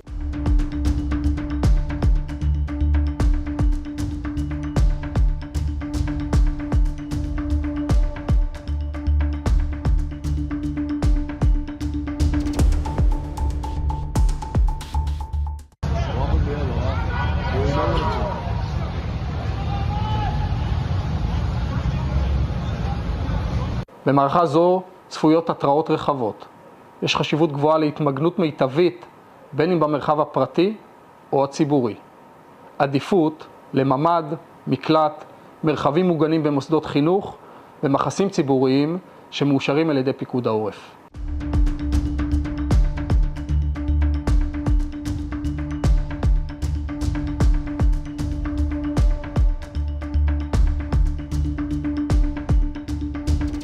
Moments ago, Israel launched Operation Rising Lion, a targeted military operation to roll back the Iranian threat to Israel's very survival. This operation will continue for as many days as it takes to remove this threat. For decades, the tyrants of Tehran have brazenly, openly called for Israel's destruction. They've backed up their genocidal rhetoric with a program to develop nuclear weapons. In recent years, Iran has produced enough highly enriched uranium for 9 atom bombs. 9. In recent months, Iran has taken steps that it has never taken before, steps to weaponize this enriched uranium. And if not stopped, Iran could produce a nuclear weapon in a very short time. Now moving on, after the Axiom-4 mission being postponed, NASA and ISRO have released statement on their X accounts on the matter. The mission was supposed to launch on June 9th after its initial delay, but people have been waiting to see Captain Shubhanshu Shukla make his way to the International Space Station with the 3 other team members. There are more details on this story. Here's more. India eagerly waited for June 9th to see Captain Shubhanshu Shukla embark on the Axiom-4 mission. However, the mission to the International Space Station was postponed due to a technical glitch being detected on the Falcon 9 rocket.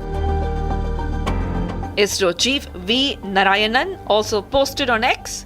He stated that ISRO is working closely with Axiom Space, NASA, and SpaceX as they responsibly addressed the ISS module observation causing the delay. When the mission launches, the world will witness Shubhanshu Shukla from India, Peggy Whitson from the US, Slavos Uznansky from Poland, and Tibor Kapu from Hungary making their way to the International Space Station.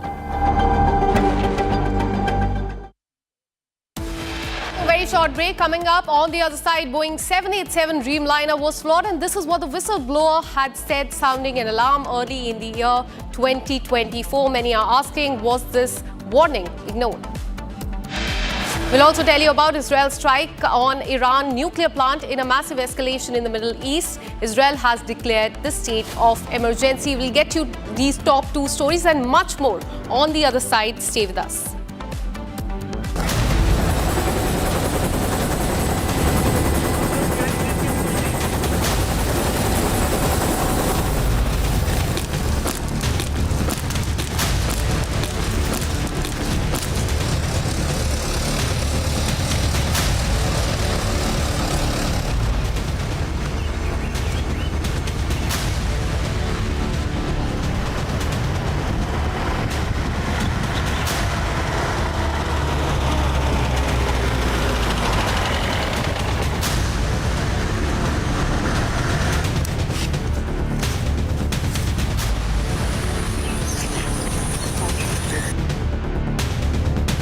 Deep in the dense forest of Gadchiroli, a silent force moves with the precision and purpose.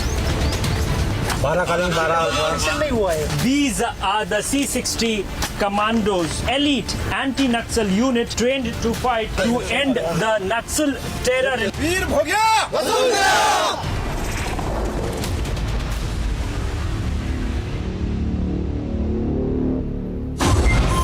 Is here. Is your home ready for the heat? Keep your roof cool and your home comfortable all summer with Roof Cool and Seal.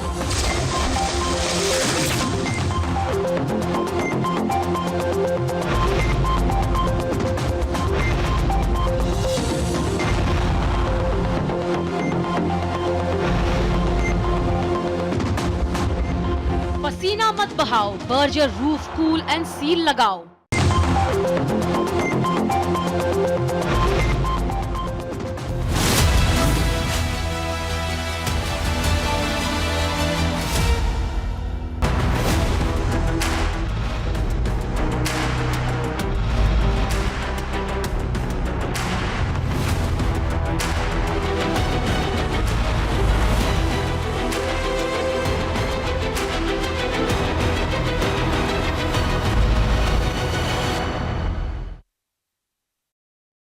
दादी के हाथों का जादू और खुशबू से महकता घर, माँ की मुस्कुराहट और खाने की सुगंध। MDH गरम मसाला, क्योंकि हर रिश्ता है स्वाद से जुड़ा।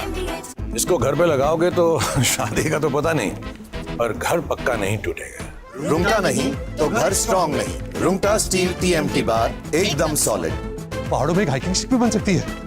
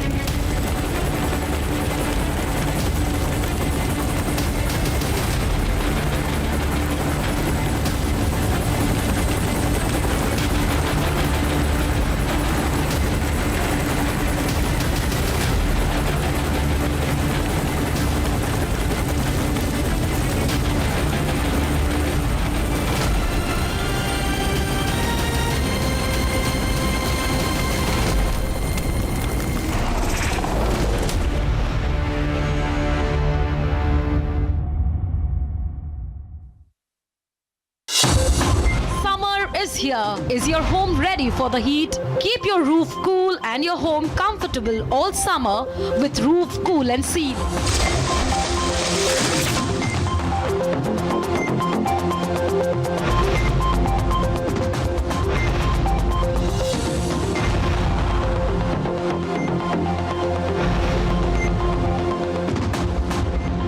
पसीना मत बहाओ, Berger roof cool and seal लगाओ।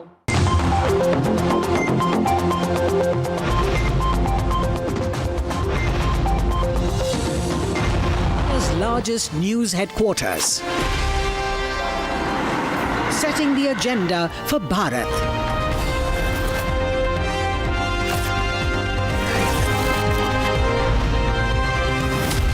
You're watching Republic.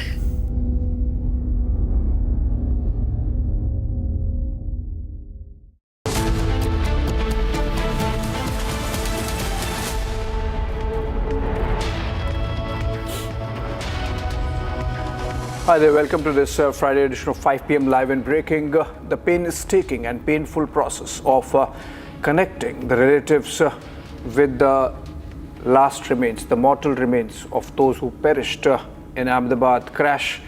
That's our focus, even as authorities are close to getting hands on the black box with the tail being brought down and it's been located. That's our focus. Let's begin with the headlines. Republic has access a new video of the moment of crash. It shows people running and screaming as plumes of smoke is seen. Prime Minister Modi in Ahmedabad visits the crash site and meets injured victims in the hospital. The black box from the crash will be sent to a top international lab, likely in France or the United States, for expert analysis.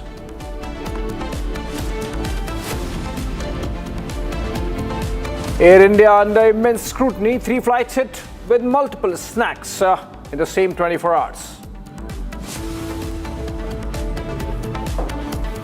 I want to make clear that I have raised these issues over 3 years. I was ignored. I was told not to create delays. I was told, frankly, to shut up. Boeing 787 Dreamliner was flawed. Whistleblower sounded alarm early in the year 2024. Was his warning ignored?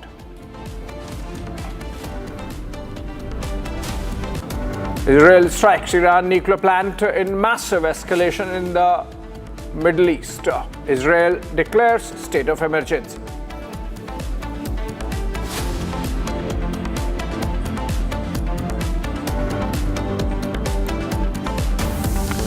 All right, so we are getting a breaking news development connected with the Iran-Israel war. With the United States President now speaking, Donald Trump has issued a sharp warning to Iran following the Israeli strikes.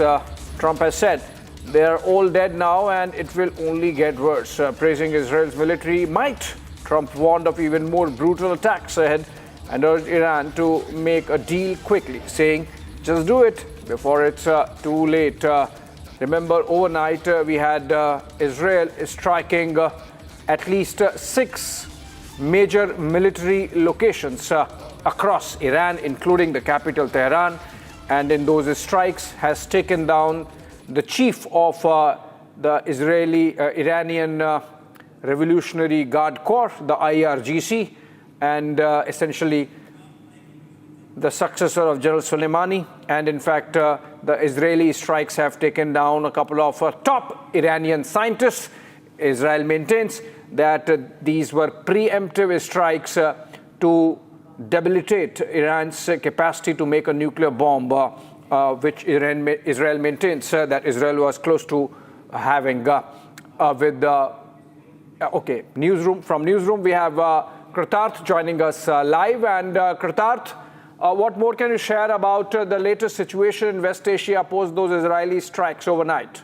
Indeed, this is the first reaction that is coming on from US President Donald Trump after Israel struck Iran, and there was subsequently also a massive drone and a missile attack done by Iran in retaliation. However, initial reactions from the United States were from Marco Rubio, who attempted to distance the US's involvement in this entire decapitation strike that was ordered by Israel on top nuclear program officials, including the IRGC chief. Now, Donald Trump has taken a very interesting position. After distancing US directly from the attacks, Donald Trump has gone on to say and warn Iran that this entire attack happened because Iran never agreed to a nuclear deal with the United States. The US has been attempting to come to a nuclear deal with Iran since President Trump took office earlier this year in order to prevent them from nuclear proliferation. Now, in this sequence of events, Trump is saying that the people who oppose this deal, the hardliners, as Trump called it in his post on Truth Social, are all dead. And he's now warning that Israel is perhaps planning a second strike on Iran. And if Iran does not come to a deal, then the next strike will be even more deadly, as Israel has some of the most lethal weapons made by the United States, and Israel knows very well how to use them. So now, after initially distancing the United States' involvement in the killing and decapitation strikes ordered on top Iranian nuclear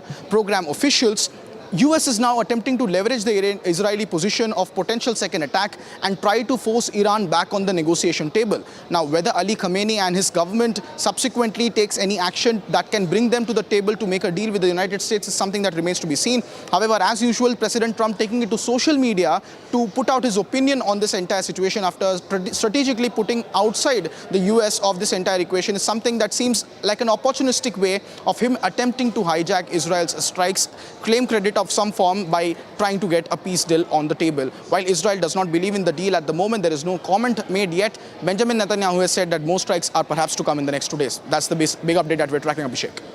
Thank you so much, Kritarth, for those updates back home. And back to the story under focus, which is the Ahmedabad crash of Air India.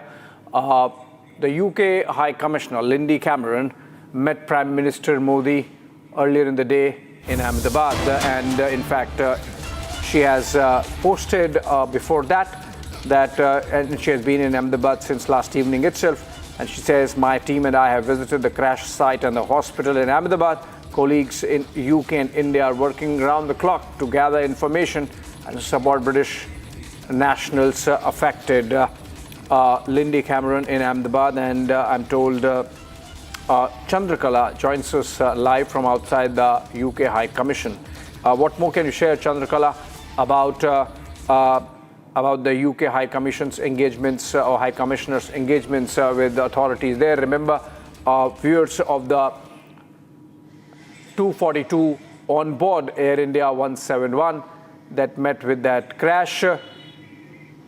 About 50 were British citizens. Chandrakala, over to you.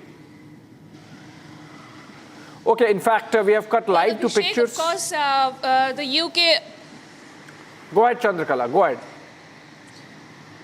The UK High Commissioner has personally met Prime Minister Modi in Ahmedabad, and of course...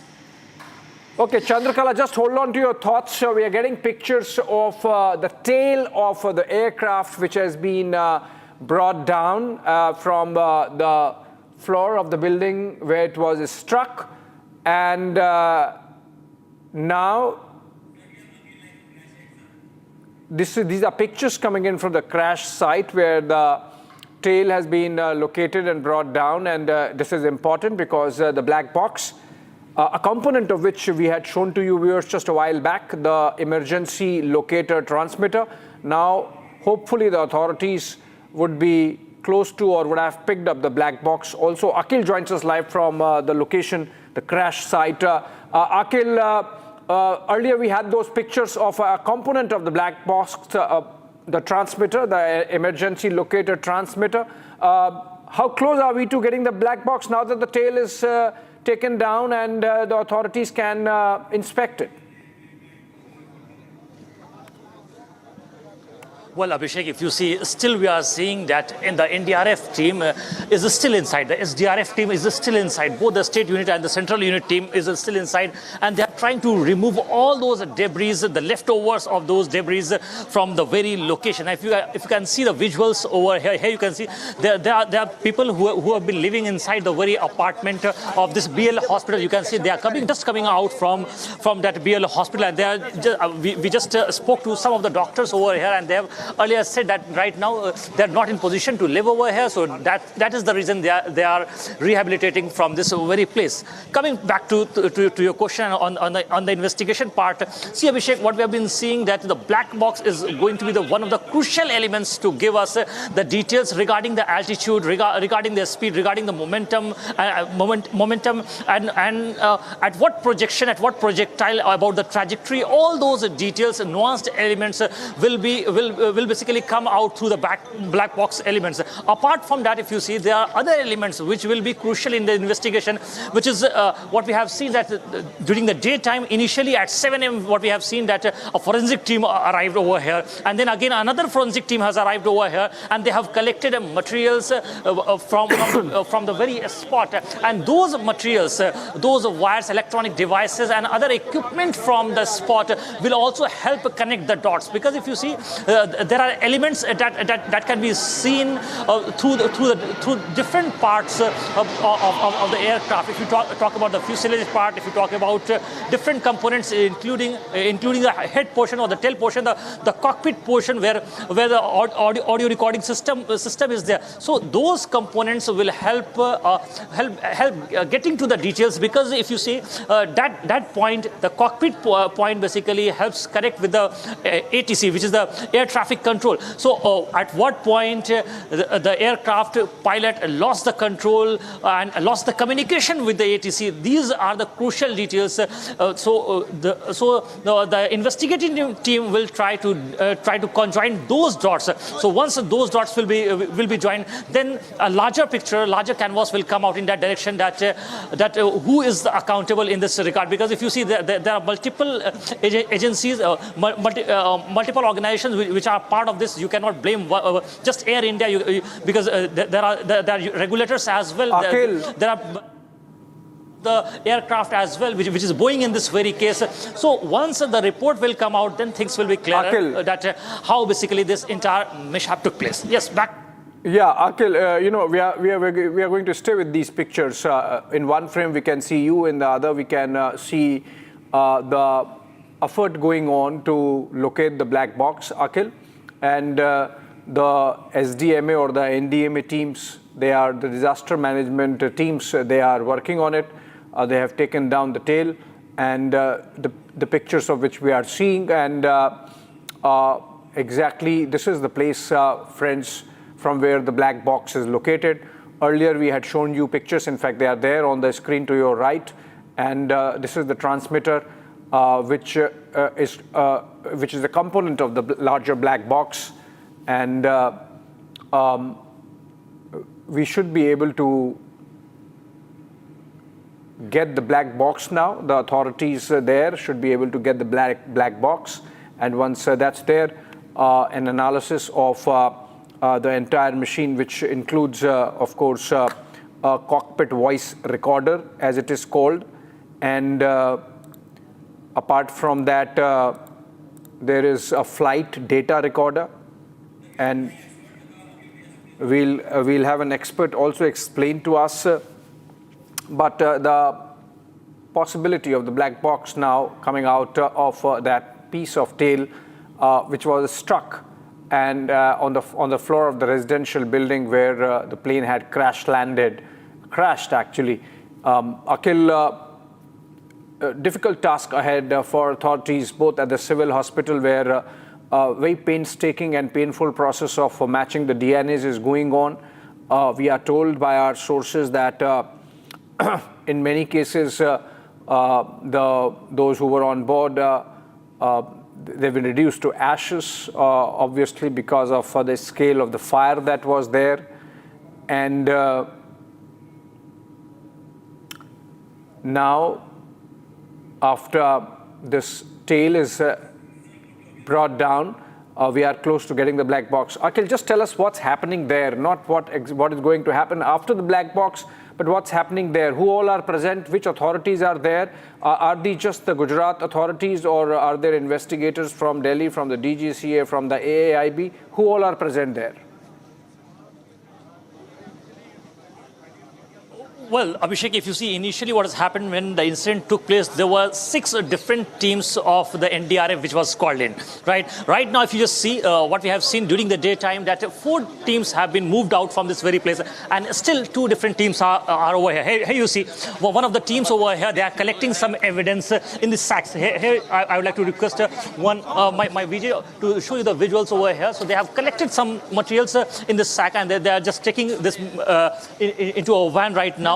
So even at this point in time, collecting evidence is very crucial, because if you see when there were 6 teams, they were trying to just remove the debris and wreckages from the aircraft mishap. But right now there are just 2 teams of the NDRF, and this SDRF team has also been moved out. So they are doing the micromanagement work and trying to find out the nuances, the small elements which could be found from the debris, because if you just go inside the very complex of the BL hospital, there at least at an area of approximately 300 meters, you could find those debris lying. So it's going to be very crucial to get all those details, and different units of the central agencies and the state agencies are still inside. Here you can see through the Republic lenses, you can see the officials are over there. The forensic expert teams are also over there. We tried to speak earlier with them. We get familiar with them, so we try to speak with them. But they are reluctant to basically comment on this part at this moment, that what they have found so far and how much advancement they have done in the investigation process as of now. Back to you. All right. Thank you, Akhil, with those details. And as soon as we can bring that information that the authorities have finally got their hands on the black box, we are told that it's been located, it's been seen, and the moment they have it, they would hand it over to the AAIB, the Aircraft Accidents Investigation Board. All right, and we will come back to those pictures as soon as that development happens. Moving on for now, but staying with the story, we have in fact got aerial video of the hostel that was completely destroyed, and the crash killing many on ground inside the hostel, and specifically in the mess. These are pictures of the hostel, and if you look at the impact, gives you an idea of the kind of tragedy that unfolded. And that's the crash site at some distance, where removal of the remains of the plane is being carried out. After all the bodies that could be recovered, that process was done. In fact, the Ahmedabad Civil Hospital has announced that they have remains of 132, which means many bodies still remain unfound, and it's likely that they were just lost in the fire. They were burned to ashes. This is after all the painstaking work that's going on to pick up DNA samples, both at the site as also at the hospital. And in between, we get stories of families of victims, and in one case, a victim who survived. Air India flight that was bound to London crashed in Ahmedabad moments after taking off.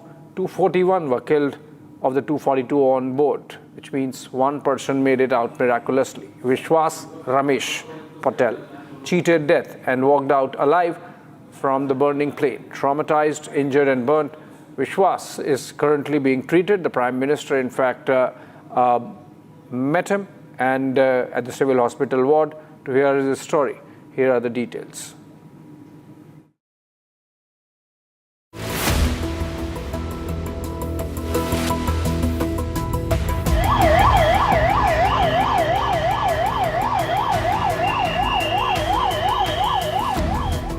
Take off के बाद 1 minute के अंदर ही जब take off हुआ ना, तो suddenly 5-10 second कैसे लगा जैसे स्टक हो गया वो। बाद में से मेरे को लगा कि कुछ हुआ। बाद में प्लेन में लाइट ऑन हो गई, ग्रीन और वाइट। बाद में वो पता नहीं वो प्लेन टेक ऑफ ज़्यादा करने के लिए वो रेस तो बोलते हैं क्या, रेस दिया होगा ऐसा कुछ, और सीधा स्पीड में ही घुस गया जहाँ वो क्या था वो हॉस्टल में।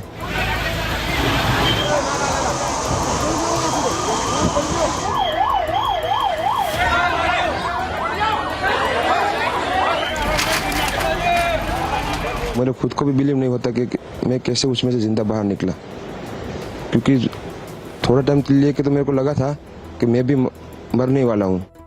One man walking away from what no one else could. From the mangled wreck of flight AI-171 emerged Vishwas Kumar Ramesh, the only survivor among 242 souls on board. A miracle in the midst of unimaginable horror. Burnt, shaken and scared, but alive. Vishwas was rushed to Ahmedabad Civil Hospital, where he is now recovering, the only living voice of what unfolded. Prime Minister Narendra Modi met the lone survivor, offered words of strength and heard a story that sounds almost unreal. Sir ने पूछा कि कैसे हुआ, तो मैंने उसके बारे में बताया और सब हाल चाल पूछा सब, और मेरे नज़रों के सब सामने हुआ था। मेरे खुद को भी बिलीव नहीं होता कि मैं कैसे उसमें से जिंदा बाहर निकला। Vishwas recalls the moments of horror. Just seconds after takeoff, a shudder, a burst of green and white lights, then the deadly impact. His left hand burned, his heart pounding. Vishwas unbuckled his seatbelt and crawled out, the only one to walk away from death. क्योंकि थोड़ा time के लिए तो मेरे को लगा था कि मैं भी मरने वाला हूँ, लेकिन जब मेरी आँख खुल के मैं देखा ना, तो मुझे लगा मैं जिंदा हूँ। तो मैंने ट्राई किया, जब मेरी सीट थे वो मेरी बेल्ट निकाला, मैंने वो ट्राई किया जहाँ से निकल सकता वहाँ से, तो मैं निकल गया वहाँ से। मेरे नज़रों के सामने एयर हॉस्टल और दूसरे आंटी अंकल सभी उसमें मिस हो गए थे सभी। टेक ऑफ के बाद 1 मिनट के अंदर ही जब टेक ऑफ हुआ ना, तो सडनली 5-10 सेकंड कैसे लगा जैसे स्टक हो गया वो। बाद में से मेरे को लगा कि कुछ हुआ। बाद में प्लेन में लाइट ऑन हो गई, ग्रीन और वाइट। बाद में वो पता नहीं वो प्लेन टेक ऑफ ज़्यादा करने के लिए वो रेस तो बोलते हैं क्या, रेस दिया होगा ऐसा कुछ, और सीधा स्पीड में ही घुस गया जहाँ वो क्या था वो हॉस्टल में, और सब सामने सब हुआ। His seat was right next to the hostel's ground floor after the impact, and in the right nick of time, he got out. मैं जो साइड पे था ना, वो साइड हॉस्टल पे नहीं लैंड हुई थी। हॉस्टल के जो ग्राउंड फ्लोर है ना, जैसे नीचे वहाँ लैंड हुई थी। तो मुझे दूसरे के बारे में मेरे को पता नहीं, लेकिन मैं जहाँ लैंड हुआ था ना वो नीचे की साइड थी, तो जब वहाँ थोड़ा पेस भी था प्लेन के जब बाहर, तो जब जैसे मेरा डोर टूटा ना सब, तो मैंने देखा ना जब सामने कि थोड़ा इधर पेस है, तो मैं ट्राई कर सकता हूँ निकलने के लिए, तो मैंने ट्राई किया निकलने के लिए, तो फिर मैं निकल गया उधर, क्योंकि अपोजिट साइड पे था ना वो बिल्डिंग का वो था ना दीवार, तो उधर से कोई शायद नहीं निकल सका होगा, क्योंकि उधर पूरा उधर ही क्रैश हुआ था।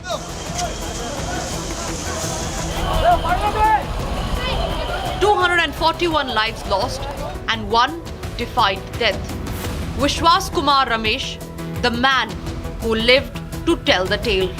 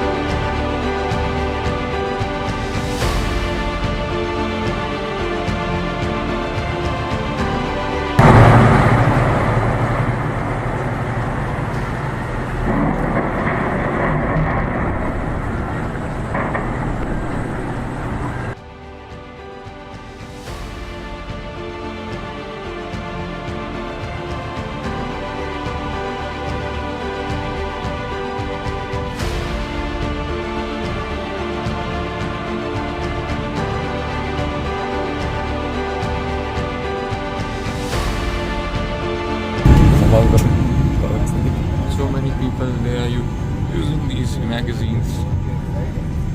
AC is not working at all. And as usual, your TV screens are also not working. Neither this button for calling the cabin crew. Nothing is working.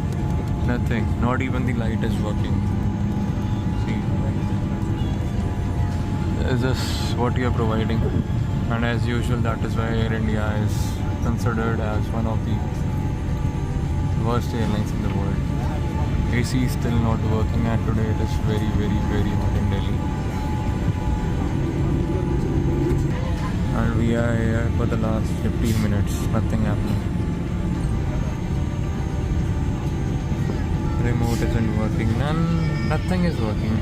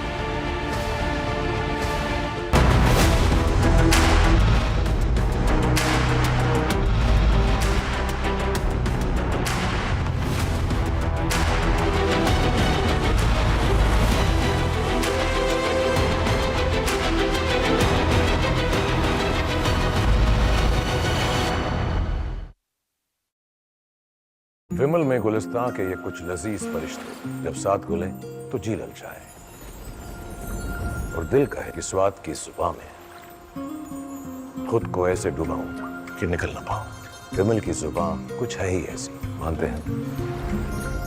विमल, बोलो जुबां कैसी? आधे बाउल दही में 4 चम्मच MDH चटनी पुदीना मसाला डाला, स्टर करो, पुदीना चटनी तैयार। MDH चटनी पुदीना मसाला। MDH।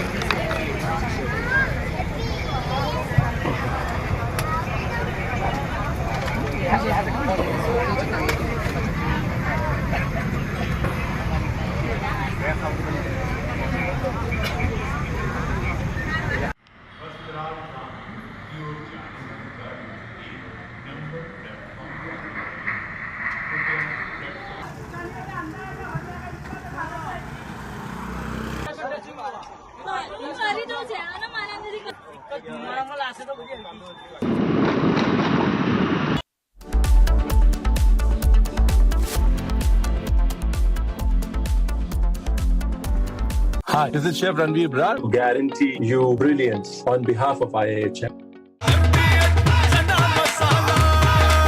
अब छोलिया हो या लोबिया, सफेद चने या काले चने, सब कुछ मजेदार बने।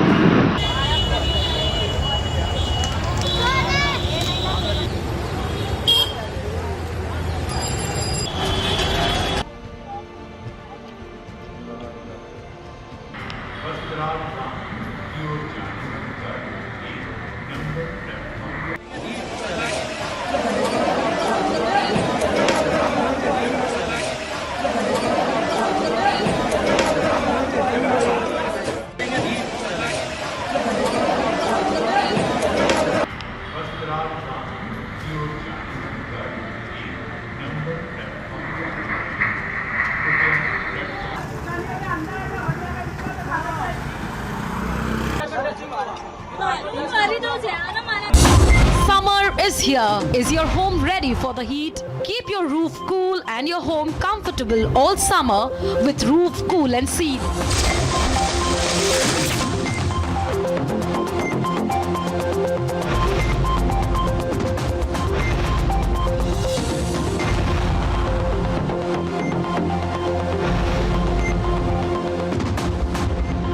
पसीना मत बहाओ, Berger roof cool and seal लगाओ।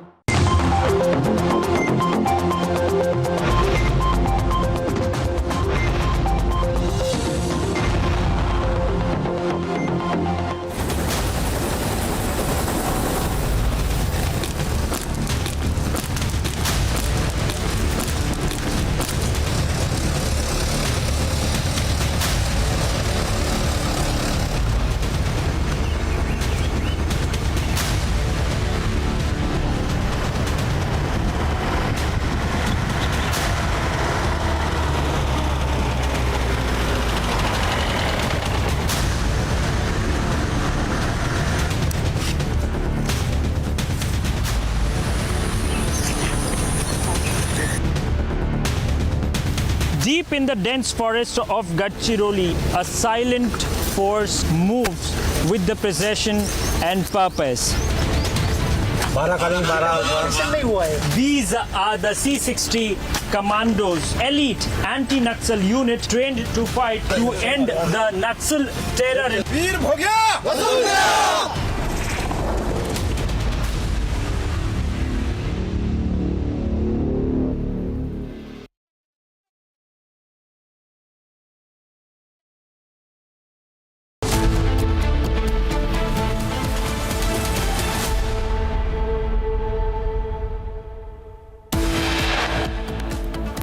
Republic accesses new video of the moment of crash. It shows people running and screaming as plumes of smoke has been seen. Prime Minister Modi in Ahmedabad visits crash site and meets injured victims in the hospital.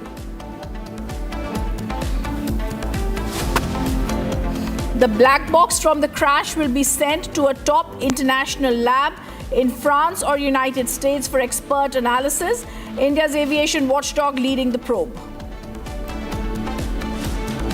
Air India under immense scrutiny. 3 flights hit with multiple snags yesterday. I want to make clear that I have raised these issues over 3 years. I was ignored. I was told not to create delays. I was told, frankly, to shut up.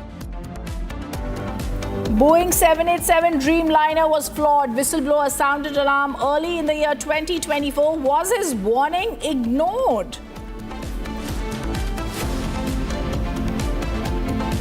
And Israel strikes Iran nuclear plant and massive escalation in Middle East. Israel declares state of emergency.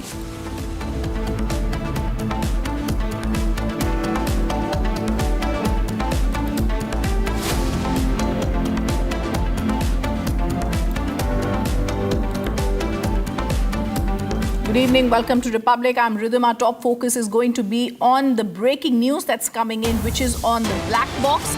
Officials have clarified that the video being circulated is not the digital flight data recorder. The actual black box containing the DFDR was recovered from a rooftop. The Aircraft Accident Investigation Bureau has begun work swiftly with 40 state government officials assisting the central teams at the crash site. And they have now stated that the actual black box has also been accessed. It contains the DFDR. The black box has also been recovered. We're seeing and showing you visuals of the wreckage. The unanswered questions are there. The aftermath of the plane crash is also on our screens. We're also continuously saying just one thing on Republic TV. It is time Air India puts out an answer. Akil is joining us live from the crash site. First, I want to go across to Akil. Akil, as we're getting clarification on the black box that has been recovered, I want to ask you, what are the other details that have been recovered? What other evidences, the incriminating ones, have been found? You've been speaking to people who are going to be handing out this evidence to the laboratories, for forensic examination. Give us details. Well, Rhythm, if you see the different parts of the aircraft is going to be crucial, because those parts will help connect the dots to the investigative agencies that are basically investigating the entire matter. Here you can see, I would like to show the visuals from the ground zero. There you see, this is the moment where that incident took place from the very spot when at around 1:39 p.m. yesterday afternoon, what we have seen that a flight which was supposed to bound to fly to London basically crashed into this very building. That was a head-on collision with that building, and there are 4 towers in our visual. You can see there are 4 different towers, and those towers basically got impacted. And if you just move around 100 meters from the first tower, which is Tower A, there you will find a mess. So in that mess area, there were several people, a dozen of people were basically having their lunch at that point in time when that incident took place. So at this point in time, what we are seeing that the NDRF team, 2 different units of the NDRF team is still inside. Earlier, there were 6 different units that have been constantly working, but right now the 4 teams have left, and there are still 2 teams inside the very premises of this BL Medical College. So they are trying to get the micro management work, micro details, because if you see, when we went inside, we haven't found any part of that plane in its actual form, in its actual structure. If you talk about the cockpit, we found out that the several parts, the head part and the tail part of that cockpit has been scattered on the floor over there. As cockpit is a very significant part, Rhythm, if you see, because it is the command and control of an aircraft. Apart from cockpit, if you see, jet engine is also one of the most important parts, because it basically generates thrust for an aircraft. If you talk about the wing also basically helps in generating lift when an aeroplane flies. So at that point in time, when it takes on the projectile movement, at that point in time, it uses the wings of both the aircrafts being used. So when we went inside last night at the very premises, because right now you can see the entire passage has been blocked by the senior authorities because the forensic team is still inside. They're also collecting materials, crucial evidences from the ground zero that will help them, that will enable them to connect those dots, which will basically help the investigative agencies to find out the exact cause of this incident. Because so far, if you see, almost more than 24 hours have passed, and we have not got any confirmation from the DGCA side or the Airport Authority of India side or from the manufacturer, the airline manufacturer, which is Boeing in this case, or the Air India side as well. So these organizations have not given any details or data on that, on the point that how basically this mishap took place, and why did at the first place why did this incident took place.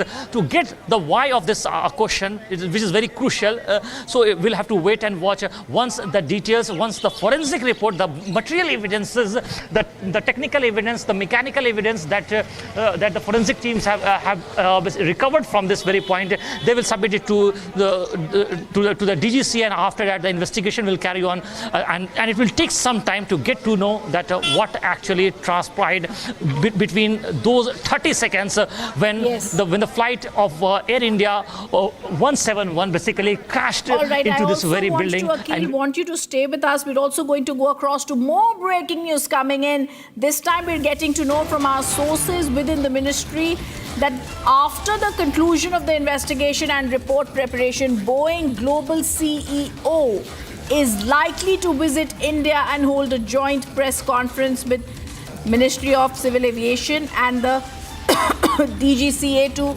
assuage the concerns. I'm going to go across to my colleague Shambhavi to give us more details on this top focus. Shambhavi,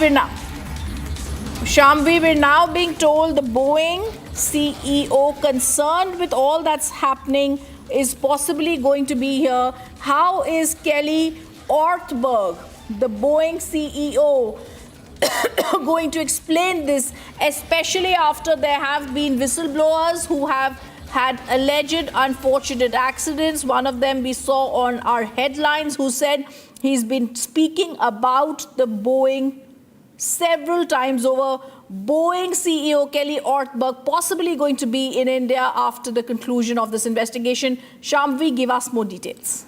Yes. We have got the briefing process within the Ministry of Civil Aviation confirms that post the investigation and report preparation, the global CEO of Boeing is going to likely come to India and hold a joint press conference with the Ministry of Civil Aviation and Directorate General of Civil Aviation to assuage concerns. We did try to press for more details, the date, the timing and everything, but the sources declined to answer on that. All right, the top focus. Thank you for giving us those details, Shambhavi. Now, moving on to the other top focus that we have here, viewers. Professor Graham Braithwaite, Director of Aerospace and Aviation and Professor of Safety and Accident Investigation, shared his expert insights on the Air India plane crash. A leading voice in the global aviation safety, Professor Braithwaite spoke exclusively to Republic, breaking down key aspects of the investigation and what to expect in the days ahead.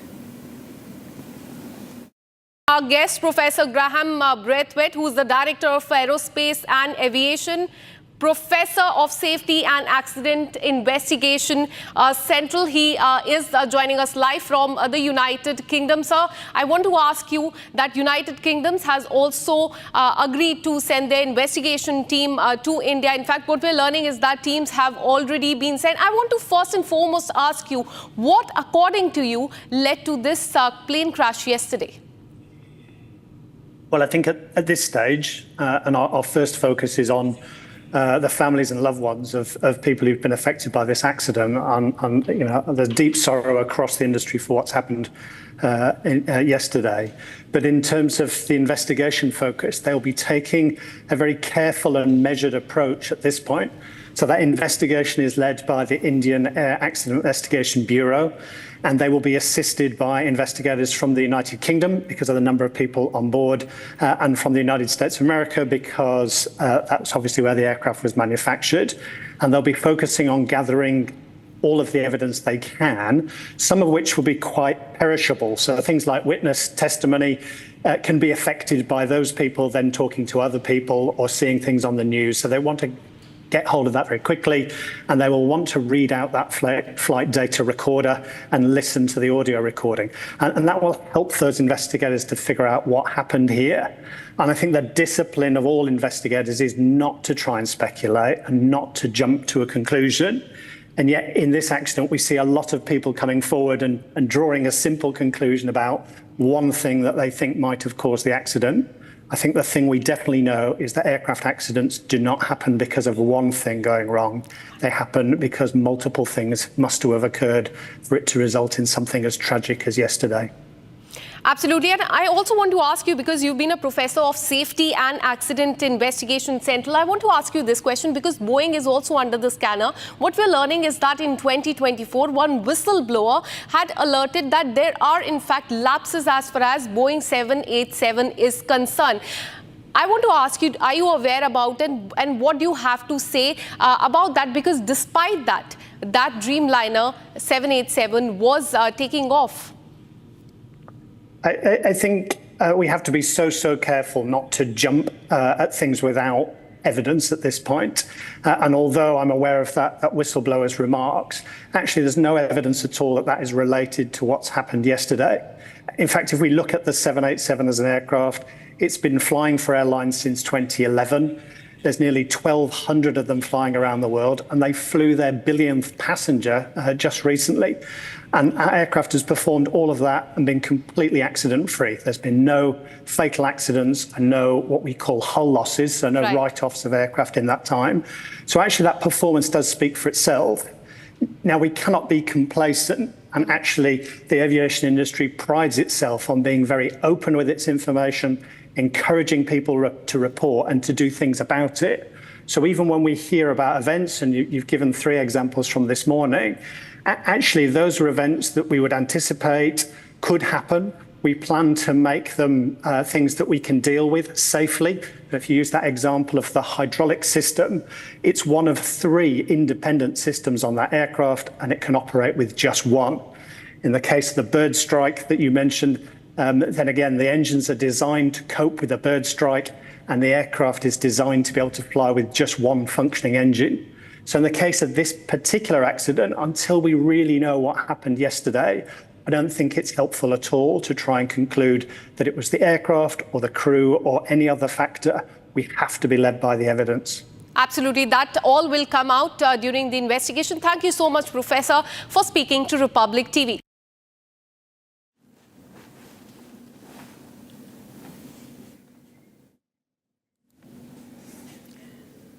This is a tragedy that didn't just fall from the skies. It tore through futures, friendships and families at BJ Medical College in Ahmedabad.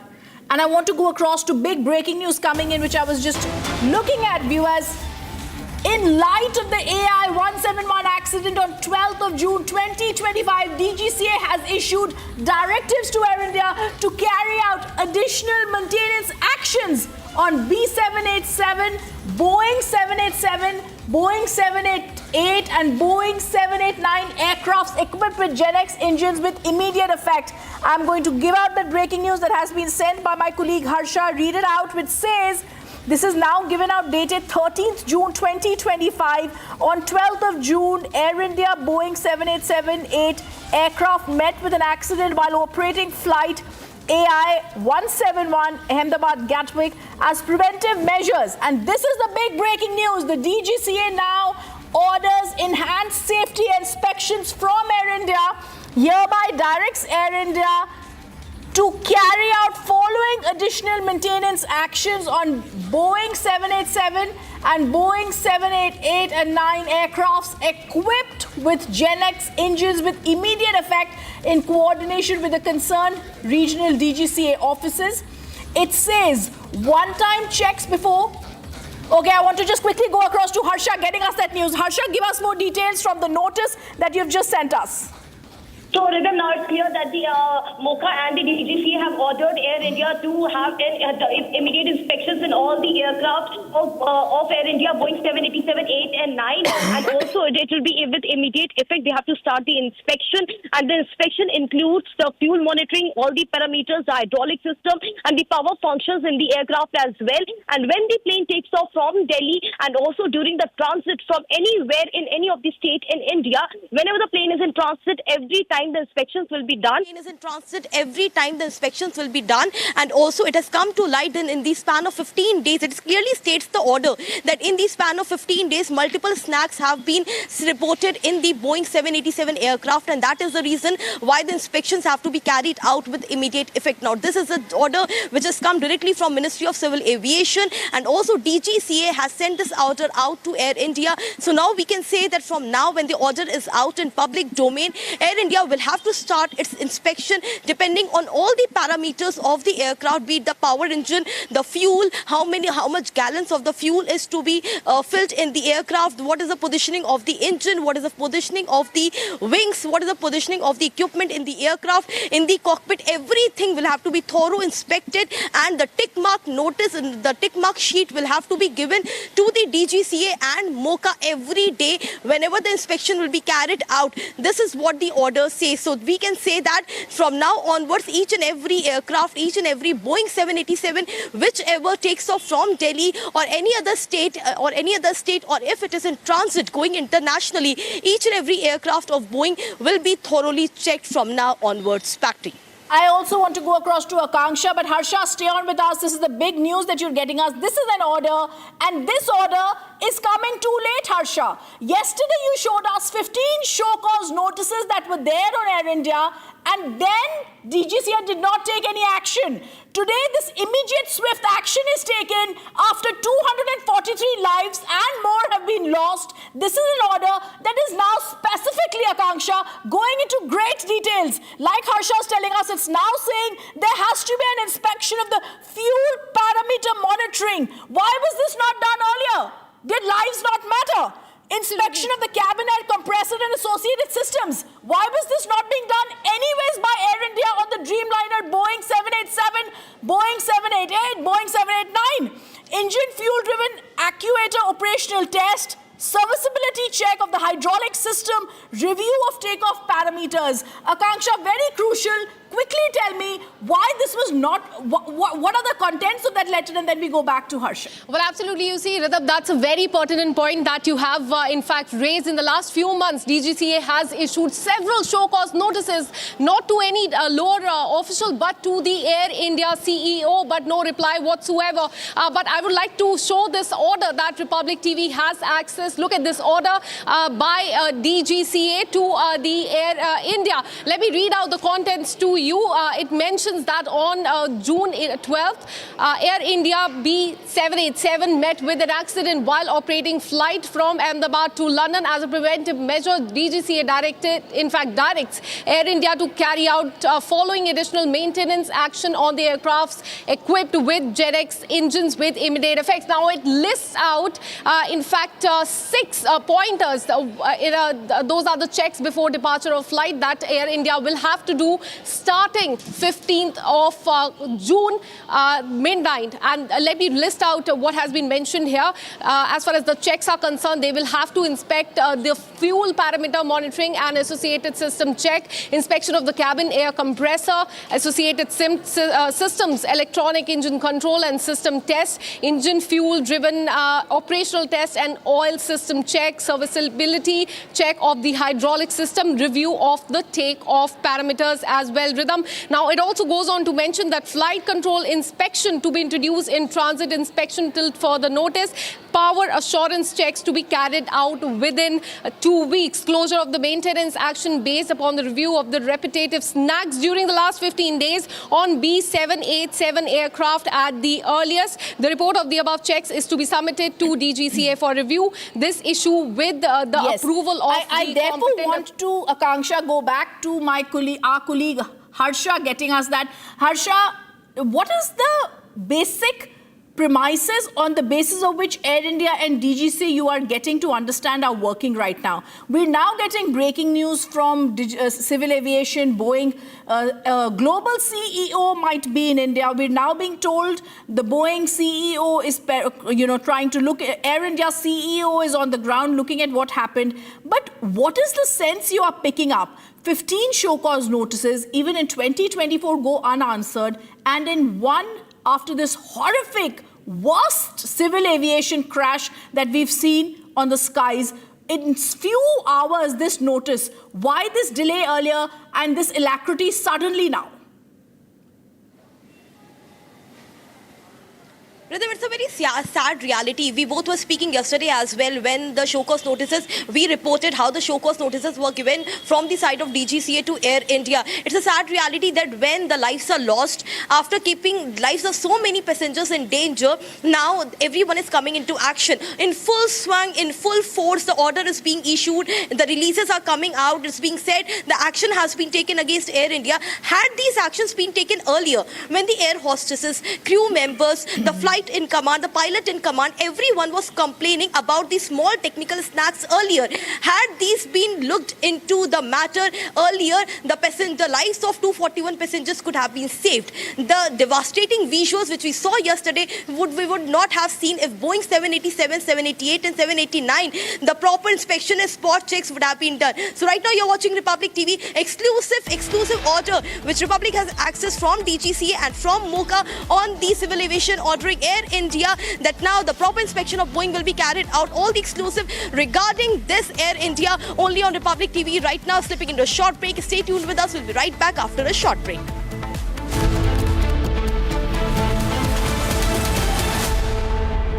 Mahi sir, how much do you love your fans? Honestly, I love my new fans.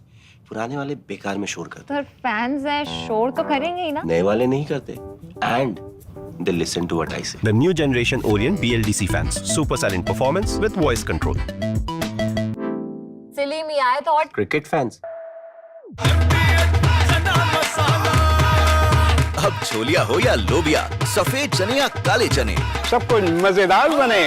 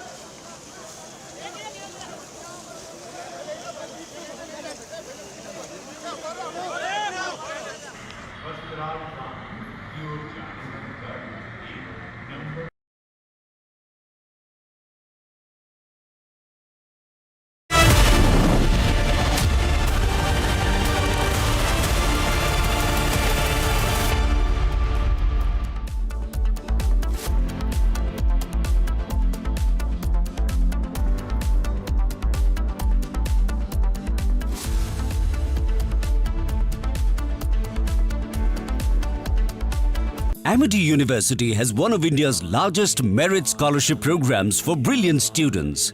Over 9,000 students with 90% plus in their 12th boards are currently at Amity, benefiting from the culture of academic excellence and focus on research and innovation. To be with like-minded students who want to be successful, apply at amity.edu/scholarships. अब छोलिया हो या लोबिया, सफेद चने या काले चने, सब कुछ मजेदार बने। विमल में गुलिस्तां की ये कुछ लजीज फरिश्ते जब साथ घुले तो जी ललचाए और दिल कहे कि स्वाद की इस जुबान में खुद को ऐसा डुबाऊं कि निकल ना पाऊं। विमल की जुबान कुछ है ही ऐसी, मानते हैं ना? विमल, बोलो जुबान Kesari. Mahi sir, how much do you love your fans? Honestly, I love my new fans. पुराने वाले बेकार में शोर करते। Sir, fans हैं, शोर तो करेंगे ही ना? नए वाले नहीं करते। And they listen to what I say. The new generation Orient BLDC fans. Super silent performance with voice control. Silly me, I thought. Cricket fans. MDH की हल्दी मिर्ची धनिया करे कमाल, ये रंग दे, ये खुशबू दे, ये तीखा, ये कम पड़े, क्या निराला MDH masala.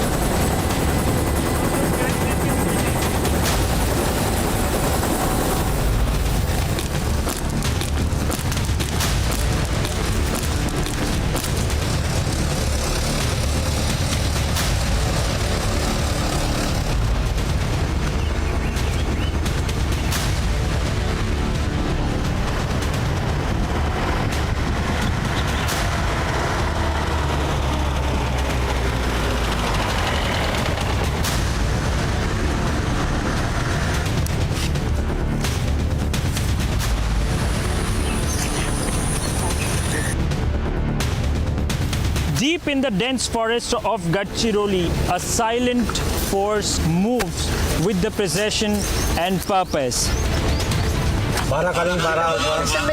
These are the C-60 commandos, elite anti-Naxal unit trained to fight to end the Naxal terror.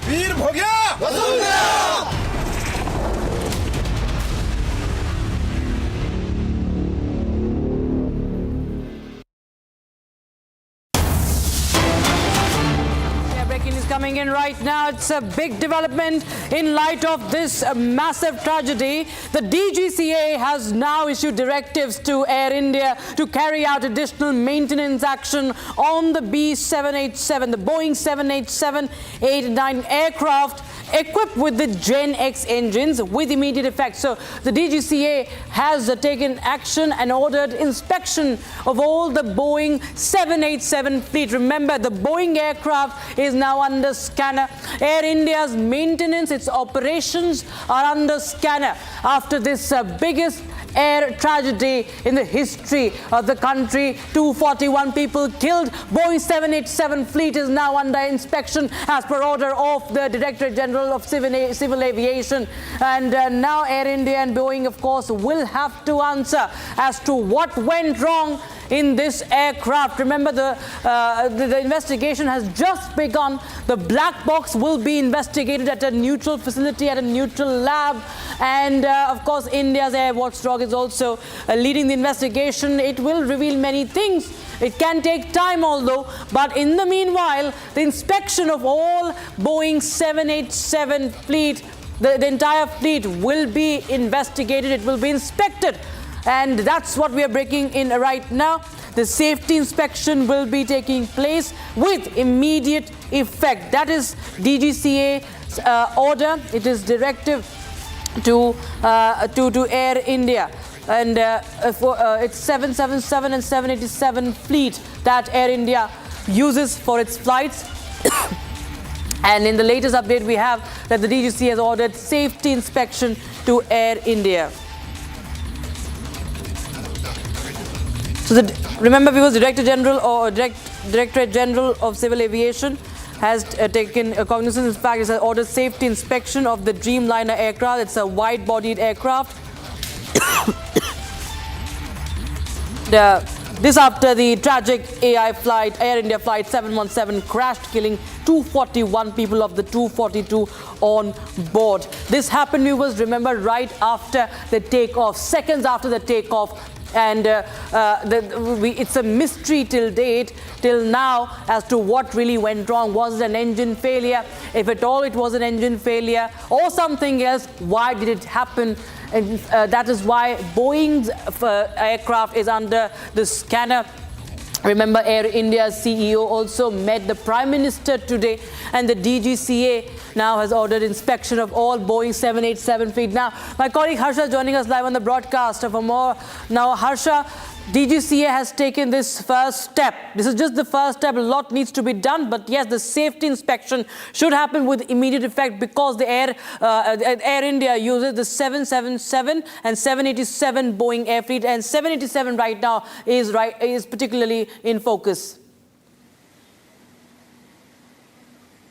Rakshita, this is indeed not enough, and just passing an ordering order by stating that Boeing 787s 8 and 19, all three should be inspected by Air India from now onwards. Had DGCA taken this cognizance earlier, had DGCA and MOCA ordered this to Air India earlier, when the last entire year there were so many numerous complaints about Boeing 787, the entire incident, yesterday's incident, could have been averted. The lives of 241 passengers could have been saved, but it didn't happen. After the lives are lost, DGCA and MOCA have come into action. They have swung into force, and they have now released an order stating that all parameters should be completely complied by. The inspection should happen thoroughly every day in the Boeing aircraft from immediate effect till further notice. They also went on by saying that parameters like power engines, the functioning of the engine, the green hydraulic pump, and also the other technicalities in the aircraft in Boeing 787 should be properly, thoroughly inspected, and it will go on till further notice. In fact, DGCA also in this order has mentioned that in the last 15 days, there has been multiple complaints about Boeing 787, and therefore this order is being passed, and this decision has been taken for Air India. Had DGCA done it that time when the show cause notices was circulated from the side of DGCA to Air India, much could have been done. We showed yesterday the show cause notice, and Air India is still in the scrutiny. Air India can't just pass the buck by stating that it was the devastating incident. Nothing could be done. We are investigating on it. Much more in the investigation will come out exactly what had happened inside the aircraft. Exactly, there was the engine failure because DGCA has ruled out that there were multiple lapses in the aircraft which had led to that devastating incident yesterday. So, but yes, we can say, Rakshita, this is the start of the first step which the MOCA and DGCA have taken against Air India. This is the first step, asking them to do thorough inspection inspections every day, and the flight which are in the transit and which will go in any of the state, the Boeing aircrafts which will fly. Back to you. Yes, Harsha. In fact, I also have my colleague Akanksha joining us from the newsroom now. Akanksha, this is a directive that has happened now, and as Harsha was pointing out, that there have been multiple show cause notices in the past 2 months, at least 15 of them that have been left in the cold storage. Nothing has been done. The DGCA must answer about that as well, not just Air India. That is true. What really happened when Air India did not respond? They cannot just shun responsibility by saying, oh, the airlines did not respond. What do we do about it? And now, after 241 are killed, they say that every day there should be checks. Absolutely, you see, many are saying, and it goes without saying, in fact, that this is too little, too late. As my colleague Harsha has been reporting, and she has got this order copy for us. Let me tell you about this. This is, in fact, an order by DGCA to Air India, and goes on to say that now enhanced safety inspection has to be done on Boeing 787 fleet of Air India. It goes on to say that, and in fact, directed Air India to carry out following additional maintenance action on 787 aircraft equipped with engines with immediate effect. Let me list out, in fact, what has been written here. So starting from June 15th, midnight onwards, any flight that is Boeing 787 that will be taking off will have to carry out these checks and balance. The first one is inspection of the fuel parameter monitoring and associated system checks. The second one is inspection of the cabin air compressor and associated systems, electronic engine control, engine fuel driven actuator, operational test and all system check. The second last one is serviceability check of the hydraulic system and review of the takeoff parameters. And all of these inspections will have to be carried out, Rakshita, starting from June 15th. Because see, we've been reporting that in the last few months, DGCA has pulled up not just any other official, but the Air India CEO time and again. Show cause notices have been given to them. Even after that, there's been no reply from them. No action has been taken by them. Now, after 241 lives have been lost, now we are seeing this action, which many are saying is too little, too late. Absolutely. So, additionally also, Harsha, there is the flight control inspection that has also been ordered by the DGCA. It should be added to the transit checks until further notice, and with power assurance tests required within the next 2 weeks. And also, very importantly, Air India has also been instructed now that it should address any repetitive technical issues identified over the past 15 days. Just in the past 24 hours, there were at least 3 snags, that have been identified, Harsha. What about them? Why was the DGCA, sleeping about it? And if they were not informed, the Air India should also take responsibility. That why was it not flagged? Harsha. Rakshita, Air India clearly thought that they will rub it under... Rakshita, Air India clearly thought that they will rub it under the carpet, but they forgot the hydraulic leaking, which today we reported about the snag in the yesterday's flight. The very same day when AI-171 crashed, there was a flight in which there was a hydraulic leak. There was a green hydraulic pressure failure in the pump, and that is the reason which we highlighted. And if you read today's order, in that order, DGCA clearly states that the hydraulic leaking also has to be checked. The green hydraulic pump has to be checked. That also has to be inspected. Never ever in the technical snag or in the technical irregularity, Air India has ever mentioned in detail about what is green hydraulic. It is important, it is essential for the normal braking. It is important for the slats. It is important to control the flight controls, internal controls. How much important is hydraulic? No one has ever spoken about it. No one has ever questioned Air India about it, that there was such an important technical snag in the airline, and still the airline went from Chandigarh to Leh.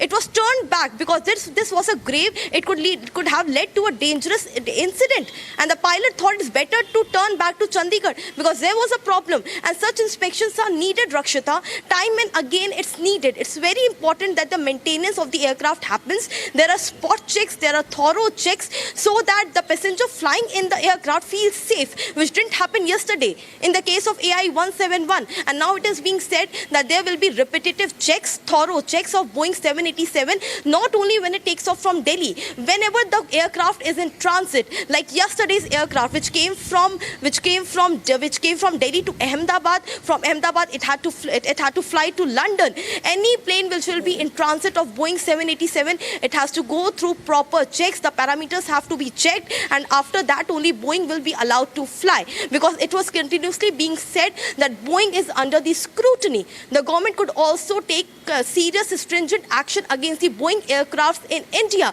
because maximum number of Boeing aircrafts are with Air India. So to avoid that also, Boeing right now wants that the inspections are better than completely undergrounding the Boeing aircraft. So we can say that this order will reveal a lot about maintenance faults in the Air India aircraft, but yes, it could also save lives of many because of the under-maintained aircrafts of Boeing 787. Back to you.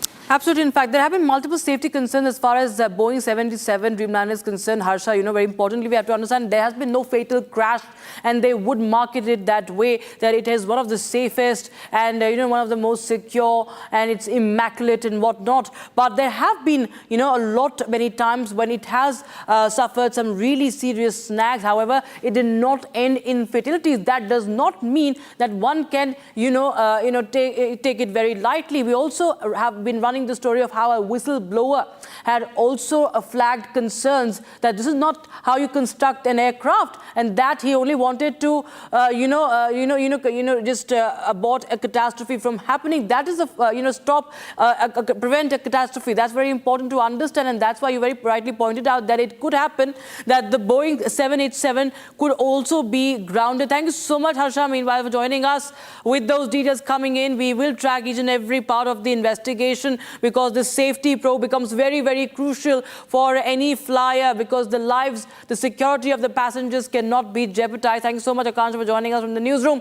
And this is the latest update we have. The DGCA has ordered safety inspections of Air India's Boeing 787 fleet after the fatal crash, the tragic crash that happened in Ahmedabad yesterday. The probe is underway, viewers. In fact, we'll just get you on 6 Stories at 6. We'll tell you more updates on that. We'll move on and we can come to me. Republic investigation, viewers. The Republic investigation into the safety concerns at Air India also continues. It has led to, we learned about 2 separate incidents that have taken place yesterday itself, the same day of the unfortunate crash of Air India 171. From a hydraulic leak that forced the Chandigarh to Leh flight to return back to Chandigarh after the takeoff, to a shocking instance of outer panes of both windshields cracking on a Delhi to Hyderabad flight and the plane continuing to go to its destination. Here is what my colleague Harsha has found out in her report on the Air India story and the continuous snags.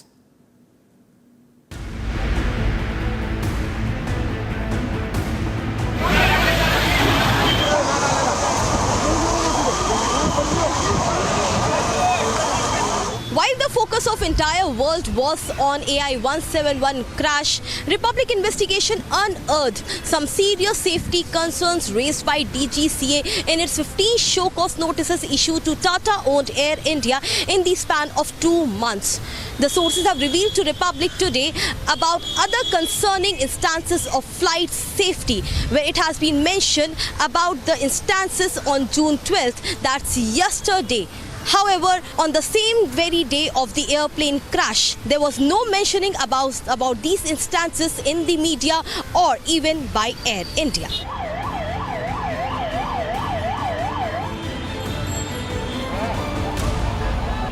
On June 12th, Air India's AI-3416 flying from Chandigarh to Leh made an unexpected turn back. The flight, which took off from Chandigarh, according to the information accessed by Republic, the pilot reported of the low pressure in the green hydraulic pump. The hydraulic power is essential for systems like primary flight controls, landing gear, some spoilers, normal braking and slats. Fortunately, we got to know that the flight made a safe landing back in Chandigarh, but when the inspections of the aircraft A320 took place, it was found that there was a leak in the hydraulic line in the nose gear area. In a separate incident on the same very day as the AI-171 crash, another Air India flight AI-2465 flying from Delhi to Hyderabad experienced cracked windshield. As per report is accessed by Republic TV, what is concerning is that the pilot reported not one but both the windshield of the aircraft cracked. The assessment of the time suggested that it was the AC rack on the outer plane and would not lead to any pressurization issue, and hence the flight continued to its destination of Hyderabad. In the past, like in 2015, we have seen Air India flights return back after cracks were observed on the windshield. However, in this case, it seems like the situation of the outer panes of both windshields being cracked was not deemed serious enough to call for a diversion.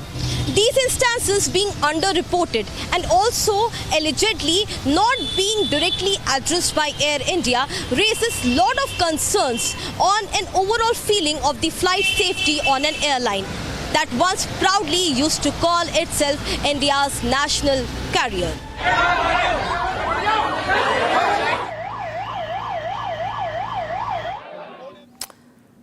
A smiling family, a final selfie, and a journey that ended in tragedy.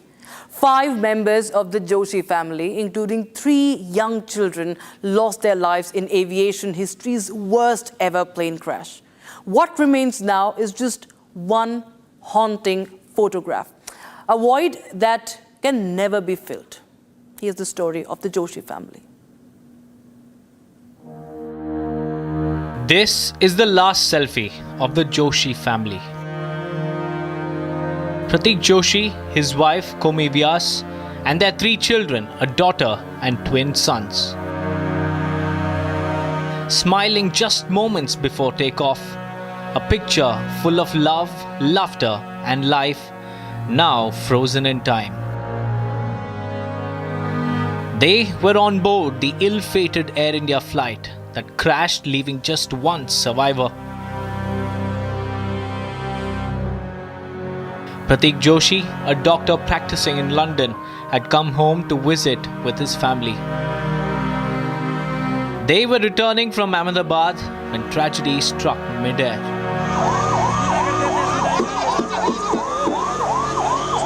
Within 30 seconds from takeoff, all 5, Pratik, Komi, their daughter and twin boys, lost their lives in the deadly crash. As the heartbreaking news reached Banaswara, a wave of grief swept across their locality. The family's home is now silent, shrouded in mourning. दीदी थी कोमी व्यास जी, तो उनकी एक लड़की थी 8 से 10 साल की मीराया जी, और 2 लड़के थे लवकुश जी। तो ये आपको उनको 1 बजे मिल गई थी। तो ये कल ही लंदन के लिए हाँ नहीं, कल यहाँ से अहमदाबाद के लिए रवाना हुआ मॉर्निंग जी। तो और परिवार के कोई यहाँ पर मौजूद हैं उनके अभी आपके अलावा? हाँ सब वहीं पे हैं। District Collector Dr. Indrajit Singh Yadav, SP, Harshvardhan Agrawala, and other senior officials rushed to offer condolences. परिवार के 5 लोगों का नाम कंफर्म हुआ है। दुख की इस घड़ी में परिवार के साथ जिला प्रशासन खड़ा है और हर प्रकार की मदद के लिए हम इनके साथ। The image of this young family smiling together for one last time now remains as a haunting memory of lives lost far too soon, dreams left mid-flight, and a family that never made it back home. Let's now tell you the story of Anju Sharma. She was on her way to meet her daughter. A joyous homecoming turned into her family's worst nightmare. Anju Sharma from Haryana's Kurukshetra was among those who lost their lives in the Ahmedabad plane crash. And this is the story of a daughter who never returned home, a mother who could not see her daughter who was in the United Kingdom. Take a look. Inconsolable scenes, a family shattered beyond words. Anju Sharma's aged parents, her relatives, all gathered, but without her. Their cries echo through Ramcharan Majra village in Kurukshetra. A daughter, a mother, a sister lost to the Ahmedabad plane tragedy. Anju, who had been living with her family in Vadodara, was on her way to London to meet her elder daughter Nimmi. A trip filled with excitement ended in utter devastation.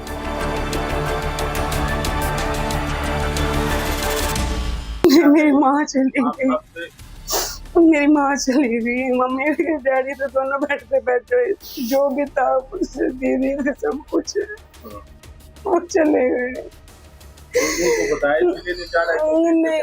वो दोनों उनको नहीं बता सकते बिल्कुल भी कुछ भी, वो चले जाएंगे। एक माँ चली गई, दोनों ये भी चले जाएंगे।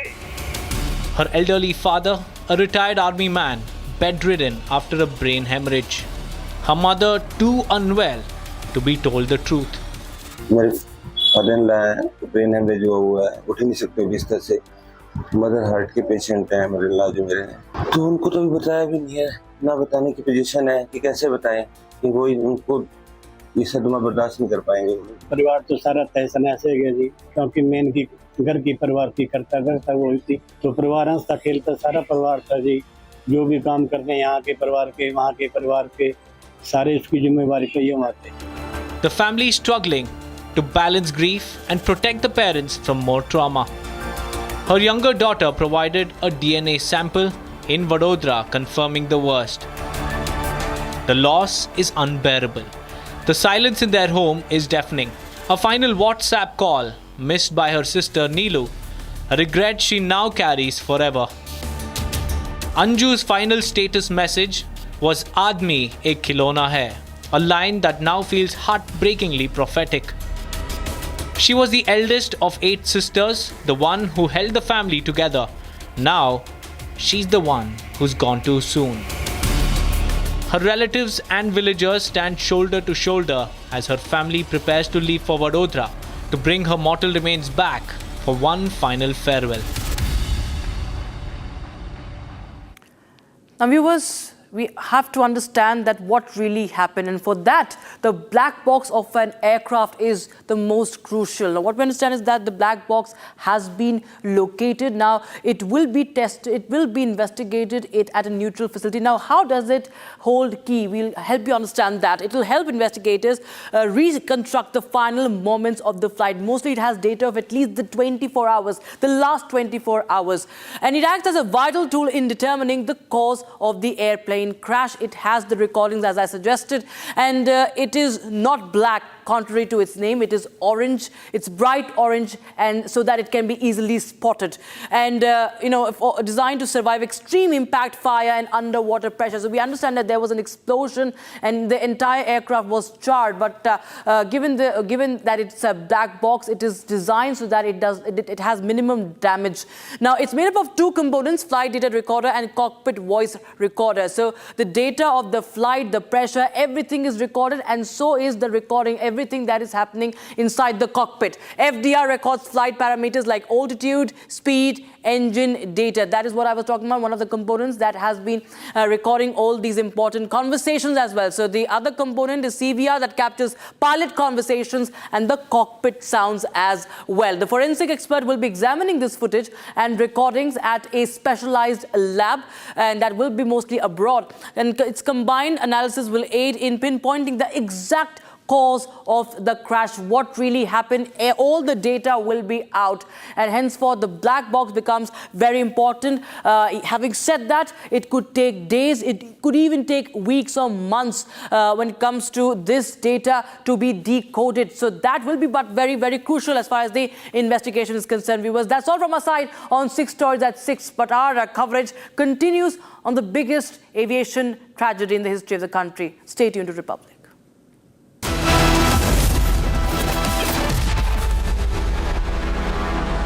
मेरी नई हुंडई एक्स्ट्रा तुमने भी तो कल नई कार ली है ना, उसमें भी तो होगा ना ये वॉइस इनेबल सनरूफ है ना अंकल, सिंगर इनेबल सनरूफ। और बेनिफिट्स ये तो मिले होंगे ना। ये मिला।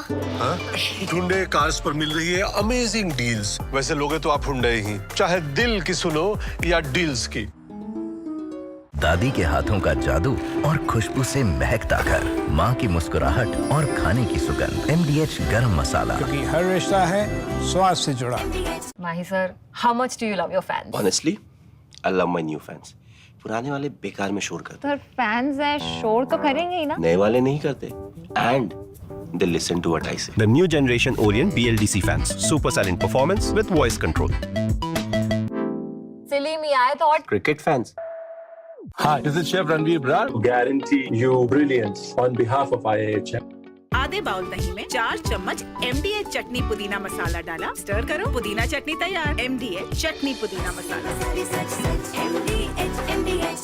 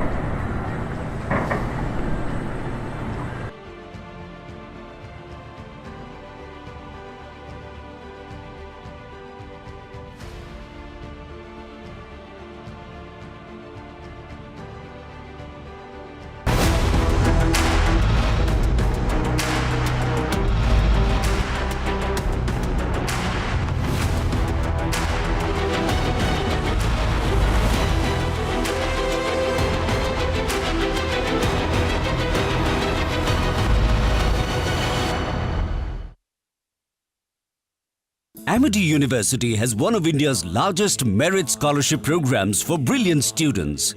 Over 9,000 students with 90% plus in their 12th boards are currently at Amity, benefiting from the culture of academic excellence and focus on research and innovation. To be with like-minded students who want to be successful, apply at amity.edu/scholarships. दादी के हाथों का जादू और खुशबू से महकता घर, माँ की मुस्कुराहट और खाने की सुगंध। MDH गरम मसाला, क्योंकि हर रिश्ता है स्वाद से जुड़ा। मेरी नई हुंडई एक्स्टर तुमने भी तो कल नई कार ली है ना, उसमें भी तो होगा ना ये वॉइस इनेबल सनरूफ है ना अंकल, सिंगर इनेबल सनरूफ। और बेनिफिट्स ये तो मिले होंगे ना। ये मिला। हाँ? हुंडई कार्स पर मिल रही है अमेजिंग डील्स। वैसे लोगे तो आप हुंडई ही, चाहे दिल की सुनो या डील्स की। Mahi sir, how much do you love your fans? Honestly, I love my new fans. पुराने वाले बेकार में शोर करते। सर फैंस हैं, शोर तो करेंगे ही ना। नए वाले नहीं करते। And they listen to what I say. The new generation Orient BLDC fans. Super silent performance with voice control. Silly me, I thought. Cricket fans.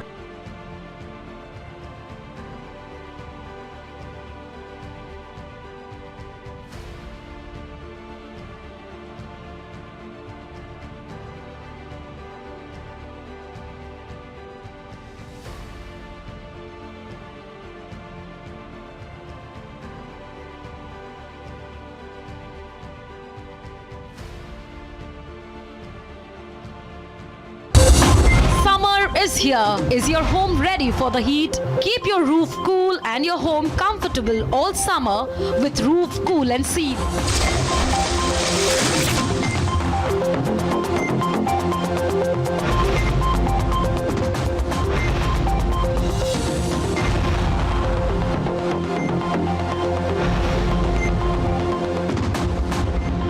पसीना मत बहाओ, Berger roof cool and seal लगाओ।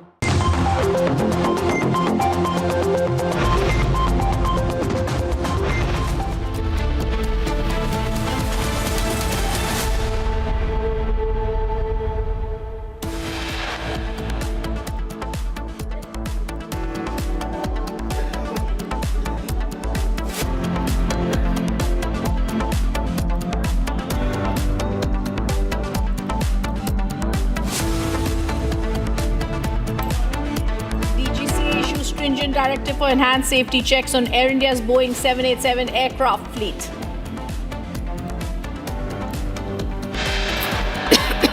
Republic, Prime Minister there speaking to the injured.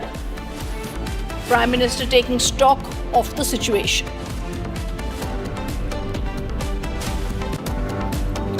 Black box from the crash will be sent to top international lab, likely in France or US, for expert analysis. India's aviation watchdog is leading the probe.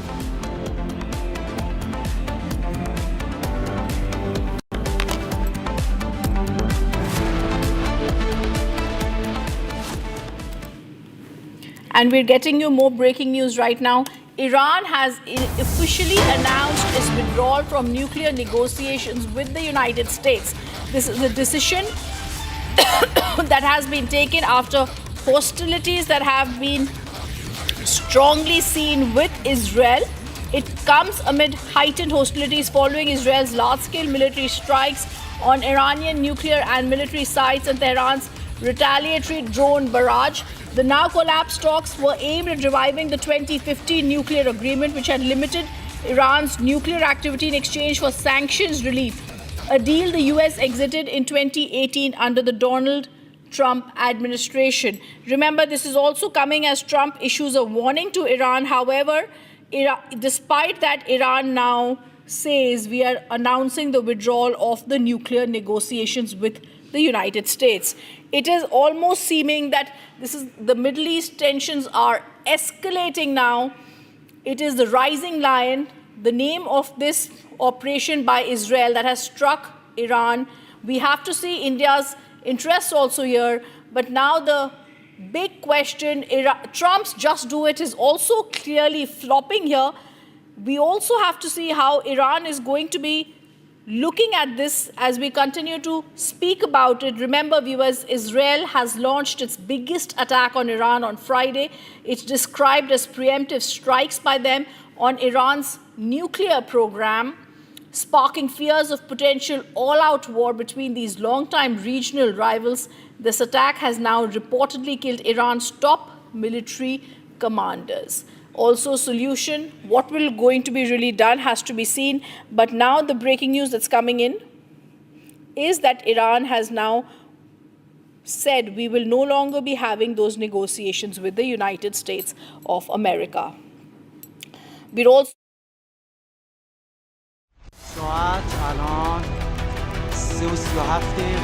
After several days of heightened tensions, Israel launched its biggest attack on Iran during early hours of Friday. The attack targeted Israel's nuclear sites and military commanders in Tehran and beyond. The attack reportedly killed Iran Army's chief Mohammad Bagheri and Revolutionary Guards Commander-in-Chief Hussein Salami. In response, Tehran launched over 100 drones towards Israel, with the Israeli military saying its air defenses were intercepting them outside the Israeli territory. Calling the offensive Operation Rising Lion, Israeli Prime Minister Benjamin Netanyahu described it as a decisive moment in the country's history. טוב, אנחנו אחרי מכת פתיחה מאוד מוצלחת. אנחנו פגענו בפיקוד הבכיר, פגענו במדענים בכירים שמקדמים את פיתוח פצצות האטום, פגענו במתקני גרעין. אנחנו צוברים הישגים, אבל אני גם יודע ואתם יודעים, אין מלחמות חינם. ולכן אני מבקש מכם שוב להישמע בקפדנות להנחיות פיקוד העורף, וייתכן מאוד שתידרשו לשהות זמן ממושך הרבה יותר ממה שהיינו רגילים עד עכשיו במרחבים המוגנים. אנחנו הולכים להשיג הרבה מאוד הישגים בזכותכם ובזכות החיילים הגיבורים שלנו. בעזרת השם. Netanyahu said that Israeli forces had struck at the heart of Iran's nuclear enrichment program. Israel has also issued a national emergency, with Defense Minister Israel Katz asking citizens to follow instructions of the Home Front Command and the authorities and remain in protected areas. Iran's supreme leader Ayatollah Ali Khamenei has warned Israel that it will face a bitter and painful fate over the attacks. Meanwhile, the Trump administration has distanced itself from the Israeli strikes. The White House affirmed that it had no role to play in the strikes and urged Tehran not to target US interests or personnel in the region.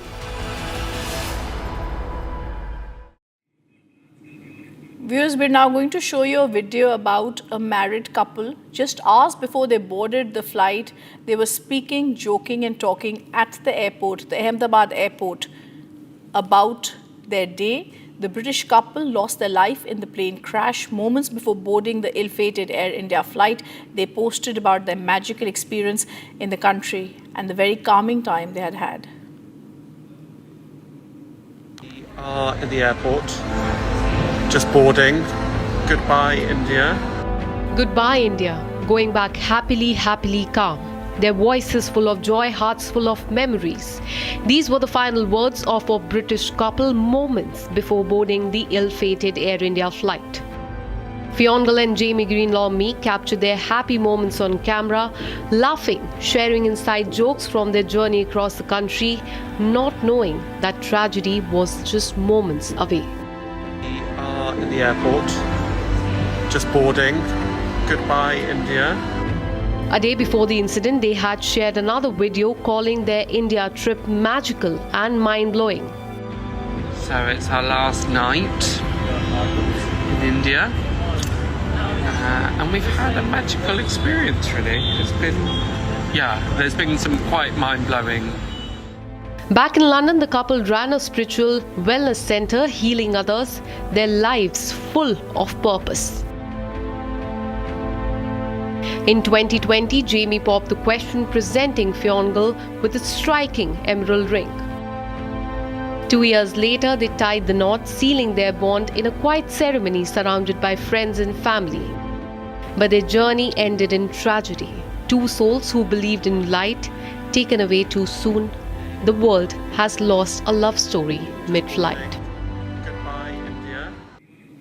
A tragedy that didn't just fall from the skies, it tore through futures, friendships, families. At BJ Medical College in Ahmedabad, doctors and students had just sat down for lunch. Seconds later, the plane crashed into their mess. Some never got to take a bite. Some never made it out. A campus known for saving lives is now mourning its own.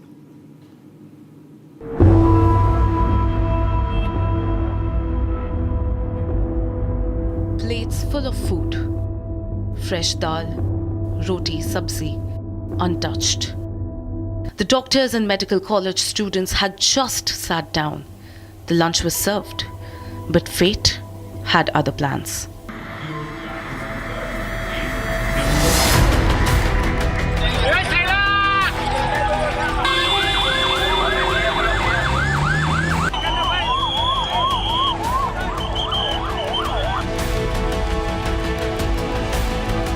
They had removed their gloves, a daily ritual before every meal. The gloves now rest quietly beside the plates, and the hands that wore them no longer move. Then came the deadly crash. The ceiling caved in, debris rained over their meal. One part of the mess stays completely wiped out. Trays stayed in place. The scene looked like time stood still. The food remained, but the people didn't. A hall that was once filled with liveliness and medical chatter, now hollowed by death. Outside, sirens scream, back-to-back rallying of ambulances. The hostel has turned into heartbreak. This is no ordinary college. BJ Medical, a government institution, oldest and the most reputed in the region. It is a temple of learning and healing. It has produced legends, doctors who served the nation. Most students here are on scholarships from humble homes with big dreams. The hostel was their second home.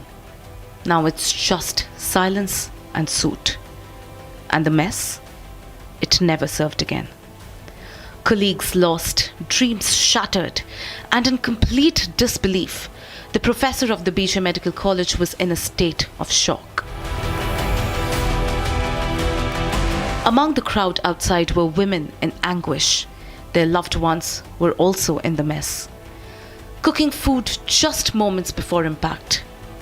Some were girls, some family members. Now, no trace of them. रहे थे वो खाना पका रहे थे जो लड़की राम खेल रही थी वहाँ માતાજી કોણ મારી બેબી છે મારી સાસુ રસોઈ બનાવે છે અંદર અને અમે ટિફિન સર્વિસ કરીએ છીએ ડોક્ટર ટિફિન સર્વિસ કોઈ પત્તો નથી મારી બેબીને. Outside the mess, there was a tea shop which is now just a memory. A 16-year-old named Pratik ran the stall, a go-to stall for all the doctors and medical aspirants. But a young Pratik was also taken away by fate. His mother, who tried to save him, has suffered severe third-degree burns and is battling for her life.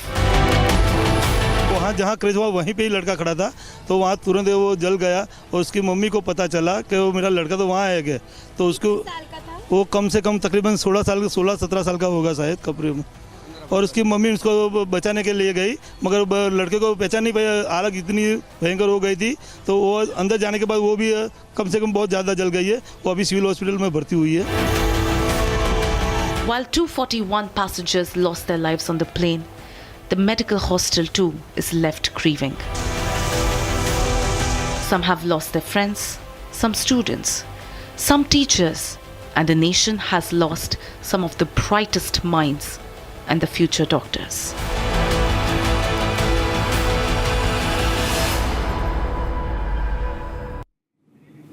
Heart-wrenching stories have come to the fore, and among those is the story of Khushbu, a newly married woman with eyes full of hope. Little did she know that one picture with her father would be her last one. The tragedy of Air India Flight 171 has left families broken, dreams shattered, and futures stolen.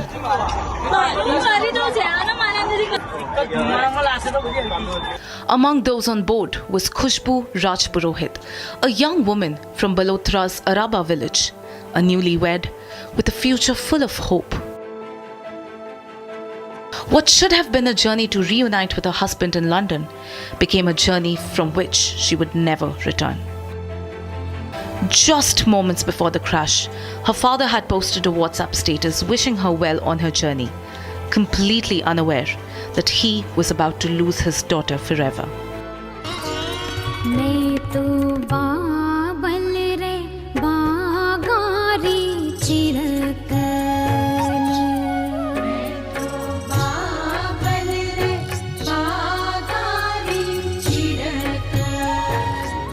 What was meant to be a simple farewell became a devastating goodbye. Khushbu Rajpurohit, who had only married in January this year, was supposed to meet her husband in London, together beginning their new life. Instead, she's now among the victims of this horrific crash. Khushbu's father had made his way to the airport that day, standing by his daughter, proud of a new life ahead. A simple farewell, a moment filled with love and hope. It's a story shared by so many families affected by this tragedy. A life full of promise, cut short in a blink of an eye. A sister, a wife, and a daughter. Khushbu's family, now left to mourn her, is just one example of the countless dreams dashed by the crash of Air India Flight 171.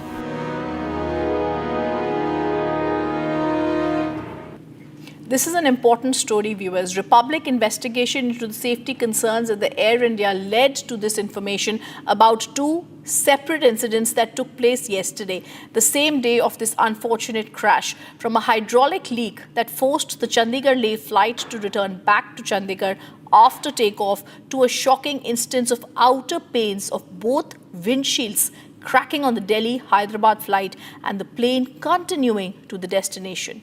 Here's what my colleague Harsha is reporting on this Air India story.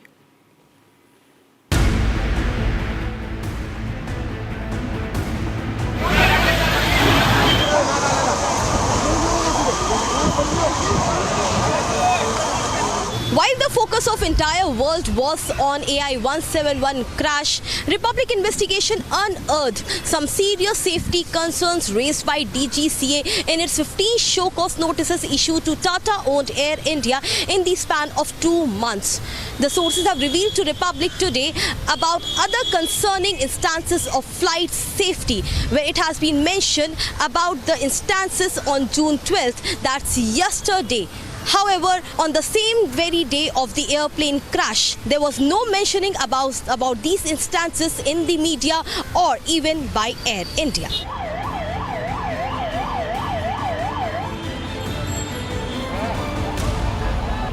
On June 12th, Air India's AI-3416 flying from Chandigarh to Leh made an unexpected turn back. The flight, which took off from Chandigarh, according to the information accessed by Republic, the pilot reported of the low pressure in the green hydraulic pump. The hydraulic power is essential for systems like primary flight controls, landing gear, some spoilers, normal braking and slats. Fortunately, we got to know that the flight made a safe landing back in Chandigarh, but when the inspections of the aircraft A320 took place, it was found that there was a leak in the hydraulic line in the nose gear area. In a separate incident on the same very day as the AI-171 crash, another Air India flight AI-2465 flying from Delhi to Hyderabad experienced cracked windshield. As per report is accessed by Republic TV, what is concerning is that the pilot reported not one but both the windshield of the aircraft cracked. The assessment of the time suggested that it was the AC rack on the outer plane and would not lead to any pressurization issue, and hence the flight continued to its destination of Hyderabad.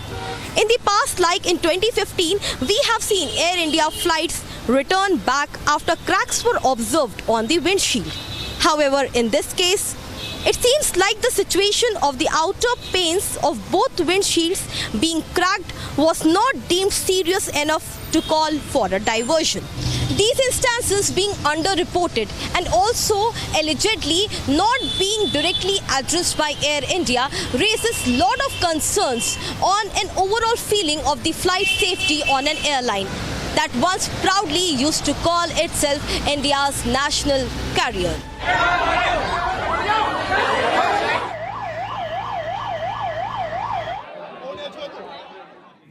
After Axiom 4 mission being postponed, NASA and ISRO have now released statements on their X accounts on the matter. The mission was supposed to launch on June 9th after its initial delay. People have been waiting to see Captain Shubhanshu Shukla make his way to the International Space Station with the 3 other team members. There are details on the story.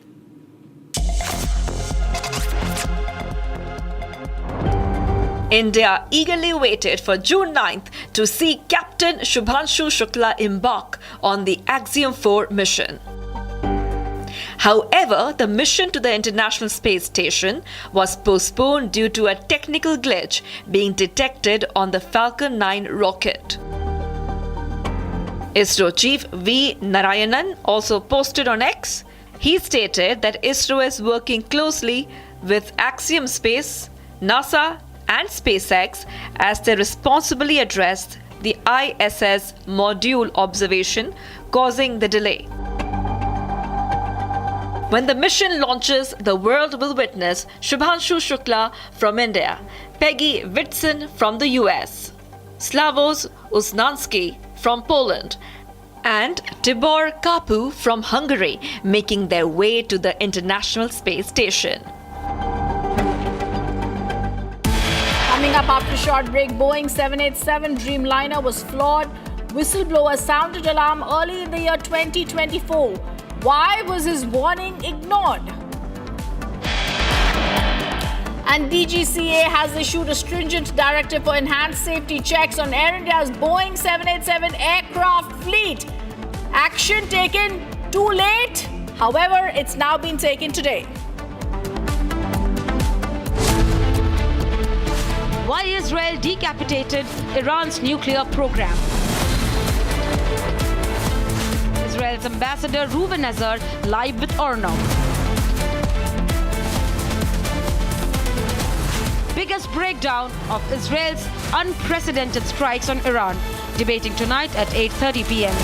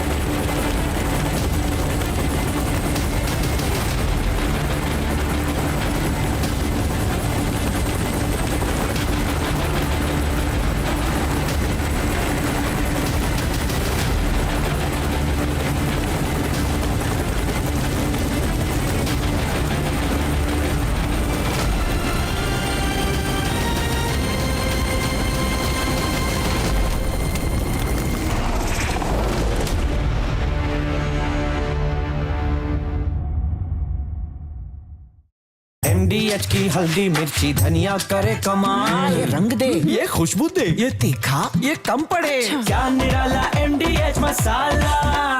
आपकी favourite Hyundai cars पर मिल रही है amazing deals. वैसे लोगे तो आप Hyundai ही, चाहे दिल की सुनो या डील्स की, तो जल्दी चले आओ Hyundai showroom. Hi, this is Chef Ranveer Brar. Guarantee you brilliance on behalf of IAHM.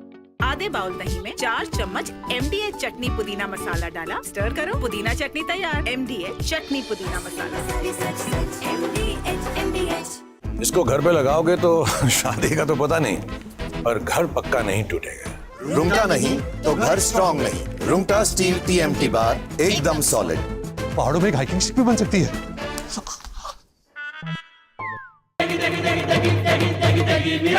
MDH की देगी मिर्च, देगी मिर्च का तड़का, अंग अंग फड़का। MDH की देगी मिर्च।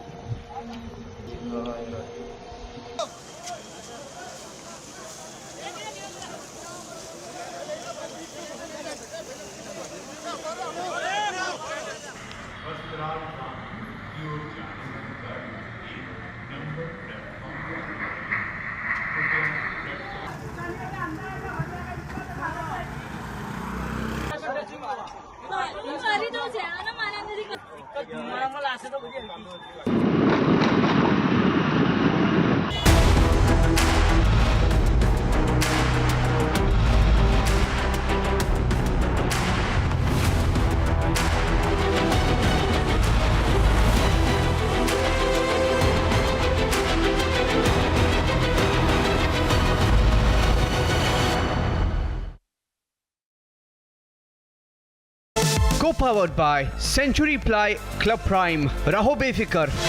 Amity University has one of India's largest merit scholarship programs for brilliant students. Over 9,000 students with 90% plus in their 12th boards are currently at Amity, benefiting from the culture of academic excellence and focus on research and innovation.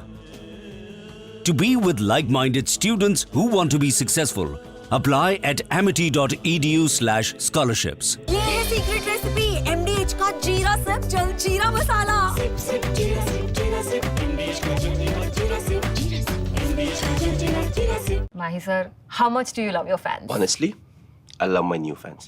पुराने वाले बेकार में शोर करते। Sir fans हैं शोर तो करेंगे ही ना। नए वाले नहीं करते। And they listen to what I say. The new generation Orient BLDC fans, super silent performance with voice control. सिली में आए तो और Cricket fans. आपकी फेवरेट हुंडई कार्स पर मिल रही है अमेजिंग डील्स। वैसे लोगे तो आप हुंडई ही, चाहे दिल की सुनो या डील्स की, तो जल्दी चले आओ हुंडई शोरूम। अब छोलिया हो या लोबिया, सफेद चने या काले चने, सब कुछ मजेदार बने।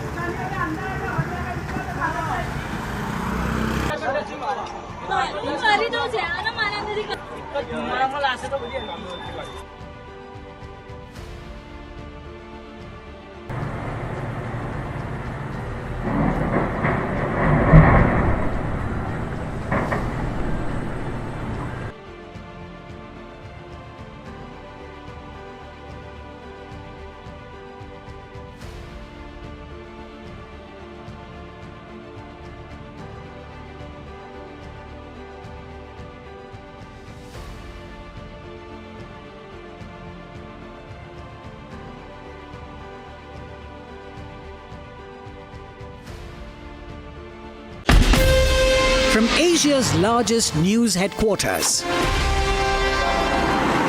setting the agenda for Bharat.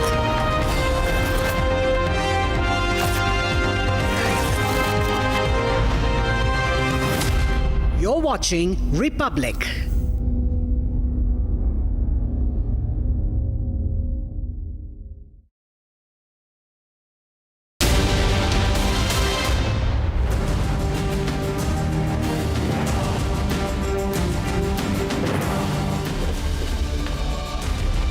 Hello and welcome you watching the Friday edition of This is Exclusive with me, Shavan Sen. It is undoubtedly the biggest aviation tragedy that our country has witnessed.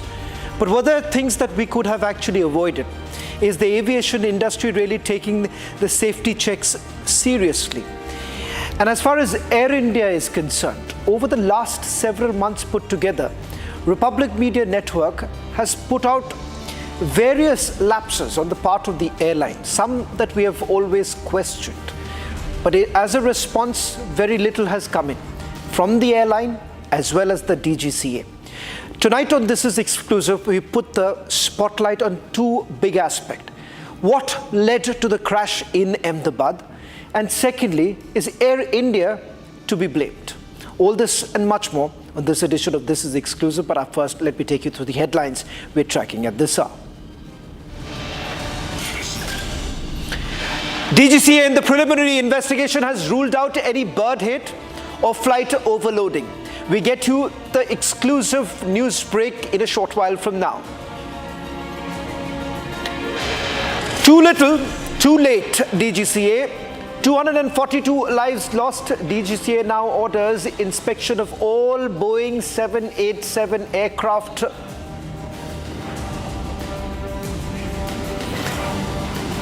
Republic investigation reveals that there was minimum 70 ton of fuel in the Air India aircraft that crashed. We tell you why this is important. As Air India 171 took off, none of them knowing it would be their final journey, we get you the story of the 20-year-old air hostess who lost her life in the ill-fated flight.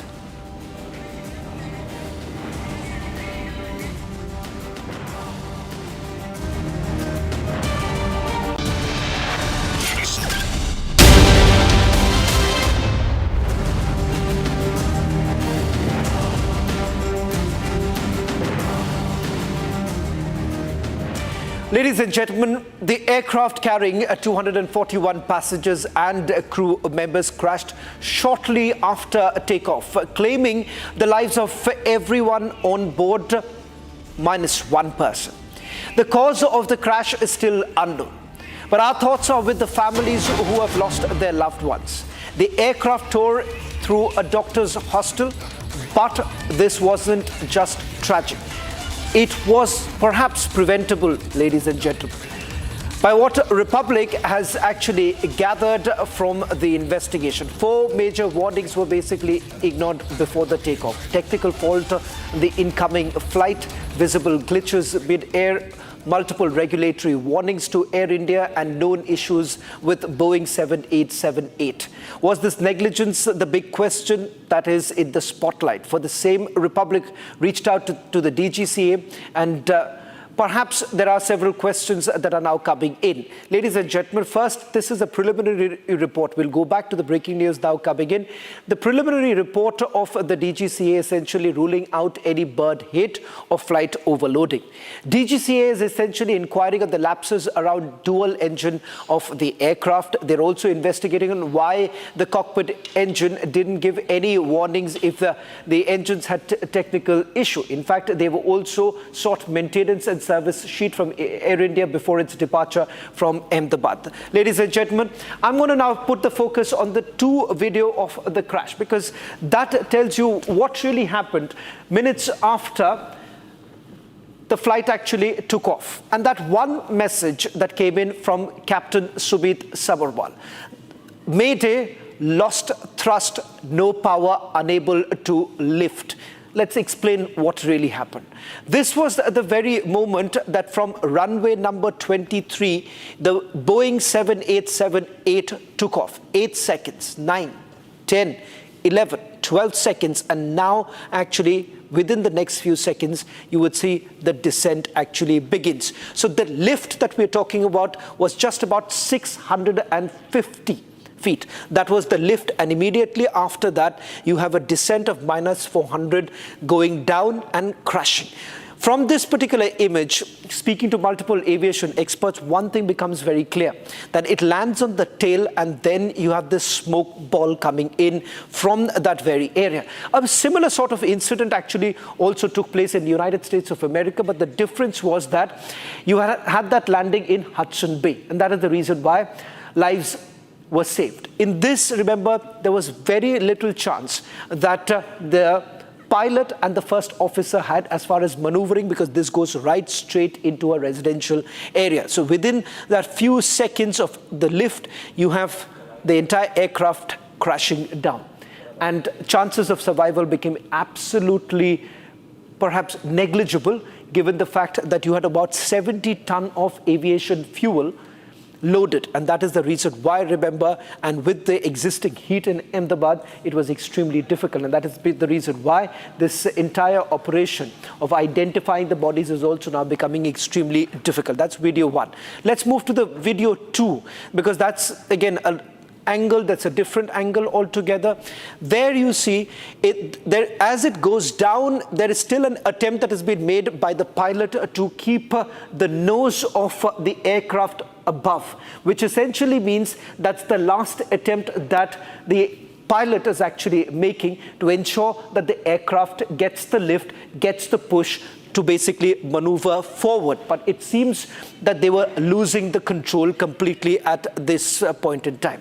What is it that the DGCA is essentially indicating? Let's go back to the breaking news now coming in. The breaking news, ladies and gentlemen, coming in is with regards to the number of show cause notices that have already been issued, and the fact that the latest being from the preliminary report that has been carried out, investigation that has been carried out, which they're basically focusing right now on the engine lapses or the engine malfunction, if we can just make that change right now, the technical glitches that they are basically focusing on, because they are saying there is no bird hit or there's no overload. In fact, there are seats that were basically vacant, and remember, one of the provisions that the pilots essentially have, if at all there is overloading, they can offload roughly about over a little over 10 kilogram also. But here the DGCA indicating that there is no bird hit because there's no carcass of any bird that has been found.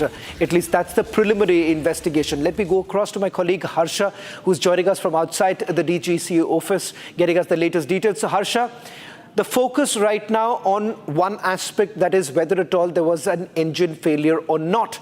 This is a GE engine that was being used by Boeing. In fact, it turns out that Boeing is also going to be participating in this entire investigation. Is the DGCA absolutely clear that there is no overload, which means that the center of gravity as far as this particular aircraft is concerned, that there wasn't an imbalance in that? Is that what the DGCA is now indicating? So, Shravan, right now what we have calculated after getting to our sources about the capacity of the passengers as well, 256 is the overall capacity which the aircraft can hold, and in this aircraft there were 242 passengers. In fact, if we talk about the gallon, if we talk about the fuel, there was 70-ton fuel in the aircraft, and if we calculated about the number of hours of the flying and how long it takes from Ahmedabad to London, 70-ton is accurate and adequate amount of fuel for the aircraft Boeing 787 to travel from Ahmedabad to London. Now, after calculating everything, and DGCA also investigating primarily in all the aspects, now DGCA has come to notice that their engine is the main reason around which the investigation has to revolve, because earlier also it has been seen that there has been one engine snags, technical snag earlier also in aircraft Boeing 787, earlier also when we have reported in several instances. But in this case, there was a dual engine problem. There was not problem with one engine. There was problem with two engines of the aircraft. But why the cockpit, the machines of the cockpit, when the pilot was seated in the aircraft at that particular timing? Harsha, you're getting us another big breaking news coming in, because now there is some clarity with regards to the weight of the aircraft. That is with regards to the fuel that they were carrying. You are telling us that Air India flight, which crashed outside the Ahmedabad airport, had about 70-ton fuel in the aircraft. That is the Boeing, which basically uses only 1 ton of fuel. In 1 hour, the Boeing uses 1 ton of fuel. Ahmedabad to London, it's a 10-hour fuel, a 10-hour long flight, which essentially means that it required about 60 ton of fuel. It is now quite clear that they had 2 hours of extra fuel that they were carrying. Now, that was essentially part of protocol, because if at all there is some sort of a diversion, the aircraft can and the crew could actually make the decision of diversion. And that is the reason why that 2 hours of extra fuel that they were carrying, which puts together 70 tons. So you could understand with that impact that the aircraft had after that thud, that immediately after it landed, what really happened thereafter. And that explains the fireball that we saw in that area. Harsha, what does this essentially mean? 2 hours of extra fuel, that is the reason why perhaps what we were seeing, that fireball immediately after the crash? And the fireball which we saw, because the protocol also says that whenever there's an engine failure, whenever there's a situation like this, which occurred in this situation as well, at that time pilot has to empty the tank of the aircraft. In this situation, everything happened in seconds. Everything happened in 52 seconds, and pilot didn't get enough time to empty the tank of the aircraft. And that is also one of the reasons why a safe landing couldn't be done, why emergency landing couldn't be done. In seconds only, the airplane crashed, and because there there was 70 tons, there was gallons of fuel in the aircraft. That is the reason why we saw ball of fire when there was a crash, and that is the reason the bodies were completely burnt, and the devastation, the intensity of devastation could be seen because 70-ton fuel was there in the aircraft which couldn't be emptied. Everything happened in seconds. And also what we've gotten to know through our DGCA sources, Shawan, is that everything revolves around engine and the cockpit equipment. It's very important to know that whenever the pilot boards the aircraft, whenever the pilot in command sits in the cockpit, the first thing is that every check is being done. In this case, there was no engine warning. There was no engine warning which was shown to the pilot in command or the first officer. Everything which was shown in the cockpit machines was absolutely okay. And that is the reason why the pilot decided to take off. But after takeoff only, there was some thrust issue, the engine issue, which pilot immediately told to the ATC. And there was a communication between ATC that there's some issue with the engine. After that, communication broke. In few seconds only, we saw the plane get crashed. And this is the reason why DGCA in the preliminary investigation also states that engine failure could be the main reason, and therefore the investigation has now started around cockpit and around the engine failure issue, with the faulty engine issues. Back to you. Well, thank you very much, Harsha, for getting us the latest details. In fact, what perhaps were the reasons? And that's the reason why many are now speculating what could actually have led to this kind of a crash. Thank you very much, Harsha. We're now going to put the entire focus on what are the reasons. In fact, we have decoded 3 possible reasons after speaking to multiple aviation experts on what could have actually gone wrong, leading to the crash of Air India 171. The Air India plane crash may have been caused by a combination of 3 key factors. Firstly, the high density altitude due to hot air and high elevation, reducing the aircraft's lift and the engine efficiency, making it very hard to gain height. The second, an improper takeoff configuration with flaps possibly not fully deployed, reduced lift power, and that essentially leading to a struggle during the takeoff, ultimately causing a stall. Lastly, potential CRM confusion may have occurred where the crew might have mistakenly retracted the flaps instead of the landing gear, hindering the plane's ascent and contributing to the tragic crash. Now, here's a detailed explainer. 241 passengers dead, medical students and doctors crushed in their own hostel, a city devastated. And now the big question: what caused the Air India crash in Ahmedabad? Today, we're breaking down for you the 3 most likely reasons being examined by the aviation experts. Number 1, density altitude. In simpler terms, hotter the weather, thinner the air.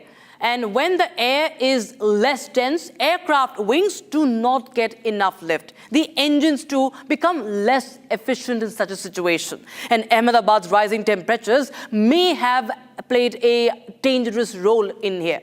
The aircraft may have struggled to climb right from the moment it left the ground. Second possible reason: improper takeoff configuration. Now, this means the aircraft may not have been configured correctly for the takeoff. Emerging videos suggest the flaps were not deployed. Flaps are very critical. They help generate extra lift, especially during takeoff and landing. So with the flaps in the retracted position, the aircraft would have had almost no help fighting gravity. That's very much visible in the footage. The plane went till the very end of the runway, yet never truly lifted off to its capacity. Third possible reason: cockpit resource management confusion, or what aviation calls CRM failure.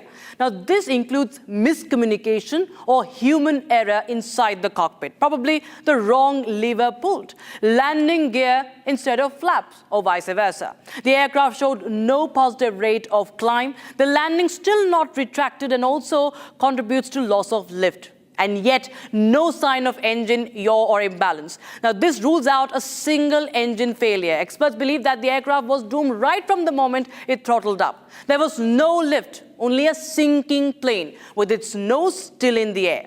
Now, these are the 3 key angles investigators are now looking at: density, altitude, configuration error, and cockpit confusion. Was it a technical fault? Was it human error? or a tragic mix of both? A black box has been located.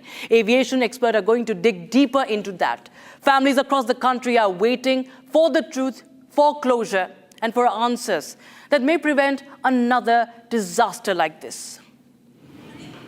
Well, in fact, this afternoon, I also got in touch with a serving airline pilot to basically understand what could be the reasons. There are only 2 videos, ladies and gentlemen, of the crash. By the look of each of it and also the data that is available from public domain, one can only make a certain assessment of what could have really gone wrong. While there is a lot of speculation and perhaps one easy way out that many are basically resorting to, that is blame the pilot, we decided that we'll reach out to a serving airline pilot to understand what are the possible reasons and how exactly will a pilot really respond if at all he comes to know that the engines are not really working, which happens to be the rarest of rare case. Now, Captain Subit has actually put together this entire thing as to what are the possible reasons and why the pilot shouldn't really be blamed. Tonight on This Is Exclusive, we have a serving airline pilot, Captain Samrat Kaushal, who's joining us on this broadcast. Captain Kaushal, thank you very much for speaking to Republic TV. A lot of speculations are doing the rounds. And the objective to get you on This Is Exclusive is to get some clarity. There are 2 videos as far as the crash is concerned. I want your understanding of it. What perhaps could have gone wrong? See, all eyes are on the black box right now, as rightly spoken again and again. Now, the black box is mostly composed of the cockpit voice recorder, which will give you recordings of basically the last 2 hours of conversation which took place and to the last second before the crash happened. And it also has the DFDR, which is the recorder which will have the data of what inputs were given for the flight, what inputs were given by the pilots during those last few minutes. And in fact, it was a very short flight. Also, there's another, with such aircraft, there's also engine performance monitoring. Now that goes directly to the manufacturer, that also goes to the operator sometimes, and which they will get to know if there was anything wrong with the equipment, anything wrong with the engine parameters, because there's a very huge doubt. Everybody's thinking of the first thing, was it a dual engine failure just upon takeoff? Because such aircrafts, they are believed to be very, very powerful. They are believed to be very, very safe. They have many, many redundancies. They have many, many safety factors. But if both engines are gone, the aircraft just cannot be in the air anymore, and especially at such low altitude. Right. People have been noticing the altitude of 652 feet. I've learned that it was only 652 feet when the aircraft just started having a stall or just went into the ground. What we are not understanding is the altitude of Ahmedabad itself is 174 feet. Now, if you subtract 652 from 174, the aircraft only went some 450 feet in the air. And that is why it immediately went down into the buildings which were in the periphery of the airport. But the point is this, that mostly this happens, and it has happened in the past. It could be a flock of birds in the vicinity. We have had I want to emphasize a little bit, Captain Kaushal, I want to emphasize the fact that dual engine failure, rarest of rare cases, what many aviation experts are arguing. You may have also flown a similar aircraft. I want to understand this, that can that be a huge possibility right now? Because the way you have the aircraft descending, it can only mean that something drastically went wrong. Would it be the loss of power because there was no thrust that the engine was getting? So is there a high probability? The aircraft is primarily dependent upon the lift at this time, which is being provided or augmented by the thrust at such low altitude. So 100% it is everybody's first doubt that it must be a dual engine failure. Now that can happen by virtue of birds being close in the vicinity. There can be a likelihood. We've had this problems before. It's a very famous, as we know, we watched the movie Captain Sullenberg, who crashed on the Hudson River. He had a dual engine failure, and the videos and everything showed how a flock of birds hit both engines at the same time because they were in the vicinity. And same can happen in the case of Ahmedabad. They can be buzzed around the area, and as soon as the aircraft took off, went out of the runway 23, where it took off from, it could have been a dual engine failure. But Captain Marshall, when I spoke to some of my sources in the DGCA, they're saying that no carcass was actually found as far as bird hit is concerned. So there is a high possibility that they're already ruling out the bird hit theory. But the point is this, at such altitudes, without two engines, there's nothing much you can do. And it is not that always it is the pilot who has to be blamed. It is not that if he's alive, we should jail him, and if he's died already, we should blame him. There has to, whenever these kind of catastrophes are involved, whenever these kind of major world-shaken tragedies are involved, it is always a Swiss cheese model. It is always that so many errors went together and all of them aligned for this to happen. Remember, don't forget about the Calicut crash which happened. You're saying for this kind of a catastrophic incident to take place, there would have been multiple errors. It cannot be perhaps pinned down to one particular reason. Exactly, because now that the investigation report is out and we have had years and years of investigation on all these crashes, we have seen and we have observed that so many errors went on that day, and all of them combined was the result of such a huge fatality. That is what we came out with the Air India crash which had happened in Calicut. 43 errors were made from the ground staff, from the engineers, from the ATC, from all the departments combining to a crash. So it's not always the pilot involved. And we should, as human beings, remember, what are yes, the areas, the pilots are Captain, responsible, but he's the first person sitting in the front. If anything will go wrong with him first. Captain, when you're basically looking at a situation like this, what are the possible areas of investigation right now? You are saying there would be multiple departments. Can you help us understand when you say multiple department, what does it really mean? See, when a flight takes off, there is always a lot of resources, a lot of people working under it, a lot of external and internal agencies. There is a huge ground staff which will give you the weight and the loading of the fuel. There are ATC which will give you the takeoff based upon the weather they receive. There are a lot of clearances involved. A lot of structures are involved. There is man, material, machinery. So all of them combined are responsible for the safe flight to operate. Right. And when things go wrong, the whole structure changes. There is also another argument that has been made by a few, that is about the load sheet of the aircraft. Some also arguing that the center of gravity of the aircraft would have been affected if the load was perhaps not within the permissible limit. By the images that you have seen, can there be any assumption or can there be any understanding of the load that the aircraft was actually taking, and could that be one of the reasons? At this point, it's very early to comprehend something like that. But like I said, when such things go wrong, there is a multiple failure in a lot of factors which coincide together for such a big error. And yes, the first thing everybody's thinking of is dual engine failure, because at such low altitude, you have nothing much to do.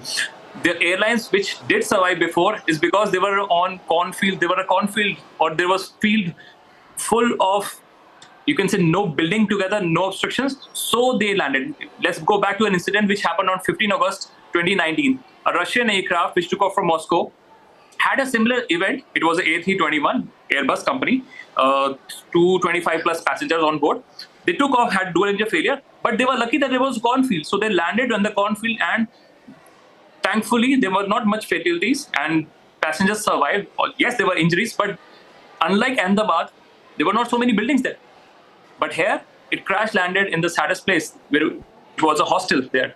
So a lot of factors. We should ultimately, the investigation will answer all. But yes, there are so many things which will go wrong. It's not just one person to blame. I believe that. Well, thank you very much, Captain Kaushal, for joining us and helping us piece together what perhaps could be the reason, or as you're pointing out, multiple reasons behind the air crash. Thank you. Thank you. Ladies and gentlemen, I now bring to you the story of a 20-year-old air hostess who was on board the ill-fated flight. Our hearts go out to the family of Nangthoi Sharma, the young air hostess from Manipur who was on board the ill-fated Air India flight. Just 20 years old with her whole life ahead of her.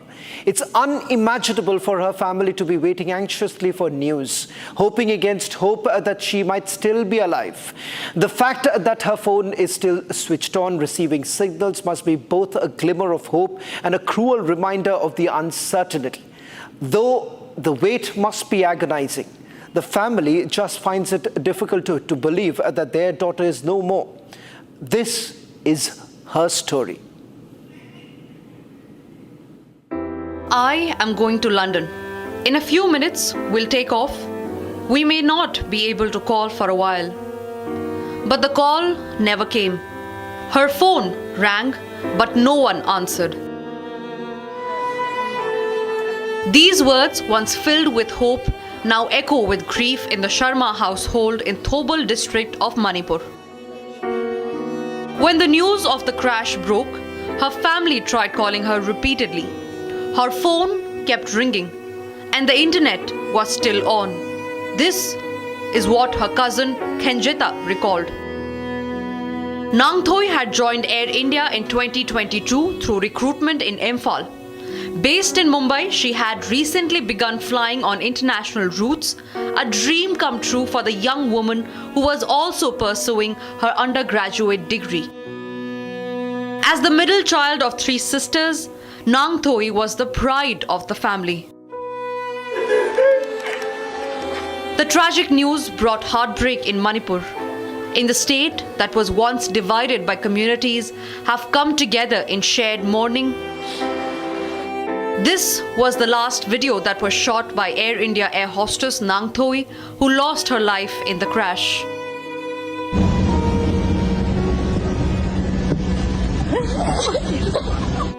Nangthoi Sharma was among the 12 cabin crew members on board the Air India flight which crashed on Thursday. She was just 20-year-old, pride of her family. 242 lives that were on board the Air India plane have been lost. Air India must answer.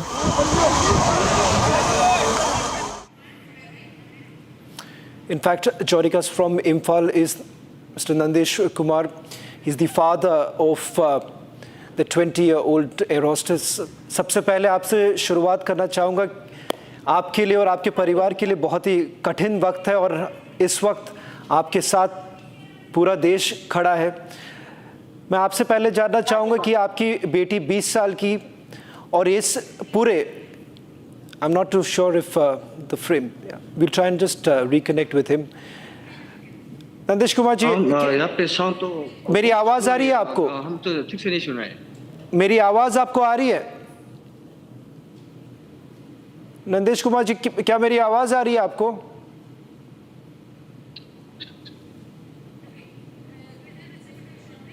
Well, in fact, we seem to be having some connectivity issue with Mr. Nandesh Kumar. In fact, we'll try and reconnect with him and we'll tell you the story. It's a heart-wrenching story of the 20-year-old whose dreams were brutally taken away, snuffed out.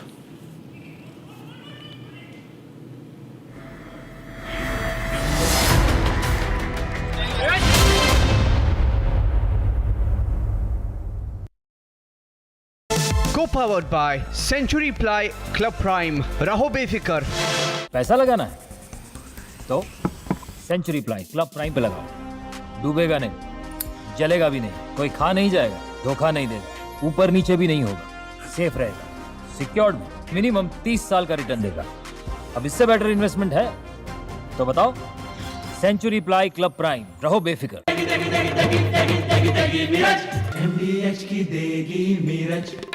देगी मिर्च का तड़का, अंग अंग फड़का. MDH की देगी मिर्च. Mahi sir, how much do you love your fans? Honestly, I love my new fans. पुराने वाले बेकार में शोर करते. सर फैंस हैं, शोर तो करेंगे ही ना. नए वाले नहीं करते. And they listen to what I say. The new generation Orient BLDC fans. Super silent performance with voice control. Silly me, I thought. Cricket fans. Hi, this is Chef Ranveer Brar. Guarantee you brilliance on behalf of IIHM. MDH की हल्दी मिर्ची धनिया करे कमाल, ये रंग दे, ये खुशबू दे, ये तीखा, ये कम पड़े, क्या निराला MDH masala.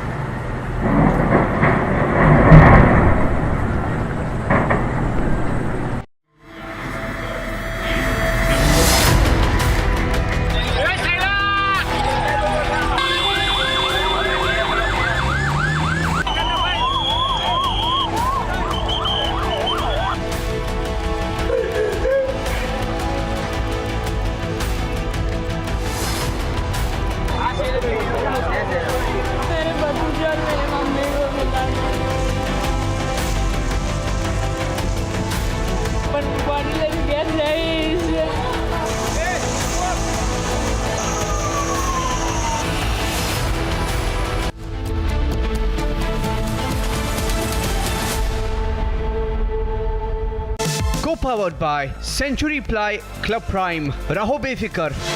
Amity University has one of India's largest merit scholarship programs for brilliant students.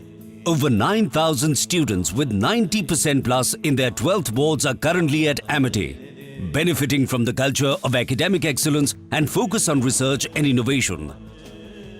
To be with like-minded students who want to be successful, apply at amity.edu/scholarships. पैसा लगाना है तो सेंचुरी प्लाई क्लब प्राइम पे लगाओ, डूबेगा नहीं, जलेगा भी नहीं, कोई खा नहीं जाएगा, धोखा नहीं देगा, ऊपर नीचे भी नहीं होगा, सेफ रहेगा, सिक्योर्ड में मिनिमम 30 साल का रिटर्न देगा।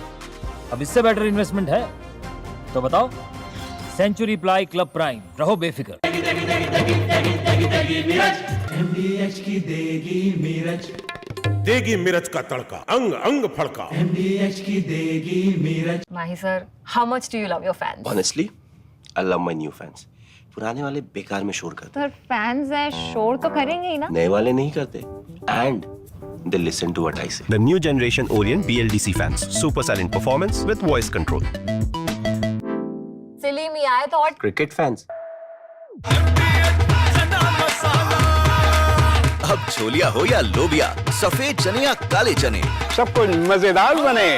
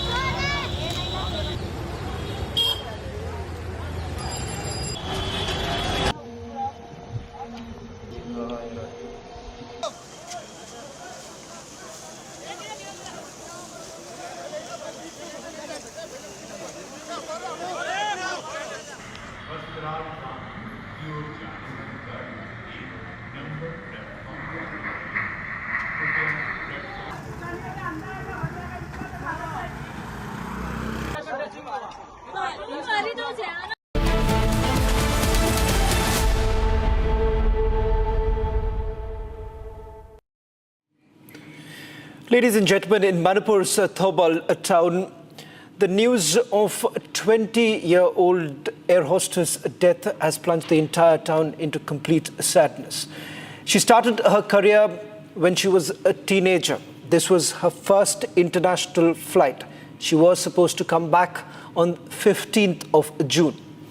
In fact, the last call that she made was to her elder sister just about few hours before she boarded the flight. Ladies and gentlemen, tonight we tell you the story of 21-year-old air hostess Nangantoy Sharma, who lost her life in this fatal accident. Joining us from Imphal is her father Nandesh Kumar and his mother. Nandesh ji, क्या मेरा आवाज आपको आ रही है? हाँ जी। सबसे पहले तो शुरुआत करना चाहूँगा क्योंकि मुझे पता है कि ये आपके लिए और आपके परिवार के लिए बहुत कठिन समय है और इस वक्त हम लोग आप सबके साथ खड़े हैं, पर आपकी बेटी की कहानी पूरे देश को जानना चाहिए। मणिपुर से, थौबाल से वो थी और एक तरह से कई लोगों के लिए, कई लड़कियों के लिए वो प्रेरणा थी कि किस तरह से वो कॉलेज ख़त्म करके एयर होस्टेस बनी। आपकी बेटी की कहानी पूरी देश को मैं सुनाना चाहता हूँ। सबसे पहले आपसे शुरुआत करना चाहूँगा कि जब वो इम्फाल से निकली, थौबल से निकली और ये पूरा उनके एक ड्रीम पूरी करने की कोशिश कर रही थी, क्या वो आपको क्या कहती थी? वो एजुकेशन के लाइफ से उनकी ड्रीम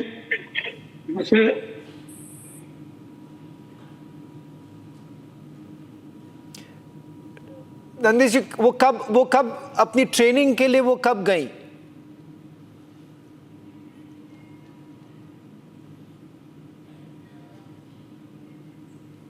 क्या मेरी आवाज आ रही है आपको? 3 का अप्रैल में इसका ट्रेनिंग शुरू किया है। ये कहा जा रहा है कि आपकी बेटी ने आपकी बड़ी बेटी से आखिरी कॉल किया, क्या कहा उसने जब आखिरी बार उन्होंने फ़ोन किया? आखिरी बार मेरे बड़ी बेटी से वो फ़ोन पे मुलाकात हुआ, दीदी हम लंदन जा रहा है, ये 10 मैसेज है, लेकिन मैं 15 तारीख में फिर वापस आके फ़ोन करेंगे। इसके बाद रथ यात्रा के लिए मैं छुट्टी लेकर घर पे वापस आएंगे, उसी समय ठीक से बात करेंगे। नंदेश जी, क्योंकि ये कहा जाता है कि जिस तरह से उसने ये ट्रेनिंग की और उसके बाद अकेली रहती थी वो मुंबई में, कई सारे ऐसे ख्वाब उन्होंने देखा है। मैं आपसे जानना चाहूँगा कि क्योंकि आपकी बेटी एक तरह से कई लोगों के लिए मिसाल रहेंगी, छोटा सा उम्र बट साथ ही साथ उन्होंने कई सारी चीज़ प्राप्त की। आपसे जानना चाहूँगा कि जब आप उससे अपने फ्लाइंग करियर की बात करते तो वो क्या कहती थी, उनको कैसा लगता था ये उड़ान भरने के लिए? उड़ान भरने के लिए तो मेरे दिल पे चाहता था, लेकिन वो एक दिन जब उनके कुछ नाम रोशनी निकल पाने के लिए माँ बाबा लोगों के सामने कुछ नाम रोशन पाने के लिए वो ऐसे काम पे जोड़ चुका है। और इसके बाद 2 बार 3 बार करके फिर वापस आ, एक दिन ऐसे रोशनी करके घर का सारा देखभाल वो करेंगे। उनके दीदी, उनके छोटी बहन और उसके माँ बाबा और हमारा खानदानी लोगों को इसके रोशन करने के लिए दिल चाहता था। अब तो क्या करें, अब तो उपाय नहीं। जब आपकी बड़ी बेटी से मैंने बात की तो उन्होंने कहा कि आपकी बेटी को सरप्राइज देना बहुत पसंद था, और जब वो मुंबई से आती थी वो कभी आप लोगों को कहती नहीं थी कि वो घर वापस आ रही है? करते थे, लेकिन 2-3 बार ऐसे किया था। पहले बार भी सरप्राइज किया और दूसरा बार भी सरप्राइज करके घर के गेट में ही मुलाकात हुआ। और मैं 25 के मार्च 12 तारीख में मैं हॉस्पिटल के इलाज करने गया था। और वापस आते समय उसने फोन किया और बाबा हम थोड़े छुट्टी मिलने से आएंगे, पर उसने अचानक 17 तारीख में 18 तारीख को मेरा याद से थोड़ा कंफ्यूज हो गया है, 17 नहीं तो 17 या 18 तारीख में फिर वो भी घर के गेट में सरप्राइज करके घर पे आया था। उसका लास्ट चेहरा मेरा मुलाकात वही है और दूसरा नहीं है।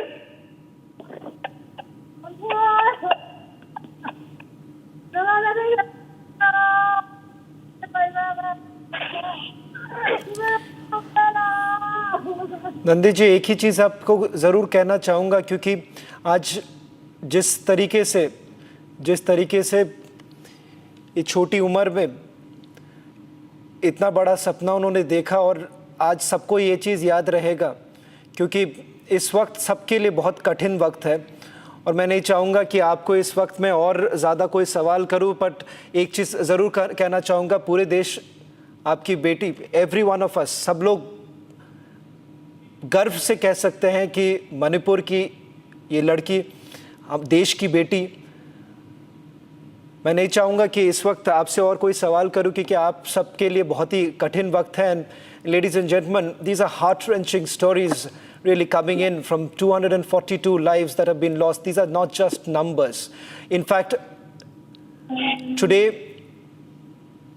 we are remembering every family who've lost their loved ones, ladies and gentlemen.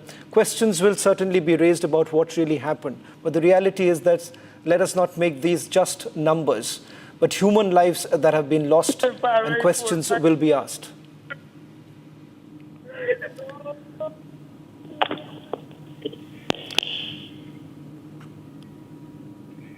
Well, in fact, like Randesh Kumar, there are several others who have had a very, very difficult time. In fact, many have got to know about this crash just from the news. And ladies and gentlemen, till now, there are several bodies yet to be identified.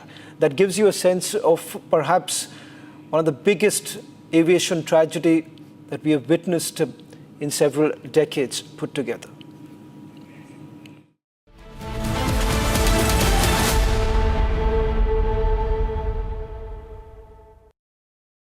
Co-powered by Century Ply Club Prime. रहो बेफिक्र। पैसा लगाना है तो century ply club prime पे लगाओ। डूबेगा नहीं, जलेगा भी नहीं, कोई खा नहीं जाएगा, धोखा नहीं देगा, ऊपर नीचे भी नहीं होगा, सेफ रहेगा, सिक्योर्ड में मिनिमम 30 साल का रिटर्न देगा।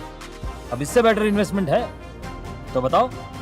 सेंचुरी प्लाई क्लब प्राइम, रहो बेफिक्र। मेरी नई हुंडई एक्स्ट्रा तुमने भी तो कल नई कार ली है ना, उसमें भी तो होगा ना ये वॉइस इनेबल सनरूफ है ना अंकल, सिंगर इनेबल सनरूफ। और बेनिफिट्स ये तो मिले होंगे ना। ये मिला। हाँ, हुंडई कार्स पर मिल रही है अमेजिंग डील्स। वैसे लोगे तो आप हुंडई ही, चाहे दिल की सुनो या डील्स की। ये है सीक्रेट रेसिपी MDH का जीरा सिप जल जीरा मसाला। सिप सिप जीरा सिप जीरा सिप MDH का जल जीरा सिप जीरा सिप MDH का जल जीरा SIP. Mahi sir, how much do you love your fans? Honestly, I love my new fans. पुराने वाले बेकार में शोर करते। सर फैंस हैं, शोर तो करेंगे ही ना। नए वाले नहीं करते। And they listen to what I say. The new generation Orient BLDC fans. Super silent performance with voice control. सिली में आए तो और Cricket fans. Hi, this is Chef Ranveer Brar. Guarantee you brilliance on behalf of Eyewitness. MDH की हल्दी मिर्ची धनिया करे कमाल, ये रंग दे, ये खुशबू दे, ये तीखा, ये कम पड़े, क्या निराला MDH masala.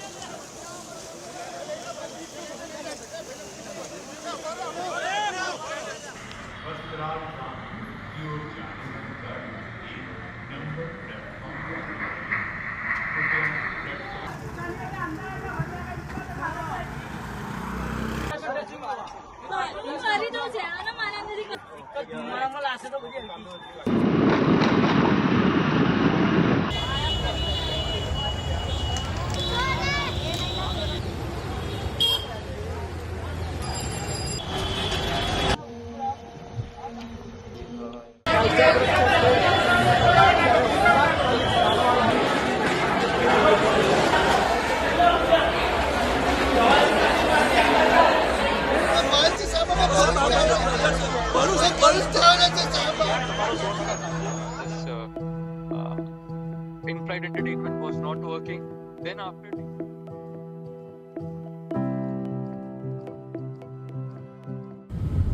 and as usual the Inflight entertainment is not working. Leave Inflight entertainment. Calculate to landing stations. If I talk about this light, it is also not working.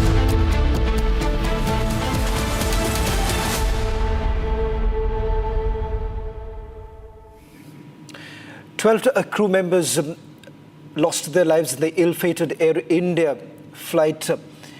Their families now await not for a reunion, but for their remains. Ladies and gentlemen, some of the crew members, in fact, were on their first international flight.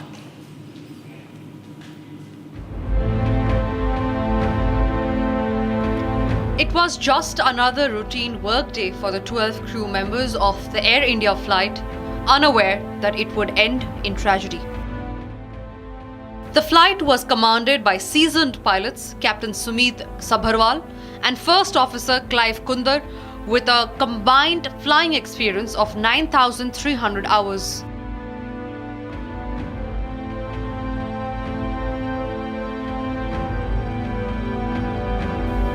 Today, Captain Sabharwal's home in Mumbai's Jalvayu Vihar stands early silent, a house full of memories now echoing with grief. कल पता means जब TV पे news आई हमारे जो कोई दोस्त हैं या कोई प्रोफेशनल कॉन्टैक्ट्स है उनसे पता चला कि ये जहाज़ का ये हुआ है। अभी घर में उनके बहन जी हैं, उनके पिताजी हैं जो कि आगे की इसके राह देख रहे हैं। Far away in Manipur, heartbreak has struck just as hard. Hours before takeoff, Nanthoy Sharma called her sister to say she was flying to London. He promised to call again on her return. That call never came. Another cabin crew member from Manipur was also on board. Both young lives, full of dreams, now lost to the skies. कोई आकर पूछा नहीं, कोई आकर कोई जानकारी लिया नहीं, उस भी तरीका उसका नहीं है। और एक शब्द भी हमारे घर पे सुनाई नहीं। मेरे तो सिर्फ 3 बेटे हैं। पहली काम मिला है बोले मेरी बेटी, इसके बाद क्या बोलूं, कुछ बोलने की कोई। The 12 crew members boarded the ill-dated flight as professionals, ready to serve, unaware that they were stepping into history's darkest flight. One crash and futures of 241 people snatched away in a blink of an eye. That, ladies and gentlemen, is the reality of the aftermath of the horrific Air India 171 plane crash. A reality that the families are finding extremely difficult to grapple with. This is yet another story of an individual who succumbed to the cruel hands of fate. Arjun Bhai Manubhai Patolia's journey, cut short by the devastating plane crash. His family torn apart by grief and unfulfilled dreams. Here's the story.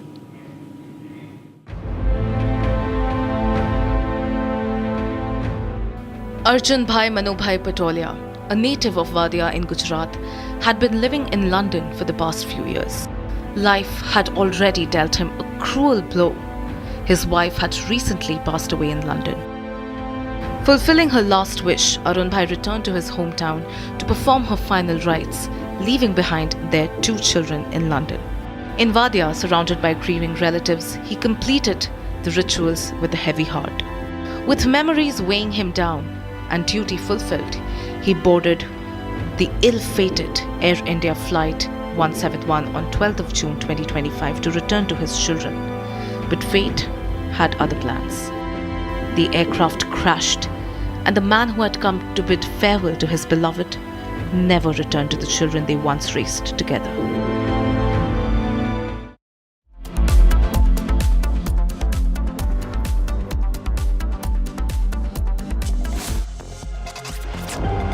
India eagerly waited for June 9th to see Captain Shubhanshu Shukla embark on the Axiom 4 mission.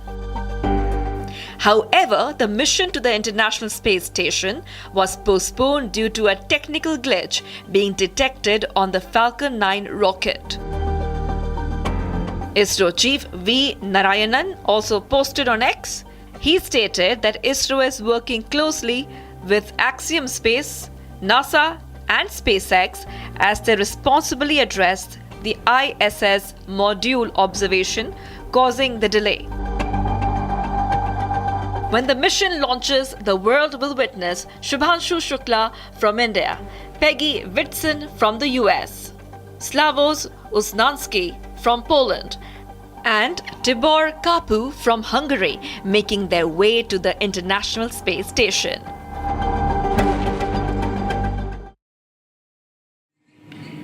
Before we go to the debate at 8 p.m., let me take you through the headlines we are tracking at this hour.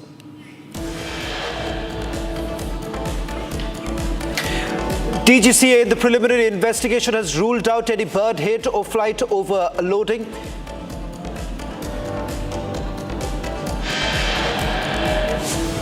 Too little, too late, DGCA. 242 lives lost. DGCA now orders inspection of all Boeing 787 aircraft. Republic investigation reveals that there was minimum 70 ton of fuel in the Air India aircraft that crashed. As Air India 171 took off, none of them knowing it would be their final journey. The story of the 20-year-old air hostess who lost her life in the ill-fated flight. Black box has now been handed over to the Aircraft Accident Investigation Bureau for further investigation.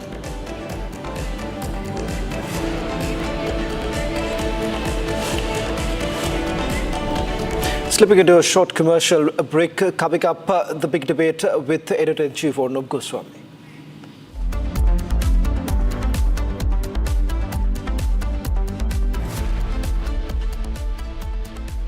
Powered by Century Ply Club Prime. Raho befikar. Amity has been ranked amongst the top 3% universities globally, a testimony to Amity's globally benchmarked quality. MDH की हल्दी मिर्ची धनिया करे कमाल, ये रंग दे, ये खुशबू दे, ये तीखा, ये कम पड़े, क्या निराला MDH masala. Hi, this is Chef Ranveer Brar, and I'm here to tell you that also gives me the license to guarantee you brilliance on behalf of Eyewitness. Join International Institute of Hotel Management. Mahi sir, how much do you love your fans? Honestly, I love my new fans. पुराने वाले बेकार में शोर करते sir fans है शोर तो करेंगे ही ना. नए वाले नहीं करते. And they listen to what I say. The new generation Orient BLDC fans. Super silent performance with voice control. Silly me, I thought. Cricket fans. Where the software engineer meets the cool UI UX designer, meets the gifted content writer. To create the big dream, the world comes together at Sharda University. So where are you? आधे bowl दही में 4 चम्मच MDH चटनी पुदीना मसाला डाला, stir करो, पुदीना चटनी तैयार. MDH चटनी पुदीना मसाला. MDH.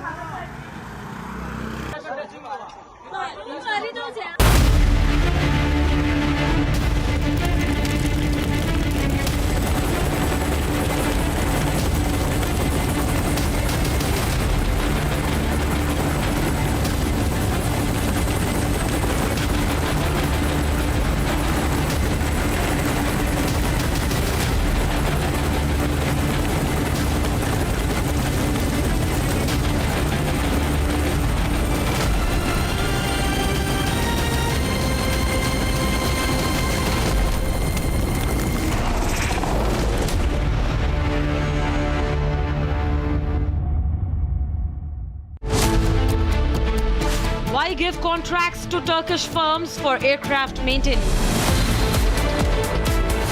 Time to stop all Turkish maintenance of Indian aircraft.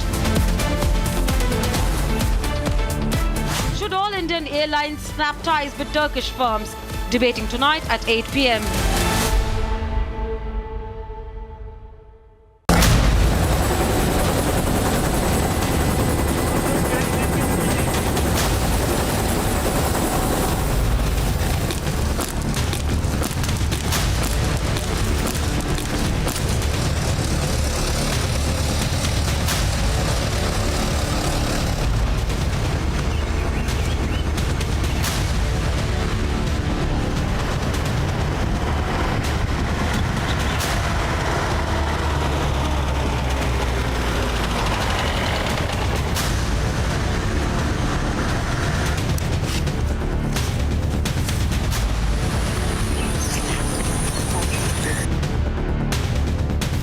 Deep in the dense forest of Gadchiroli, a silent force moves with the precision and purpose.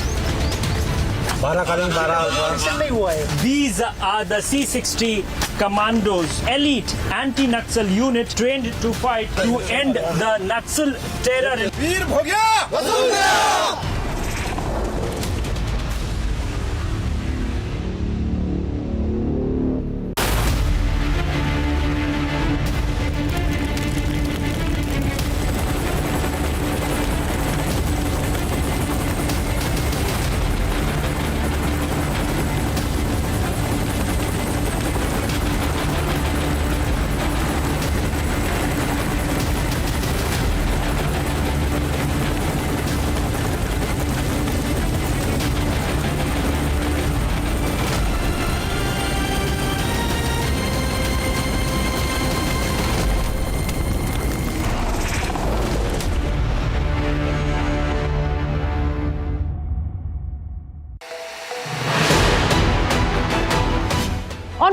time, we're not just reading the news, we are leading it with responsibility. Every night, we're asking tough questions, breaking the biggest stories, and setting the national agenda. At Republic School of Journalism, you will learn how to front the news with confidence, clarity, and conviction. RSJ Diploma begins June 30th. Your prime time starts here.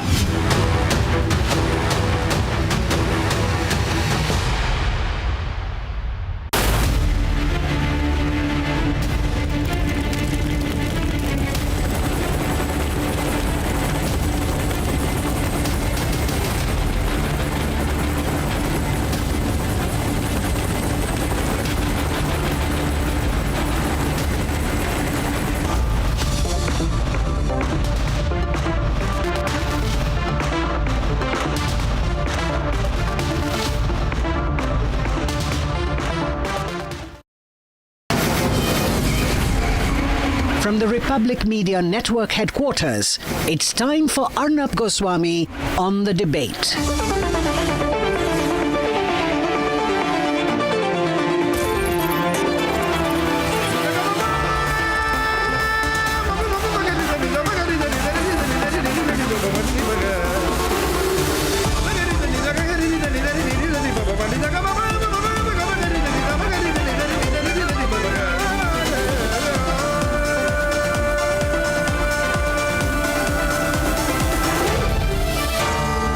Arnab Goswami on the debate.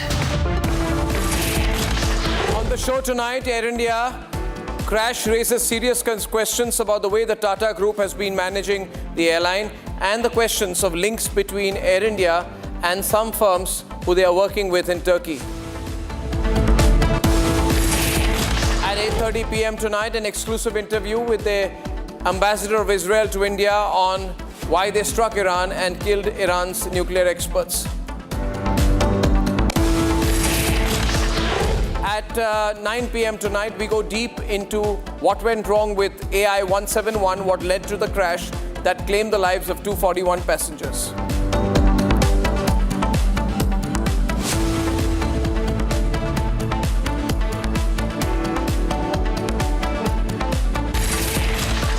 First tonight, I'd like to say to the Tata Group and to Air India that this is Republic. The Tata Group and Air India, maybe the Tata Group doesn't know, but they should know that this is Republic. This is the Republic Media Network. It is the largest, most impactful, and the only journalist-owned news network in the country. We will ask the questions. We don't believe in this PR approach. And to those in Air India trying to contact us informally, I would say contact us formally and give us your point of view, we'll carry it. But we don't believe in PR.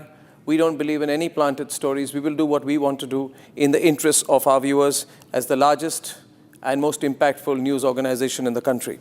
Now, ladies and gentlemen, according to multiple media reports, 2 weeks ago, Air India's foreign CEO, Campbell Wilson, himself confirmed that heavy maintenance for some of the airlines' wide-bodied B777 and B787 aircraft had been outsourced to a Turkey-based group company called Turkish Technic. Calling it part of a global supply chain, Wilson said that India currently lacks sufficient capacity for such maintenance. I want to know from Air India when they will give us a reply as to which firms are maintaining the aircraft of Air India, who is managing the maintenance of the flight that crashed, who is managing the B777 and B787 aircraft, and does Turkish Technic do maintenance for any Air India aircraft? According to the Turkish Technic website, this is the maintenance arm of Turkish Airlines, and its shares are owned by Turkish Airlines, and 49% of Turkish Airlines is reportedly owned by the Republic of Turkey through its sovereign wealth fund, making this ultimately Turkish Technic also linked to the state of Turkey. And the state of Turkey is inimical to the interests of India. The state of Turkey works with Pakistan. The state of Turkey sent drones to fight India. The state of Turkey is effectively, for the people of India, an enemy state. Air India needs to answer the questions of the Republic Media Network. Instead of accurate, responsible, and informed reporting. Many channels are today asking broad questions and only carrying human interest stories about what happened and the tragedy which happened. Republic believes that while we do that as well, we request a clarification from Air India by sending them an email. We are yet to hear from them. We want them to answer our questions. 4 hours have passed. The mail went at 3:55 p.m. Air India has not responded yet. And my question is that, one, based on information currently available to us, Air India's maintenance contract with Turkish Technique remains valid till 31st August 2025. Can you please confirm whether this is correct? This is my first question. When was the initial maintenance agreement with Turkish Technique signed? How many times has this agreement been renewed since its inception? When was the most recent renewal of the contract with Turkish Technique carried out by Air India? How many aircraft in Air India's fleet by type and number are currently maintained by the Turkish Technique contract? Specifically with respect to the Boeing 787-8 aircraft that was involved in the June 12th crash, which entity is responsible for its maintenance and airworthiness, and at any time in the past has it been maintained by Turkish Technique?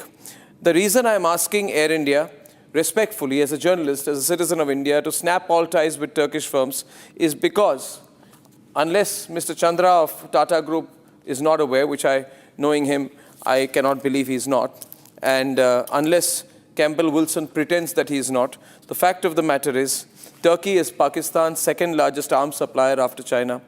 It has bolstered its military with advanced exports like Bayraktar drones and cruise missiles. We can't do business in a strategic sector with Turkey. That's a visual of Campbell Wilson running away from Republic's Gopi yesterday at the airport. That question on Turkey was asked. And that question on Turkey is very relevant. During Operation Sindoor, the Tata Group and Air India very well know that Pakistan deployed 300 to 400 Turkish origin drones across 36 locations to probe India's air defenses and launch kamikaze strikes on strategic positions. Nobody more than the Tata Group is aware, because the Tata Group also will work in India's defense sector, and therefore we cannot ignore the fact that Turkey has taken an anti-India stance, and Erdogan has emphasized in his visit to Pakistan that Kashmir is and will be the same for us, drawing a battle between the Gallipoli battle and the Kashmir conflict. There is no country which is as anti-India as Turkey. And logically, therefore, I want to know whether Air India has been given a long rope to decide how to carry out its business with this Turkish company. But I refuse to believe, unless there's a commercial interest involved, I refuse to believe that there is no other place where Air India planes can be maintained than Turkey. These are relevant questions. Air India, listen to us. This is Republic. We don't do PR. Answer our questions. We'll put it on air. We might send you a few more questions after that. Let's debate.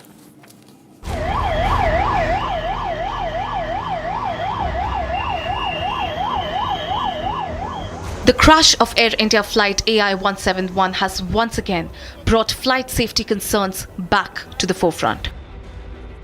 The Boeing 787 aircraft that was involved in the crash has a history of manufacturing concerns raised by whistleblowers based out of the United States. I have analyzed Boeing's own data to conclude that the company is taking manufacturing shortcuts on the 787 program that may significantly reduce the airplane safety and the life cycle. Since 2013, there have been serious issues on the 787 program, not properly closing thousands of gaps in its assembly of the fuselage on major joints. The concerning record of Boeing 787 combined with Air India's recent technical snags in various cases have raised serious operational concerns at Air India, drawing ire on flight safety standards. As per documents accessed by Republic, in the last 2 months, Air India received close to 15 show cause notices from the DGCA, India's civil aviation regulator, on issues ranging from expired emergency equipment, unauthorized cockpit entry, and old registration and certification of aircraft. Just yesterday, on June 12th, another Air India flight, AI-3416, flying from Chandigarh to Leh, made an unexpected turnback after the pilot reported low pressure in the green hydraulic pump. But when inspections took place on the A320 aircraft, it was found that there was a leak in the hydraulic line in the nose care area. Serious questions are being raised on Air India's flight maintenance, repair and overall standards. Amidst this, it is learnt that Turkish firms too are involved in the maintenance of some of Air India's wide-bodied aircraft, also of the Boeing fleet. However, after Operation Sindoor, the involvement of Turkish firms in India's civil aviation has been under DGCA scrutiny. The DGCA gave final 3-month extension to Indigo to terminate its damp lease of 2 Turkish Airlines Boeing 777 aircraft. On May 15th, Bureau of Civil Aviation Security had revoked the security clearance of Istanbul-headquartered Celebi Aviation, citing national security, though this matter is sub judice now.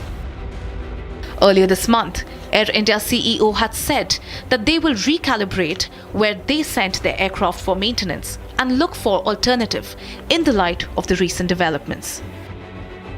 Republic questioned the Air India CEO Campbell Wilson about the scope of the company's alleged partnership with Turkish Technic. India still have contract with Turkish Technic? I don't think this is the appropriate time to talk about that. We're very focused on supporting the families and everyone affected by today's incident. We just wanted to know, is Air India accountable for this? Look, it's our aircraft, it's our crew. We need to make sure the investigation is well supported. But first and foremost, we want to look after the people that have been affected by this incident. One last question. There were multiple show cause notices given. Why were they ignored? I don't believe this is the appropriate time to talk about things that are unrelated to this incident. You would at least have information about the Turkish Technic. Do you have contract with Turkish Technic? As I said before, this is not the time to talk about that. We're focused very much on the people that have been affected by this incident. Yes or no? Just yes or no. Mr. Wilson, please say yes or no. Republic has also sent a detailed questionnaire to Air India, inquiring about the scope and extent of its alleged partnership with Turkish Technic. As of now, Republic has received no official response to these queries. The big question remains, is it time for Indian Airlines to suspend ties with Turkish firms, including in the domain of aircraft repair, maintenance and overhaul?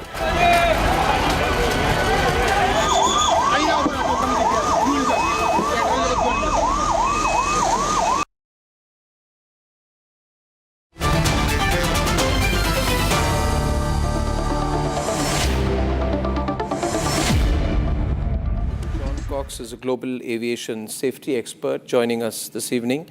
And my first question is to Christine Negroni, also joining us live. She's a very well-regarded air safety specialist and a veteran aviation journalist. Ms. Negroni, I'd like to come to you first. How do you view the incidents and the information that is now available, as of now, on the basis of information we have about the Air India crash? What is your initial understanding of what could have happened? Or what could have been the contributing factors to this tragedy? Well, the goal of the investigators is obviously to take a look at all of the evidence that is available, including the videos, but more specifically, the cockpit voice recorder and the flight data recorder, which will provide fact-based information for the investigation. And that will narrow the scope of where the investigation will lead and what the contributing factors might be. That's the way it's done. Yeah, I do understand. But it has been said that this has been seen to be a very safe aircraft, the Dreamliner, in the past. Have there been any history of incidents with this particular, plane, which have raised questions on the safety front, even though they might have been not been? I think that's yes. I think it's been well reported around the world that the Dreamliner has had a troubled past. It entered into service and then was immediately pulled out of service for 2 months because of lithium-ion batteries and the design of the lithium-ion batteries, which allowed it to get overheated and then go into thermal runaway. So these There was that, and as your reporter mentioned in her news report, the whistleblowers have made it clear that in the assembly plant in South Carolina, there have been problems that created a need for the FAA to provide oversight to the manufacturing of the Dreamliners. So for when journalists say it's an extremely safe aircraft, I'm not exactly sure what they're basing that on, because safety is determined by a lot more than just whether people die. It's determined by incidents and events that happen that are not expected and things that are learned about the way the airplane may perform in service. So would I say it's a safe airplane? I would say that it has a troubled past, and we need to look at it from that perspective. Absolutely. Which raises one other question. How is it, Captain John Cox, that Air India, being a large airline and India being the third largest aviation market in the world, did not raise these issues earlier? There don't appear to have been specific issues raised about Boeing 787-8 aircraft in India at all in the past. Well, after this tragedy, the focus right now needs to be on understanding what happened. It would be premature and it would be speculative to say that there's a problem with the airplane, the fleet, until we understand what happens. Fortunately, the recorders, the cockpit voice recorder, flight data recorder, I believe have been recovered. That will give us insight into what happened here. Until we have that information, the focus needs to be on understanding what happened in this tragedy, and let the investigation unfold, let the investigators do its work, so that we can prevent a reoccurrence of any of something like this. How long would that take to get some initial report on what might have happened? I think that we're fortunate because the 787 is a very modern airplane, so the recorders are thousands of parameters. If the recorders are in good shape and can be downloaded, the investigators will know an awful lot probably within a week. Is there anything, lastly, Captain John, and then to Christine, Captain John first, that you can, I don't want us to second guess anything, but here across India, there has been a lot of speculation given the fact that this only went up. The problem started when it was 200 to 300 feet in the air. The plane has taken off, and then it appears to stall, and there's an attempted lift-off again, with the nose little tilted up again. As a layman, the question to you, is there something you sense? I'm not asking you to say anything conclusively. Is there anything this points a direction towards this, what is this no thrust, no lift kind of situation that accompanied the Mayday call? With the Mayday call, it was also no thrust, no lift, which was apparently the words that were used. I understand, and the videos, which the investigators will look at, will help, but they're grainy. The fidelity of the videos is not really sufficient to conclusively determine if, for example, the wing flaps and slats were properly deployed. That will be on the flight data recorder. So the information right now is all premature. And as an aircraft accident investigator for some 35 years, I know that a lot of initial information turns out to be incorrect. So right now, what we know is the airplane initiated takeoff roll. It came off the ground. It appears about normally. It got a few hundred feet in the air. The rate of climb decreased, and then it began to descend, and it descended into the ground. So those things, those are facts we can determine. The cause of it at this point, we don't have enough information, enough evidence to make any even speculative guesses. Ms. Negroni, would you like to add to that? Well, John said it all perfectly, and that is that it looks like a lot of things, or it looks like some specific things based on the video, but the fact is we can only talk about it now, but in a matter of days, the knowledge will be there, the data will be there, the indisputable data will be there. What's interesting about improper configuration, and John, as a pilot, will certainly speak to this better than I, is that it's very difficult for pilots to ignore an improper configuration warning. So that makes it curious that if this plane was not properly configured, Why? Why? Was that a pilot issue? Was it an airplane issue? Did it start off with proper configuration and then suddenly fail? These are the things we don't know now, and the video's not illuminating about that. But he's correct. This is not going to be a mystery for long, and it will become clear what happened. The next question is why it happened, and that's a little bit more tricky. I understand.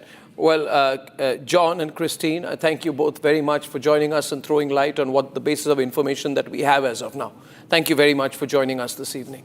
I have a latest statement that has come in from the CEO of Air India. It's a video statement. Could we please play it out? Good evening. I am sharing this message from Ahmedabad, where Air India flight AI-171 to Gatwick crashed shortly after takeoff yesterday.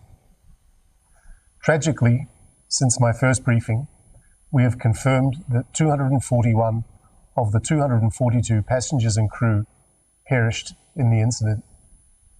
All of us at Air India are devastated by this loss and grieve for those affected, their families, and their loved ones. Air India's advanced team of nearly 100 caregivers and 40 engineering staff has now arrived in Ahmedabad. The technical team is now helping at the site, and our caregivers are providing support to families. Many more caregivers are travelling to Ahmedabad to provide further support. We have set up friends and relatives assistance centres at Ahmedabad, Mumbai, Delhi and London Gatwick airports for the next of kin of our passengers and crew members. These centres are facilitating their travel to Ahmedabad and providing them full support. The Tata Group, our parent company, has announced that they will provide 1 crore rupees, or approximately 85,000 British pounds, to the families of each person who lost their life, and will cover the medical expenses of those injured. We are also deeply concerned for the well-being of the students of the medical hostel involved in the accident. Air India is committed to providing full and unstinting assistance in these difficult times. This morning, I visited the crash site and was deeply moved by the scenes. I also met key stakeholders in the government and assured them that Air India is committed to full cooperation with those working on the ground and to the investigations. We know that the investigations will take time, but we will be fully transparent and will support the process for as long as it takes. Air India will continue to do everything we can to care for those affected by this tragedy and to uphold the trust placed in us. Thank you. A prepared statement that means absolutely nothing. My first question is to General Bishambar Dayal, joining us now, and we have Group Captain G.P. Bajpai, former flight safety consultant with Air India. We have Akriti Bhatia. She's joining us on the other side tonight on the Turkey question. And we'll have Lokesh Jindal join us as well. I'm quite shocked that there is still an agreement that they have with a Turkish company for maintenance of some of their wide-bodied aircraft. I don't know if this one particularly. Is that a good thing, General Dayal? Given the context of... that is a very large issue that you have raised, and I'm telling you that's shocking actually. And why it is shocking is because we as a country don't think through anything. See, we have one of the largest in Asian context, Southeast Asia, in this region, largest Air India Engineering Services Limited, AIESL, which holds all certifications for Airbus, for Boeing, for all aircraft, all types of certifications. I do not know where such a wonderful organization has, over this period, where has it gone, and why Air India had to suddenly go to Turkey, that issue. Secondly, why didn't we carry out a complete security? You cannot have Celebi the aviations or their maintenance MROs going to Turkey when you know that we have not today. Turkey has been supporting Pakistan for last 10 years. It's well known. It's an established fact. So why did our security agencies even permit this sort of a thing? Why did the security agencies permit an agreement between Tata's owned Air India and Turkey? Lokesh Jindal is on the other side. Lokesh, what do you think? Well, Arnav, there is already an aircraft accident investigation bureau that we have working under Ministry of Civil Aviation, which works as per the guidelines and protocol established by International Civil Aviation Organization, and which is looking into this entire matter. What I intend to say is that let the investigation bureau come out with its findings. Only then it would be Sir, wise. after Operation Sindoor, when Celebi had its security clearance taken away, Group Captain GP Bajpai, they went to the court questioning it, but still Celebi lost the contract for ground handling. How come this carries on till date? Is that a safe thing to do? Is that good for the country? Group Captain? No, Arnav, I don't agree at all, because I, being a loyal member of the Rashtra Pratham, is a firm believer that friend to friend is a friend and friend to enemy is an enemy. And Turkey is the same country who has supplied the drone, and in those hot times when we were almost in a war situation, or in fact we were undertaking war with our enemy, Pakistan, Turkey took the side of Pakistan. So it had really troubled me.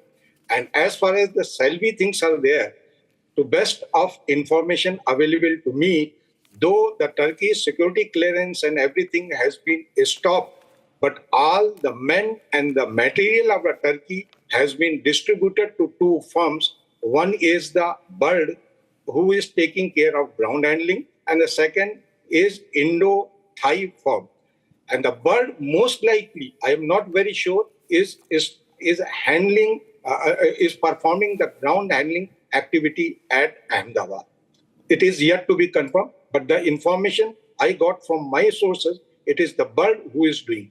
So you might have changed the owner, but the man, the philosophy of working, the thinking of them will remain same. That's my thinking on the subject. I'm with you on this. Dr. Akriti Bhatia is a postdoctoral fellow at the Delhi School of Economics. What's your take on this? Akriti. So, Arnab, there are two separate issues that we're talking about here. And if we're talking about Air India breach and disaster, strict investigation is needed to look into the role and involvement of this Turkish firm. But the bigger question, I would say, is not just for Air India and Tata, but also to the government of India, which has been outsourcing and privatizing priority sectors like defense, airlines, and railways, and therefore outsourcing the safety and security of citizens of India. So whoever is being involved needs a very strict kind of supervision and check. That's one. And the second is that post-Operation Sindoor, the deteriorating relations between India and Turkey, there are different kinds of countermeasures that have been taken by the government of India, economic, academic, tourism-related countermeasures. So it's not that our government is sitting quietly. No, our government is responding now. My problem is, Akriti, that our government is responding now. I will have information with Shawan at 9 o'clock that the government is now asking for urgent information from Air India on who their third-party maintenance agencies are after Republic Media Network has made this a public issue. But till now, transparent from the get-going, and also right after Operation Sindoor, when the Turkish involvement with Pakistan and the drones and all of that was visible, with immediate effect, some actions should have been taken, and not those 3-month notices and such kinds of things should have been there. So this is all. That's the point. There is no urgency. Akriti, that is my point. In the government system, there is no urgency, Doctor. You know, I have a letter here. I can show it to you. So you want to have a look at this? This is an investigation report. You can see it, which shows that planes were flying. I'm handing it over. Planes are flying with expired emergency equipment. You will see in that the offender is Air India. Campbell Wilson's name is in the first page. This is an authentic document. And in response, the Civil Aviation Ministry gave 15 days. General Dayal, that you respond to us in 15 days. This whole approach is like that. No, our entire approach to safety and security, Arnab, whole India knows last 40 years we are suffering at the hands of our adversaries, those who cannot stand India, those who have been undermining Indian security, safety of our people, right? They can go to any extent. When a country lives around such hostile, adversaries. Correct. We got to be very, very, and when we have resources. Now there's no point. The same government is writing to Air India saying, reply to us by the end of the day. Arnab, see, I'm not an aviation expert. Look at and I don't know whether our people are so conscious today that this investigation will go beyond the technical aspects. This is one of the best airliners, aircraft. This has got twin engine, which are Rolls-Royce engine. It may have defects into its in design and all. But there is government failure also in this. But Arnab, there could be any other threat. What are the threat? There could be any. I am of the opinion that today these are all electronic systems. The aircrafts inside are no more operational things, are no more mechanical, no more manual by hand. Most of the things are electronic, most of the things are digital. And I personally feel, and I don't want to create any suspicion or anything, and I don't want to accuse anybody, but I'm of the opinion that whenever such things happen, our security agencies must look into it. Is there any scope where our adversary has done any sabotage, any cyber, anything? Because these are painful things. It is one of the most devastating things. Our sympathies are with our people. Our people, those who have lost. We in garb of sadness and in this gloom, our security agencies must see through. Actually, till we do not stabilize with two such heinous adversaries for 30 years, 20 years, this should be our top priority. Yeah, but one priority in India becomes after this buying time. I suspect Air India, Government of India, all parties involved will express their condolences, their grief, and then they will buy time. See, and the attempt to buy time will continue for some time till the grief and anger rolls over, and then they can do their own way of handling it. I'm concerned about this.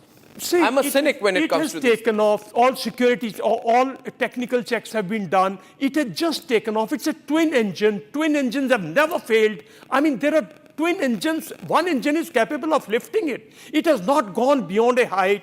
Either it would have overslept, overgone into this, all those things. I'm not an aviation expert, but what I feel as a security man is that we got to be very careful. The whole area should have been sanitized.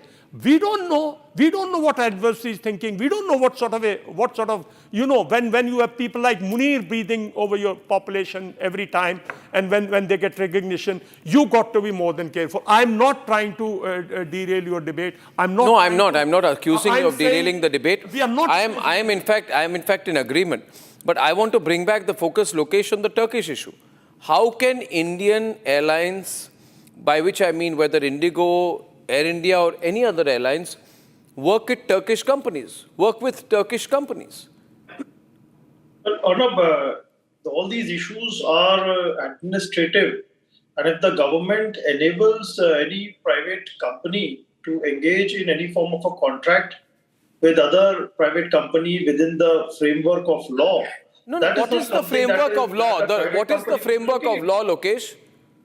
What I'm saying is, if the government comes out with a clear-cut statement that all contracts are severed and I agree. The government must have a policy and must not act on the basis of information coming on the media.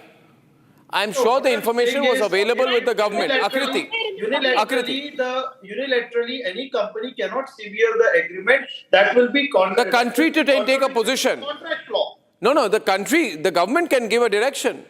Yeah, so what I'm saying is, still the investigation is on. Now, Boeing has got a bad track record. 2024, the Boeing aircraft door just flew in the air. Only after 9 minutes when the aircraft has taken off, the door it flew in the air. So there has been a lot of issues which are concerning the Boeing company. I am with you on that, but I'm saying that right now I truly believe it is the government which has to stop giving a long rope to any companies working with Turkish industry, especially in strategic areas like aviation. This is only elementary. I thank you very much, General Dayal, and everyone else for joining me here. The big other story today, and I'll run some big full-frame visuals on this, has been the huge escalation between Israel and Iran. Israel has struck Iran, full frame, hitting about 100 targets, specifically the military and nuclear sites, under an operation that they are calling Operation Rising Lion. At least 2 top commanders from Iran have been reportedly killed in the strikes. Israel says it has enough intel evidence to believe that Iran's nuclear program had reached what they call a point of no return. Netanyahu is saying that the operation is aimed to roll back the Iranian threat to Israel's very survival. And he is insisting that this is in global interest. Trump is backing Netanyahu, and Israel is confident that it will be able to counter any response that comes in from the Iranian side. Well, I have earlier spoken today to Reuven Azar, who is the ambassador of Israel to India, and I now would like to play out that conversation exclusively for the debate. With us is the ambassador of Israel to India, Ambassador Reuven Azar. Thank you very much, Ambassador Azar. The very newsy point of time as far as Israel is concerned. Now, Israel has carried out Operation Rising Lion, and you've targeted Iranian nuclear facilities. How many have you targeted? Have you eliminated their nuclear infrastructure? Is there going to be a second round of these strikes? And what retaliation do you expect? Well, Arnab, at the outset, allow me to share the condolences of the entire nation of Israel for this, following this terrible plane crash yesterday. Thank you. Our hearts go out to the victims, their families, and we wish a speedy recovery to the injured. Yes. It's a difficult moment. And we also have our challenges, as you rightly said. We have decided to take this action, Arnab, because we sensed and we knew that the Iranians were about to assemble the nuclear weapon. So as you know, they've been accumulating fissile material, but in parallel to that, and parallel to the negotiations they've been having with the United States, they had a clandestine group that was actually trying to assemble a nuclear weapon. And that's why we attacked. And we attacked not only their their nuclear facilities, we attacked their missile capability, because if the nuclear track is the first track to annihilate Israel, the ballistic missile is the second track. And we hit some of it in October. We hit more now because they were planning to build 10,000 ballistic missiles in 3 years and 20,000 in 6 years. Okay, that would be devastating for us because we're a small country, in the size of half of Haryana or Mizoram. And you have to understand that. So such ballistic missile bears 1,000 kilos of TNT and can kill hundreds of people. So we took care of that as well. We hit the military command, those who are in charge of this multiple track course to destroy us. So we took out the head of their army, the head of their Revolutionary Guards, and lots of others. And we've been dealing so far, as you know very well, with the third track that they were enacting against us. That's the Ring of Fire, with all the proxy wars against us. So yes, we hit all of that, but it's not enough. It's a continuing effort, and actually we are going now to a second round. After they have retaliated with these drones that we managed to foil, they are firing at us ballistic missiles now. So this is something that is going to take some time, but we are determined to, stop the Iranians from doing what they want to do. And there are still targets to target at this point. So you have defanged them, or you've just weakened them? We have weakened them. I cannot say at this point, and we don't have the BDA, the analysis of the military strike to the extent that we can determine anything. But, this is something we wanted to prevent for many years. We've been trying to approach this in a pragmatic way, in a diplomatic way, by putting pressure on Iran through sanctions, through creating coalitions. But we have reached a point that we had to take action. Because Arnab, our people have suffered an attempt to annihilate him only 80 years ago. And a third of our people got killed by the Nazi machine. And we said never again. And our sense is that never again is now. Because if we would have allowed this clandestine group to assemble a nuclear warhead, that means that Israel can be attacked with nuclear weapons at any moment by a country that has sworn to exterminate us. What about these global concerns about nuclear safety? Similar questions have been indirectly asked of India after we attacked Pakistan during the Sindoor operations, especially when an underground tunnel, which was believed to be a nuclear storage hub, was targeted and American experts came in, boron was flown in, and it is believed that happened on the morning of the 9th and 10th. Now, there is the other world which says that India is becoming like Israel. And India attacked, nuclear storage centers that caused alarm everywhere. One strike by India, not even acknowledged officially that we hit nuclear strikes, hit their nuclear bases, caused global alarm. Isn't there alarm over what you've done? The IAEA is not happy with you, and people are talking about nuclear safety, nuclear leaks, radiation, nuclear contamination, impact on civilians. What happens to that? Well, you know it better than anyone else because you already have a rival that is a nuclear power. And you know what are the consequences of dealing with that. Imagine we would have to face the same situation. Israel, tiny Israel, that is 150 times smaller than India, both in size and in population. So the consequences of dealing with a nuclear Iran are far more grave than dealing with Iran now. And that's why we acted now. Can you stop them in the future? And what is America's role in this? Trump has been trying to work out a deal. What happened to that? No progress on that. Do you think the Iranians were stalling the Americans and buying time in the process? Absolutely.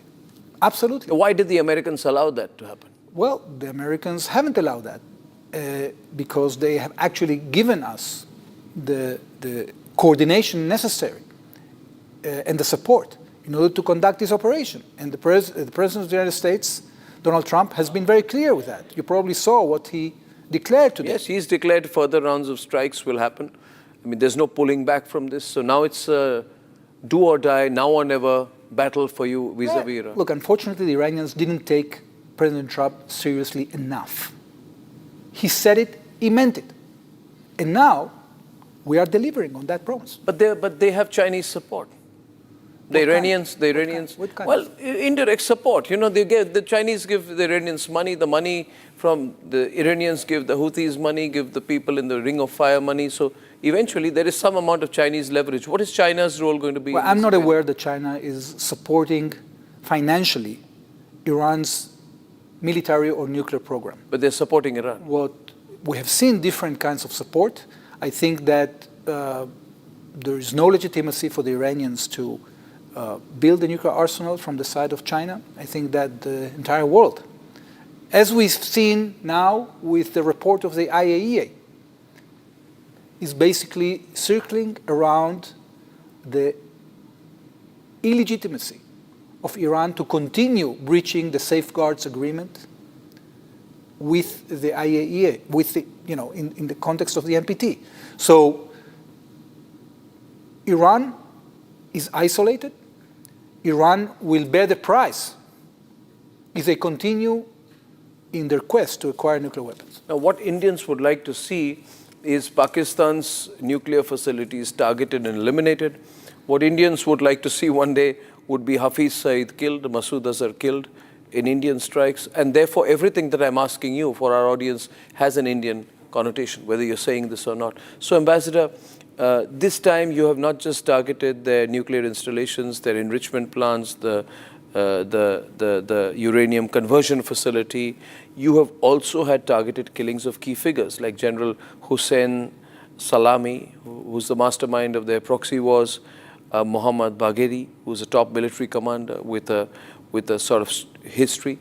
Nuclear scientists also, you've eliminated nuclear scientists who are working on the enrichment program. They were part of this criminal scheme of trying to eliminate. You acknowledge you targeted the nuclear scientists as well? Yes.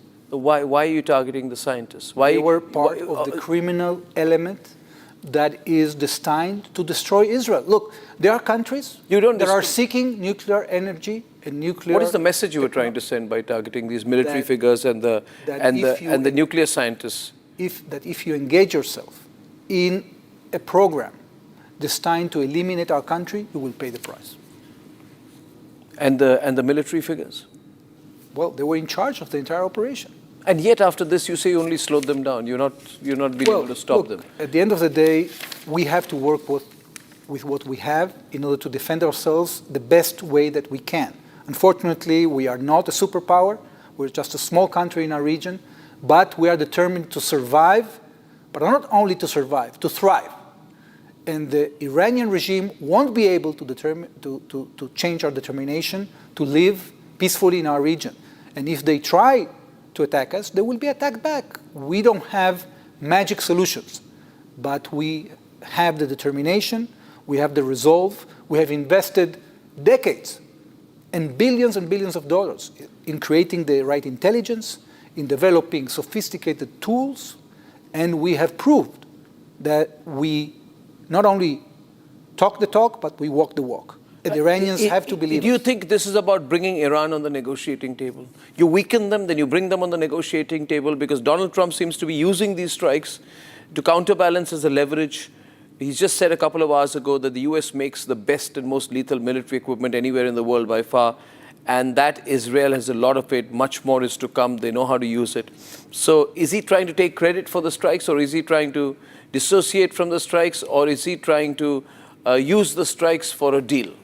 Which maybe they are more flexible for a deal now. I think President Trump knows that war is the continuation of diplomacy with other means. At the end of the day, when diplomacy fails, you get to situations like the situation we have right now. And that means that if you put enough pressure, you have a chance maybe to alter the situation. I think that we have a great relationship with the United States. We are very grateful for all the support in technology and platforms that the United States has supplied, in the current supply of what we need in order to engage in self-defense. And this is a coordinated situation. We are in complete sync with the United States. Are you working closer with America today than in 2020? Yes. Because in 2020, 2020, Trump openly spoke about the killing of Qasem Soleimani. Yes. Right? This time, at least officially, Marco Rubio was quick to deny technically US involvement in the strike. But yet you say you're working more closely together. So can you explain that? Qasem Soleimani was not only the most prominent archi-terrorist in the world, and was not only threatening Israelis, but he was threatening Americans. And that's why America took action. Now, Israel has hit Iran because Iran was trying to assemble a nuclear weapon that would hit Israel and would exterminate Israel. The United States has its own set of considerations. They are not necessarily identical with ours. Yes. But what we have is a bond and is a mutual support and is a situation in which we can work in coordination and we can do whatever we have to do in order to defend ourselves, and America is backing us. There is a change in the American approach. They are not in the way of thinking that they have to do everything themselves. They have allies, and their allies are free to act with American support, and it doesn't necessarily have to be American soldiers when they're talking about threats against allied countries. Last question. How closely are you working with India on strategic defense matters? Our cooperation with India is a very deep cooperation, is a relationship of trust, is a relationship that is getting both countries a lot of benefits because it allows us to develop indigenous capabilities that increases our ability to defend ourselves. And this is only going to grow. Okay. Well, Ambassador, thank you very much. We'll track this. We'll trouble you again. Time for a quick breather. Arnab will be right back with the debate. Powered by Century Ply Club Prime. Raho befikar. Amity has been ranked amongst the top 3% universities globally, a testimony to Amity's globally benchmarked quality. पैसा लगाना है तो century ply club prime पे लगाओ, डूबेगा नहीं, जलेगा भी नहीं, कोई खा नहीं जाएगा, धोखा नहीं देगा, ऊपर नीचे भी नहीं होगा, सेफ रहेगा, सिक्योर्ड में मिनिमम 30 साल का रिटर्न देगा। अब इससे बेटर इन्वेस्टमेंट है तो बताओ। सेंचुरी प्लाई क्लब प्राइम, रहो बेफिक्र। दादी के हाथों का जादू और खुशबू से महकता घर, माँ की मुस्कुराहट और खाने की सुगंध। MDH गरम मसाला, क्योंकि हर रिश्ता है स्वाद से जुड़ा। Where the software engineer meets the gifted content writer, meets the cool UI UX designer, meets the talented photographer to create the big dream. The world comes together at Sharda University. So where are you? इसको घर पे लगाओगे तो शादी का तो पता नहीं, पर घर पक्का नहीं टूटेगा। रुंगटा नहीं तो घर स्ट्रॉन्ग नहीं। रुंगटा स्टील TMT बार एकदम सॉलिड। पहाड़ों में एक हाइकिंग शिप भी बन सकती है। Hi, this is Chef Ranveer Brar, and I'm here to tell you that also gives me the license to guarantee you brilliance on behalf of Eyewitness. Join International Institute of Hotel Management. दादी के हाथों का जादू और खुशबू से महकता घर, माँ की मुस्कुराहट और खाने की सुगंध। MDH गरम मसाला, क्योंकि हर रिश्ता है स्वाद से जुड़ा। Where the software engineer meets the gifted content writer, meets the cool UI UX designer, meets the talented photographer to create the big dream. The world comes together at Sharda University. So where are you?